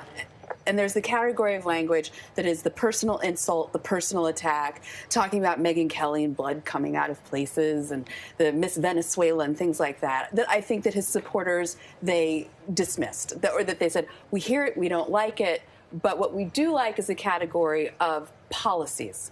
And as we've, discussed before, I think that Donald Trump, his first instinct is, always to go huge, to go big, to go with the hyperbole. But it is reaching people who say, yeah, he gets it. He gets that I'm really concerned that we don't have proper vetting of people like San Bernardino, the American's wife who came here from Pakistan and Saudi Arabia, and she was able to get through all of this vetting. And people are like, wait a minute, our Department of Homeland Security, they couldn't figure it out? You look at the Tsarnaev brothers. The Russians actually tipped us off. They told the FBI, they told the Department of Homeland Security, and yet here they were, and they could plan a bombing at the Boston Marathon. So when Donald Trump makes this, huge, outrageous, and as I say, I think irresponsible and ugly overstatement, within that is a real concern. Are we vetting these people properly? Because we have now enough examples where that's not happening. So you look at illegal immigration. We have immigration laws. Are they being enforced? We have border security. We actually do have bits of border wall. Donald Trump, of course, exaggerates all of that. But there are a lot of Americans who are saying, why isn't this more effective? Why isn't this working? I'm not sure Donald Trump has the legislative knowledge, the interest in specifics, or any of these things to address these issues effectively. But they're real. And there are issues that do concern a lot of American voters. And I think a lot of the controversial things he said, his supporters, and you can talk to them at rallies, at his events, they don't really believe that he has said all these things. They think that the media, the mainstream media, which is the enemy of a lot of these supports, has twisted a lot of it. Not that maybe we've made up a lot of it, but that it's been twisted or made up too big of a deal. And so I think that's why a lot of them are able to move past some of these really controversial comments that have gripped the other part of the electorate, the other America. I think one of the things that concern me going forward is that we know that the economy is the #1 issue. We also know across party lines. But we also know that there are hundreds of thousands of manufacturing jobs right now that are open, but because we don't have skilled employees to fill them. And so as you talk about bringing jobs back, some of the jobs that are gone, they're never coming back. And neither party has been willing to be that forthright and honest about that fact that, you know what, we've transitioned because of automation and because we no longer need what you used to do. You need to get a different skill set. And I'm not hearing really much of either party addressing that particular part of the economy. And you have a lot of these white males without college degrees, they're going to be expecting all of a sudden this miracle now because there's a President Trump, and he wasn't forthright that, you know what, you used to dig coal, and guess what, you still may not be able to dig coal because that's not where those companies are anymore. He's actually said the opposite, and Hillary Clinton earlier in the process said they could put coal out of business. She told essentially the truth and got in a ton of trouble for it. Well, she said the truth according to her policies when it comes to global warming, environment, and so forth. And obviously, like Mitch McConnell in Kentucky, he disagrees very deeply with Hillary Clinton's position on this. Though, they don't need as many workers. Pretty much every reasonable scientist on the planet believes that climate change is real and caused by humans. If you just look at it with automation, you just don't need that many people anymore in order to even accomplish what we used to accomplish like 50 years ago. I mean, these are like the frank conversations that I think we need to be having. It's that going, we're not going to hire 300 people with benefits to do what this machine can do 12 hours nonstop. But you were asking, how do you bring these different demographic groups together? In a certain way, I think that's sort of the wrong way to look at it, as if they're just class, race, and gender all in a continual state of war, and that there is a way to address people where they live economically that is equitable for all of these groups. Well, Amy, to that point, let's take a deeper dive and look at Pennsylvania, one of those states we're keeping a close eye on. We've got some information coming in from preliminary exit polls there. This is how the vote breaks down so far, just on gender alone. Men breaking for Trump, 56% to 40% for Clinton. A few other key characteristics here. Women there voting for Secretary Clinton, 55 to 41%. So not as much of a gender gap as we've seen other places. Elsie, back to your point here, white men without a 4-year college degree breaking for Mr. Trump, they're 71% to 26%. And white men with a college degree also there, breaking for Trump, 56% to 39%. That is, of course, in Pennsylvania, where we're keeping a close eye. That goes back to the point you were making. Yeah, I mean, I can't keep hammering this enough. Is that, I remember having a conversation with people who worked with then Governor John England, who went on to work for an organization that's job it was to go ahead and to try to find ways to get Americans back to work again with these skilled positions. And it's like there are hundreds of thousands of manufacturing jobs. And I kept hearing him say that in this conference. I'm like going, well, let's just hire some people. But it's like, well, they don't have the skills to fill those positions. And it's like, all right, well, let's give them the skills. But that costs money. Well, there's giving the skills. There's also, giving businesses tax breaks to hire those people because they tend to be more expensive because they don't have the skills. There are free market approaches. There are government program approaches. But first is the conversation. Right. Of honest one. Of how to get these people back to work. And that was a conversation that I think that Donald Trump has been having more vocally at a louder volume than Hillary Clinton. Sure, she is. So I got those Milwaukee and Madison, or the Dane County numbers that we were talking about when I first sat down there, the liberal strongholds of Wisconsin, thanks to our number cruncher, Ryan Struck. And in Milwaukee, Clinton is winning by a unsurprising large number, 64 to 31%. That's with 87% of the vote in. That means there's still some outstanding vote out. But not that much. Not that much. Dane County, where Madison is, where the University of Wisconsin is, Clinton is winning 71 to 24%, large amount. There's 77% of the vote, so more vote of that out. Again, not that much vote left. Wow. But I had a question for you, Elsie. I know you've been sitting here on this couch and you haven't been looking at the numbers I was as outside much. for a minute. We let him go outside As for a somebody minute. from Michigan, do you think that there's enough vote in Detroit to make a difference? And actually, Elsie, I'm going to hold your answer on that for just a second. We're going to take a brief pause. Let some of our viewers out there in TV land join us for this conversation. Stay with us, and we're going to be back in just a second for more on the states we have yet to call.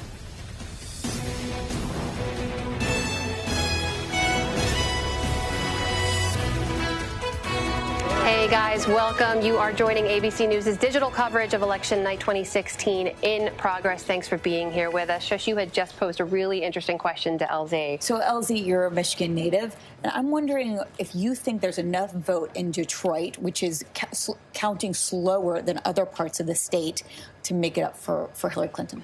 Well, you know, one of the big things about the revival about Detroit is that Detroit has fundamentally changed in terms of the residents.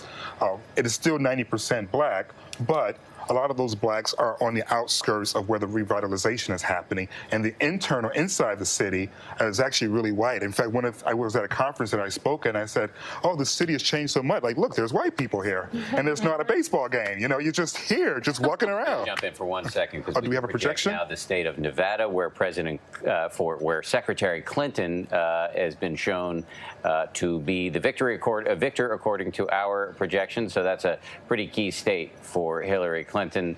Of course, she's got a long way to go, given the nature of the map at this point. But at this point, we're calling her the projected winner in the state of Nevada. Next door is Arizona, which would be a massive electoral prize for her. And there are some indications, including the defeat of Sheriff Joe Arpaio, that she might have a chance there, but it's still it would be a reach given the state, given that it's traditionally a red state. And that is one of the key states we're still keeping an eye on. Just a reminder, Michigan we have yet to call. I know you've got some thoughts and some good insight on that. We'll have that back in just a second. Wisconsin as well. Stay with us here. Guys, all of you out in TV land, thanks for joining us. Everyone else, stay with us. More continuing coverage in just a moment.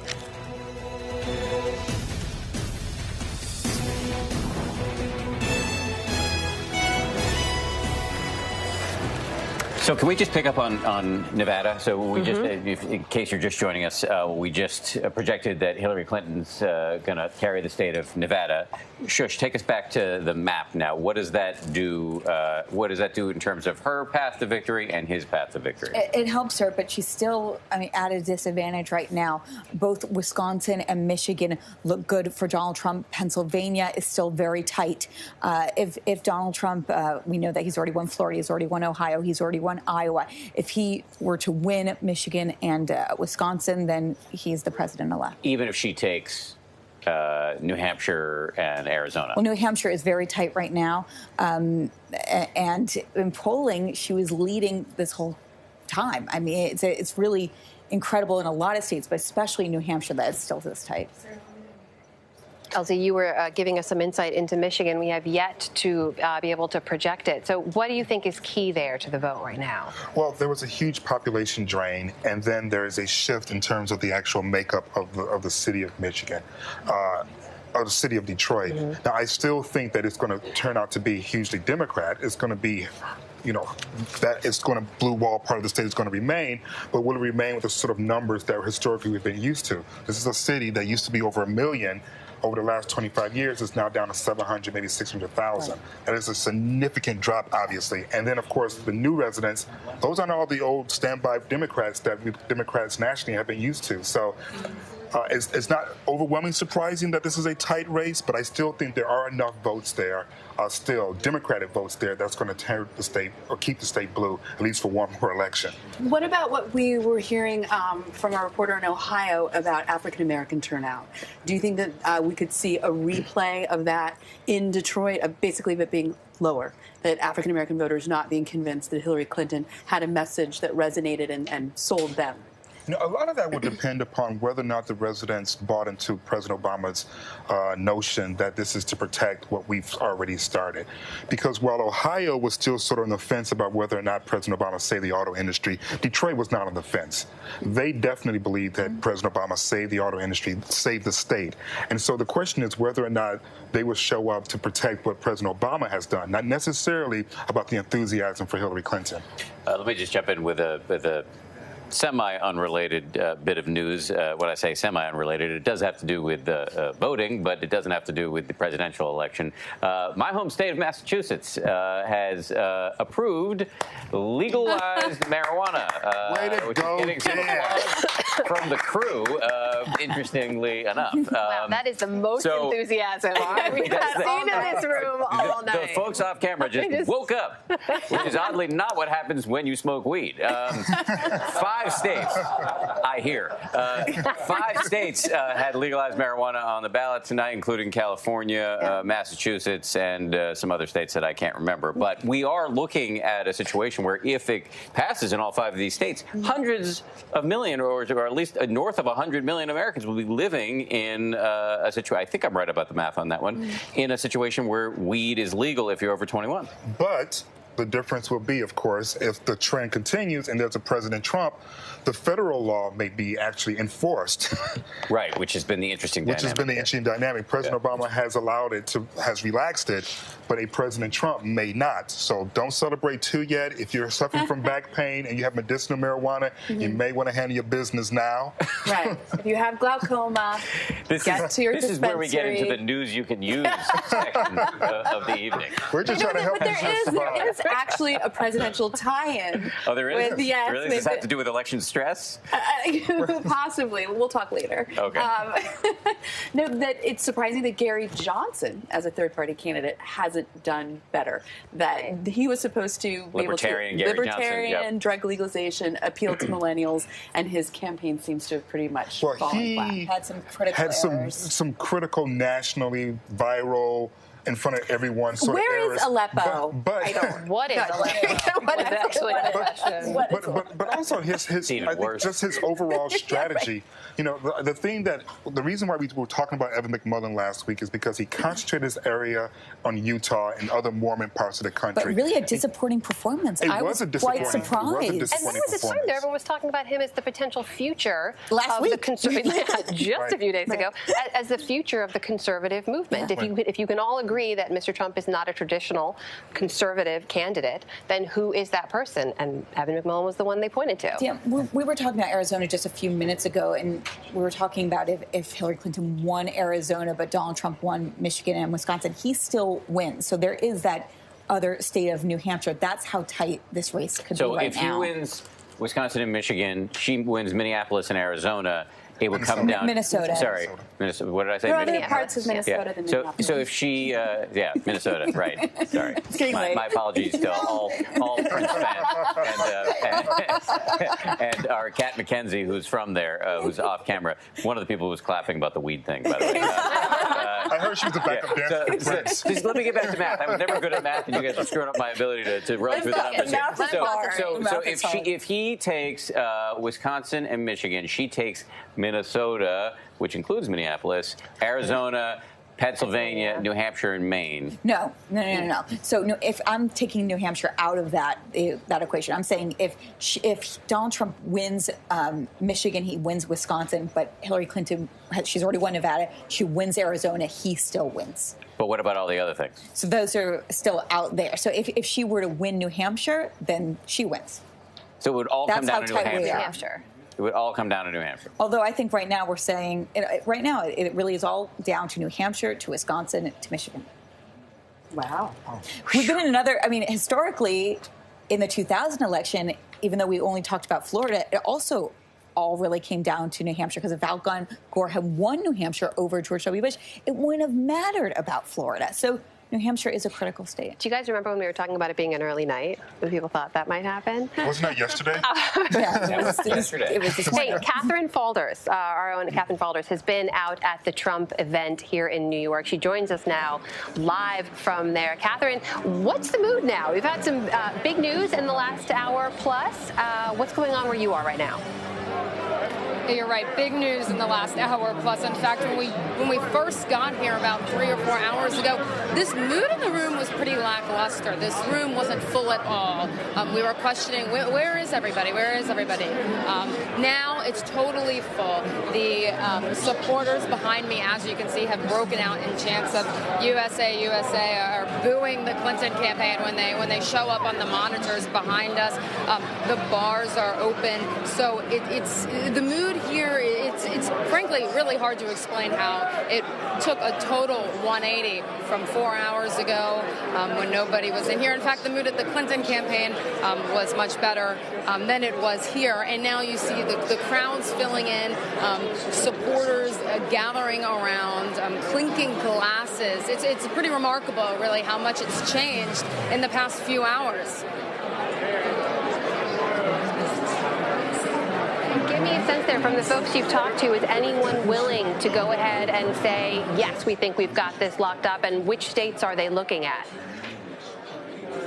Yeah, I mean, I think senior level sources have told us that the mood in Trump Tower is exploding. I think the campaign was confident coming into this, though, as Trump said, he was superstitious. He says he always calls into Fox News because that's when he wins, but he still remains superstitious. But now campaign aides are much more confident. Kellyanne Conway posting on Twitter that they were all watching the election results in Trump Tower with Mike Pence and his family. Everybody seems really, really excited here, but aides here, either members of the advanced staff, what have you, are still not trying to get too ahead of themselves. The election hasn't been called yet, but yes, you can see the noticeable change among senior aides, among low-level aides. Frankly, I don't think that they were expecting this tonight.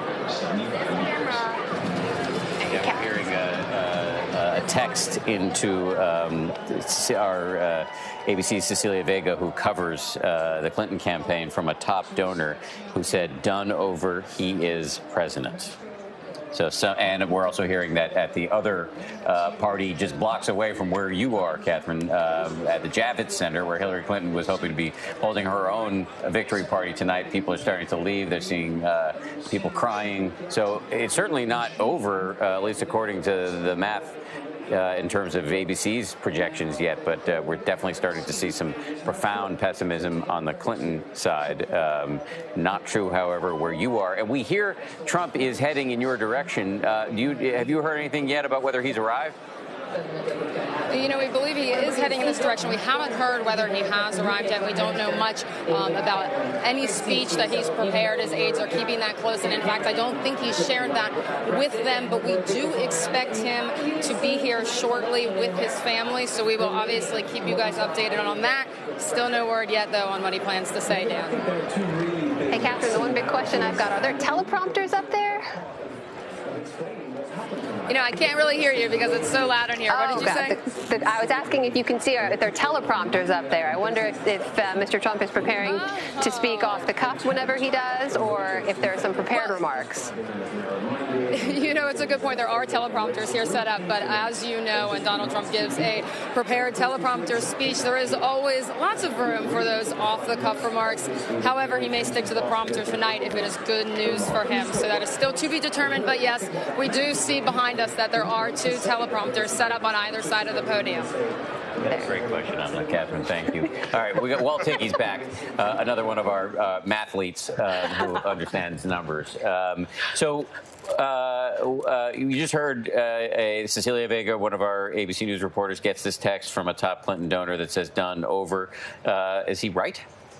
Right. So, again, we're still getting the vote from these states. The way to kind of view this election so far, right, is that when we were going into this, the blue wall, so to speak, was Minnesota, Wisconsin, Michigan, and Pennsylvania, at least among the states that have not yet been decided, right? Mm-hmm. Those states currently add up to 56 electoral votes. That would be enough right now, should they all go to Clinton, to give her 271 electoral votes. Just those 3. Just those 4, I'm sorry. So 4. Now, told you I was not good at should math. one of those start getting chipped off? So go through the 4 again. Of course. So the ones up top, right? We got Minnesota, we've got Wisconsin, we've got Michigan, we've got Pennsylvania. Okay, she's got to win all 4. to get to 271. If she were to win all four, this is the thinking going over. into this, right? So then you start asking yourself, well, what happens if Trump wins one of those? So let's say that it's one of the 10 electoral vote ones, right? Let's say that it's either Minnesota or it's Wisconsin. Well, then she's got to win in Arizona, or she's got to be able to win in, say, New Hampshire, Alaska. So you start getting into these additional kind of permutations, right? Now, let's say it's Pennsylvania. Now, Pennsylvania, that's 20 electoral votes. That would put Donald Trump up at 264. All he would need is an Arizona. All he would need is a Maine or. And he's almost certainly going to win Alaska. It's a deep red state. Absolutely.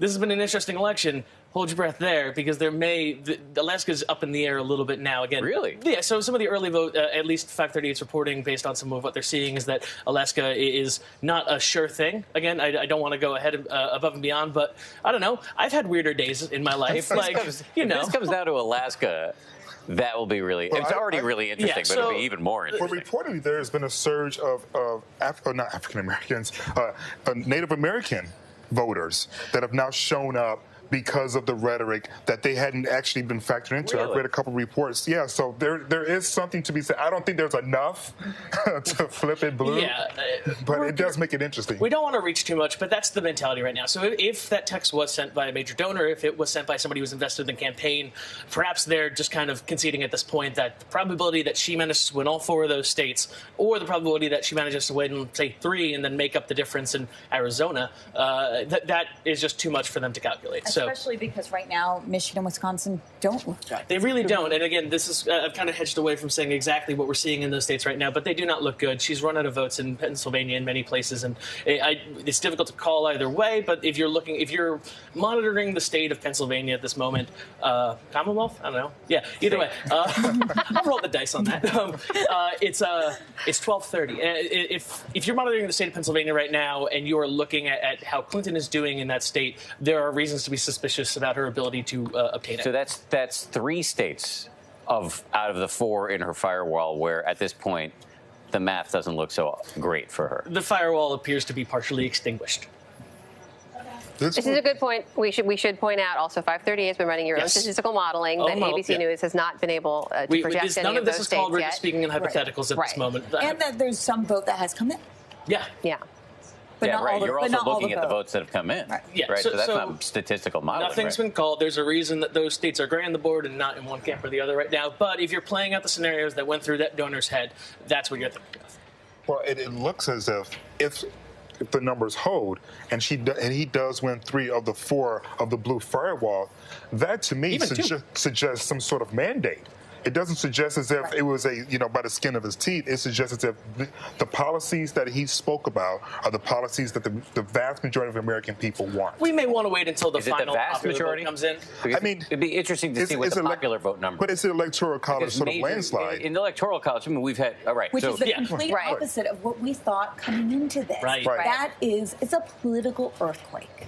Political earthquake, no question. Mandate, I do question. Just because you can have an a clear electoral college victory, and you may be quite close in the popular vote. And so, in 2004, I believe, when George W. Bush was reelected, he started talking about having a mandate. And a lot of people took umbrage at that because it was a really close election.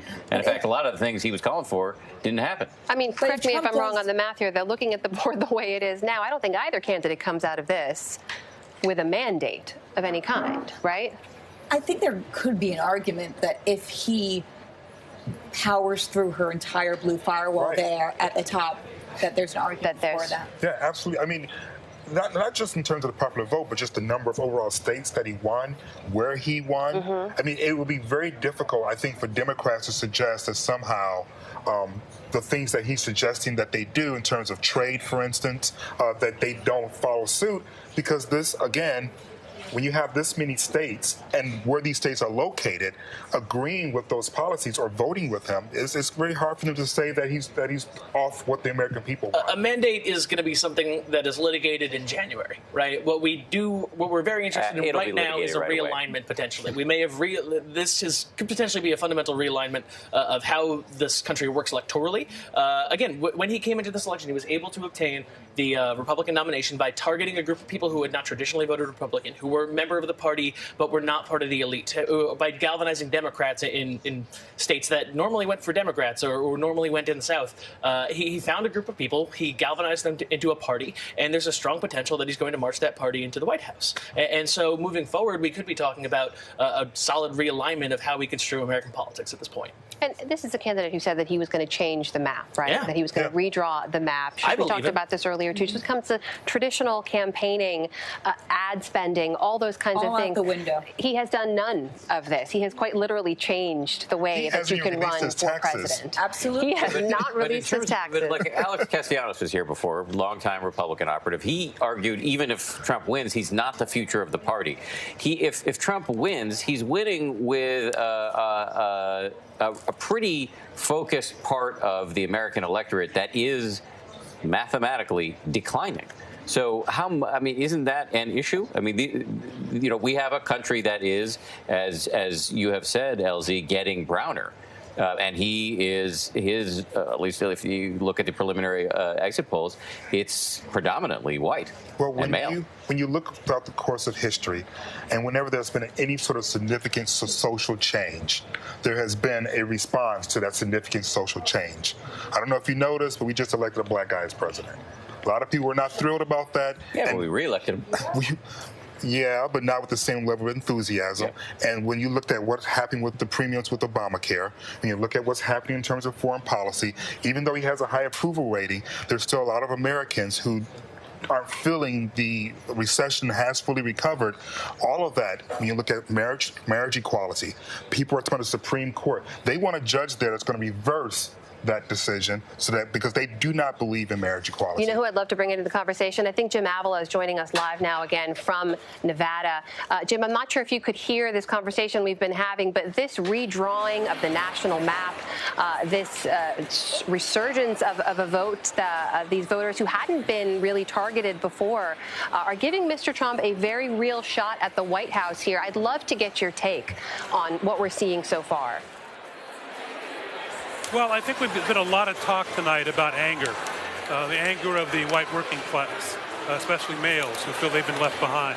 There's another group that's been very angry during this entire election process, and that's the Latino vote. Here in Nevada, where I am, there were a lot of the Latinos who were out, and there was, in fact, a Latino bump, and they helped Hillary Clinton win in Nevada. But across the country, it doesn't appear to be working. And I think now that anger that was felt by people who felt that they were in danger is now turning into real fear. I've been getting notes all night long, texts, emails from Hispanics and their Latino groups who represent them, asking, what's going to happen now? What's the real chance of there being immigration reform, comprehensive immigration reform? What's the chance now of ICE driving down the streets of inner cities in Los Angeles, Houston, Albuquerque, New York City, where there are large Hispanic communities looking as deportation squads for some 10 million Americans, 10 million undocumented immigrants who live in the United States and work in the United States and don't commit crimes. And their relatives are, in fact, citizens of this country. So there are a lot of people who were angry before at what they felt were insults from Donald Trump, who are now fearful of what would happen if he does, in fact, get those last few electoral votes and become president. There's a lot of fear out there, and the chances of a wall are really making people afraid right now. One other point, and that is from Latinos tonight. They're concerned that they're being marginalized, even those who are citizens here, and that the wall is a symbol of marginalization. And that's the first step toward other things happening that are not good for a community. There's real concern about that tonight. This is something Hispanics are shocked that are tweeting me and are texting me and sending me emails. They're totally shocked, blown away that this could happen in the United States. And it's interesting that it's happening despite the fact that in the exit polling today, that I'm sure you've talked about, the exit polling today shows that 70% of the Americans who voted today believe that there should be a path to citizenship or a path to legalization for those undocumented workers in this country. But at the same time, they believe the numbers are in similar numbers. They believe that a wall should be built along the entire 1,800-mile, 22,000-mile border between the United States and Mexico. So among the community, the Hispanic community who was riled up, some 23 million people, 74% of whom told the Pew organization that they were going to vote and go to the polls. We don't know the numbers now. But among those people, the 23 million Latino Americans in this country, there's real fear and, again, anger tonight. You know, in combing through the numbers from 2012, one of the things that stuck out to me that I think many of us overlooked was that other people who voted for Mitt Romney, 70% agree with deportation. I guess we should have seen this sort of coming, right? Well, they did, but it wasn't enough to beat Barack Obama, and so I guess we forgot about it. But it's really interesting, Ilse, what happened here. Mitt Romney, one of the reasons why Mitt Romney lost the last election and has been credited to Latino voters, that the margin there, and of course Barack Obama's margin among African Americans, and we don't know how many came out today, but the Latino vote got a lot of credit for that. And all he said that angered and got them riled up was self-deportation. Can you imagine the feeling that those Latino Americans feel now from what Donald Trump has been saying? Self-deportation sounds really calm, really not offensive compared to the things that Donald Trump has been saying on the campaign trail.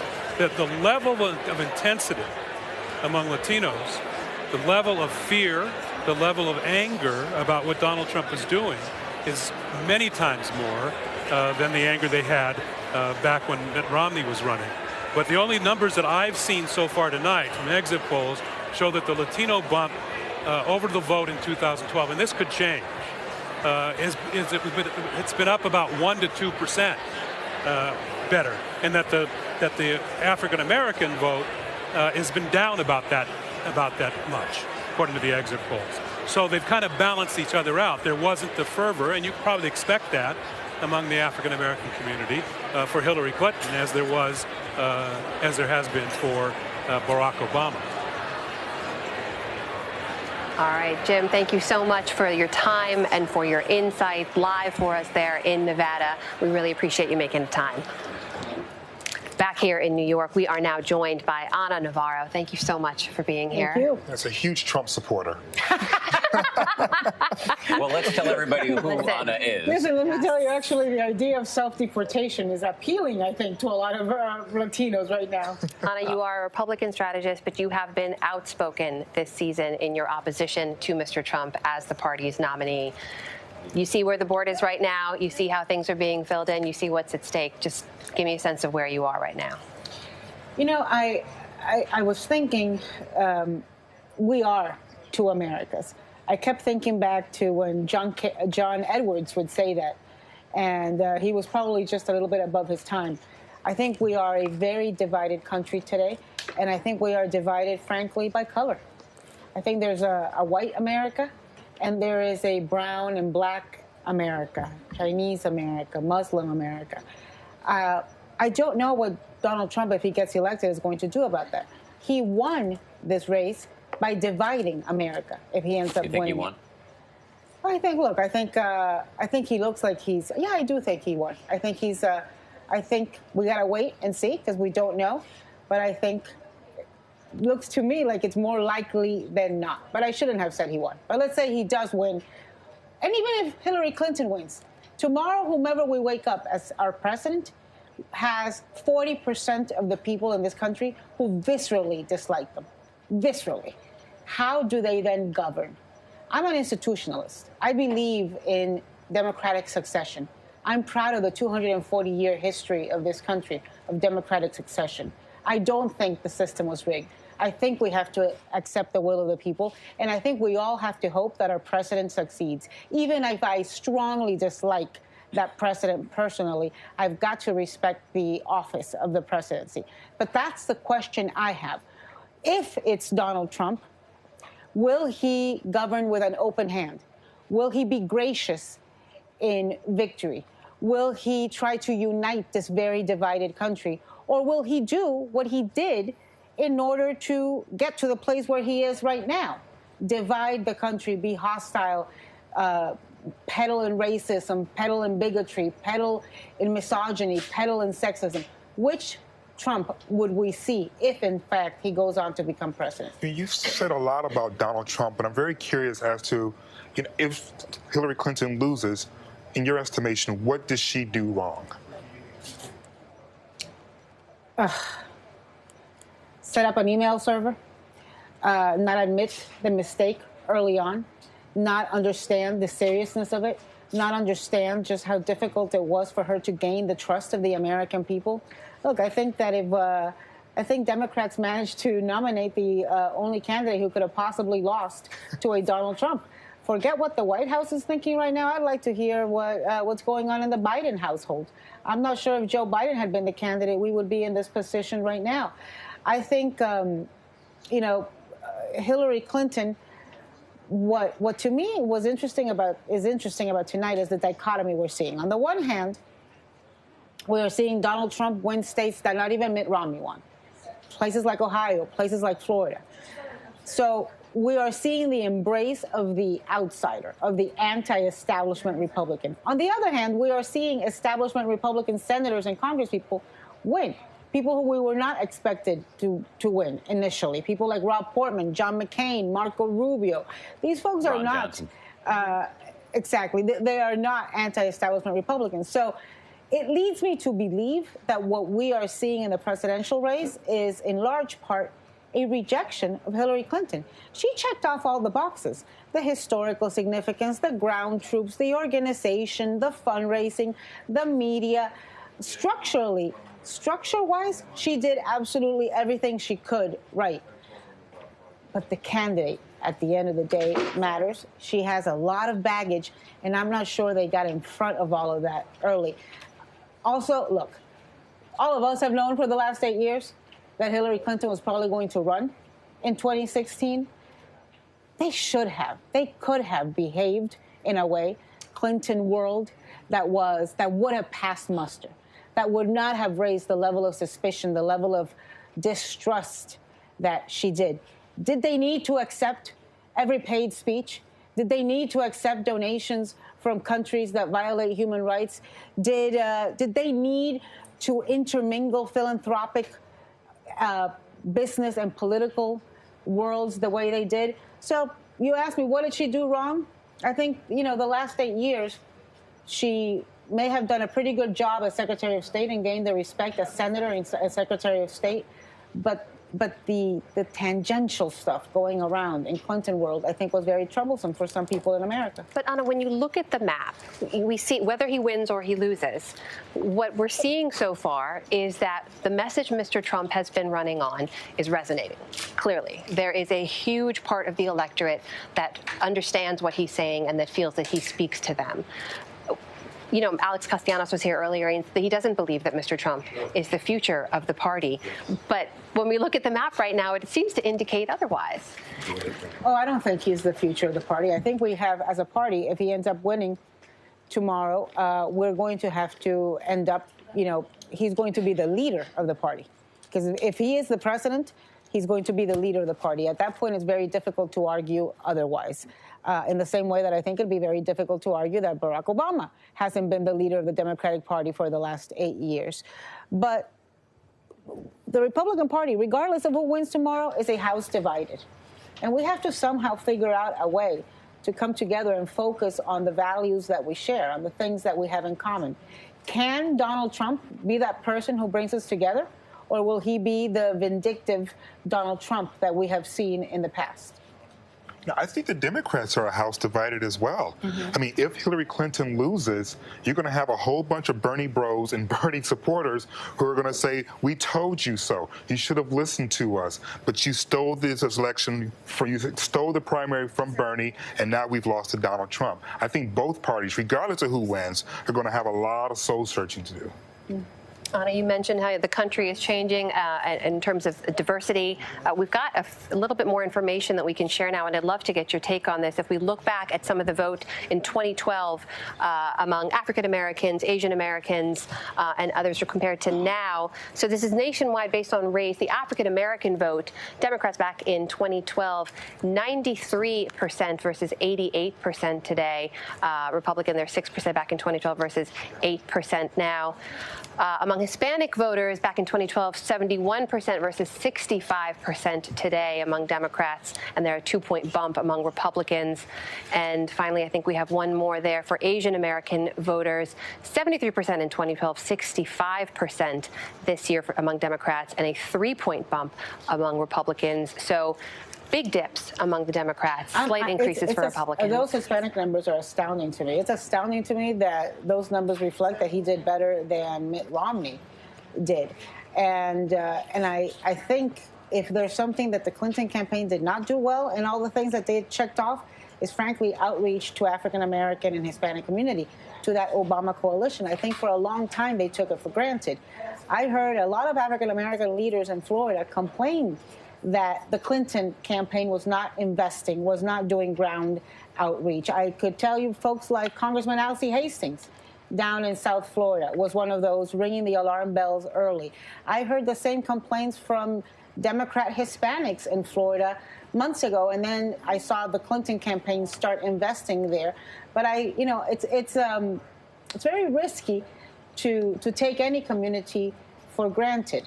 And I think today, frankly, if this is the result is a Donald Trump presidency, I think it's a big blow to communities of color, because he's attacked immigrants, Hispanics, Judge Curiel. The list is endless. He has, told African Americans, what do you have to lose? You live in hellholes. And if he was able to do all of that and still win, I think I think a lot of Hispanics, I think a lot of African Americans, I think a lot of minorities got to wake up tomorrow morning and question their relevance. And did they do everything they absolutely could to stop this from happening? What about the role of third-party candidates? You only vote for a third-party candidate who has no shot in hell of winning if you dislike the other two candidates that much. So I think that the role of the third-party candidates here were Jill Stein, who was practically an unknown, and Gary Johnson, who couldn't name a foreign leader and thought Aleppo was what, a hybrid between a leopard and a hippo. So you have got to think that if somebody goes to that third-party candidate, they practically had no policy. They were unknown. They got no media coverage. They weren't in debates. It was a protest vote against the two major nominees who they didn't want to vote for. I would actually love to run some numbers by you. My colleague Nate Silver earlier wrote a post saying, while the third-party vote wasn't all that high tonight overall, an exception came among younger voters. According to the National Exit Poll, 9% of voters aged 18 to 29 went for third parties, as did 8% of voters ages 30 to 44. What was the percentage? So 9% of voters 18 to 29, 8% 30 to 44. Is this another outreach problem? Yeah, and it's a disappointing problem. It's a disappointment problem. I speak at a lot of universities, and every time I spoke at universities, I would speak about Trump and Clinton. I'd never mention the third-party candidates, and I would always get students saying, why aren't you talking about Gary Johnson? Why aren't you talking about Jill Stein? I just don't think they could identify with Hillary Clinton. She wasn't an inspirational leader of a movement in the same way that Bernie Sanders somehow managed to be, or Ron Paul managed to be at his time. So I think they felt greatly disenfranchised by both major nominees, and that's the number that you see reflected. I think there was also, in terms of just reporting that I did, a little bit of intellectual laziness. And I'm not calling millennials all lazy, but they kind of saw Gary Johnson as going, well, he's like Bernie. And they didn't do their due diligence, because if you really check side by side, yeah, they may have pot in common and a couple other things. But in terms of like some really core issues that they were rallying behind Bernie for, Gary Johnson was actually against. But but it was the optics of like going, well, Bernie was like a rebel, Gary's like a rebel, I'm going to vote for him. And I mean, I talked to a lot of millennials across the country, and they all just sort of casually just said, well, I'm going to vote Gary Johnson because he's like Bernie. Well, you know, look, for a long time, I thought I would cast a protest vote because, like so many Americans, I don't like either of these two candidates. I have deep issues with both of these candidates. Problem is, I live in Florida, right? I'm a Florida resident, and I started seeing that this thing was going to be neck and neck. If I'm going to cast a protest vote, I better move to New York with you, all of you all. Except the taxes here scare the hell out of me. You should try California. No. That's taxes and earthquakes. But legalized weed as of tonight. Which frankly, as of tonight, I may need. Except I need a drug that gives me the munchies, like I need a hole in the head. But I wish they'd legalize one that would make me think, you know? But anyways, look, for a long time, I thought of casting a protest vote. I was going to write in my mother. I said that on TV, which had my mother in a state of anxiety because I think she thought she could win. You know, I realized a week ago, hell almighty, Florida's 50-50. This thing is going to be too close to call. This could actually, you know, I can't live with myself if I wake up November 9th and don't know that I did every little thing, including exercise my right to vote to try to stop Donald Trump.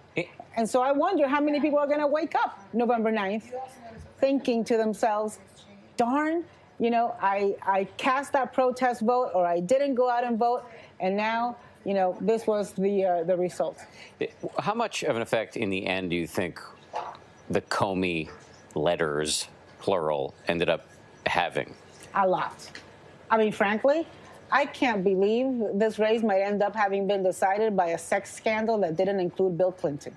Who would have thunk we would be talking about Anthony Weiner at this point? But I think it had a lot to do with it because it reinforced all the stereotypes that already exist about Hillary Clinton and Clinton world, that rules don't apply to them, that they had breached security, that there's this intermingling of the and blurry lines between Clinton consultants and Clinton world. And it, you know, I think at that point people look at themselves and think to themselves, well, you know, I don't like either of them, so I can either vote for the devil I don't know or the devil I know, and they voted for the devil they don't know. They don't know what Donald Trump will look like as a president. So I think, you know, they didn't turn out. That could be part of it. I was going to say that, you know, there's also the narrative that President Clinton wasn't as great for his base as the story suggests, you know, especially when you look at criminal justice in particular and the ramifications of that. I mean, Secretary Clinton got hit a lot for using the term super predators. Now, of course, when you look at the full context, you understand what was happening. But when you actually look at the number of minorities that found themselves in prison because of the policies he signed into law, you got to think that had a negative impact as well. He also had to do a huge mea culpa to the LGBT community because Don't Ask, Don't Tell, Defense of Marriage Act, that happened under his watch. He signed those bills into law, and it was only until like maybe 3 years ago. But on the other hand, you've got, you know, Mike Pence, who, given the chance, I think would neuter you all. Oh, listen, trust me. I'm already thinking I spent all this money for my wedding, and now it may not count. Do I at least get my money back? I didn't even get invited. I thought I sent you an email. No? I still like paper and Don't paper. air all our business all on television. Regardless, look, and I'd love to get your take on this. There is this larger idea that, you know, there was a media critic who was watching the election unfold and basically said that, you know, journalists and the media are bringing fact checkers to a culture war. The idea was like you're bringing a knife to a gunfight, that it didn't matter what the candidates were saying and who was right or who was wrong, that what was at play here was something much stronger and much deeper about who we are as a country. And I'm looking at that map over your shoulder, and I'm wondering what you make of that theory. Oh, I think it's absolutely true. We really never even got to a policy discussion, right? It was all about the fitness, your character. It was all about emails, sex, lies, and videotapes. We never got to a real discussion on policy. And so what were we fact-checking? What were we fact-checking? Can anybody tell me what Donald Trump's policy is on higher education? Build a wall. Make it great. Again. Again, don't forget that Well, last listen, part is important. I think I gotta go find my passport because I may need to show proof of citizenship starting tomorrow. And you know, good news is I've got about 3 or 4 countries offering me exile and asylum. The bad news is I really like this one. Well, I'll trade you your legal citizenship for one heterosexual marriage. Just one? Just one. The details on that one. Ana Navarro, thank you so much for joining us. Really do appreciate it. Hey, we've been talking about how the rest of the world is watching the election unfold. Let's head out now to Tokyo. Anthony Trotter is talking to folks out there to see what they make of the election so far. So, shock and awe. There's a lot of shock here. Many were expecting a Hillary Clinton victory. Very few people that we spoke to, foresaw this. And the government officials that I spoke to, they were preparing for both scenarios, if there was a Trump victory or if there was a Hillary Clinton victory. But one thing that we should note is that President Obama has been very, very popular here in Japan among the Japanese people. And the appointment of the ambassador to Japan, that was Kennedy, Ambassador Kennedy, she has also proven to be very, very popular with the Japanese people. Japanese people, the popularity of President Obama has been really strong over the past almost the entire 8 years. What's your take on that? I think that's absolutely right. President Obama is very well received in Japan. Japan and the U.S. Having a relatively stable and smooth relationship. Politically, we haven't seen any major issue over the last 80 years, and that's very, that's been really getting compared to like 30 years ago, 40 years ago when we had this issue of Japan bashing when Japanese companies became successful in the U.S. and all the players came the Japanese companies. Then there was the decade of Japan passing. That's the view from Tokyo. Let's head over now to the Philippines. Our own Bob Woodruff is at the Manila Enquirer newspaper getting the view on how they're taking in the U.S. election results. Has a history here, both as a senator serving the U.S. and Yes. relationships with Philippines, Yes. and also the state of foreign policy and everything at the State Yes. Department. Yes, she's been very favorable to developing countries, very outspoken on human rights and women's rights, which for me as a feminist, I very much appreciate. And I was really pulling for her to make it to the White House. Yeah, I know very obviously close to me as well as the Filipino veterans who actually served side by side with the U.S. Yes. during World War II. Yes. I know that the Clintons, both Bill Clinton and Hillary Clinton, both pushed for these pensions, Yes. to give them some money for serving. Which was denied them after the war. Yes. It was denied, and then finally they gave back to them. That was a Yes. big piece of news too. How does the military generally think? Given that, or the people about the most of Clintons? the leaders of the Philippine military have been trained, if not in West Point, then in other military training facilities in the U.S. So the leaning towards the U.S. is very strong among our military leaders especially, and even the police. I think you can say Filipinos are generally pro-American, although we do have some as our President Duterte has stated, that there are some feelings of sometimes hurt and offense at the way we are treated as a former colony, and there's a feeling that sometimes we're taken for granted, that we settle for rhetoric rather than concrete aid or etc. But generally, I think Filipinos have warm memories of the war years and the partnership that was established between our two countries. I know in terms of immigration to the United States, Filipinos are, I think, second to the Chinese in terms of the Asian population in the United States, which is very, very good. And, Donald Trump did say a while ago this is a terrorist country, yes, and therefore perhaps a threat, yes. security threat of the Filipinos to the United States, which is highly offensive to the people. Of course, and very debatable, because Filipinos have been migrating and living in the U.S. since even before the war. And we've worked as hands at the sugar plantations, in the fruit plantations. We led a lot of the labor movements that sought to give equal treatment or more humane treatment to agricultural workers. And it's been a long-established identity there, and a lot of the Filipinos in the United States are professionals, especially the medical field, doctors, nurses. And so the idea that Filipinos would be terrorists was somehow anachronistic, and Philippines were... But there's also a lot of fear that deportations might begin, and that it might be very difficult now to get visas.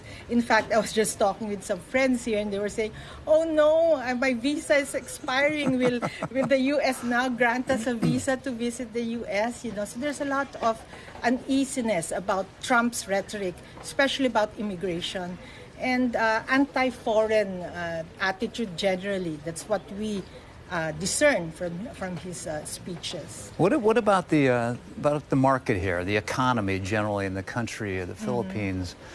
Depending on which president is elected today, it's looking somewhat like that. Actually, the Trump is now has the best chance of doing it. In terms of the economy, I know that here in Asia, the markets have gone down. Even Nikkei, for example, went down about 5% over here in Asia. What about generally the economy impact? Trump in his speeches has sounded a very protectionist note. And that's kind of alarming to countries in Asia, which will not really depend, but really count on a lot of exports to the U.S. The Philippines especially. Our microchips, and agricultural products, and we had a special relationship with the U.S. due to our shared past, that we had special quotas for certain products. So there's a lot of fear now if a protectionist president, a very inward-looking, that is my impression of Donald Trump, becomes president. What will his relations be with countries where the U.S. had forged very strong trade relations? That's one concern. Well, that's because we don't really know exactly what he's going to do that way. Isn't that correct? I mean, a lot of this Bob Woodruff live for us in the Philippines, giving us the view from overseas. Of course, the rest of the world watching with great interest to see how this election turns out. Also, these individuals right here on this couch watching with great interest. Still, a few key states hanging in the balance. Farad Chidea joins us again. Sure. What are you keeping an eye on right now? Well, what have we got left? Yeah, exactly. No, I mean, I don't think that this will shift the electoral map that much. It is important, but I still think there's a chance that Clinton could take Arizona based on the Arpaio vote, and I've been tracking that. I went out to Phoenix just a couple weeks ago, and there's an extraordinary effort that was made to mobilize Latino millennials. And I think that what we've seen is that, as expected, millennials in general were less likely to vote. But in a state like Arizona, you could find some interesting demographics, because a lot of the voting push in Arizona to mobilize Latinos was targeted at millennials and also executed by millennials who were doing the door knocking. Could you actually go into a bit more of why Joe Arpaio's loss is consequential in Maricopa County, place in Arizona in general? Yeah, absolutely. So Maricopa County is the county. We'll ask the questions here. Oh, I'm just kidding. I'm just kidding. Burn. That was said with Dan's love. getting salty the longer this goes on. I'm tired. It's in your state now. Calm down. You won. I'm going to have some pets. Okay. So short form on Arizona. Sheriff Joe Arpaio, I did a radio documentary on him in 2010. He has been in office, elected office for 23 years. He formed a militia with actor Steven Seagal. He illegally stopped brown people on suspicion of being undocumented. The Department of Justice told him to stop. He didn't. He's facing a court case. He now is out of a job. He was also known for putting prisoners in pink underwear and pink handcuffs. I visited Tent City, his jail, where people have to sleep in the 120-degree weather while feeling emasculated. Whether or not you think prisoners should, I think most people argue there may be better ways to. Actually, it's a jail, so people incarcerated, not a prison. But yes, he humiliated people and he violated civil rights laws, and he didn't care, and he thought he was invincible, and for a long time he was. And then the Latinos in the state just said, I've had enough. There was also SB 1070, which was a law that was passed that was recently essentially disassembled, that also had to deal with how Latinos were treated in the state. So I think that Arizona is one that I'm watching, but this is one of the things I'm reflecting on is that we're here at this Times Square location, very diverse crowd outside. I walked through the crowd, a lot of people from other countries visiting America, very racially diverse Americans. But this is not all of America, as we well know tonight. And I think that more than ever, we are seeing these divisions. And in a state like Arizona, you see them, side by side, the Latino Arizona and the white Arizona. And they do overlap, but not as meaningfully as one might expect. So I think we have the raw vote numbers from the outstanding states. And I think it would be worth taking a look just to give people a sense of where things stand right now and why we can't project in some of these states. So here's Pennsylvania. Really close, 97% of expected vote reporting. Wow. And Trump has a slim lead there, and it explains why we can't project, but it may come down to Donald Trump here. And if he wins Pennsylvania, he is very close to being over the 270 mark. Let's look at the next state here. It's New Hampshire, 4 electoral votes. 86% of the expected vote reporting. It looks like Hillary Clinton has a slight lead here. She was favored to win here all along. Is that correct? She was favored to win here, but again, it's one of those states that was rather close. Yep. Okay. So, and moving on to the next one, it's Maine. She was favored to win here as well, and it's trending in her direction. Still close for us, too close for us to make a projection at this point. Okay, here's Michigan. We're looking at my eyesight's going. That's what is 81% of the expected vote. Yeah. I'm just realizing now that I have some sort of vision problem or some sort of fatigue. We're learning a lot here some tonight. Sort of mix.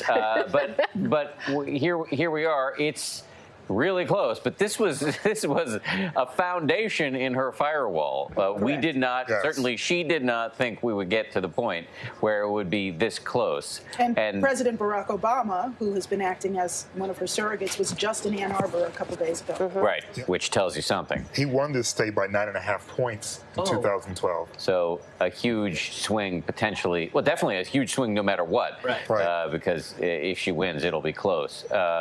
And let's move on now to the next state on the board here, Wisconsin. So now, this is one people weren't even really talking about as a possible flip, and it's not looking good at all. We got 88% of the expected vote reporting. He's up by 3%. There are some key counties that haven't yet come in from the last information I've seen, but this is a tricky situation for her at best. And let's move on to the next state, and it's Minnesota. Okay, so this was another one that nobody was really talking about as a potential poach for Donald Trump, but with 85% of the expected vote reporting, it's still too close for us to make a projection. She's up by 2. And let's see if we've got one more here. Arizona. Okay, so we've talked about this for as perhaps an area where she could make up some ground, but with 65% of the expected vote reporting, she's still down. Right, and 538 always saw this as a narrow Republican win, or rather the model in the last days showed it as a narrow Republican win. So this isn't shocking to me, but the fact that it was even contested at all this strongly actually does show the strength of the Latino vote. 22% of the electorate in that state. Fascinating situation. So this is why the road forward for her is tough at this juncture. You get when you look at those. Down in Pennsylvania, that's 20, right? She's down in Wisconsin, that's 10. Yep. That's your done. game. That's it. Done. That's it. Alaska can do whatever it wants with its time. Yes. Yeah. But we still care about you, Alaska. Oh, absolutely. I think it's the one state I've not been to. Oh, the glaciers are lovely. I know. I'm dying to go. My parents went. Anyway, I digress. I actually have to bolt because I've got to get uptown to anchor a special edition of Nightline in a couple of hours. What a pleasure to be with all of you tonight, though. Thank you very much. And all of you. Thank you Very much. Really appreciate it. I really appreciate it. Likewise. Thank you very much, Dan. Bye, guys. We'll miss I you, might see Dan. you later. Oh, yes. Yes, you might be coming on Nightline later. You're welcome anytime. All right, carry on. Thank you all. Appreciate it. All right. Take care. Marathon man, All right, Dan I'm out. Harris. Yeah. Peace. Oh, he literally walked He off. literally, no, Wow. just from Just one walked job off to the set. next. Wow. Didn't even let us shoot to anything else. Just Yeah. boom. Totally. That's how it happens that quickly in America. Well, guys, still some key states we're keeping an eye on. So, to be clear, all the polls are now closed. Yes. You can say that. Yes. We're just waiting done for the electing. tallies to come in. This speaks to our electoral process, I think, that this is how it happens. Schrodinger's president. What's that? Could be anything right now. It's in, it's decided, but we don't know who. Well, I think, speaking of hardworking people like Dan Harris, Maggie Rulli is still out there in Times Square talking to some of the folks who've gathered here to watch the election results come in live. Why don't we go check in with her and see what she's got to say?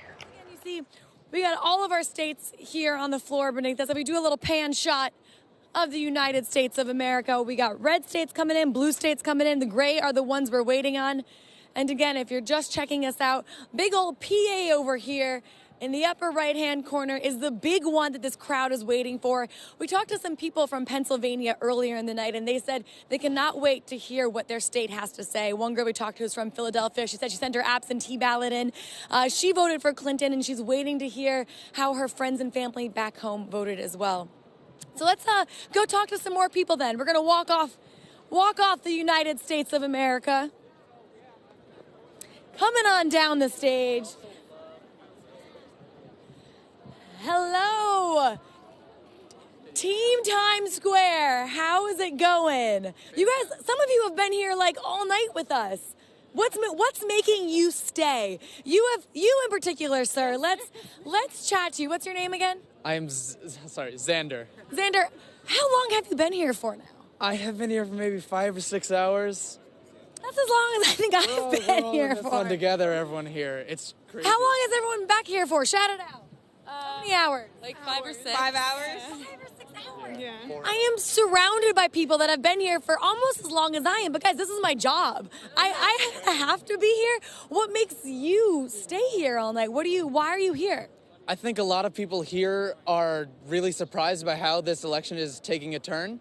And they're more curious to see, because it's very close, to see if their frustration is going to be confirmed or if they're going to get what they want. It's more just anticipation that's building up. And plus, a lot of us have already invested 5 or 6 hours, so we just want to make it through till the end. We know people by name now. We're making friends just cause someone needs to help us in these times. You know, I'm going to search a metaphor in there, right? We can pull out some love here tonight. You guys, we're all in this together. We're learning names of strangers. No matter what happens, we've all bonded here in Times Square, the crossroads of America. Am I right, Team Times Square? Yes. See, we're still getting some love and unity out here tonight, no matter what happens. When I was up on that stage, there was a lot of red, there was a lot of blue, and it shows that people have different thoughts, but once again, I guess that's the great thing about America. So tomorrow, when we look towards the future of our country, what do you guys hope for? Even if whatever candidate you're rooting for loses or wins, doesn't matter. What do you hope for either way? I hope for everyone to come together and be able to unite and move forward and do what's best for the country as a whole, not for, specific people's interests, but just for everyone. Do what's best for everyone. I mean, same with her. I hope for unity. I want there to be peace in the United States, because there hasn't been a lot of that lately. And, people are fighting, and it's really getting out of hand. And I really just want everyone to get along. It seems like a very basic thing, but I hope everyone gets along. I mean, life is short. Don't spend it being mad at each other. Spend it having a good time and being happy with one another. So that's what I hope for. But you could say I'm a hopeless romantic. I don't know. Did you just win over the hearts of America? I think. What's your name? My name is Antonio. And if people wanted to find Antonio, what's your Instagram or Twitter handle or something? Because, we might get you a little date out of this or something. Yeah, on Instagram, you can type in my name, Antonio Elters, or it is number one and only Antonio. That's me on Instagram. Follow me, tag me, like my pictures. I don't care. I love everyone. I hope everyone follows me. Antonio's a winner tonight, no matter what happens, apparently. Anyone else want to chime in? You've been here for, 5, 6 hours. Why are you still here? I guess we're just kind of all on the edge of our seat. I mean, a lot of people I'm with have kind of a favorite in this election, but I think we're all just hoping that we're all respected and we all, I don't know what Antonio was saying, but we all get along, and we can all have a leader that we can put our trust into, and that seems to be a big question in this election is trust. I just over here, I had like a 45-minute debate with somebody who had a completely different view than me, and we talked about it, and he didn't really win me over, and I really didn't win him over, but it was really respectful, which I appreciated, and he was super kind of Republican, but he was like, I hope that all of our rights can be respected, and we hope that they're all kept and what our country is founded on. Well, I agree. It has been nice here tonight. We've had people that are very Republican. We've had people that are very Democrat. But it's remained really civil, which hasn't always been the case in this election, unfortunately. That is Maggie Bruley bringing people together out there in Times Square, where there is still a very strong crowd right here in New York. On a school Coming night. up on a school, says the dad. School night. On a school night. 1:30 in the morning. Why aren't you people in bed? This is certainly different. This is very exciting. ABC's political director, Rick Klein, joins us now. Still a number of key states we're keeping an eye on. We have yet to be able to project, among them Wisconsin, Michigan, Minnesota, Pennsylvania, Arizona. What on earth is going on inside the campaigns right now? So there are frantic discussions inside both campaigns about exactly how to handle this. This is what's among the people who are surprised by this are the Trump campaign and the Clinton campaign. So the Clinton campaign is trying to dig into the data here and look at those Rust Belt states and say, where do we have vote outstanding? Can we make a plausible case that we can still pull this off? And they're looking very deep into this, and they still have a case to make about Wisconsin, about Pennsylvania, about Michigan. They're very confident of where things are going to land in New Hampshire and Minnesota, but they're looking at these states. Arizona, I think, they acknowledge is gone, but they're looking at the upper Midwest, those Rust Belt states. Really, we can narrow the map down to those 4 states, maybe 3 if you just take Wisconsin, Michigan, and Pennsylvania. That's where the election is going to be decided tonight, and they know it. So they're crunching the numbers there. The Trump campaign doesn't have the same kind of data that the Clinton campaign does, so they're more fishing for information. They're trying to figure out what's going on through public sources, through talking to media sources. They want to know where this really stands and how close they are. Meanwhile, you have the principals. You have Hillary Clinton. We don't have a lot of intelligence about what she's up to at this precise moment, but we can assume that she wasn't in the mode of thinking she was going to lose tonight. So this scrambled her plans. And then Donald Trump. So there's the past practice on this would be you wait for the loser to recognize that they're losing, concede defeat, and then you let them speak, and then you go out and have that moment. But this is uncharted territory when you talk about Donald Trump. So the closest equivalent I can think of is 2004. We went to bed. Andy Card, the White House chief of staff at the time, went out and said, we believe that Senator Kerry will see the writing on the wall, come back tomorrow. Kerry conceded. People forget that because it all worked very orderly. The question is, what does Trump do? If he's itching to go out there, if he thinks he has won this, if he thinks he is the president-elect, is he likely to wait for Hillary Clinton, or is he likely to wait for the networks to flash up the graphic that says 270? He may think that there's a conspiracy out to steal it from him. Maybe he wants to go forward. So I think really it's inside the heads now of Hillary Clinton and how she wants to contest this, and does she actually think there's a legitimate map when Donald Trump hasn't gone to 270, or does Trump preempt it and go out there and declare victory before he gets to the magic number? So they're crunching the numbers. We're in crunch time. We know if your phone rings, you've got to answer it and bolt immediately. So excuse him in advance. If there is one indication of how this night is going, though, I don't know if we still have this live stream up, though. We were checking in earlier on the newspaper printing headlines over at USA Today in Minneapolis, and earlier in the night they were printing.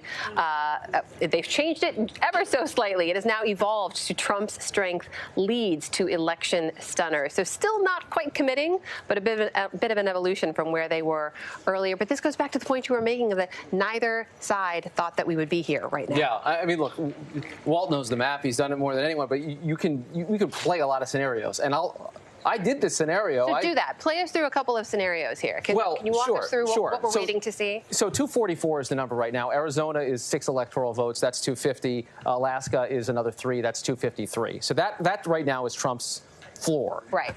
Minnesota is not going to go for him in all likelihood. 3 of Maine's 4 congressional districts are almost certainly not going to go for him. So check me on the math here. So that puts us at 254, I believe. Sounds right, yeah. So if you get 254 is Trump's number. Now, New Hampshire alone would put him at 258 if he wins that. Not enough. But when you start talking about Pennsylvania, that could do it right by itself. That's 20 electoral votes. Again, I don't believe that Minnesota is realistically in play, but between Michigan and Wisconsin, you've got a 10 and I believe a 13. Either of those, you piece it together. 16, I'm sorry. So the 10 in Wisconsin doesn't do it by itself. You'd need some help from another state, but yeah, the 16 would put him over the top. So they're very intently watching Wisconsin. The numbers even actually look encouraging for them in Pennsylvania as well. So again, this map existed on my computer screen at some point in the last couple of weeks, right? But then you say, well, I don't think so. The North Carolina, Florida, I was playing with a lot of different scenarios there. I don't know that Ohio and Iowa were most people had them trending red. Yeah. But what's your analysis of this now? I mean, what's the likelihood at this moment that Donald Trump is the president-elect? At this moment, I know we're actually at 538. We are running a consistent, based on what states have been called, what states we consider too close to call, the exact probability. If I remember correctly, at last glance, it was something about 88%. But let me actually check that for you. Either way, it's gone from Trump having to run a gauntlet to Trump having almost successfully run that gauntlet to now Hillary Clinton needing to run the gauntlet in order to obtain the presidency. And so once you put one of the reasons that Trump was a sizable yet still minority chance to win the presidency was because he had to run that gauntlet. So at this point in time, Clinton can have one of 5 different things go wrong for her, right? Whereas Trump can really only have 1 or 2.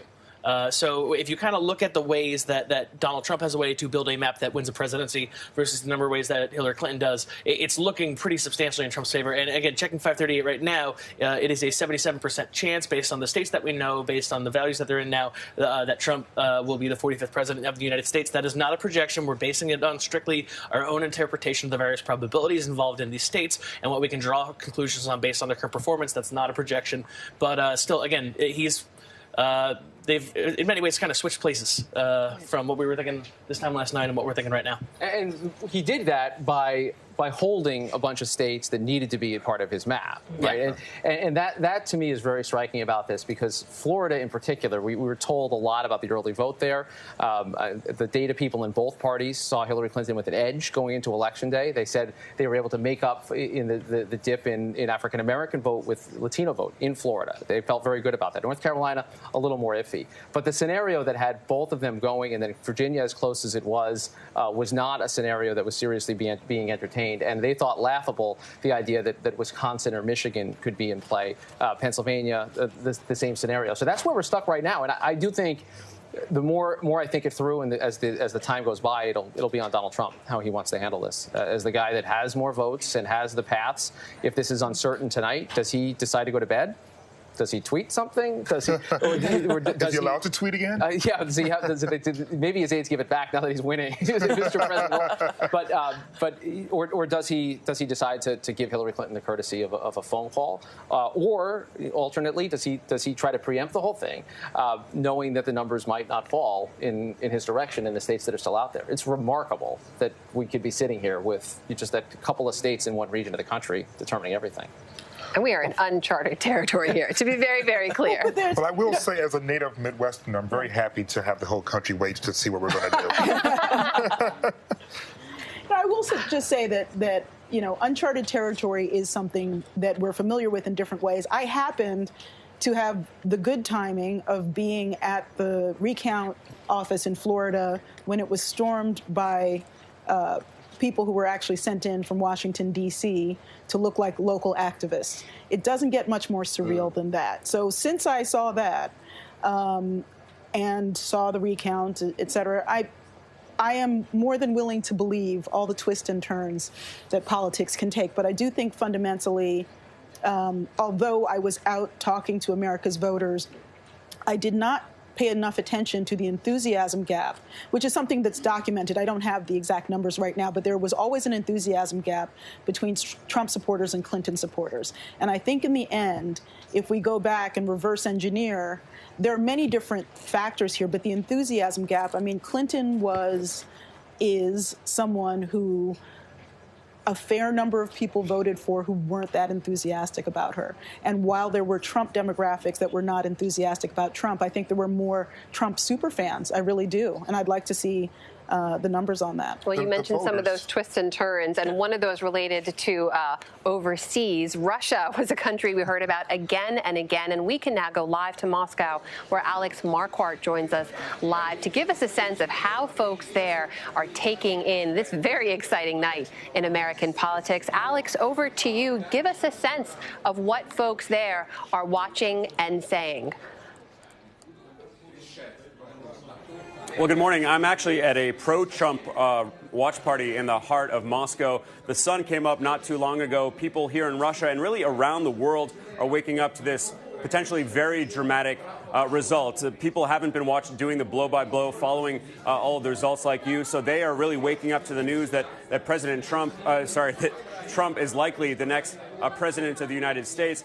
You have to remember that if the world had a vote, they would vote overwhelmingly for Hillary Clinton. She is much more supported. They have a lot more confidence in her than they do in Trump. Of course, the world does not have a vote. And one of the outliers in the global arena is, in fact, Russia. There is a perception, certainly among Democrats, that Russians wholeheartedly support Trump, that Putin has been very much in the Trump camp. Indeed, if Russians were allowed to vote, they would vote overwhelmingly for Trump. A poll came out just a few days ago showing that Russians would give Trump around 38% of the vote, to Clinton's just 9%. But the big question is, who does Putin actually want to win? And what we've discovered over the past few days in speaking with experts and analysts is that he isn't in the Trump camp. He isn't in the Clinton camp. He really is looking to exploit the weaknesses of the U.S., to take advantage of the anger and the division, to sow instability and chaos over there. That's really the goal of Russia, is to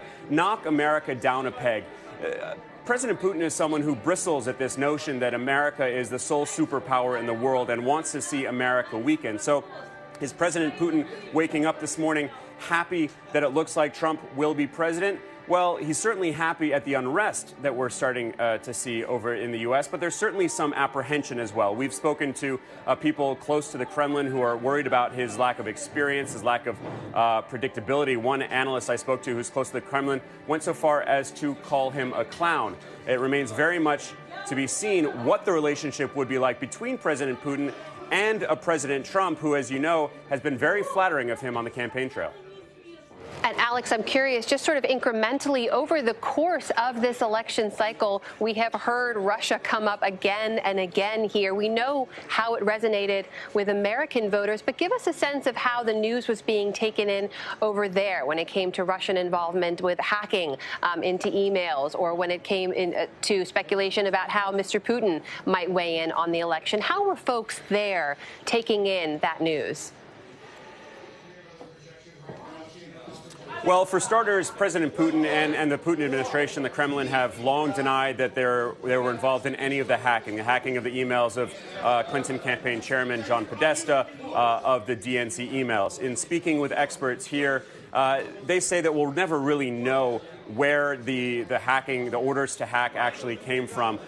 Yes, indications do show, according to officials in the States, that it came from Russia. What level that came from, we probably won't know. Did it come directly from the Kremlin? Did it come directly from Putin? Or was it something a bit more independent? That we don't know. I have to say, there has been enormous interest, obviously around the world, but in Russia in particular over this election. Just yesterday, we were watching one of the main channels here.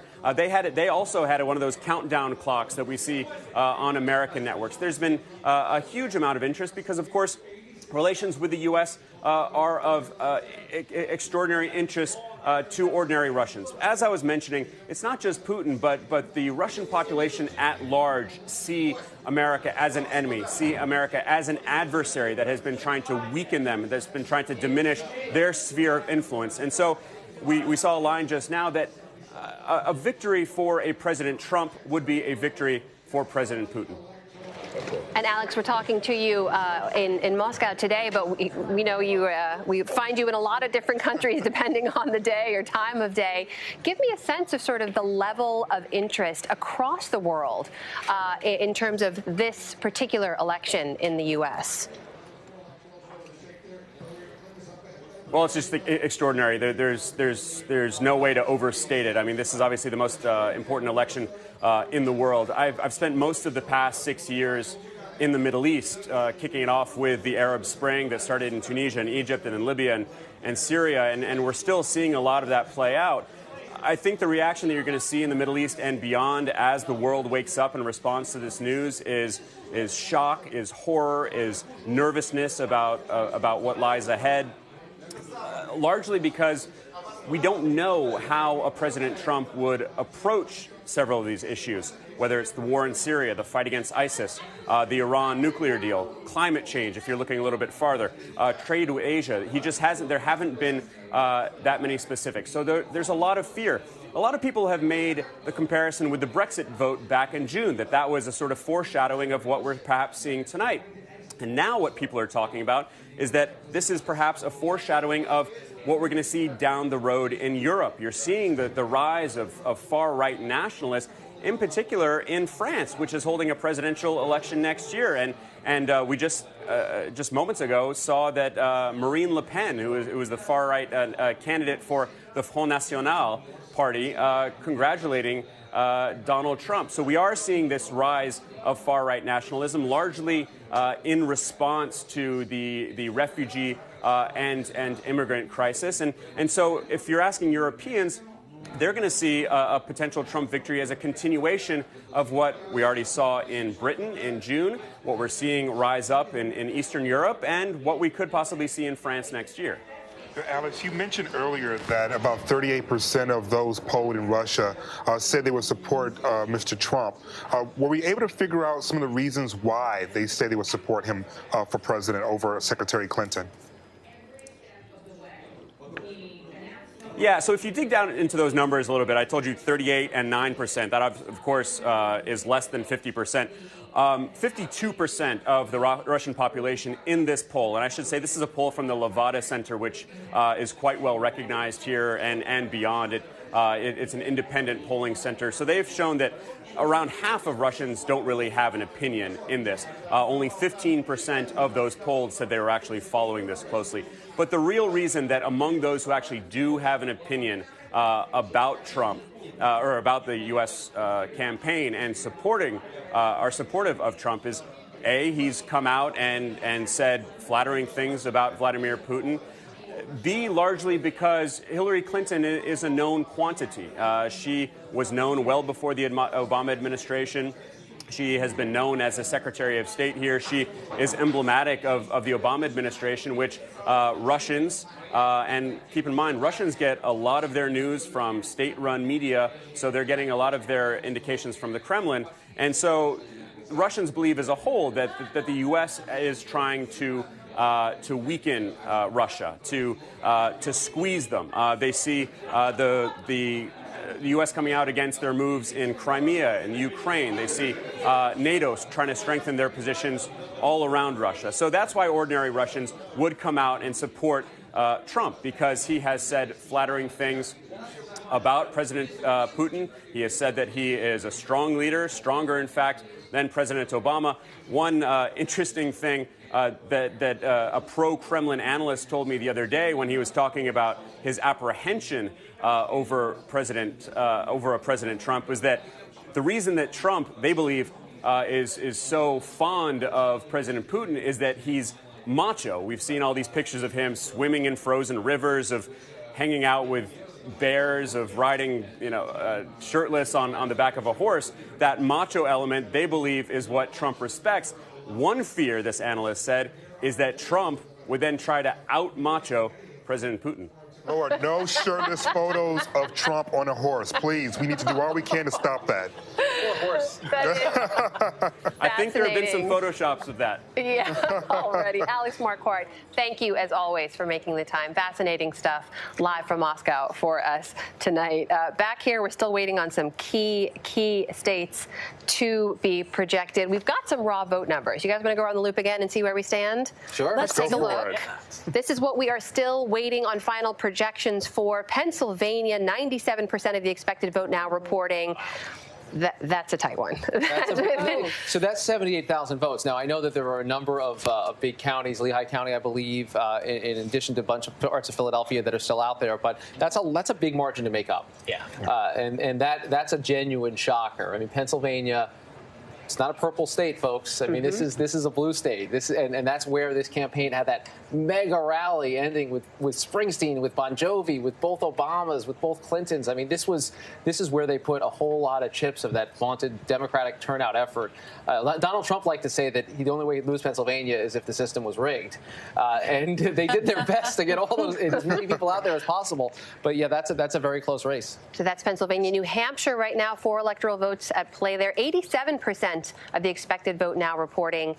It's a 1-point game there as well. Yeah, and what I always like to look, I mean, states are obviously different sizes. The 3,300 votes is the difference. 5.6 billion votes. Yeah. Which that makes the margin something like 150,000 votes left. But Rick, we were talking earlier about President Obama and Michelle Obama being such great assets for Hillary Clinton going out on the trail and making the case for Hillary Clinton's candidacy.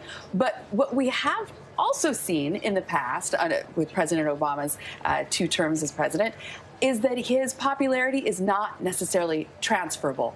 So, he's elected in a big landslide in 2008 over John McCain. Then comes the 2010 midterm, and Republicans take back control of the House. Reelected in 2012, with a nice margin over Mitt Romney. Republicans take back the Senate in 2014. So it's never been clear that Hillary Clinton could necessarily be able to ride his coattails. And he said, everything that I did as president is on the ballot. He put himself in the middle of this. He made this a referendum on his time. Hillary Clinton, as we discussed earlier, didn't have a great campaign message, a central message. A lot of it was, if you like the progress that you've seen over the last 8 years, I will continue it.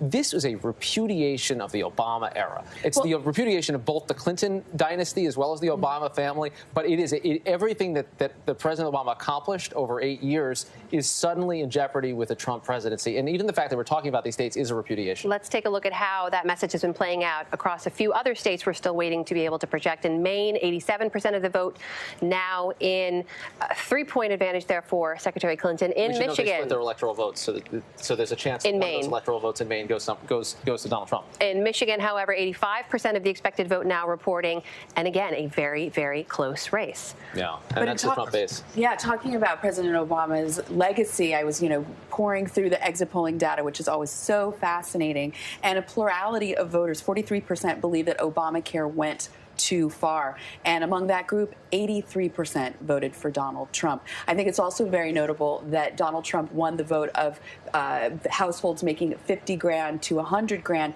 That is smack in the middle of where Obamacare is hurting American families who aren't getting their health care through their employer. And one of the other kind of shocking things is that I believe that President Obama's approval rating is at 56% now. Yeah. He would be the first president in quite some time to have such a high approval rating and then not have essentially a 3rd term. Well, Bill Clinton saw it too.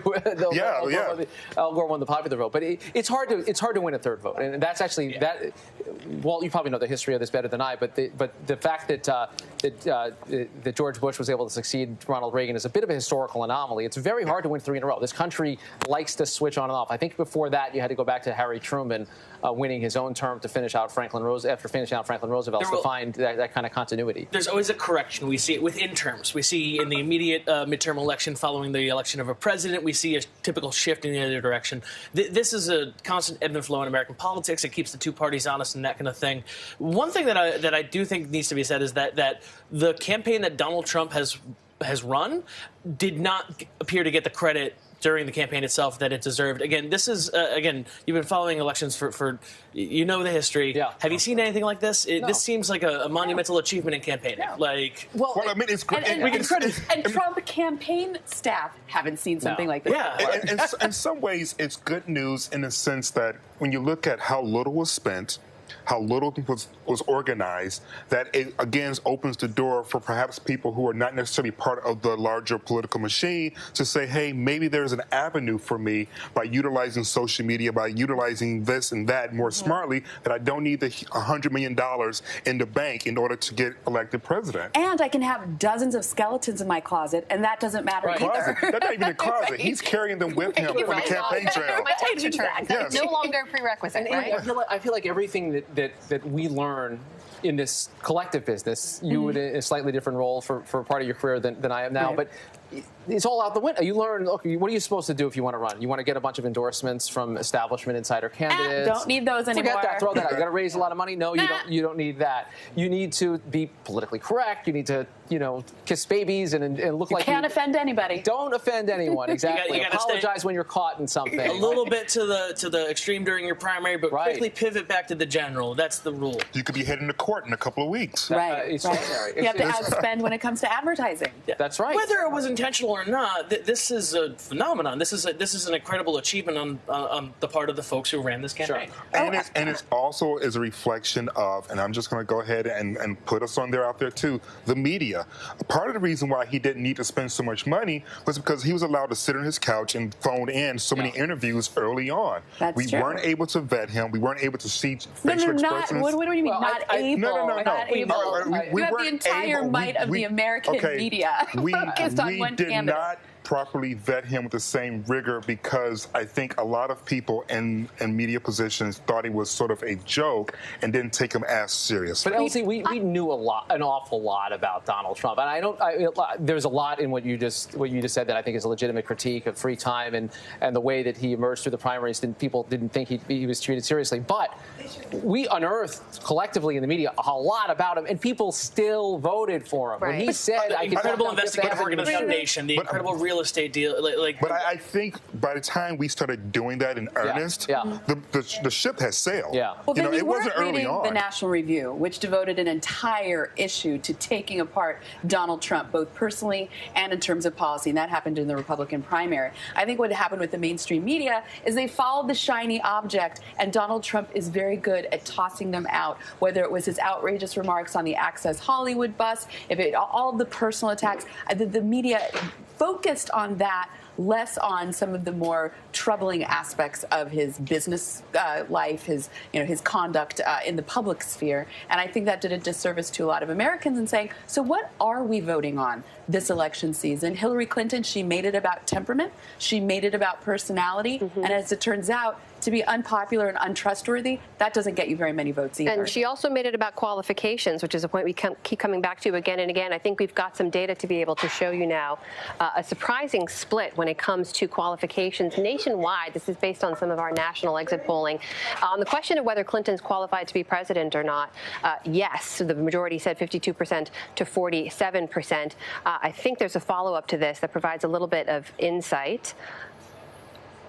Let's see, there was some information about, there we go, and on Mr. Trump on the flip side, that's a huge gap there. But again, this doesn't seem to have mattered, not one bit. And if you're a woman, and you I am a woman. And you see, not no, I'm not. Hypothetical. It is a hypothetical much beyond the space that we're in right now. Okay. And you see those two graphs in which a qualified woman appears to be losing to someone everyone deems as an unqualified man is a reoccurring narrative that so many women I've spoken to over the years have talked about, having to be twice as good to still be considered half as bad. Well, with some caveats to that. I mean, Pew Research it's not looked apples and oranges, right. but and there's certainly a lot of women.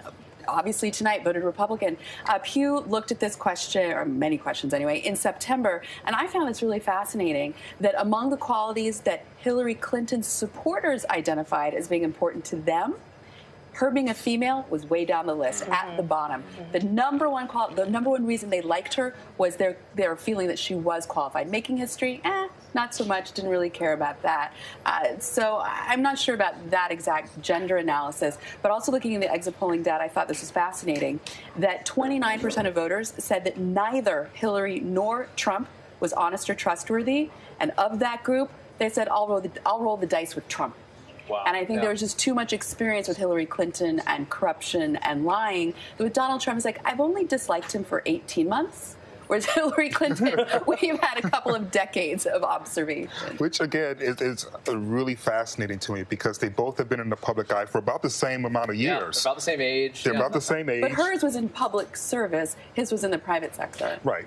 We will eventually have a president by the end of this. I'm curious, again, because I haven't been following quite along, what have the transition operations been like in general for each of the teams? I know that does Trump have one? He does. He does. Okay. He does. And both of them have it. And there's actually a law that was passed not too long ago, I believe in 2010, that would formalize the transition process and allow, once the conventions happen, you to start to set up a transition space.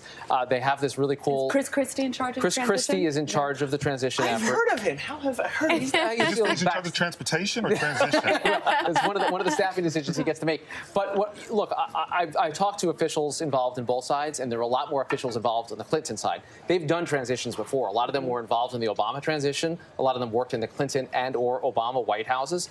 They had lists developed. They had policy proposals. They were ready to go starting tomorrow to bring all these things to bear. The Trump folks, I was told by some Clinton folks, they were leaving early for lunch a couple of weeks ago when the polling looked bad. And they kind of let flag a little bit. I think they picked up again some of it. There is a permanent bureaucracy in Washington, and there's a permanent political class that Trump is now going to have to get to know pretty well. The problem. Well, there's thousands of political appointments. Yeah, there's thousands. I heard something about draining a swamp on several occasions in the past 2 months. That seems like it's going to go real well with the folks at the target of the sexual swamp. Yeah. But he's going to have to get smart fast on this stuff if he indeed is the president-elect, and he'll take that over. And there's already buzz about does Rudy Giuliani and Jeff Sessions and his top people, what positions do you populate in a Trump administration? But those conversations weren't nearly as serious, as tangible as the Clinton operations conversations were. I think, again, both campaigns thought this night would go differently than it did, and they were preparing accordingly. It's just human nature. You come in and you're doing that job. The transition thing, to my mind, that has the ability to work itself out in ways that a lot of other policy proposals don't, like the fact that he's going to need that wall built and get Mexico to pay for it if he's the president, like the fact that he's going to get a special prosecutor to lock Hillary up. I mean, there are a lot of campaign promises that are actually really hard to do. Even repealing and replacing Obamacare without leaving millions of Americans without health insurance immediately, that's really hard to do. And you don't have to keep your first chief of staff. It doesn't work out. Campaign manager, yeah. How much of that is on Paul Ryan at this point? Well, Paul Ryan, to me, is so many times so many times he's emerged as the most important figure. Now, he is going to come into the House and trying to make a case that he has a mandate as well. With a re-elected House majority, they're only going to lose 5, 6, 7 seats, which is a really small margin that people were thinking it'd be a lot worse. Even outside shot, they could lose control. There is going to be a serious challenge to his leadership. Donald Trump is going to have to choose sides in that battle from the beginning. We'll see what kind of governance there is, because Paul Ryan still has the general confidence of most members of that conference. So if Trump wants to extend an olive branch to official Washington, he will say, Speaker Ryan, I look forward to working with you as a partner, and I look forward to you helping me enact the agenda to make America great again.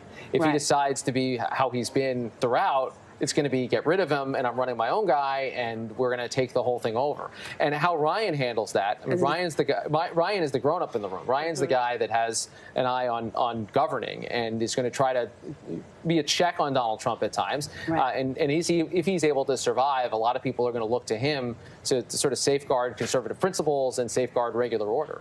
It'll be interesting to see what H.R. 1 is, the very first piece of legislation that they offer if Donald Trump becomes our president. And I would advise Paul Ryan to do border security. It's already something that our country does. I don't think that it would be difficult, and I think it would be bipartisan, and Donald Trump would then be fulfilling one of his campaign promises. I don't mean about building a wall and making Mexico pay for it. A little bit more technologically sophisticated than that, but passing legislation legislation to spend that money and, get to work on that project, I think would go a long way. Well, we have a little bit of information about the first 100 days, right? About what we could expect to see, or at least what the campaigns have been telling us that they might be laying out. What do we know? Well, I can tell you a lot more about Clinton's first 100 days than I can. I'm going to have to bone up on the Trump side. He has talked the wall and making Mexico pay for it. I mean, it is a campaign slogan, but clearly he would have to do it. He's talked about a big tax reform package and repealing and replacing Obamacare, delivering for the base. The base has been frustrated for a long time that they haven't been able to repeal Obamacare because the president, of course, has veto power over that repeal attempt. They only need 51 votes in the Senate. You know Senate procedure better than I do, Amy, but they can do it with budget reconciliation. That's the sneaky way to do it, and that's how Obamacare got passed in the first place. It does look like John Podesta is coming out to address people at the Hillary campaign. I'm seeing out of the corner of my eye, so it looks like we have some news developing. But we'll keep an eye on that. Of course, we're going to go live if there is news to share with you. But go ahead and finish your thought, Rick. Sure. I mean, I think I agree with you that they're going to get a lot of attention for that first thing, and it's a pretty packed agenda to try to push in. It'd be really interesting to see what also happened to some of the racial politics and racial identity politics that has actually become part of the Obama administration. I mean, we're talking about LGBT receptions in the White House and African-American receptions in the White House. Because we do want to listen in to see what Mr. Podesta is saying now. He's addressing Clinton supporters at the Javits Center live right now. Let's go there. I want every person in this hall to know, and I want every person across the country who supported Hillary to know, that your voices and your enthusiasm means so much to her and to Tim and to all of us. We are so proud of you.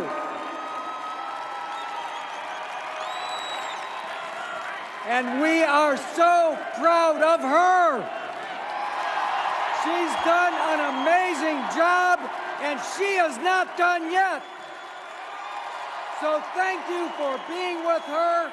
She has always been with you. I have to say this tonight. Good night. We will be back. We'll have more to say. Let's get those votes counted, and let's bring this home. Thank you so much for all of you have done. You are in all of our hearts. Thank you.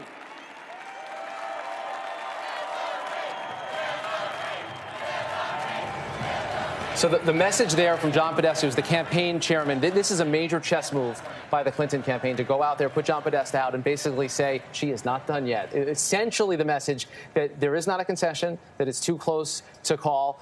To my mind, over to you, Mr. Trump. So does this mean Donald Trump gets to stride onto the stage to We Are the Champions tonight? Well, he's going to look at that electoral map, and there are news organizations that have different counts, but we're sitting there at 245 right now.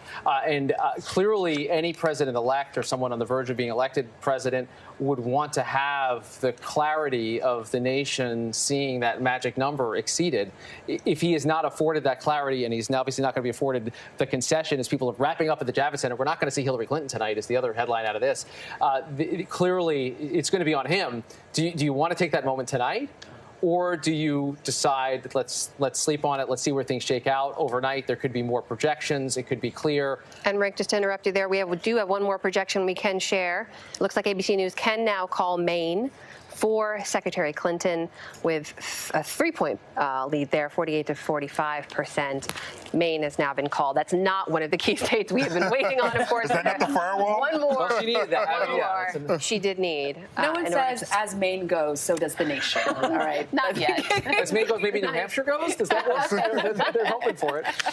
But going back to the unprecedented nature of what we've been seeing this election season, Podesta coming out, addressing the crowd in that way is sending a very clear message that they have not yet given up, that they do believe they can hold out on those last few states that we've been pointing to again and again. Yeah, and it's fascinating to me because we cover these campaigns as if they are these well-oiled machines that understand all the nuances of things. They're making it up, too. There's no campaign playbook that says send John Podesta out there at 2 o'clock in the morning to say, it's not over yet. They're saying, okay, what's the move we can make and what's it likely to provoke from the other side and what's it going to do with the news organizations? There's a three-dimensional aspect to all of this. And I mentioned the 2004 scenario with Andy Card, that was made up on the fly as well. So they're trying to now figure out what's Trump seeing, what's he likely to do. They wanted to make sure, my presumption is that they wanted to make sure that the campaign was on record tonight, not be totally silent, not let everyone just stream off into the New York night. The other weird thing is that they're still blocks away from each other. It's like they're going to run into each other. Maybe right here in Times Square. They're together right now having cocktails, discussing. Girl, can you believe this? We are sort of at the midway point, aren't we? This is like West Side Story. It's the DMZ. Come here, hash it out. We're going to propose a meeting right I also wanted to point out Hillary Clinton's won Maine. We also need to find out whether or not it's legal to smoke pot there, because that was one of the 5 states that was voting on smoking pot. At this hour. I'm sorry? I don't think there are any flights for you to take up to Maine at this hour. Oh, I'm from California, so we've already passed. You passed it. Thank you for caring. You passed it. But Amy, if you are, of course, Rick has to jump and take a call. We talked a little bit about the messaging, just like the optics of this, of Podesta coming out, addressing the crowd, sending a message, and as Rick said, over to you, Mr. Trump. What does the Trump camp do now? Interesting question. I would advise them to not stride out and declare victory and to wait for it all to shake out and be official. You know, if they're going to hit the 270 number, have that be absolutely 100% locked in solid so that he can go and give a gracious speech. Well, we're still waiting on a few projections in here. Outside in Times Square, there is still a good-sized crowd waiting for those results to come in. TJ Holmes has been out there talking to some of those folks who have gathered. Hey, TJ, can you hear me? Let me know what's going on out there, man. What are people saying? Hey, actually, what's going on out here is I am actually trying to relay all the messages to the folks who are still left here. And we do have plenty still left. Mainly Hillary supporters we've had out here in Times Square, but they've been watching our big boards, but they don't have any sound. They can't make out exactly what's happening. They see the numbers and they know to cheer, they know to get excited, they know when to get disappointed when a state lights up, but they haven't heard the word. I just gave this group over here I'm going to holler at my man Xander here for a second. Xander, I've been talking to you for the past few hours. What do you think about that news that I just relayed to you? You were a little disappointed about how things were going, but at least now you're hearing the Podestas telling the supporters to go home. You'll hear from us tomorrow, not conceding yet. Does that give you some kind of hope and make you feel a little better? It's nice to have clarity. Whether or not that's news people want to hear is something you have to deal with yourself, but it's nice to have clarity. I think everyone here is kind of relieved that there's just some sort of, because we've been in la-la land for the past 2 hours, so it's nice to have that. But at the same time, I think there's a big disappointment. Times Square has never been quieter right now. And that's just the reality of America we're living in right now. And that is, and again, Xander's been out here really for hours, several hours. We've been talking here, and he's hanging, and a lot of folks are still hanging, but they're trying to get word and get news. But again, guys, it's 2 in the morning, but this is Times Square. This place is never quiet. I don't care. It's 7 days a week, 24 hours a day. It's busy, it's noise, and I have never in life heard it as quiet as this. I'm going to make my way through. There's one more group of Clinton supporters I want to check in with, and I don't think they've gotten the news yet either. Were you all able to hear the news? This is another crew I was talking to a little earlier of Hillary supporters. You all didn't hear, or did you all get word about what happened now at the Javits Center? If not, I'll break the news to you. John Podesta came out and told the Hillary Clinton supporters to go home. You're not going to get word from us this evening. We're not going to hear anything else. It's not going to be a concession speech, but told them to go home. Votes are still going to be counted, and you'll hear from us tomorrow. What's your reaction to getting that news, at least at this point? I think that's not fair. Not fair? What? That's so not fair. We've been standing out here for like how long now? Like how many hours? All day. But you want a result, but at least she's not conceding tonight, which you don't want her to lose the race. But again, at this point, they're just saying you're not going to hear. Overnight, though, I mean, we should be able to find out what's going on, like now. Anybody else? Your reaction to now telling the Clinton supporters to go home for the evening? Why does it matter? We just need to know the results, and I don't even understand why they're coming out, because we have every way of checking it out. Why can't we stand together and check them out on our phone or through the media? Why would we be told to go home and like sleep or whatever? Trump supporters to stay. Why do you want Hillary supporters to go home? He's telling them he just won't get word tonight. There's not going to hear anything else from the Clinton team tonight, so essentially saying there was no reason to stick around. And again, guys, to the crew inside, thank you all right here. But you see, folks are still lining our barriers here. There are plenty of folks still in Times Square looking at the screens here, and many, again, the word hasn't trickled down to them. I just gave them the news. the rest of them haven't gotten word about what just happened, and that Hillary Clinton supporters over at the Javits Center have been told there's not going to be word tonight, concession speech, victory speech. There's not going to be anything. Go home. You'll hear from us at some point during the day. So guys, there's a little confusion, a little frustration. People have been standing around out here for quite some time wanting something. They don't want their candidate to lose, but they want, at this point, something, and we're not going to get that something this evening. It's been a remarkable scene. Been out here since 6 o'clock this evening. And to see how the people go through the emotions, the ups and downs, the states being called, got quiet, got excited. There was a jovial and celebratory atmosphere amongst everybody for a little while. That has absolutely changed. So we don't know how much longer people are going to stick around out here, but for the time being, they are not taking off just yet, guys. Well, TJ, this seems to be par for the course for the Clinton campaign, considering one of the criticisms against her is that there's been a lack of transparency. And here you have her supporters saying, we don't know what's going on. Did you hear that, though? That's a Hillary Clinton supporter, a group of them, several of them, that's not really feeling their candidate right now, saying, wait a minute, we deserve more than that and more than what you're giving us. Of course, Hillary Clinton has been running for president, I mean, decades, it seems, at this point. This is her moment. This is her night. She has the right to do what she's doing and take her time and listen to and wait for every single vote to be counted before she says anything. But again, it's 2 in the morning, right? These folks have been standing out here for a long time. We didn't provide them lawn chairs out here, all right? So they're a little worn out, and they want something. And we talk about the stress of this campaign. Part of that stress is not knowing, this uncertainty about what's going to happen. And here we are, election night. Everybody, oh, this is going to be it. It's over. And to hear now that it ain't over yet, it's not sitting well with some folks. Understandably so. TJ, my man, you've been adding some layers as you are out there, and the evening gets colder and colder. Let us know if you need some coffee or some cocoa or something. Oh, we can get something out to you. I can go all night, sister. I'm fine now. All right, TJ Holmes out in Times Square there. That sense of frustration, though, that sense of sort of like what is happening, it's almost like the last few hours out in Times Square are just a condensed version of what we've been through the last 18 months. Right. And I think that one young woman, she asked the right question, which is what's going to change between now and tomorrow? And we don't know what might change as these votes get in. And we know that both campaigns are very staffed up with lawyers. And, of course, they have their local party officials who will be going through all of these totals, particularly if they're very, very close, to see if there might be an opportunity for a recount or to, just kind of slow down the process.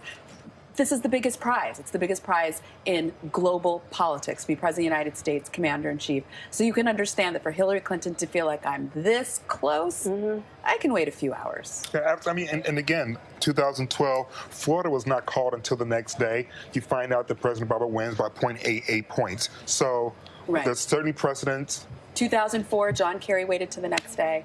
Right. You almost wonder at what point in the day they had an inkling of what might happen. I remember earlier today, there was a notification when we were doing the weather stream that the Clinton camp had decided to cancel the fireworks. Yes. And again, so that must have been, 11, 12-ish, give or take? Yeah, it was early in the day. It was early in the day. And so clearly the data operations for these kind of organizations, again, the Democratic Party has worked to build these for years and years and years.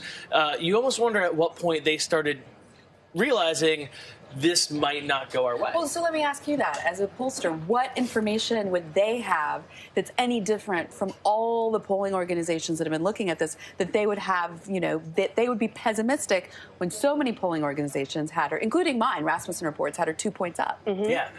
So I am not a pollster. I just watch them. But I just play one on TV. Yeah, I just keep track of all. Okay. Yeah, the 538 model aggregates these polls and it tries to figure out where it's standing. And so again, do they have inside information that any of these polling operations don't? Well, so they have data operations. Again, we rarely know the sophistication of these kind of things, but they have voter targeting ways of kind of knowing who's theirs, who's on the other side, who's persuadable, all that. The Obama campaign was brilliant at that, by the way. Yes, and the issue is these aren't. You can't just here's my MacBook. Enjoy your campaign, because you need to maintain these, you need to cultivate them, you need to recruit them. If you think about the Democratic base, it involves adding new voters, it involves recruiting millennials. So these are things that require avid maintenance, and there's a question of how much that translated. But I think the main thing is they have tools that they realize, our get out the vote operation is not working as well. We're actually underperforming our polls and our own models there. So I just, again, noon today, we heard that they canceled the fireworks, and I'm curious as to what point, before even we did, they got an inkling of what might be going down tonight. It could have perhaps just been out of an abundance of caution. An abundance of caution. You don't want to put the cart before the horse. Migratory birds are a real factor. It could have been any number of factors. Right, it's a Captain Scully situation. I think the fireworks, they were more worried about sending the wrong message to a country that half of them would rather see explosions than fireworks at that moment. They would have been very upset by the results. I actually don't think it was any doubt in their minds. They were trying to suddenly save some money because they thought they were going to lose. But we're hearing that we're likely to hear something from the Trump campaign tonight. So it is over to them. They're this weird cat and mouse game around New York City that's going on right around us. It's so weird. Can we just run over there?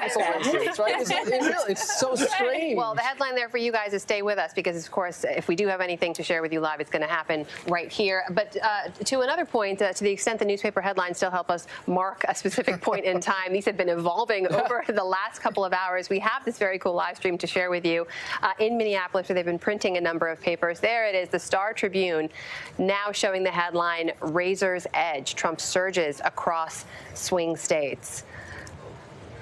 And, of course, we're going to stay with that. That headline could evolve once again. I've seen a theme with the split-screen stills, by the way. There's a bunch of newspapers that are doing the same to show, like, the really excited people and the unbelievably dejected people. Right, exactly. The photos actually sort of contradict the headline. You would see on the left. Yeah, right. No, you're right. I'm not seeing it. It's not uncertainty. It's celebration. But, Rika, there was a young woman that TJ was just chatting with outside, a Clinton supporter who was frustrated that they were being told, go home, go to bed, we'll find out tomorrow.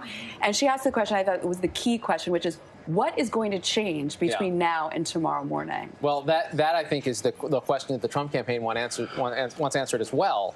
I go back to the 2004 example when we were fresh off the 2000 experience, and Ohio, there was a moment there where Columbus looked like the new Tallahassee, and everyone was the lawyers were going to descend, and we were talking about a recount. It became clear that we're talking about 60,000 votes that would have to switch in Ohio, and it became clear that was not going to happen. And then Senator Kerry came out and gave the typical gracious concession speech. I think there's two things going on. One is they have numbers guys that will say, look, if this comes back and this comes back and this comes back and that comes back, we can still do this thing. Mm-hmm. The other is, I think there's probably an element of just absolute shock about what's happened here and not really knowing how to handle it. And there's still scenarios you can play that map out. One of Maine's congressional districts, the second one isn't called yet. So there's still 269 scenarios. There's who knows what other weirdness is there. So they're thinking, let's take a deep breath here. Mm-hmm. There's nothing in the Constitution that says that we have to concede defeat, and certainly not when no one has the number at 270 plus. There may be an element of what would Trump do. Do you think Trump would concede if no. in this scenario? Does anyone honestly believe that would be happening right now? So to say, okay, let's call it a night. Thank our supporters for being here. Let's see what Trump does, and let's convene when more numbers are in. Look, if the numbers hold from where they are now, and he wins Pennsylvania by 50,000 votes, and Michigan by 10,000 votes, and there's this sweep across the Midwest. Wisconsin goes as well. Clearly, I don't think anyone believes that Secretary Clinton is going to be the one calling about a rigged system and trying to hold that out. I think ultimately she does the right thing. But my guess on their play right now is let's see where the numbers are in the light of day. Let's see what Trump does overnight and assess our options. It could have also been a logistical courtesy for all the folks posted up at the Javits Center. At some point, they got to go home. Well, we were told the Javits was actually booked for something else tomorrow morning, so they did have a good night time. We got a janitor coming in. Okay, they rented it for so long. There's a bar mitzvah here. You got to go. We cannot overstate, though, just how historic, if President Trump is indeed President Trump, that this election would be. When you think about all the rules that were broken, all the rules that were not followed, how unconventional everything basically was. He didn't even run his own ground game. He gave it to the Republican National Committee to do. I mean, it's extraordinary that Hillary Clinton's advantage in local offices was like 2-1. So it's fascinating that Donald Trump said, and I remember his quote in the summer, like, people will just jump up and vote for me. Like, he didn't think I needed to, knock on doors or get people on buses or whatever. And everyone at the time, myself included, thought, that's ridiculous. That's not how it works, Donald. They don't just jump up and vote for you. We have talked so much about this 2012 autopsy report for the GOP coming off of that loss. If indeed Democrats lose tonight, what is the message for them moving forward? We've talked so much about how was their autopsy? Well, I mean, we've talked about how the outsider candidate mattered on both sides. You know, how the Republican Party has to change moving forward. What's the takeaway for Democrats? The Trump. For Democrats?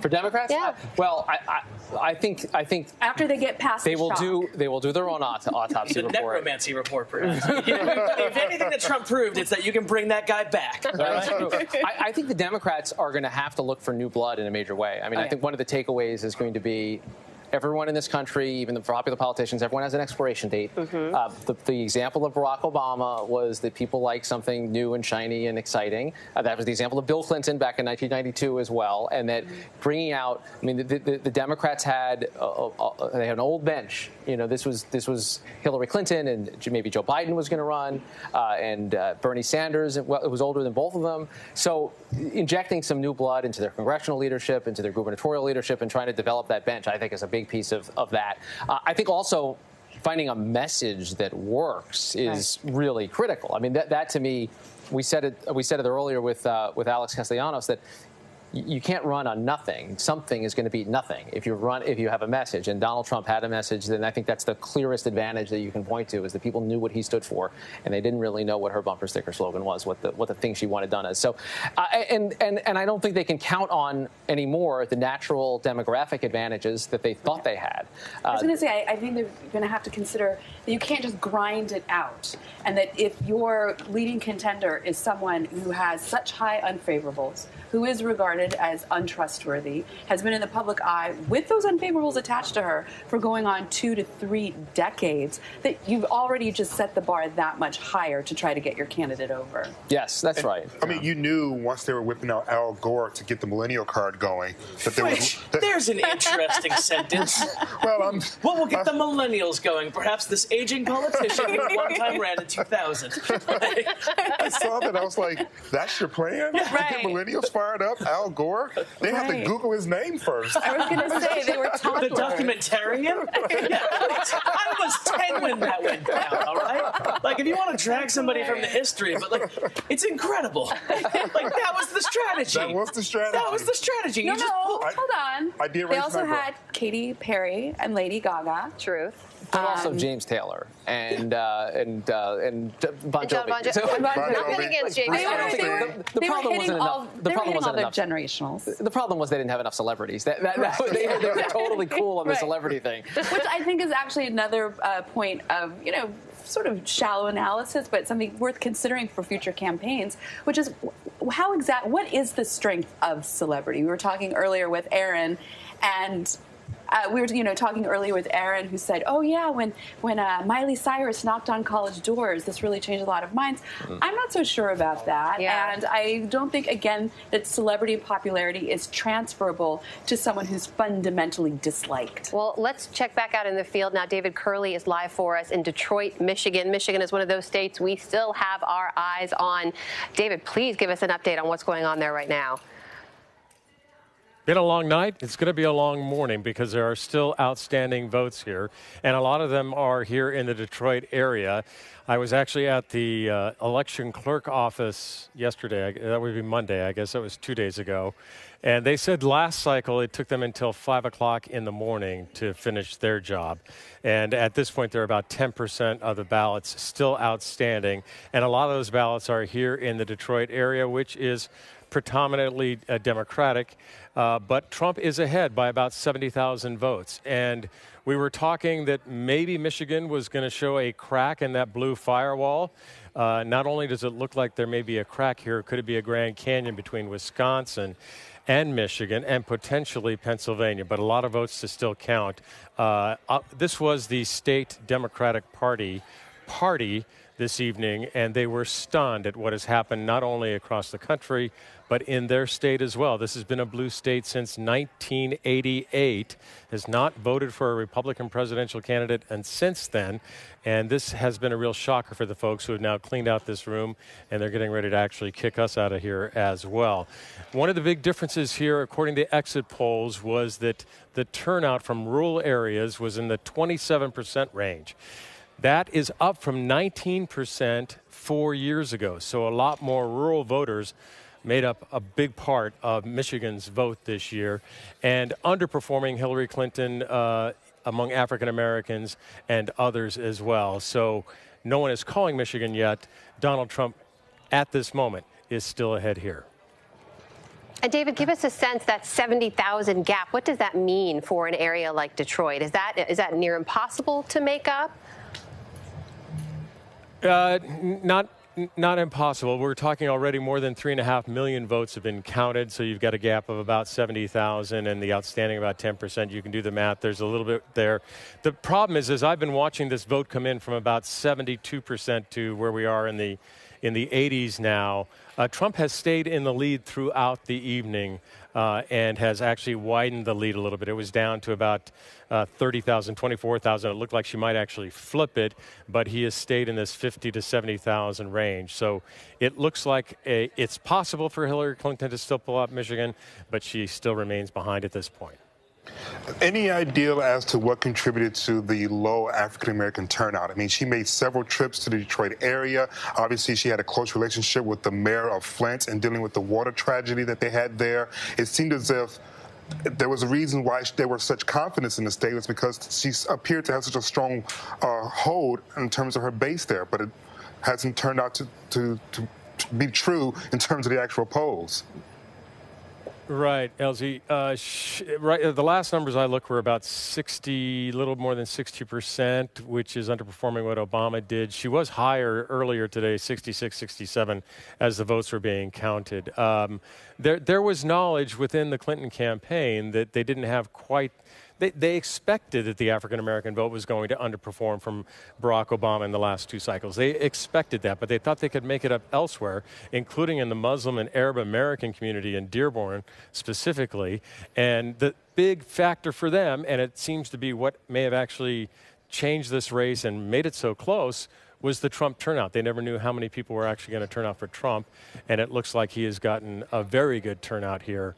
And the difference between, I'm sure you've been going through some of the demographics and what the exit polls show, but the folks that voted for him, significantly white, the non-college educated went for him very strongly.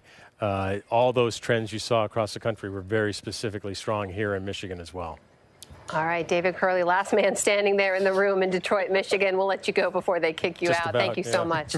David, back here in New York. Balloons. Yeah, empty room.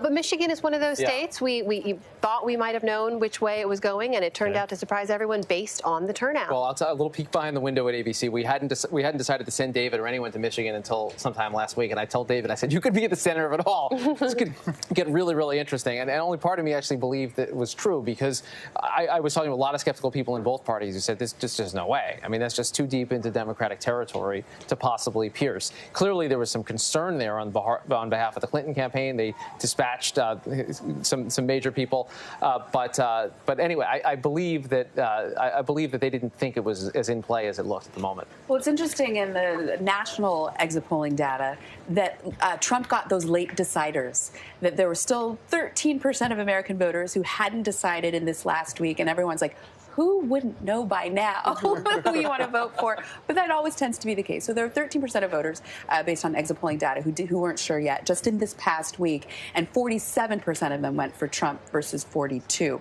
So it'll be interesting to see, like, in this last week, what exactly put you over the edge for Trump or for Hillary for the 42%? Was it, FBI Director James Comey and whatever, skepticism that you had about Hillary Clinton that only confirmed it for you? Was it that you weren't quite sure about Donald Trump, but in this last week he kind of made you a little bit more comfortable with him? That'll be an interesting question too. And remember, she lost Michigan to Bernie Sanders in the primary. Right, the Michigan Miracle. Yeah.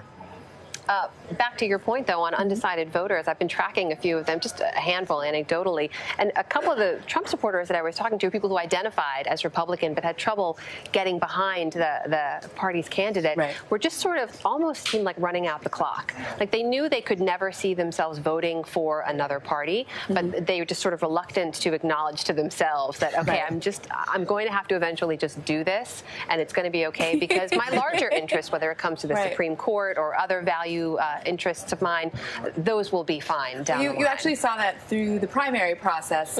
In the spring of 2015, before Trump formally announced, nearly 75% of Republicans said they could never imagine Donald Trump as president of the United States. Right. Fast forward a year, he'd gotten that number down to 38%. It's fascinating stuff. It's a really incredible.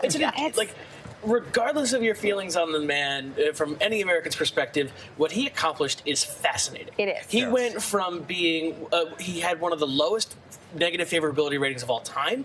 He managed to turn that around. He managed to bob and weave his way through a Republican primary, managed to win the nomination, and then he managed to win the presidency, potentially, going on tonight. He managed to overcome alarming odds from pollsters, big and small, internal and external. And so it's a fascinating achievement. That he managed to overcome himself. Yeah.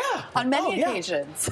But we cannot underestimate the power of already being a significant pop culture figure for as long as he has been, and how smart he was in terms of getting interest using social media.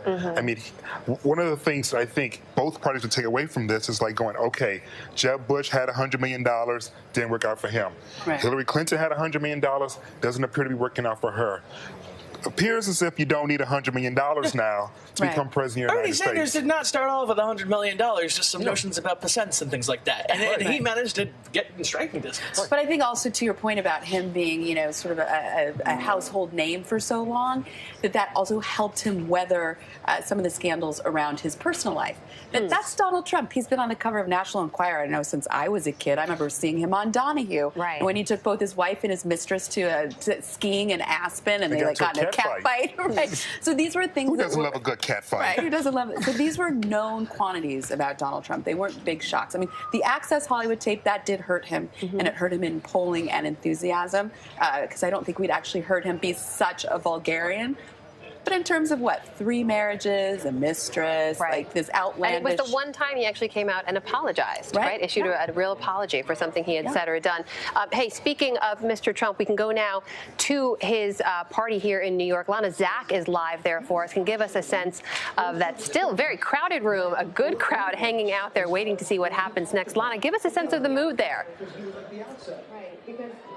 The mood is overtired, Amna. Hey there, LZ. You know, this crowd, I've seen them move from being cautiously optimistic to really switching into excitement, enthusiasm, to now being anxious to get that election called for their candidate, Donald Trump. When we heard John Podesta, that speech was broadcast into the room here, there were chants that were so angry. Lock her up.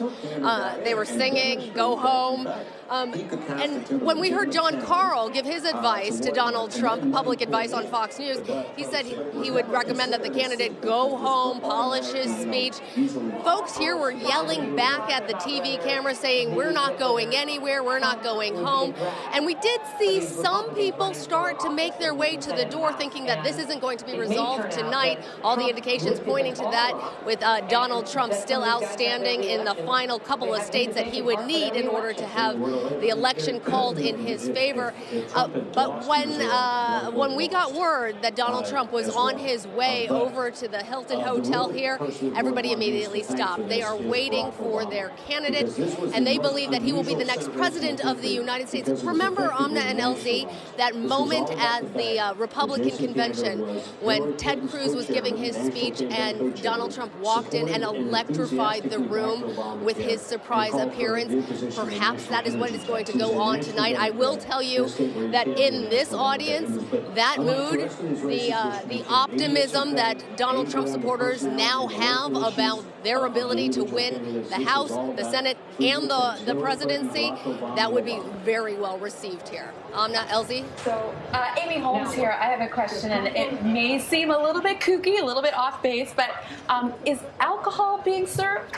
Because if it is, that party's going to keep going. There's a lot of alcohol being consumed here. Yes, it's a cash bar, not free-flowing. I have not partaken. I haven't seen anybody on the press risers, in fact, partaking, because we've all been waiting for this election to be over, for those results to be called. We're all still on the clock, but plenty of people here have been toasting. There has been there's been a lot of singing going on that I think might have also been prompted by some of those drinks. Though I did hear that a rum and Coke, and this is unsubstantiated, runs $18. Those are Manhattan prices for Well, that was right? definitely Manhattan prices. I think we'll know that the evening is over when they close the bar. Do you recommend the Make America Great Again? Well, no indication they're going home either. So I'm looking behind you, and I see a sea of white men wearing red baseball caps and a couple of women. Am I missing a larger minority constituent base, or is that essentially what's in the room? Oh, yeah, they're just all hidden behind my dress here. Oh, yeah, there's okay. no.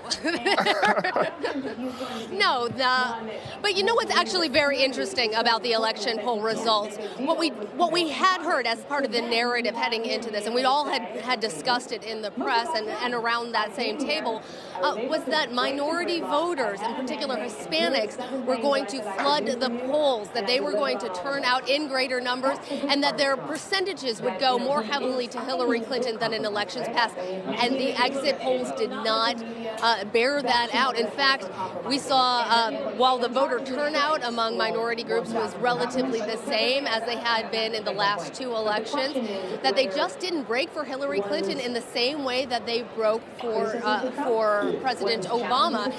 And in particular with minority voters, minority Hispanic voters, Elsie, I know this will blow your mind.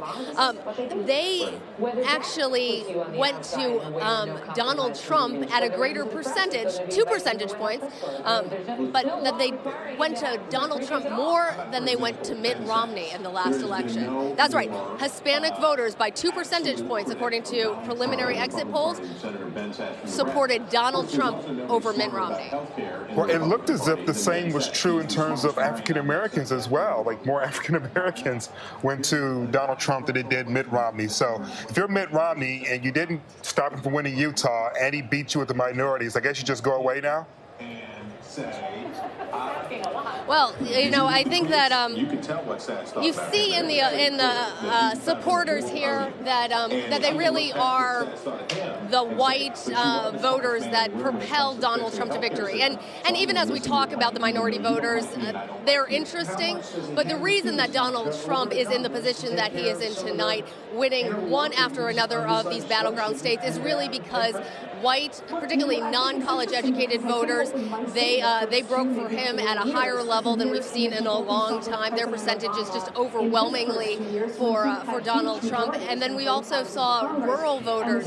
They were really courted by Donald Trump, as were a lot of the white working class voters. And they just, at one point, were the stalwarts of the Democratic Party, and they absolutely were part of this silent majority that Donald Trump has been bragging about on the campaign trail that most pollsters were saying just wasn't there, but then here we are. Right, but I do think we need to be a little bit careful that Donald Trump actually did better than Mitt Romney, the generic Republican, when it came to minority votes. Not a whole lot better, but you said 2% more among Latino Americans. Hillary Clinton, she wasn't able to turn out the vote among African Americans. He did a little bit better than your generic Republican, so that actually, I think, differentiates him. And as far as the crowd behind you, let's everybody remember, this is Manhattan. This is New York City. The people in that room are probably on the educated and wealthier side. And to be honest, I'm seeing quite a number of women. There's a woman right there with blonde hair turning around looking, and then there's a couple over here. So the Donald Trump crowd, and I know this from friends who were, angling to get tickets for that very event where you're standing. It was a tough ticket to get. You had to be close to the campaign, have some sort of inside to get there. So that crowd is not necessarily reflective of Donald Trump's constituency. Uh-oh, what do we have? We're hearing a lot of applause right now. I want to see what's going on. We're going to see if we have more news to bring you shortly and check back in. Anecdotally, though, what she is reporting and seeing there is not inaccurate. The gender gap that's been real across this entire election, right. the white versus non-white gap that has been very real. But that is typical of Republican presidential campaigns, not necessarily like that Donald Trump is, extreme in that. In fact, the gender gap was extreme. The gender gap was more historic. Florida, so in states like Virginia, states like North Carolina, yes, it absolutely was. We talked about this earlier, but states like Florida, there wasn't as much of a gender gap as we saw a little bit earlier. Right. So again, it kind of depends on state. We're going to be dissecting this election for every years. which way. Every years, whether it's education, whether it's rural. This will be an ongoing. It's not like we're going to. Oh, okay, that was cool. Let's just move on and never look at it again. It's going to be a topic of interrogation. Republicans will be looking at the top of that list. Republicans will be looking very closely at all of I this. hate to put you guys through the paces, but I do for folks who are out there and still needing to get caught up. Let's just walk everyone through what we know and what we are still waiting on definitively, because the facts here really, really matter. So Walt Hickey is the man with the math. Tell us where we are and what we don't yet know. Right. So Hillary Clinton has 218 electoral votes currently banked. If we look at those 4 states at the top of the map, you've got Minnesota, you've got Wisconsin, you've got Michigan, and you've got Pennsylvania. Those states in total would put Clinton over the 270 electoral votes necessary to win. This has been characterized before this election as the blue wall. These states were interpreted as being stronger for Clinton. However, what we've kind of seen in this election so far is that regions behave similarly. States that are similar to each other have their errors correlated, and it would appear that the polls were overconfident in these states based on what actually went down on the day. It's normal for that to happen in some regard on election days. It's normal for states to herd like this on election days. So what we're seeing right here is what was once considered an ironclad element that would give, again, Hillary Clinton the math to get well above 270 necessary electoral votes is not here. Right now, in its stead, Donald Trump is now 25 electoral votes away from being the president of the United States. He's got several avenues to go through with that. Pennsylvania is looking rather favorable to him right now in the current statistics, as is Wisconsin. Minnesota a little bit less so. Arizona a little bit more so. So at a certain point, he's got a lot of different ways to get to that magic 270 number. Hillary Clinton really only has about one way, and the exits start closing pretty quickly once she starts missing the exact entrance. So we are currently waiting to find out what happens with the charred remnants of the blue wall, and we are going to see what goes down. Well, I would tell you that I've been checking a lot of the Facebook streams and Twitter, and there are just a lot of distraught. That's so millennial of you. There are a lot of distraught liberals, distraught and fearful, and. As someone who is openly gay, who is married, I will tell you I am sincerely concerned about my marriage. And it's because of the rhetoric, and it's because of who's on the ticket, and it's because of the designs of the Republican Party, which was pretty explicit in how they felt about same-sex marriage. Donald Trump did say LGBT, and I think he added Q. he said it. Yeah, he said it. But then he gave us Mike Pence, and we also know the Republican platform. So just as a voice for some of the people who are concerned, it would be fantastic if going forward, if a President Trump could ease, because he has to govern.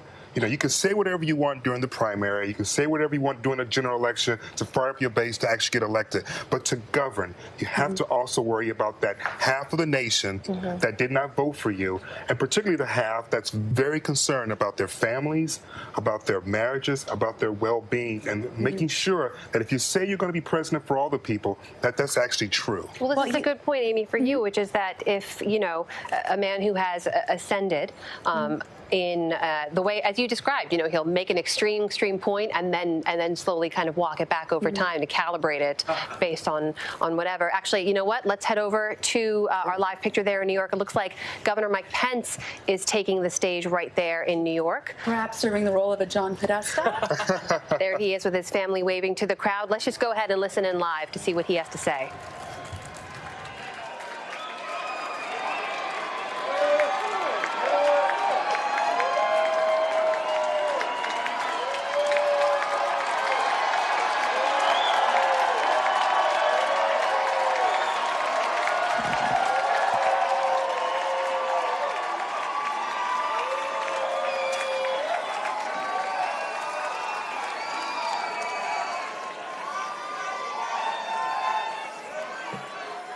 Come both this side. Come both sides.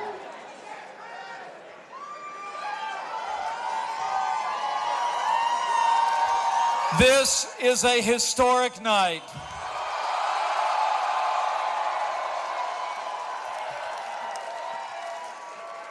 The American people have spoken, and the American people have elected their new champion.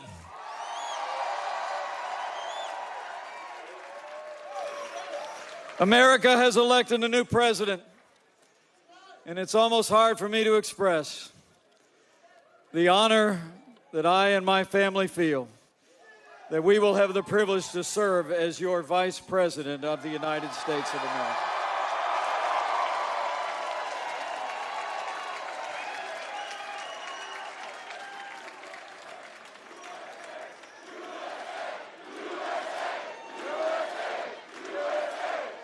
I come to this moment deeply humbled, grateful to God for his amazing grace. Grateful to my family, my wonderful wife, Karen, our son, Michael, and his fiancée, Sarah, our daughter, Audrey, far away, and our daughter, Charlotte. I could not be here without them. And I'm deeply grateful to the American people for placing their confidence in this team and giving us this opportunity to serve. And I'm mostly grateful to our president-elect, whose leadership and vision will make America great again.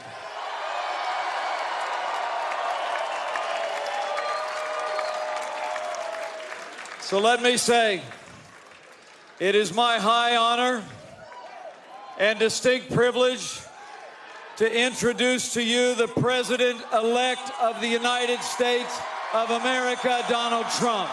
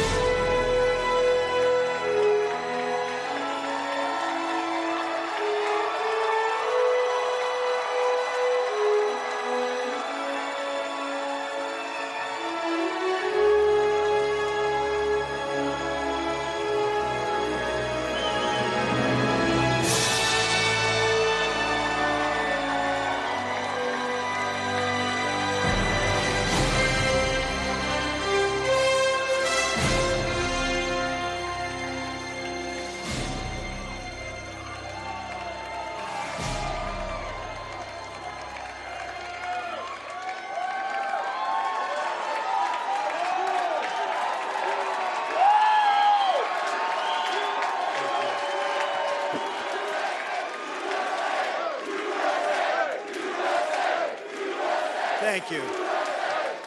Thank you very much, everybody. Sorry to keep you waiting. Complicated business. Complicated. Thank you very much.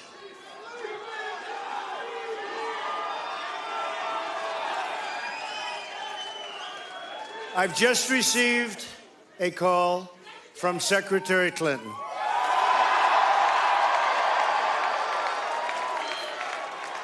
She congratulated us, it's about us, on our victory. And I congratulated her and her family on a very, very hard-fought campaign. I mean, she fought very hard.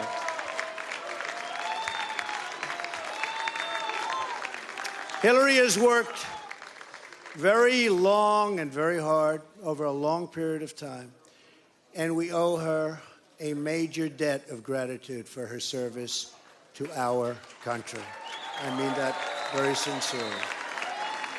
Now it's time for America to bind the wounds of division. Have to get together. To all Republicans and Democrats and independents across this nation, I say it is time for us to come together as one united people.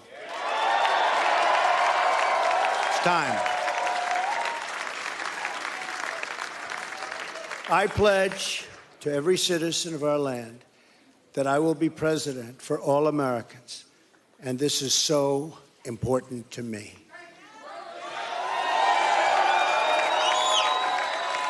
For those who have chosen not to support me in the past, of which there were a few people,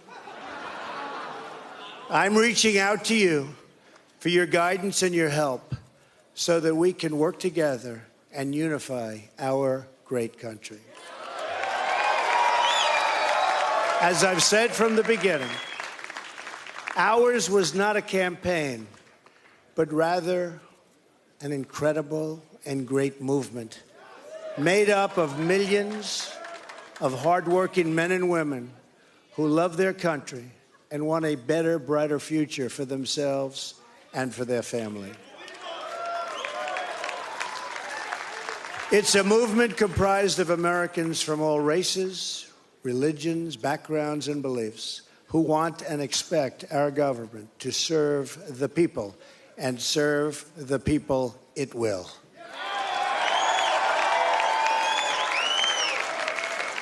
Working together, we will begin the urgent task of rebuilding our nation and renewing the American dream. I've spent my entire life in business looking at the untapped potential in projects and in people all over the world.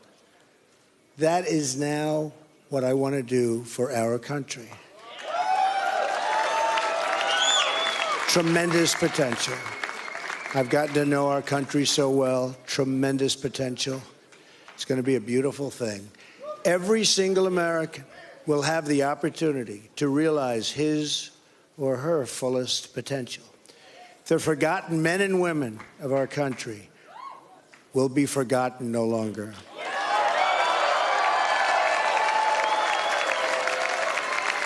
We are going to fix our inner cities and rebuild our highways, bridges, tunnels, airports, schools, hospitals. We're going to rebuild our infrastructure, which will become, by the way, second to none. And we will put millions of our people to work as we rebuild it. We will also finally take care of our great veterans.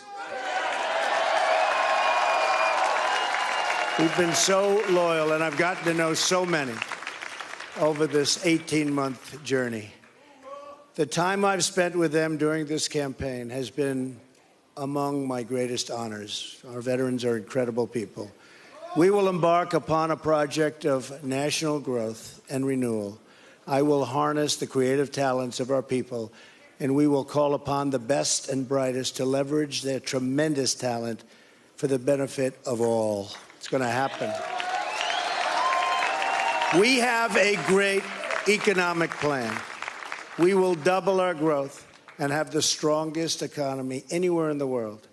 At the same time, we will get along with all other nations willing to get along with us. We will be. We'll have great relationships. We expect to have great, great relationships. No dream is too big. No challenge is too great. Nothing we want for our future is beyond our reach. America will no longer settle for anything less than the best. We must reclaim our country's destiny and dream big and bold and daring. We have to do that. We're going to dream of things for our country, and beautiful things and successful things once again. I want to tell the world community that while we will always put America's interests first, we will deal fairly with everyone, all people and all other nations. We will seek common ground, not hostility, partnership, not conflict. And now, I'd like to take this moment to thank some of the people who really helped me with this, what they are calling tonight, very, very historic victory. First, I want to thank my parents, who I know are looking down on me right now. Great people. I've learned so much from them. They were wonderful in every regard. I had truly great parents. I also want to thank my sisters, Marianne and Elizabeth, who are here with us tonight. And where are they? They're here someplace. They're very shy, actually. And my brother Robert, my great friend. Where is Robert? Where is Robert? My brother Robert. And they should all be on this stage, but that's okay. They are great. And also my late brother Fred, great guy, fantastic guy. Fantastic family. I was very lucky. Great brothers, sisters, great, unbelievable parents. To Melania and Don,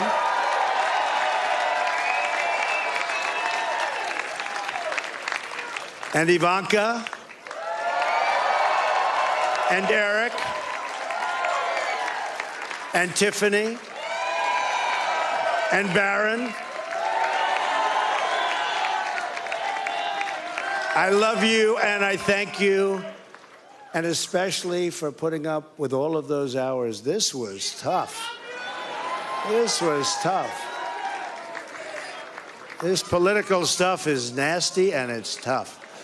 So I want to thank my family very much. Really fantastic. Thank you all. Thank you all. And Lara, unbelievable job. Unbelievable. Vanessa, thank you. Thank you very much. What a great group. You've all given me such incredible support, and I will tell you that we have a large group of people. You know, they kept saying we have a small staff. Not so small. Look at all the people that we have. Look at all of these people. And Kellyanne, and Chris, and Rudy, and Steve, and David. We have got tremendously talented people up here, and I want to tell you, it's been very, very special. I want to give a very special thanks to our former mayor, Rudy Giuliani. Unbelievable. Unbelievable. He traveled with us, and he went through meetings. And see that Rudy never changes. Where's Rudy? Where is he? Rudy. Governor Chris Christie, folks, was unbelievable.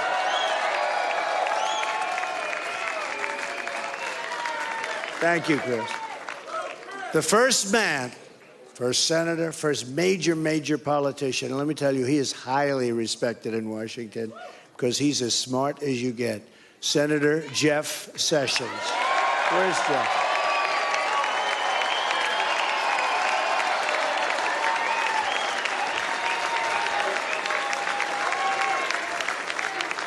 Great man.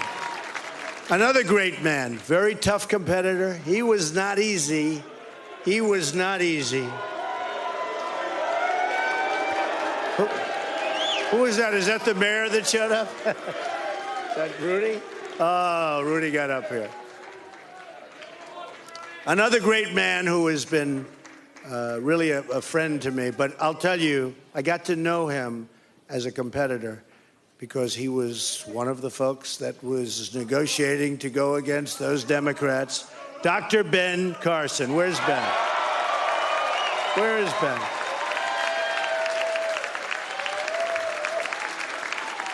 And by the way, Mike Huckabee is here someplace, and he is fantastic. Mike and his family, Sarah, thank you very much. General Mike Flynn. Where is Mike? And General Kellogg. We have over 200 generals and admirals that have endorsed our campaign. and they're special people, and it's really an honor. We have 22 Congressional Medal of Honor recipients. We have just tremendous people. A very special person who believed me, and, you know, I'd read reports that I wasn't getting along with him. I never had a bad second with him. He's an unbelievable star. He is, that's right, how did you possibly guess? So let me tell you about Reince. And I've said this. I said, Reince, and I know it. Look at all those people over there. I know it. Reince is a superstar. But I said, they can't call you a superstar, Reince, unless we win. Because you can't be called a superstar like Secretariat. If Secretariat came in second, Secretariat would not have that big, beautiful bronze bust at the track at Belmont. But I'll tell you, Reince is really a star. And he is the hardest working guy. And in a certain way, I did this. Reince, come up here. Where is Reince? Get over here, Reince. Boy, oh boy, oh boy. It's about time you did this, Reince. Huh? My God. Yeah, say a few words. No, come here. Say something. Ladies and gentlemen, the next president of the United States, Donald Trump. Thank you. It's been an honor. God bless. Thank God. Amazing guy. Our partnership with the RNC was so important to the success and what we've done. So I also have to say I've gotten to know some incredible people, the Secret Service people. They're tough, and they're smart, and they're sharp, and I don't want to mess around with them, I can tell you. And when I want to go and wave to a big group of people and they rip me down and put me back down in the seat, but they are fantastic people, so I want to thank the Secret Service.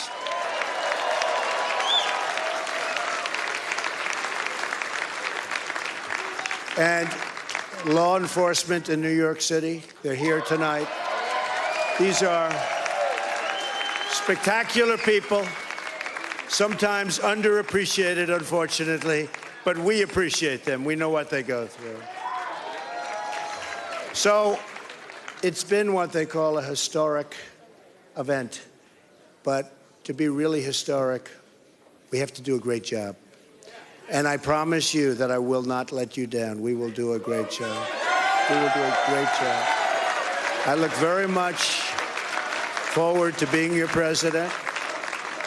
And hopefully at the end of 2 years or 3 years or 4 years, or maybe even 8 years, you will say, so many of you worked so hard for us, but you will say that that was something that you really were very proud to do, and I can thank you very much. And I can only say that while the campaign is over, our work on this movement is now really just beginning. We're going to get to work immediately for the American people. And we're going to be doing a job that hopefully you'll be so proud of your president. You'll be so proud. Again, it's my honor. It was an amazing evening. It's been an amazing 2-year period. And I love this country. Thank you. Thank you very much. Thank you to Mike Pence. Thank you, everybody. Thank you, Mike. Congratulations, Mr. President. So great.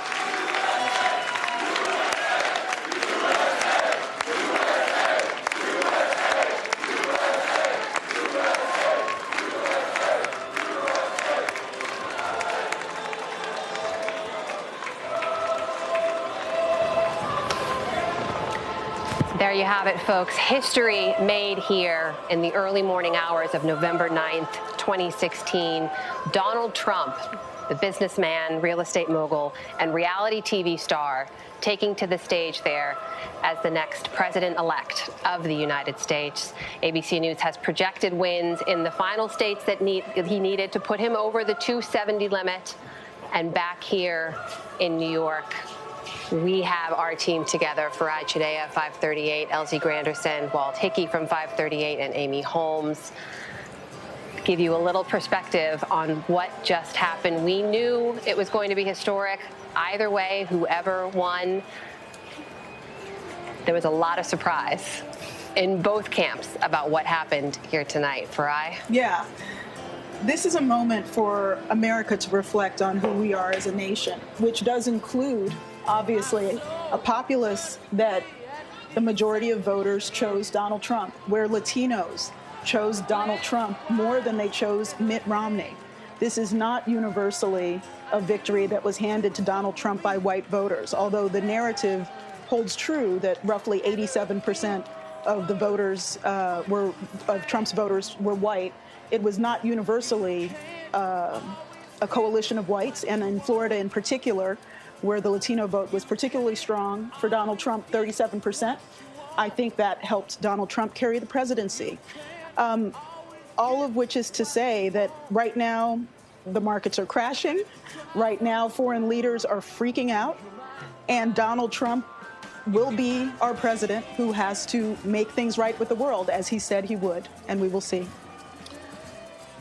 One phrase, two words that he uttered that I think sums up both his candidacy, his election, as well as a fundamental problem with Democrats: forgotten people. He talked about forgotten people. We have known for quite some time now Democrats have been hemorrhaging white male votes. And the assumption was that because of the changing demographics of the nation, that would not hurt them in a general election. I think we now know that theory is false, that they cannot simply rely upon a message that only appeals to minority voters, perhaps people in the LGBTQ community, but they need to have a message that is more resonant with white males, white females, and those who are not in college. This is a huge slap in the face in terms of all the people who thought that this white part of the population was dying off and that all you had to do was appeal to minorities. This is back to the drawing board for Democrats, and it's going to be really interesting to see what happens in the coming days in terms of the rhetoric that comes from both the Clinton campaign, but also just Democrats at large. Yeah, so we can look at this election in a lot of different ways. This is going to be something that we interrogate, whether it's kind of looking at America as a whole, whether it's, maybe perhaps you should have two-factor authorization on your email address. Maybe it's how are we going to figure out how to bridge the gap between two Americas that have rapidly kind of self-congregated. This question is going to take years to handle. So here's to a start of that.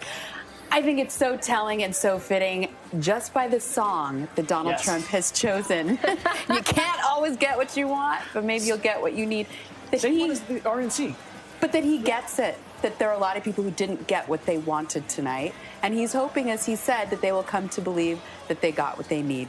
Time will tell on that. I thought it was fascinating when he said, nothing we want for our future is out of reach, trying to give that note of optimism. He used a part of his victory speech also to speak to the world.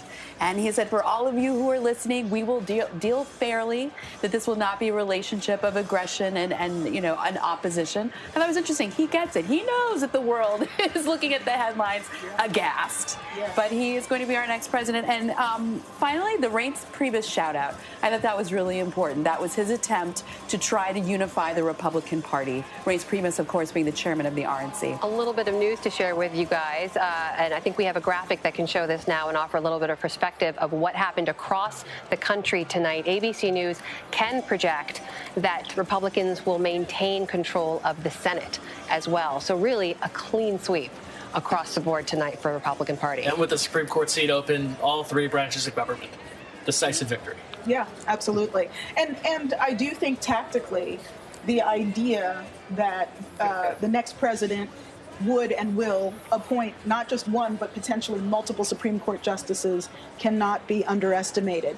And that, again, could shape an entire generation's worth of law on issues that have returned to the courts many times. Abortion, affirmative action, labor law. These are issues that keep getting recycled. And a healthy justice can stay around for decades. It will be interesting to see the steps that he takes in order to, as he said in his speech, to unify the nation. Because remember, this man was endorsed by the KKK for a reason. Remember, there is a reason why people have said that he was a misogynist. There is a reason why people have said that he was anti-Muslim. Those things aren't made up by the media. Those things are ramifications of both his words as well as his actions. And so now going forward, he has to now do deeds to back up the words that he said tonight. He was encouraging to hear, but I'm sure there are many people in the nation right now that are like, okay, where is the action? And I think it's telling that he took tonight, again with this song, you don't always get what you want. He knows a lot of people didn't want to see him as President of the United States. And I think he also took a very somber tone. You did not hear a triumphant tone. And he opened with gracious thanks to Hillary Clinton, that she was a tough competitor and that she served her country well for, over decades, really, as First Lady, then as a junior senator from New York, and then, of course, as Secretary of State. Just to close the circle on this, ABC News has also now projected Donald Trump winning Alaska.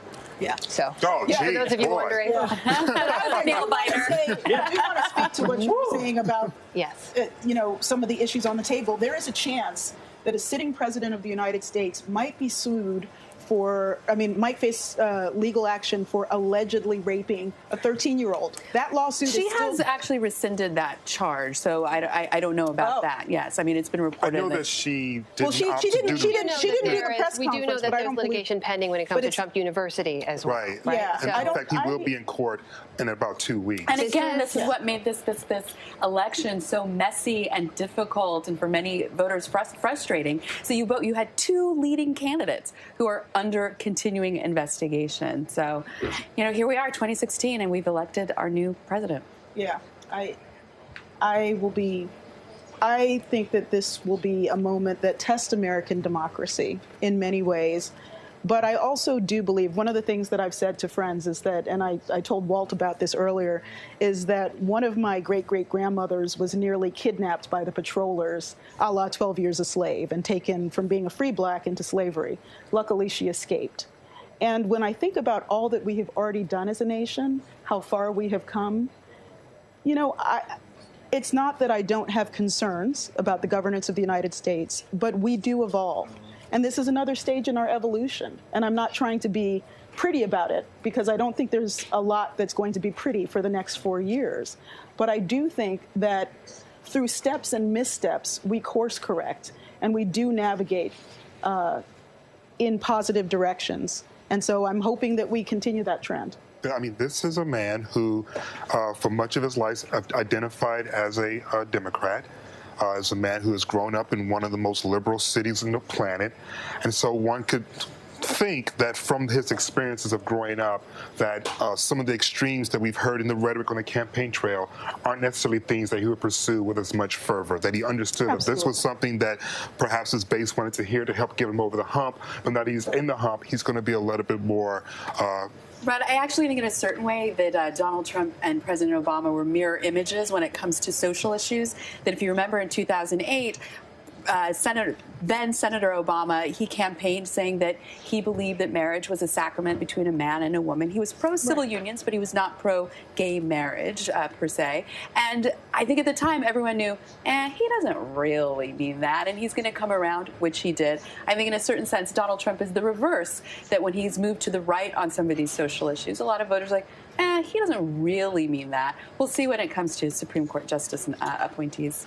When it really nominations, rather. When it really comes down to it, the line that spoke to me most in his speech was when he indicated that politics is hard. It was harder than he expected. And what comes next is in many ways harder. He's got to run the United States of America. Am I merely paraphrasing a cheap line from Hamilton? Absolutely, because it is 3:15 in the morning. I am out of things to say. This is one of the most interesting days of my life, and I'm out of smart stuff. Sorry. I think that is officially our cue, then. When Walt Hickey has run out of smart stuff to say, folks, we could talk about this for hours more. It's 3:15 here on the East Coast. I think it's time for everyone to get some rest. Don't forget to stay with us, starting in just a few hours, actually, on abcnews.com, on all of ABC News' digital platforms, and, of course, on ABC News, the network. We will have continuing coverage for what today's historic election results mean moving forward. For all of you out there on Facebook, Facebook who have been joining us over the last 600 days or so. Thank you for being with us. It has been a privilege and an honor to cover this election for you. Don't forget to stay with us. We will have all the coverage you need right here moving forward. For all of us here at ABC News right now, I'm Amna Nawaz in New York.